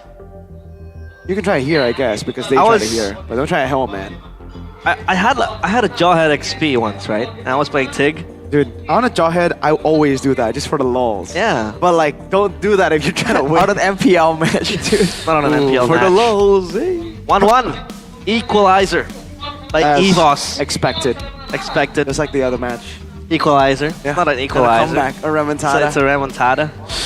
Ay. So, if we're gonna mirror this match with that match, I think this is gonna be a 2-1 for EVOS. Whoa. Hold on. So you're Bold counting prediction. out TLID? You're counting out the first team who Man. got the first point? Not really. It's still the first half. It is. Still the first, yeah. Yeah, it's still the, we have game number 3, so Exactly. just buckle up because we're gonna have an interview with Bude Clara Mongstar. PCM? Oh, PCM? PCM? PCM? Match yang begitu meriah, namun di tengah kemeriahan ini ada Kapten Psychot. Halo semua. Halo Kapten, ini tiba-tiba di season ini ada anomali yang hadir nih. Bude Kak lumayan kaget ya. Psychot, sekali pertama season 15 hadir, benar Ya, atau tidak? Pertama kali. Ini ada apa? Kenapa baru hari ini datangnya Psychot? Pengen dukung banget sih secara langsung, soalnya dari kemarin kan nonton online terus kan. Terus kayak pengen langsung nonton aja secara langsung. Kangen stats sebenarnya. Widih, kangen stats, kangen main, kangen lihat atau suasananya? Semuanya. Semuanya. Oh, berarti ada kemungkinan main lagi dong di MPL. Gak tahu. Hey. Tapi Psychot, apakah kamu datang ke sini? Emang ini tuh EVOS lagi dalam kondisi yang bener-bener butuh dukungan? Sebenarnya dukungan sih, dukungan juga. Cuman ya ini sih, hasil dari mereka juga. Tryhardnya mereka. Tryhardnya mereka. Jadi di sini Psychot biasanya ngelihatnya di rumah. Iya, biasa online terus kan. Oke, by the way sekarang Psychot selama nggak kelihatan sibuk ngapain aja Psychot? Terakhir kemarin habis nice try di China. Nice try, nggak apa-apa, yang penting sudah mencoba. Iya benar. Tapi keren banget loh, udah berusaha. Lalu habis itu sekarang kalau kita lihat dari perjalanan Psychot yang kemarin sempat melalang buana, berarti juga ngeliatin EVOS terus. Benar. Gimana sih kondisi EVOS untuk sekarang ini udah bisa masuk UGD? Sebenarnya masih bisa sih. Kan juga baru week 7 ya, 2 week lagi kan, sisa 4 tim lagi. Menurutku berharap aja hari ini bisa menang. Kejar-kejaran poinnya, kamu berasa gak sih di season ini tuh bener-bener kayak lagi close banget? Benar.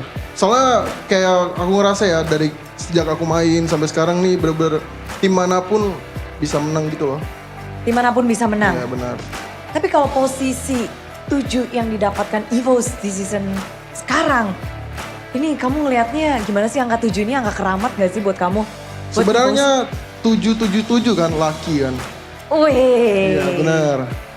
Berarti lo benar, kan waktu itu udah sekali apa 2 kali dapat 7. Ini mau kali ketiga lagi nih. Kalau misalnya ini 7. percobaan, soalnya biar jadi lucky kan. Lucky hoki. Biar mau stay di 7 Kan kemarin kan terus. 7, season 10 7, season berapa lagi 7, ini 7, berarti ini bisa playoff berartinya. 7 gak bisa playoff, Enggak, Psychot. kan kalau misalnya menang lagi bisa naik kan. Oh, berarti season ini gak dapat 7 dong. Oke, 7-nya cuma di week 7 aja. Percobaan. Percobaan. Jadi harapannya pengen ngerangkak naik, Benar. 7-nya udah dirasain, sekarang saatnya pindah. Benar. Cuma percobaan doang ini 7-nya. Kayak Cuma- pengen ya. Benar, tapi kan kita ngeliat kayaknya EVOS nih lagi banyak berganti-ganti. Ini EVOS bisa dibilang salah satu tim yang sering banget mengganti playernya dari role-role-nya. Bahkan dari minggu awal, di tengah-tengah, lalu sampai sekarang juga. Kalau dari Psychot ngeliatnya gimana sih? Sebenarnya karena jago sih sebenarnya Bude. Makanya ganti-ganti role kan. Terbukti Nacho dari mid ke XP menang kemarin. Emang jago aja, belum hokinya aja Bude. Emang jago aja. Kalau perubahan role dan juga ada perubahan player di sana sini juga. Jadi memang menurutmu pergantian-pergantian player ataupun pergantian dari segi role itu nggak masalah untuk EVOS? Gak masalah kalau jago kayak Nacho. Nacho. Tapi masalahnya apa nih? EVOS ada di 7 nih. Seperti biasa sih Bude, hoki Bude. Harus cari hoki nih. Iya. Hoki kan harus diusahakan juga ya. Apa Benar. nih yang harus bisa, mungkin sebagai kawan, sebagai ini, apa yang bisa diusahakan EVOS lebih nih? Khususnya untuk game ketiga, karena kemenangan ini cukup penting loh untuk EVOS. Kalau dari dulu udah ya biasa kalau satu sama itu udah tergantung mental lagi kan. Apalagi kayak kondisi sekarang lagi terpuruk juga ya bisa dibilang #7. Pasti dari player semua, coaching staff, siapapun itu pasti effort buat playoff. Pasti ya, yang penting mental karena kemampuan mereka, skill mereka dari Psychos juga percaya bahwa mereka mumpuni dan cukup. Kalau udah masuk roster MPL udah pasti percaya lo deh. Udah pasti percaya. Tapi game ketiga mental yang harus dibuktikan. Benar. Benar. Udah pasti mental. Tapi Psychos, kamu di sini ada requestan dari player kah untuk datang ke sini atau dari seseorang? Gak ada sih, pengen sendiri bude kesini. Soalnya kayak dari kemarin nonton kan online terus kayak pengen lah langsung kesini ngerasain soalnya kangen stage kan. Ya udahlah semoga kayak bisa bawa hoki juga kesini. Wih, tapi mereka kan katamu mental harus bisa kuat. Coba kuatkan mental tim Evo sekarang juga, Psychots. Kapten Psychots. Masih bisa boy, jangan YTT aja, Bran. Lu gua lock lu, Bran. Kebanyakan yahai bude, takutnya ente kan nanti kan. Jangan tuh. Semangat terus lah boy, pokoknya masih week 7 juga, pokoknya effort lah buat kalian buat playoffnya. Semangat terus.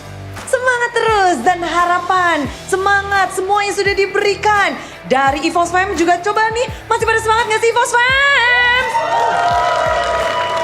The Cavalry juga gak mau kalah pastinya dan semuanya mari kita sambut. Udah gak sabar game ketiga? Gak sabar. Yakin menang? Amin. Amin. Tapi bagaimana dengan hasilnya? Hanya kedua tim yang akan bisa membuktikan. Langsung saja inilah dia EVOS dan juga TLID. That's Mr. Captain, Mr. ISF, Mr. ISF. Psychots. Captain Psychots, with that, I believe Evos have gotten enough to fully come back. Yeah. TLID, they're looking in shambles, man. Losing like that lead at the start. Yeah. What was it for if they overcommitted in game 2 like that? They just gave them chances, you know? Like they were good in the offense, but defensively, what was that? Are you making references? No. You're not? No. Ah, I see. Dude, we were just talking about how they were doing so well trading, avoiding, waiting for the power spikes. Where? What happened? Not there. Where'd it go? It's not there. We were just talking about it. Poof. You know, we blink and it's missing. Like, what? Yeah. Where was that patience, bro? Right? They were brawling since level 5. It's like the hype carried over from game 1. You can't do that. Hey, you're all talk. You think you can play? Why not join the MPL Superfans League? You're a Kingdom, right? So obviously you should be in the Kingdom team. But I don't think I'm in a super fans league though. Ah. This is for the super fans. It is for the super fans. This is a I'm a platform. super fan. He's a super fan, you're a super fan. Look at this hair. Sort of. This is proof that I'm a super fan. Yeah, so this competition is a platform to prove which team community is the best and most united across Indonesia, not Manchester, while also giving super fans a stage to compete, BTR. unite, and show their pride for their favorite team. BTR. So if you're gonna be in the Bigatron super team, what role would you play? Jungle or gold. Ah. You can carry the team? What if Solo. you're matched up with like 4 epics? Gee. I mean, Yikes. that's every day, bro. Wait, Navi! Navi's number 1? Yeah, we talked about this yesterday, no? Number 1 up there. Wow. Navi Lysel. Liesel? So Navi was like, we don't care about MPL ID. We care about MPL ID. Oh my god, look at number Superfans 2. League. Juragan Troopers! Juragan Troopers. Hey, where's the Kingdom? I think we're at all the way 6th down. place, I Anarchy think. Kingdom Bang Get Bang. humbled, Arashi. 8th place and 6th place. That's a W name though. RRQ Kingdom Bang Bang. Araki Kingdom. Nah, it's actually them calling, you know, people in Indonesia. Araki Kingdom Bang Bang. Bang, bang, Bang, bang, hey. Bang Bang, tolong Bang. But what about Sonic Kocak or the Sonic Kocak? Royal Oh, Sonic Makassar, Royal bro. Makassar. Okay. So, interesting names. Makassarian players. I guess. Roar 16. Roar. I wonder what team they support. How about Evo's Academy? It's a bit on the nose, bro. Evo's Academy at 9th is crazy, dude. Like, they used the name Evo's Academy, and then they went all the way to 9th. Like, Cyclops might want to look at this. yeah. But Geek Osiris though. That's an Egyptian god, right? Yes, Osiris. sir. Yes, it is. Geek Slayers. They wait, are they? The Geek Geek Slayers. Slayers. Geek Slayers. Whoa! What did the geeks ever do to you? So, are they sabotaging themselves by Exactly. slaying Geek while Right. representing Geek? But I think the Troopers, Juragan Troopers, will win the whole thing. Oh, really? You gotta face off against Navi. Come on. Dude, I got troopers. Navi. Dude, I got troopers. Navi lights up. RRQ Kingdom bang bang. On 8th place. It's not how you start, it's how you finish. Nah, it's a marathon, not a sprint. I don't know if that's the finish. That's the what scores though. That's what Ghani's team says every season. What? Ooh. It's not how you start, that's how you finish. It is. It's always how you... Second place, FC. Second place FC. Shout out to Ghani. That's brutal, man. Aye, aye, aye. But of course, the game recap from game number 2. It was a match between Aronchiki and Albert in terms of the damage dealt because, you know, Aronchiki was there, 45k damage, and Albert was also there with a lot of damage, basically. But the gold department, though, Albert's just farming his way on towards the blade of the game. Yeah, man, Albert was doing so much better there. Fabian on the Hayabusa. I think we had high hopes for it. And there were maneuvers in the early game that were designed to try and get him that success. The dive onto Suelo, right? The initial kill attempt. Unfortunately, it came at a cost. Because they were so intent on trying to bait Suelo in there, you know, the bait they dangled in front of Evos got absolutely wrecked, absolutely consumed. It could be said to be the main starting point of Evo's snowball. So Team Liquid ID, if they really want to go for the brawl style, they want to match Evos in the aggression, go for it. Like pick, you know, consider the matchups a bit better because especially with the Tsushin, right? It came out kind of early in my opinion and the Eve was left open the whole time. So, I mean, I think we were talking about the Lucas potentially coming out. I feel like, yeah, the fact that they kind of maybe changed plans after seeing the Eve there becomes a bit of a problem, man. So, I don't know. They have to kind of pay more attention to the lanes and how the early game is gonna go. They can't just get like a good teamfight composition and expect Evos to let them scale up to their power spikes and fight. Now, Evos, obviously. Huge momentum. Huge. Towards Huge. game 3. Because Huge. I feel like sticking to their comfortability, like they picked up the Suyo and Jawhead as well, it really suits them. It really suits the aggressiveness of Albert in the early game. He was able to funnel himself with 6 kills total in that match. So, obviously, if they're able to stick with what works, I think, you know, don't change it up. I mean, still sway low with the Eve, even after what happened in game number 1. Yeah, you can just double down. And it's so funny that for Evos, after the 3-week break, they seem to be trying out so many different things. They have so many different ideas. Where are you gonna take them? Back to the Jawhead Suyo combo, bro. if it still works, if it ain't broke, don't fix it. Yep. And this is the final drafting phase of this week and of this day. Presented by the official tournament smartphone, Samsung Galaxy S25 series. We're in 2 bands in, and Liquid, they respect the heck out of this Jawhead. They ban it out. Meanwhile, for EVOS, it's still the same. The chip and the Fanny taken out. Fanny and the ship, Harith taken away as well. It's a battle, it's a brawl, ladies and gentlemen. We're not gonna see these signature picks come up. EVOS, what are they gonna ban next? But if they're banning out the Harith, what do they want to trade it with? Because they have first pick in the hands of TLID. Is it a Suyo? Kalea. Kalea as well, yep, that's true. Jusin. Jusin, there's a possibility as well. I mean, Kalea was a game changer for TLID on that first game, so obviously they want to pick it up for Witty as well. Yeah, it's a great pick. It allows Team Liquid ID, if they want to go in for that brawl, to get an edge there. It's flexible, it can go defensive and aggressive. Oh, Kimmy. Did that go with the Kalea? Interesting. All right, Team Liquid ID will have access to it. So any kind of assassin that EVOs want to bring out here is at risk of getting coiled up in that Tsunami Slam. I mean, the Kalea was one of the most significant figures to be played in the first game by Witty. Now EVOS, will they open up their cards in the jungle here? So far for Albert, he was having a shaky game 1. It was mostly a shutdown towards him, but game number 2 it was insane for him. A Granger is open and a Joy as well. But for the Joy though, is Kalea going to be able to just lock down the Joy? Yes, if the Joy strays too close to the Kalea, that's a catch angle for Witty immediately. Interesting here for EVOs. They get the mix of magical and physical damage. But Team Liquid ID doubling down on the Phobias and the Hayabusa with the Kalea. They feel like they have what it takes. Hang on a second. The glue comes in through. EVOs, they might be forced to ban out the Faramis here just on the off chance Team Liquid ID are willing to make it work for them. Yeah. Because, okay, with the Phobias, with the Kalea, the Netherrealm is already a great spell. Against the glue, with that burst potential, able to spread over the whole team, I feel like it's a bit too costly to overlook for EVOs. I agree, the Faramis is going to be a very good pick to go for, but they ban out the Farsa first. Speaking of good picks though, I think for EVOs, the Navaria deserves a shout.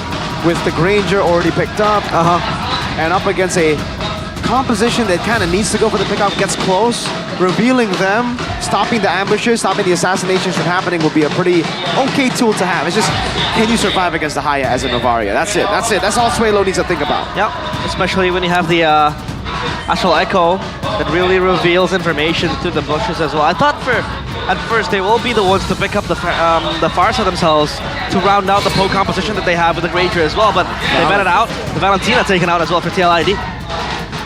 Valentina denied. Interesting, that could be... No, hang on. I was thinking about the Lucas possibility whenever the Valentina is in the picture. That could be a Faramis angle though, right? Making sure that there isn't another realm available for EVOs to steal away. This is the big one though. Will the Faramis come into the minds of Avil here? Do they have something else they really want to deny from Team Liquid ID so badly that they're willing to face the potential of a Faramis? EVOs. Obviously. With one ban, will it be the Faramis or will it be something else? Oh, it's over over. the Beatrix. So now, TLID. Got to take it away. Are they going to try to take away the Faramis first? Is that the idea? That's a weird comp though. If that's what they're planning on. Exactly. It's a dive comp with a Granger trailing behind. But against a dive comp like TLID, doesn't the Faramis gives you safety? Well, technically, if Team Liquid ID plays dive, if they play pickoff, like how do you guarantee? You're just forced to actually commit whenever one of your friends is getting engaged on, because you have to stick together. Yeah. And if you're gonna stick together against a Phobias, there you go. Yeah, it's looking a bit difficult, but that's the option that EVOs want to explore here. So TLID, they can go for the Yeve again. We've seen the Yeve be means to stop the Faramis in his tracks. What else? Any big AoE tool will be good. Something with survivability to deal with the Joy can be great. So Moskov. Gold. Oh, Moskov. Yeah, Moskov I think I'm okay with. The mid lane though, there's so many options. It depends on how Team Liquid ID want to approach this. Do they actually still want to double down on the pick-off potential? Do they want to go in for a full-on fight? How they want to do? Carry. Oh man. That's single target. They need AoE. Okay, there you go. Okay. If they went for... All right. Weave and carry. They're going to play the normal Kalea carry, pick off into a one-shot single target. But remember, there's a Faramis. So if you do go for those pick-offs, it's going to be tough. I'd say it's going to be tough. Roamer, though, for Key. Tig? Yeah, Tig. You need some sort of a engage, I'd say. Tig is awesome here. Yeah. AoE as well, right? AoE is the name of the game here. Against all of this dive, they're gonna need something to stop Witty as well if he really goes in for those risky plays. El Momento definitely has it in him. Will this be his redemption game? Because we have seen him not touch these momentum heroes. What? Hylos. Are there more of them trying to sustain the damage? Okay. It's also a way for them to actually get an engage technically. If they went for the take, I guess it is an engage, but they can't really chase the members of Team Liquid ID too far. So they're going for a more team fight look here. I don't know though, against a carry though? The Hylos? You're in for a world of pain. Shred it down. The carry out. Obviously, Tank Eater. It's basically dinner for Aaron Shiki. Don't forget the slows from the Eve as well. You're gonna be lumbering through the Void Crystals and the Void Blast here. Interesting. I feel like there's potential for both drafts though. It's gonna come down to the game plan. How they play the first objective is gonna be very telling on how the fights are gonna go. A game of fate to close out the week. EVOS, will they be able to climb back up, or will TLID kick them even further down?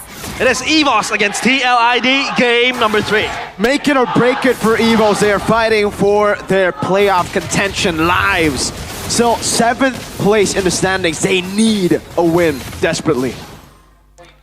Need underline, bold, italic there. They desperately have to get this done. In the lanes though, I think in the early game, Brands on the Granger is going to be having a better time against Aaron Shiki. Same thing can be said for Reggie. The glue against the Phobias is a known matchup already. In the mid lane though, that's a whole different story. The Yeve, I think, will be able to clear still really, really well. Ooh, Brands gets that gold buff. Yeah, the Kalea and the Yeve, definitely a bit more dangerous than the Hylos Faramis. Ooh, looking at the emblems right here. Hang on, the 2v2 is kind of distracting for a little bit. Yeah. But yeah, the tenacities for the frontliners of EVOS, definitely important. It's going to be an inspire though for Sway Low. It's all about getting the spells back up in time for those big moments. Like I mentioned earlier, the only catch they really have is going to be the Glorious Pathway with a glue like lumbering towards you. So they don't really have a lot of surprise tools. So Albert is going to be a bit more limited because of that. Yeah, at least the electrifying beats. It's always available as well for Albert. And so far, TLID, they might look for the 2v3 in mid, but no. Key with the Revitalize. Very early. Premature there. Yeah. Very, very early. That's good info. He's going to be down for, I think, yeah, Turtle. They won't have it for Turtle. No. No.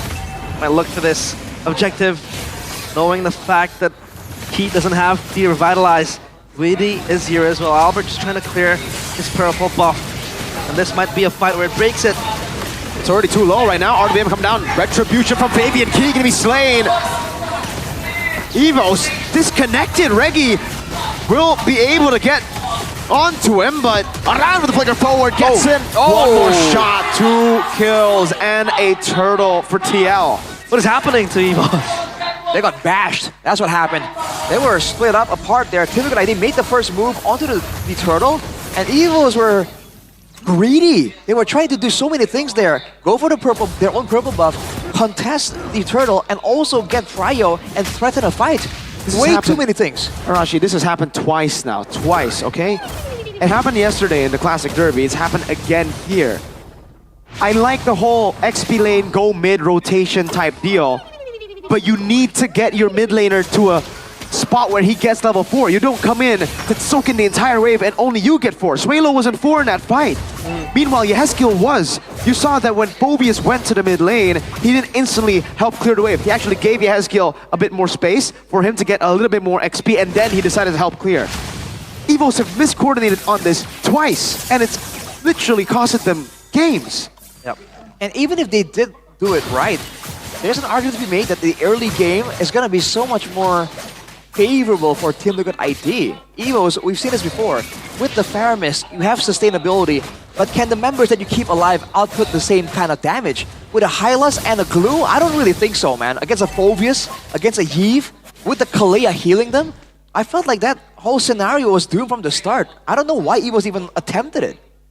Yeah, a recurring mistake happening for EVOS time again. And now, obviously without the Netherrealm in that fight earlier on, Turtle, EVOS do not have the advantage. So this time they might blitz it for the second time. Ooh. The point is, right, the whole point of a team fight is because you have a Faramis. You want to try to sustain. If he doesn't have ult, then it's already bad. Witty in the back, able to find a Tsunami Slam. RWM instantly locking him down. Another round comes in, but you can feel the lead. Shadow kill in the back. Albert will be taken very low. Still able to escape though. It's going to be Witty who will fall. Together with Key, Aaron Shiki able to go down. Albert dives in deep. It'll be the shoulder bash now. Also in front of pursuit. Aran getting it. Fabian jumping on the sway low. Has to purify. Another jump in front of Pursuit. Another one! Dunking on Suelo to claim the double. Brands unable to get the kills back. Is that worth it though for EVOS?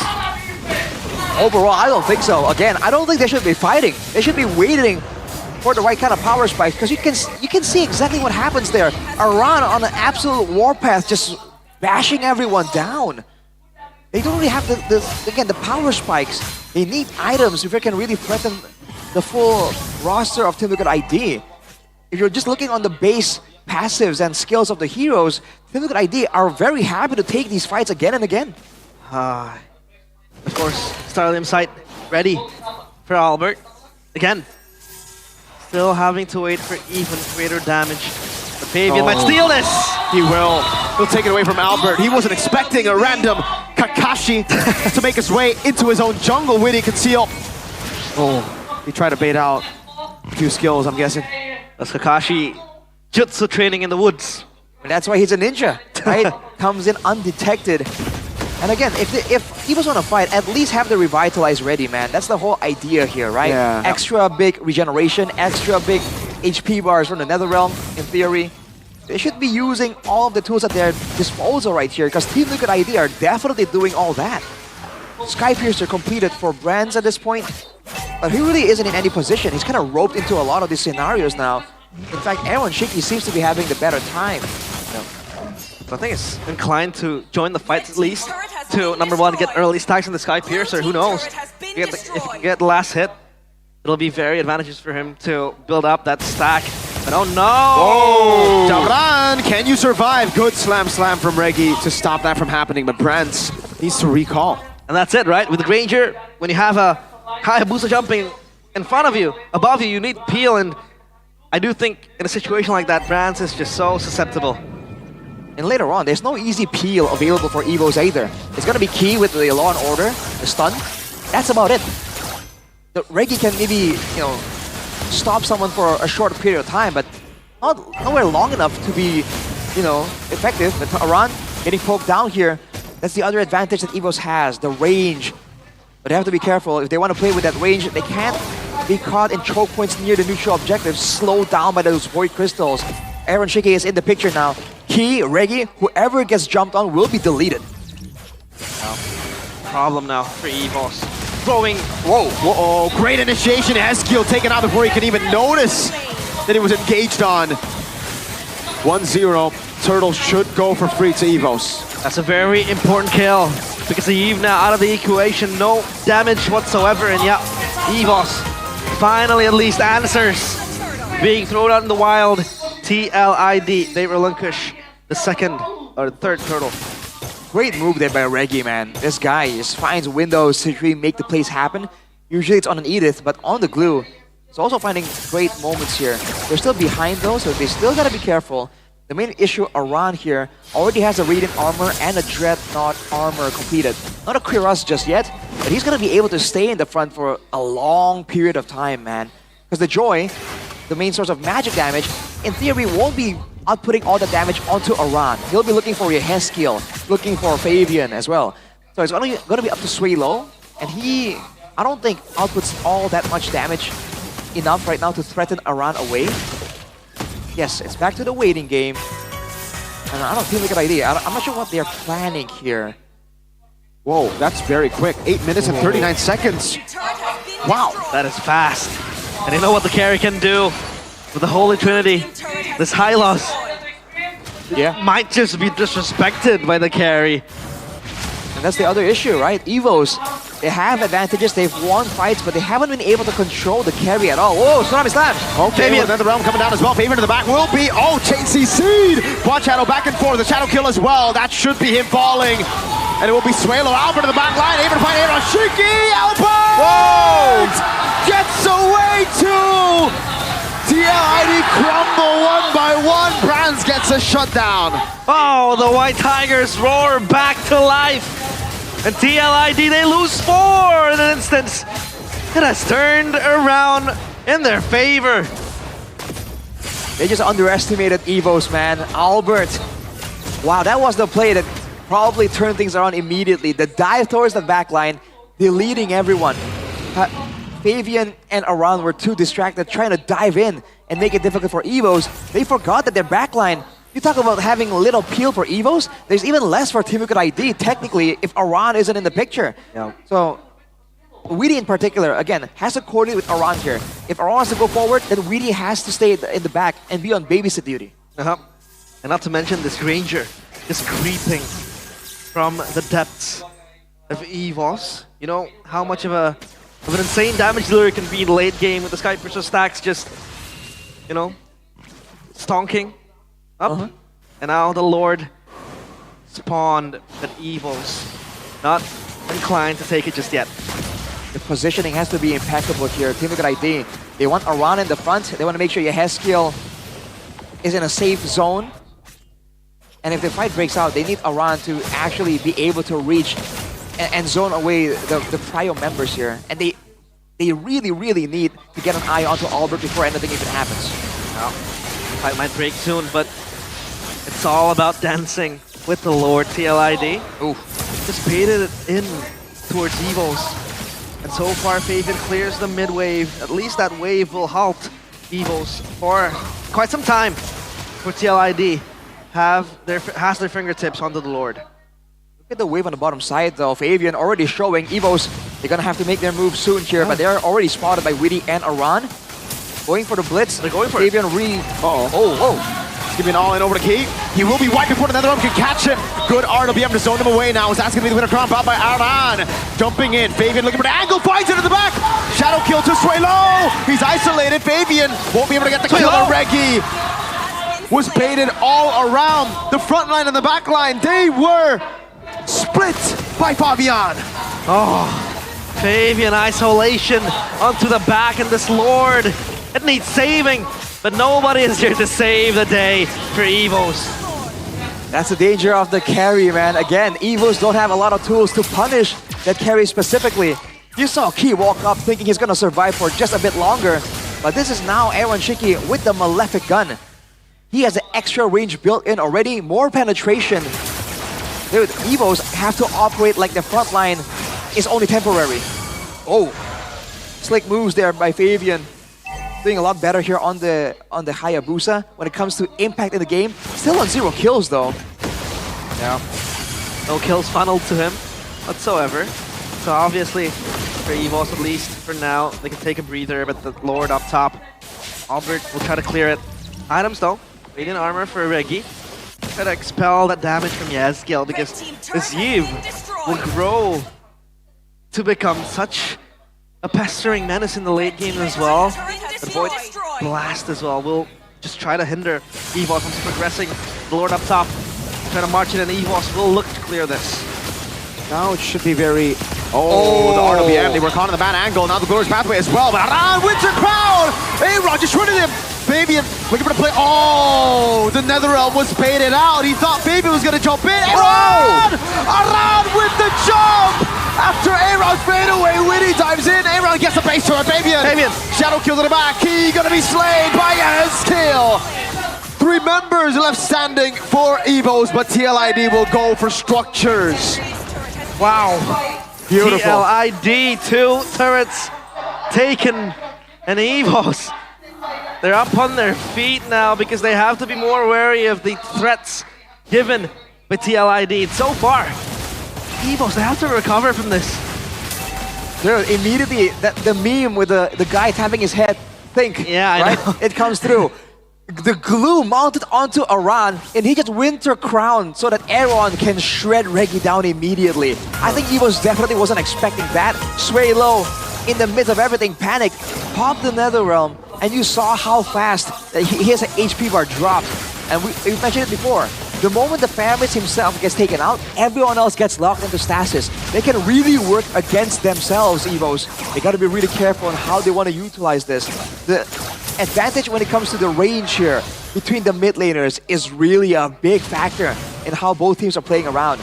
And we talked about the poke damage. Yehezkiel with the Wishing Lantern, the Glowing Wand, and the Divine Glaive at this point.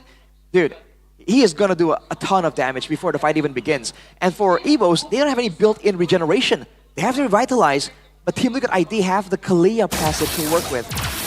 So it's still pretty much balanced, but Team Liquid ID have more options to go around. Evos are the ones that have to make a play like earlier, where Albert comes in undetected and makes a big one, because otherwise, it's a Team Liquid ID's game to control. Yeah, EVOS, they need a miracle to happen. They don't want to pin themselves onto one another. Their backs against the wall now. This is much akin to game number 1, where they were so far back.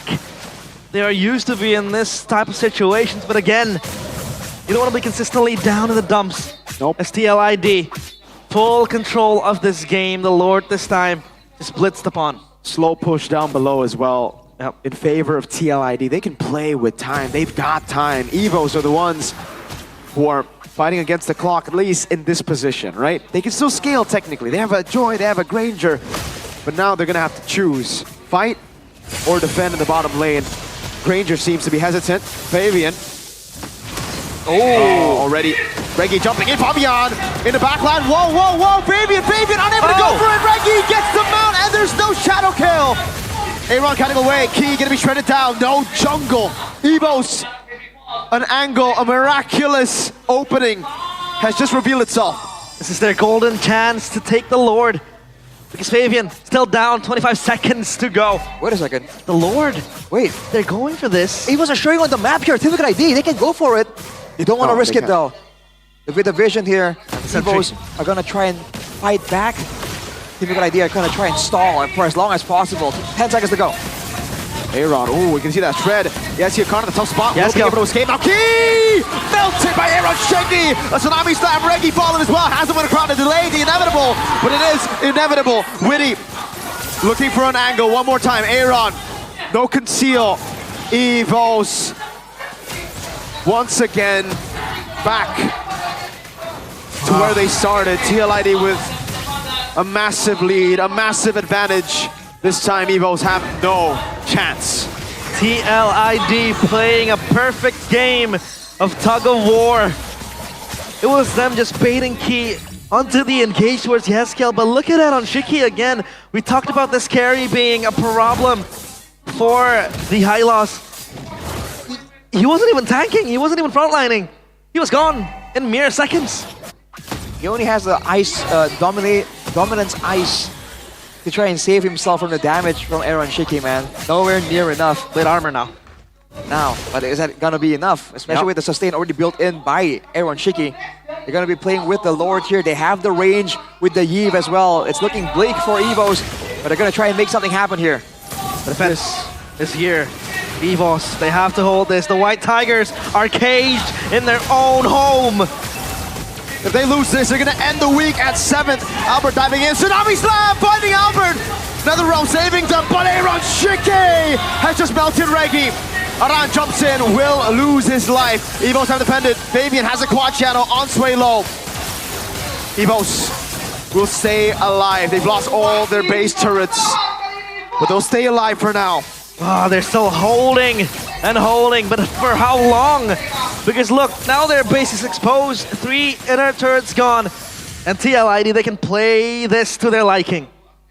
That's a concern now for Evos, man.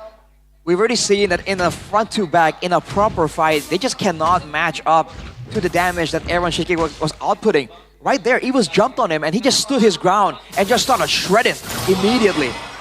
Oh boy. Evos are gonna have to do something drastic, especially with when the Evolved Lord is in the picture. That's their do or die moment, man. They have tools to make plays happen, but unfortunately, the only the only things they can do that really surprise Team Liquid ID is just Reggie. Yeah. Which is why you've seen Reggie being the main person making all these plays happen. He can't do that. He has a Revitalize. He's only a Hylos. Albert, way too vulnerable with the Kalea in the picture. It's just been Reggie. And that's why it's so difficult, man. Evos' avenue of approach is so one-dimensional. Whereas with Team Liquid ID, you've seen them start fights with Riddy, with Aran, with their Haskill even.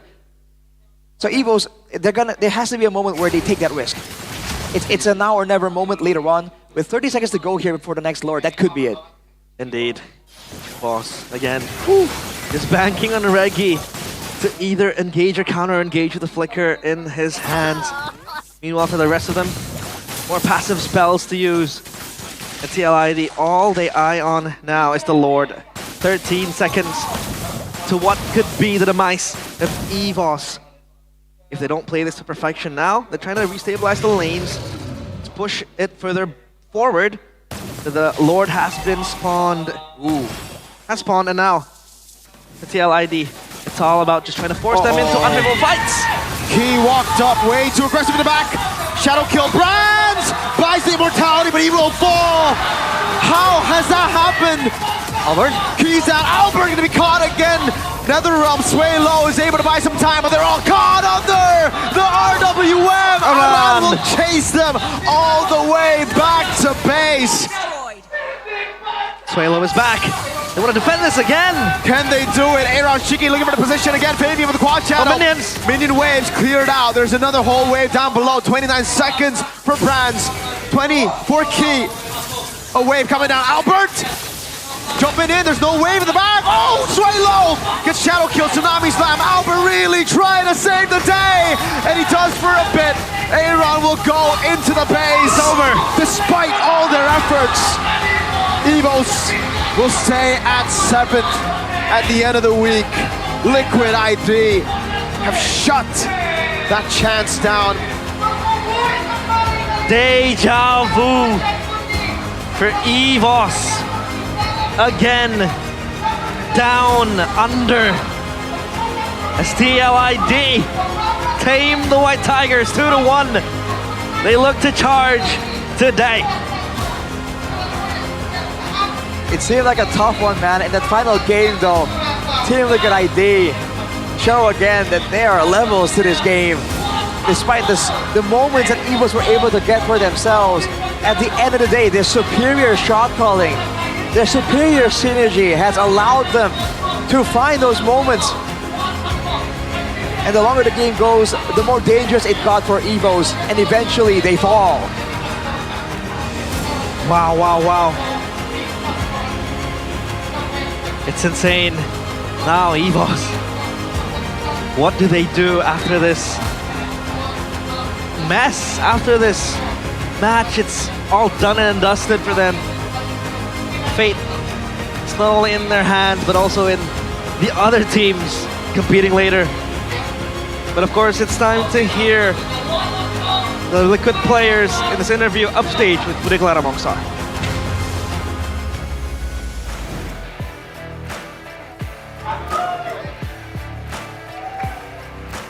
TLID, pasukan kuda berhasil menjinakkan pasukan macan di leg yang kedua, pembalasan dendam yang begitu manis untuk kali ini.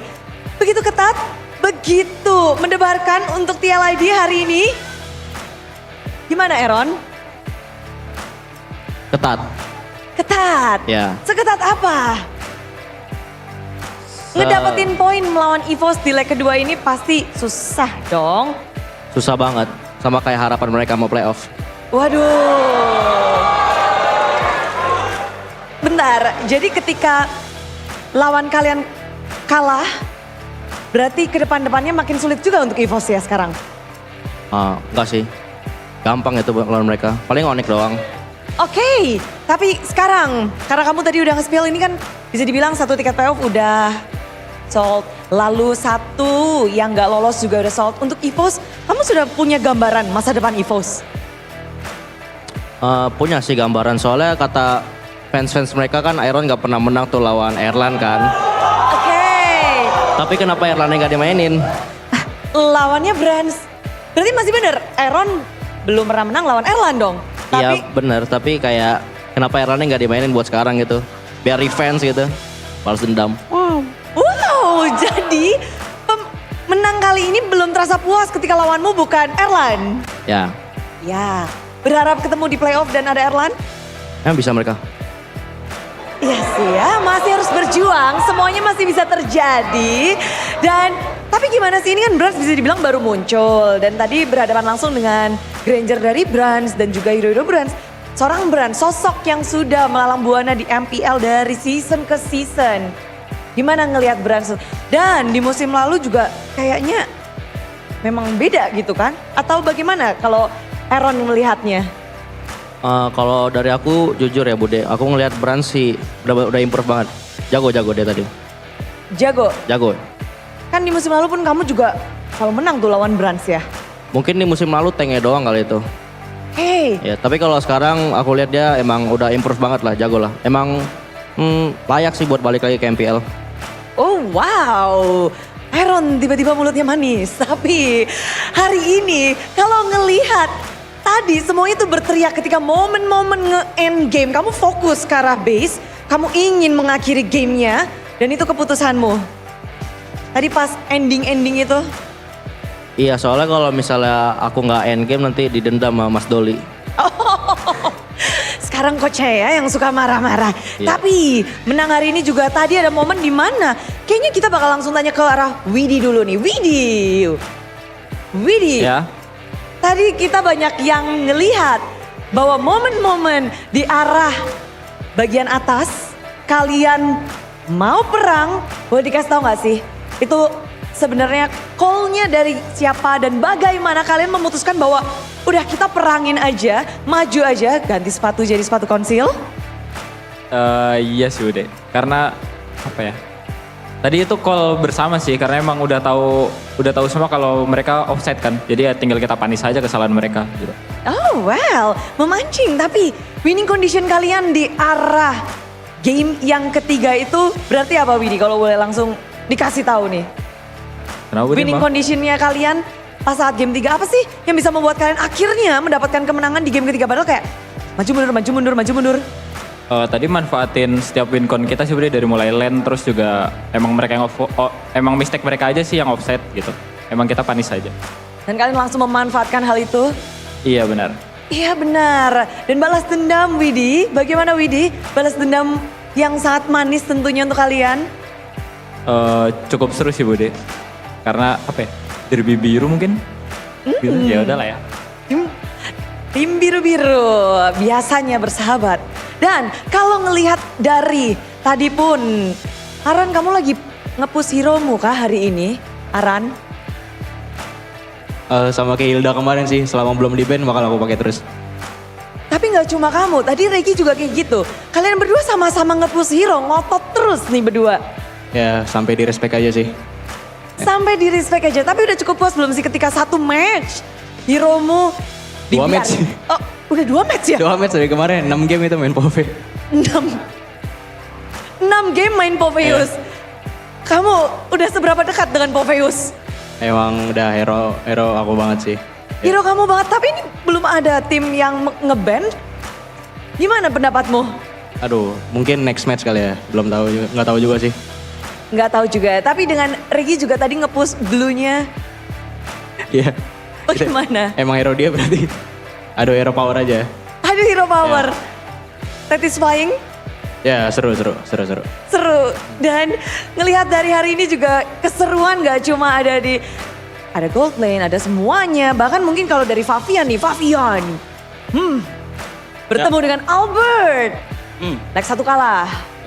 Leg 2 menang. Dari Favian sendiri apa nih yang mungkin Faviannya lagi jago banget, MPL ID lagi jago banget, apa EVOS yang malah lagi agak goyang? MPL ID-nya lagi jago-jago banget. Jago-jago banget. Iya. Banget nih. Banget. Kalian habis ngapain bisa jago-jago banget lagi win streak 3 kali kayaknya? Mungkin banyakin bonding sih. Lagi banyakin bonding aja sih. Banyakin bonding aja. Tapi apa kita ngelihat kalau hari ini melawan EVOS, game 1, game 2, game 3 juga seru banget. Buat Favian sendiri, game mana yang paling seru? Game ketiga sih. Karena hard game. Jadi kayak saling berlawan lah. Seru. Saling berlawan. Ya. Dan caramu untuk memenangkan game 3 gimana? Game 3 sih aku nggak main Bude. Sejujurnya ya. Ya karena emang digendong aja sama 4 bocah ini.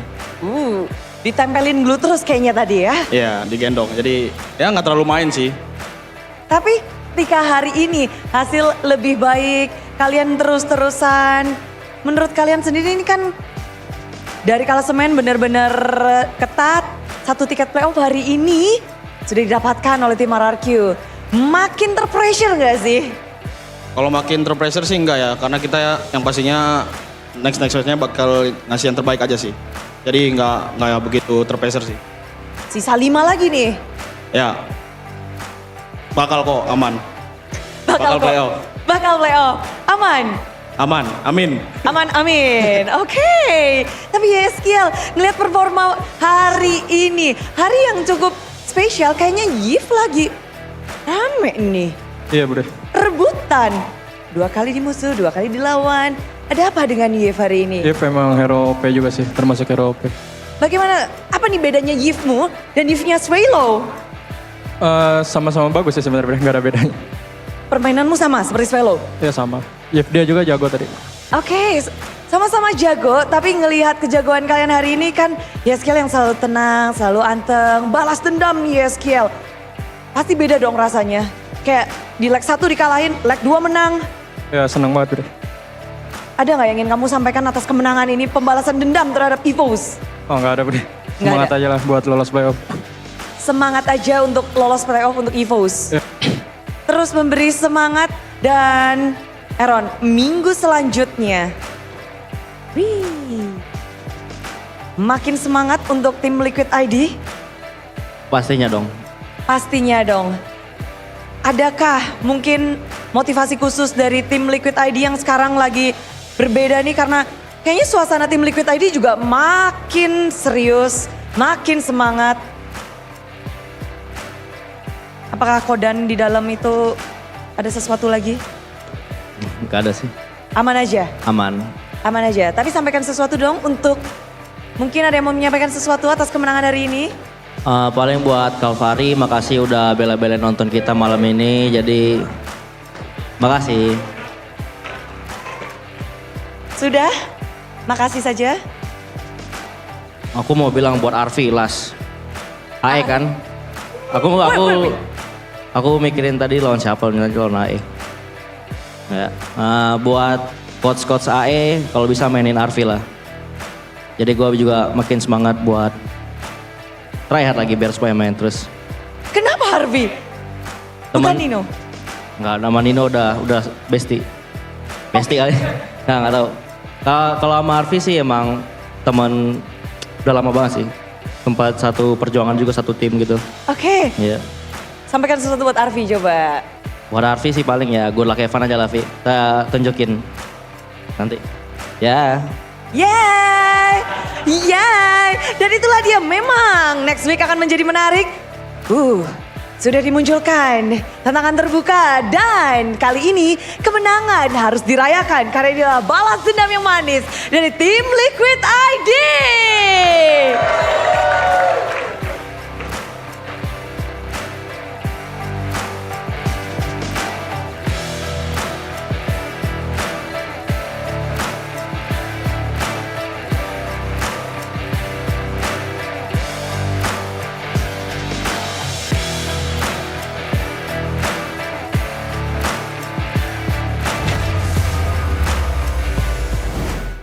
Look at that horse head, just dangling as if around. Team Liquid ID, you know, with their trophy right there. You know trophy hunting?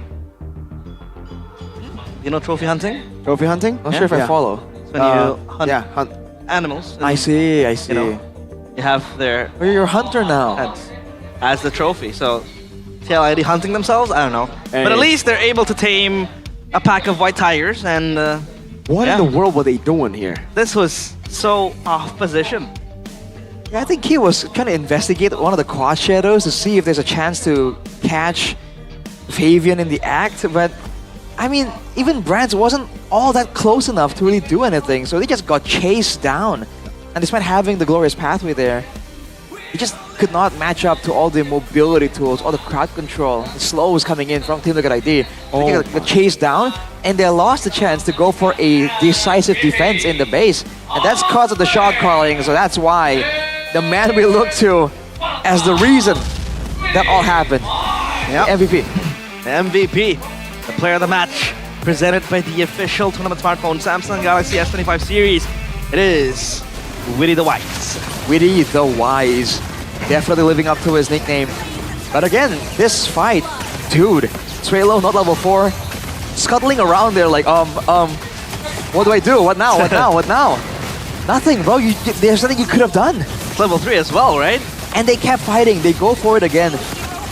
It's almost like I feel like we've seen teams go for the Faramis and then really overestimate how much the Faramis can do in the early game.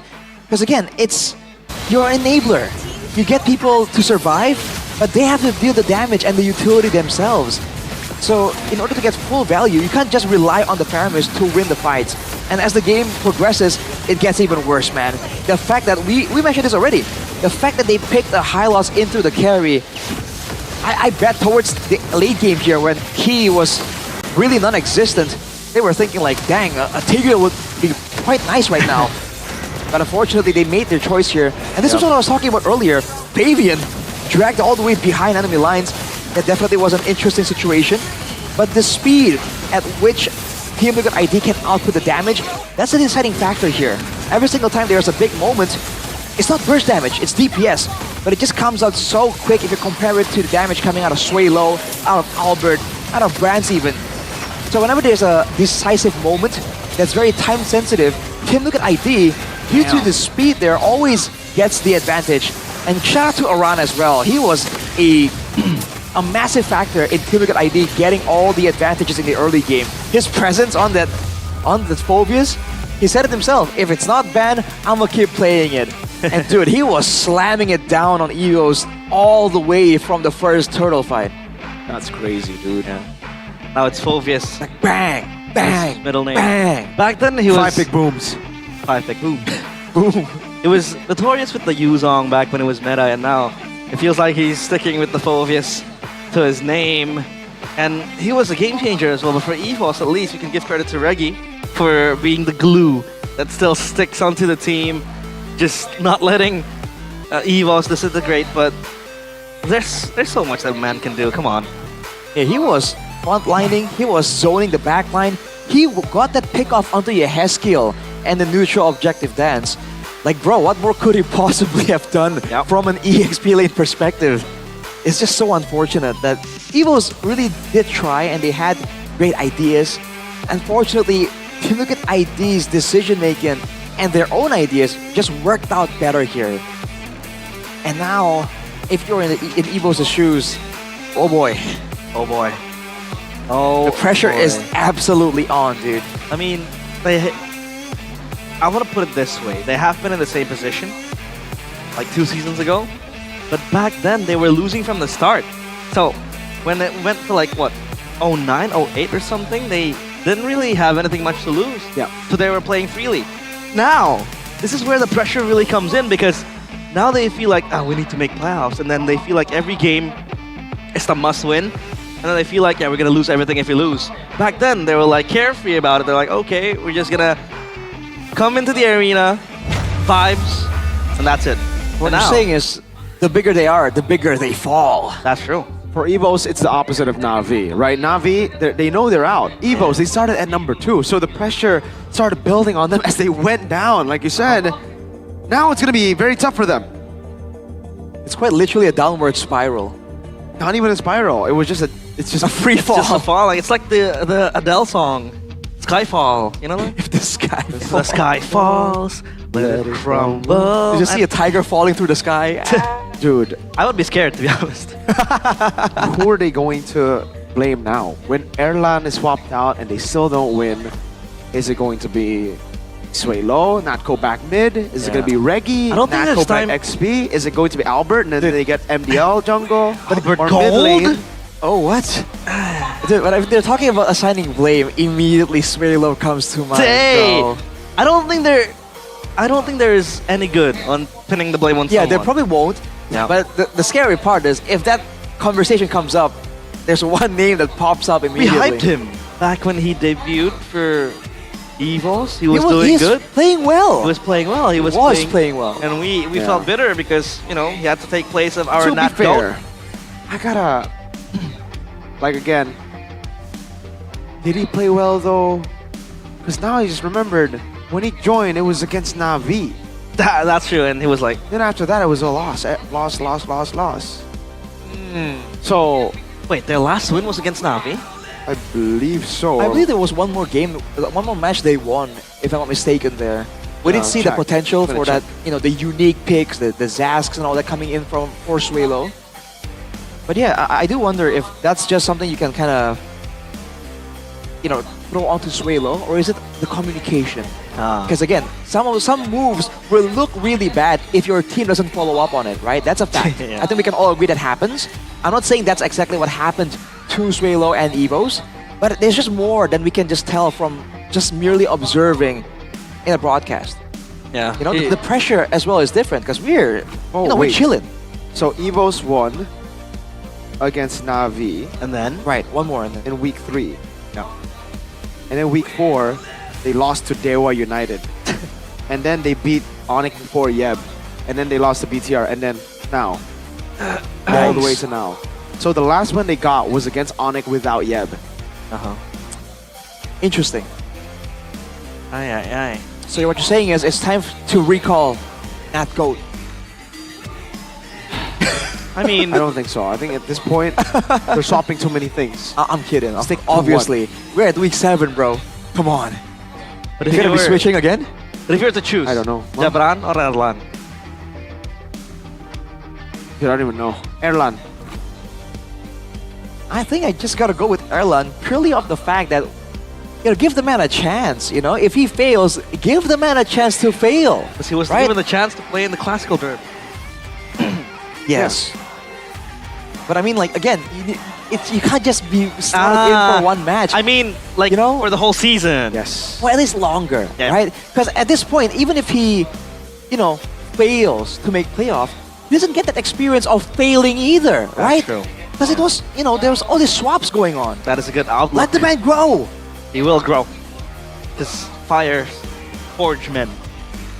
Yes. Tough men are created by weak times. Weak times create tough men. I don't know how that quote goes. Weak men create tough times. Tough Yeah. times create strong men. No. But Interview. before that, who's this interview? Kembali bersama Alisa di sini dan pastinya kalau sudah di sini closing interview, nggak ada Ya. coach yang sebenarnya mau ketemu di sini ya, tapi ketemu lagi dengan EVOS. Kali ini ada Coach Afil. Halo. Coach, Alisa mau tanya gimana nih? Yes. Apa yang harus dibenahi nih, terutama untuk week 8 karena kesempatan ke playoff semakin tipis nih Coach. Ya sebenarnya kita udah nyobain semua hal, out game, in game, pokoknya pasti yang mungkin para viewers atau semua yang bertanya-tanya gitu kayak nggak nyobain ini semua udah kita coba sebenarnya. Cuman ya ternyata hasilnya masih belum cukup karena pressure-nya mungkin gede juga di stage, di MPL sendiri. Jadi ya kita udah berusaha yang terbaik sebenarnya. Sudah berusaha yang terbaik, namun mungkin hasilnya memang belum sesuai dengan apa yang diharapkan. Tapi Coach banyak yang bilang draft dari EVOS sendiri ini monoton. Kalau kita lihat kemarin ketika melawan RRQ, Regin selalu mengeluarkan edit dan sekarang selalu glue. Bahkan draft-draftnya tidak banyak perubahan dari match ke match. Tanggapannya seperti apa nih Coach? Sebenarnya kalau misalnya dari draft kita juga nge-adjust juga dari apa yang di pick musuh. Jadi kalau misalkan glue kan biasanya ngadap ke Poveus kayak gitu dan di game itu emang lumayan enak banget lah bahkan glue-nya main di situ. Jadi ya kita juga nge-react ke apa yang di pick musuh. Kalau misalkan Aran pick OP ya kita pick glue. Kalau Aran pick yang lain juga pasti kita berubah juga. Jadi sebenarnya bukan apa yang kita pegang, tapi kita lihat apa yang di-pick juga sama tim lawan. Karena kan kita second pick kan, kita lebih nge-react kalau second pick. Jadi ya kelihatannya jadi itu aja. Tapi hero yang lain pasti berubah lah, nggak cuma satu dong. Oke, jadi bukan karena pool hero-nya yang terbatas ya Coach? Oh enggak dong, mereka punya hero pool yang sangat banyak tentunya. Tapi when comes to match up, mereka juga setuju, mereka juga paham kalau misalkan ya pastilah Poveus ketemu Blue karena lebih enak gitu. Pastinya dapat dipahami dan dimengerti. Dan Coach, boleh gak sih kita kasih kata-kata mungkin untuk para EVOS fam yang sudah setia mendukung pastinya, silakan. Yes, untuk EVOS fam tentunya ini bukan posisi yang saya inginkan juga, bukan posisi yang tim inginkan juga dan pasti bukan posisi yang kalian inginkan. Cuman ya kita cuma bisa ngucapin makasih untuk kalian yang selalu mendukung dan minta maaf kalau misalkan kalian ngerasa tim kesayangan kita semua lah ya. Tim kita juga lagi nggak bagus performanya. gitu ya. Dan pastinya kita berharap yang terbaik ya Coach Afil. Apalagi di week ke-8 semakin dekat ke playoff. Thank you so much Coach. Thank you. Hope for the best untuk minggu depan. Dan jangan lupa Superfans dukung terus tim kesayangan kalian. Dan kita akan kembalikan lagi ke para caster. Silakan caster, take it over. Obviously Coach Avil doesn't look pleased by the result. Sad, bro. He looks sad. I want to give him a high five. High five. Pat on the back, you know, like. But this was basically a run in that game. It's pushing EVOS back. Yeah, it's more like a shoulder bash. Shoulder. Bang! And then a boom, bonk in the head. Boom, boom, boom, boom, boom, boom, boom, boom, boom. Bada bing, bada boom. I mean, at this point, what's the recovery plan here? Dude, I remember early on when they took their first loss. I forgot what the first. I think their first loss was against Alter Ego. When they took their first loss, Avil took the loser interview, and I remember him saying, "Yeah, we were just not coordinated. There were a few bad calls here and there, but we can work things out." Second loss comes in and says, "All right, there was some mistakes there. There's also draft got overcome."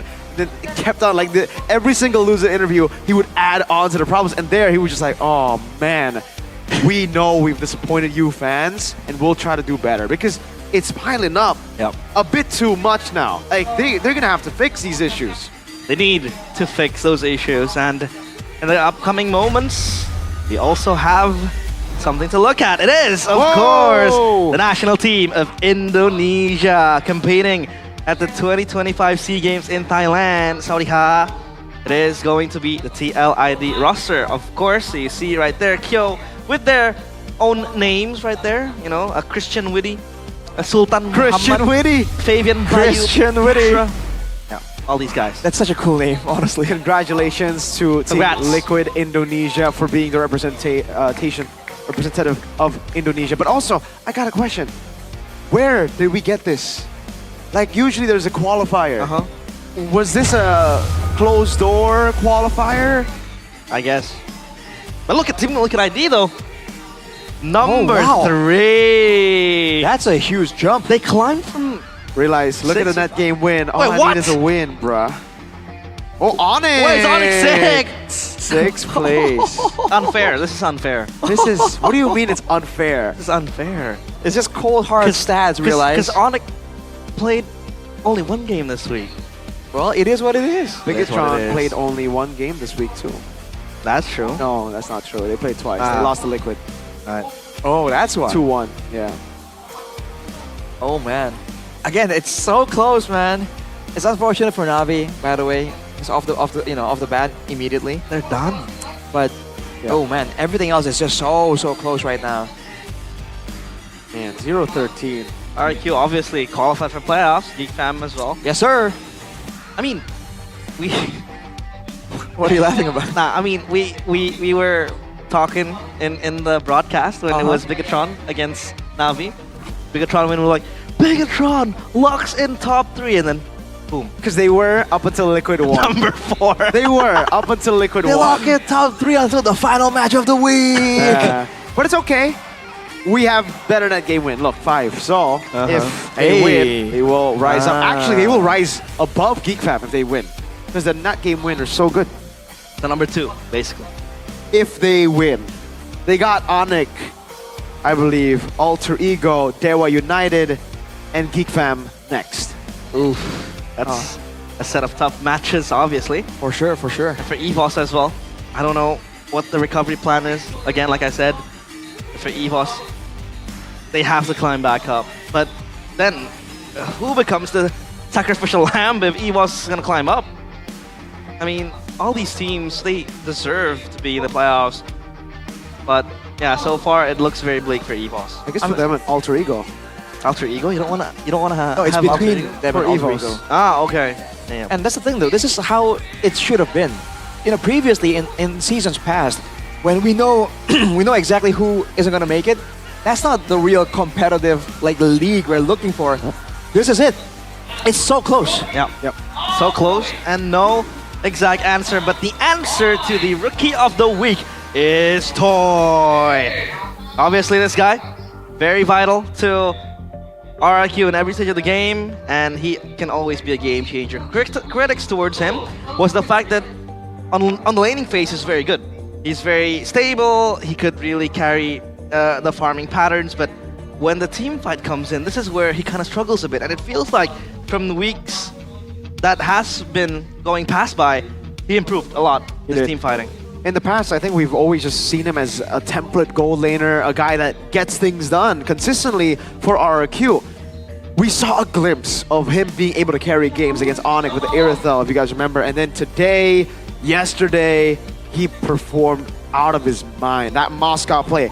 The reason he's not player of the week is because he got outshone, in my opinion, by his own teammate. His own teammate, player of the week. Imagine the MVP leaderboard being led by a roamer. The middle part roamer, it is Edok. The game changer. Ridiculous player. Always game changing. Always the reason for a big win. And like, pretty dude, accurate. all you need to do is watch an RRQ match this week. This guy is honestly the most ridiculous roamer we have in Indonesia right now. There's no one that even comes close to Edok level at this point. This guy is a generational talent. It is literally in RRQ a competition between him and Dyron as to who actually makes more moments happen. Luckily for Edok, he's been getting his hands on these Tigreals, on the Francos a bit more than Dyron has on the Phobias and Badangs. I feel like I lose excitement when I see him on a high loss. Because I want to see him on a playmaking type of hero, so yeah. That's usually when they lose too. They need Dyron or Edok on a game, on an initiator. For sure. And this is next week's schedules, in which 3 days of action, TLID against Alter Ego, Bigatron against Dewa, Geek, TLID, Alter Ego, RRQ, Bigatron Onyx, that is one match to watch, and of course on Sunday, Rumble in the RRQ jungle against Dewa, Onyx against EVOS, and Navi against Geek Fam. Onyx against EVOS, this is a make or break game. BTR versus Onyx as well. It's going to be a very, very important game to what we are going to see overall here. Geek Liquid, number 2 and number 3 going at it. Yeah. Every match is so intense now because it's so close. It's close. I know we say it every season. I know it gets tiring, and I know you think we're just saying it for marketing purposes. But if you look at the standings, you actually see it getting closer and closer every single season. So it's not... We're not committing fraud here. This is real. It's competitive and the most competitive. Realize is real. But what is real? What? Are the tickets to MPL ID Season 15, because the tickets are now available as they have always been. You can buy your tickets through the GoPay app or the official MPL ID website and get free diamonds. Free diamonds. You don't want free diamonds? Oh, I love my free diamonds for free sure. Diamonds? I already have free diamonds. Unlucky. But of course, the playoffs tickets, batch number 1 for MPL ID Season 15 are now also available. You can get your tickets on the official MPL ID website because they are selling fast. And Season 13 playoffs, it was a banger. 14 playoffs was a banger as well. 15, banger. I think it will be an explosion. I love it, man. I mean, we don't even know the venue yet, but you guys can go and check it out first. Get your tickets, and then later on, well, it will be in Jakarta. I think they've confirmed that it will be in Jakarta. Jakarta? Because where could it be? Jakarta. Imagine Velodrome again. Imagine if they have it in your house. The playoffs. I don't think it'll fit that many people, man. I think like I could fit we'll the take players. Just the players, the casters, no camera crew. No camera crew? No one else. I think that's all my... No Indo broadcast as well? The casters with Indo broadcast, but that's about it. No panel. No if panel. It's in my house. Whew. What about your house, Rashi? Nah, nowhere near big enough to host an event of this scale. The playoffs, dude, looking like this, there's gonna be so many people, man. Come on, no way. Yeah, so many people, so many hype, so... I'm gonna make a prediction. Velodrome. Velodrome? This is a wild prediction. Nah, you can't. I think Season 13 was in the Velodrome, so I don't think they're gonna repeat that. I think because it was, they're gonna repeat it. But of course, it has been me, Realize, with Mirko, and Arashi. It's been a pleasure. So please comment down below your predictions for the venue, the MPL ID Season 15 playoffs, because this is over now. The season, week 7. Week 7. Week 7 is over. Day number 3 has been your closure for now, And so far, it has been very close for all the teams. So, of course, by then, you have to get yourselves peeled for more of actions next week. So that has been it for us. MPL ID Season 15. Wait. Hold up. Practice. Hold up. Wait. Hold up. Do it again. Hold up. Hold Do up. it again. Gonna practice it. Do it again. Do it again. I'm Do it stuttering. again. I'm gonna do it again. Okay. Ready. Focus. Focus, Arashi. Ready. Focus. We're ready. We're ready. MPL ID Season 15. We own this.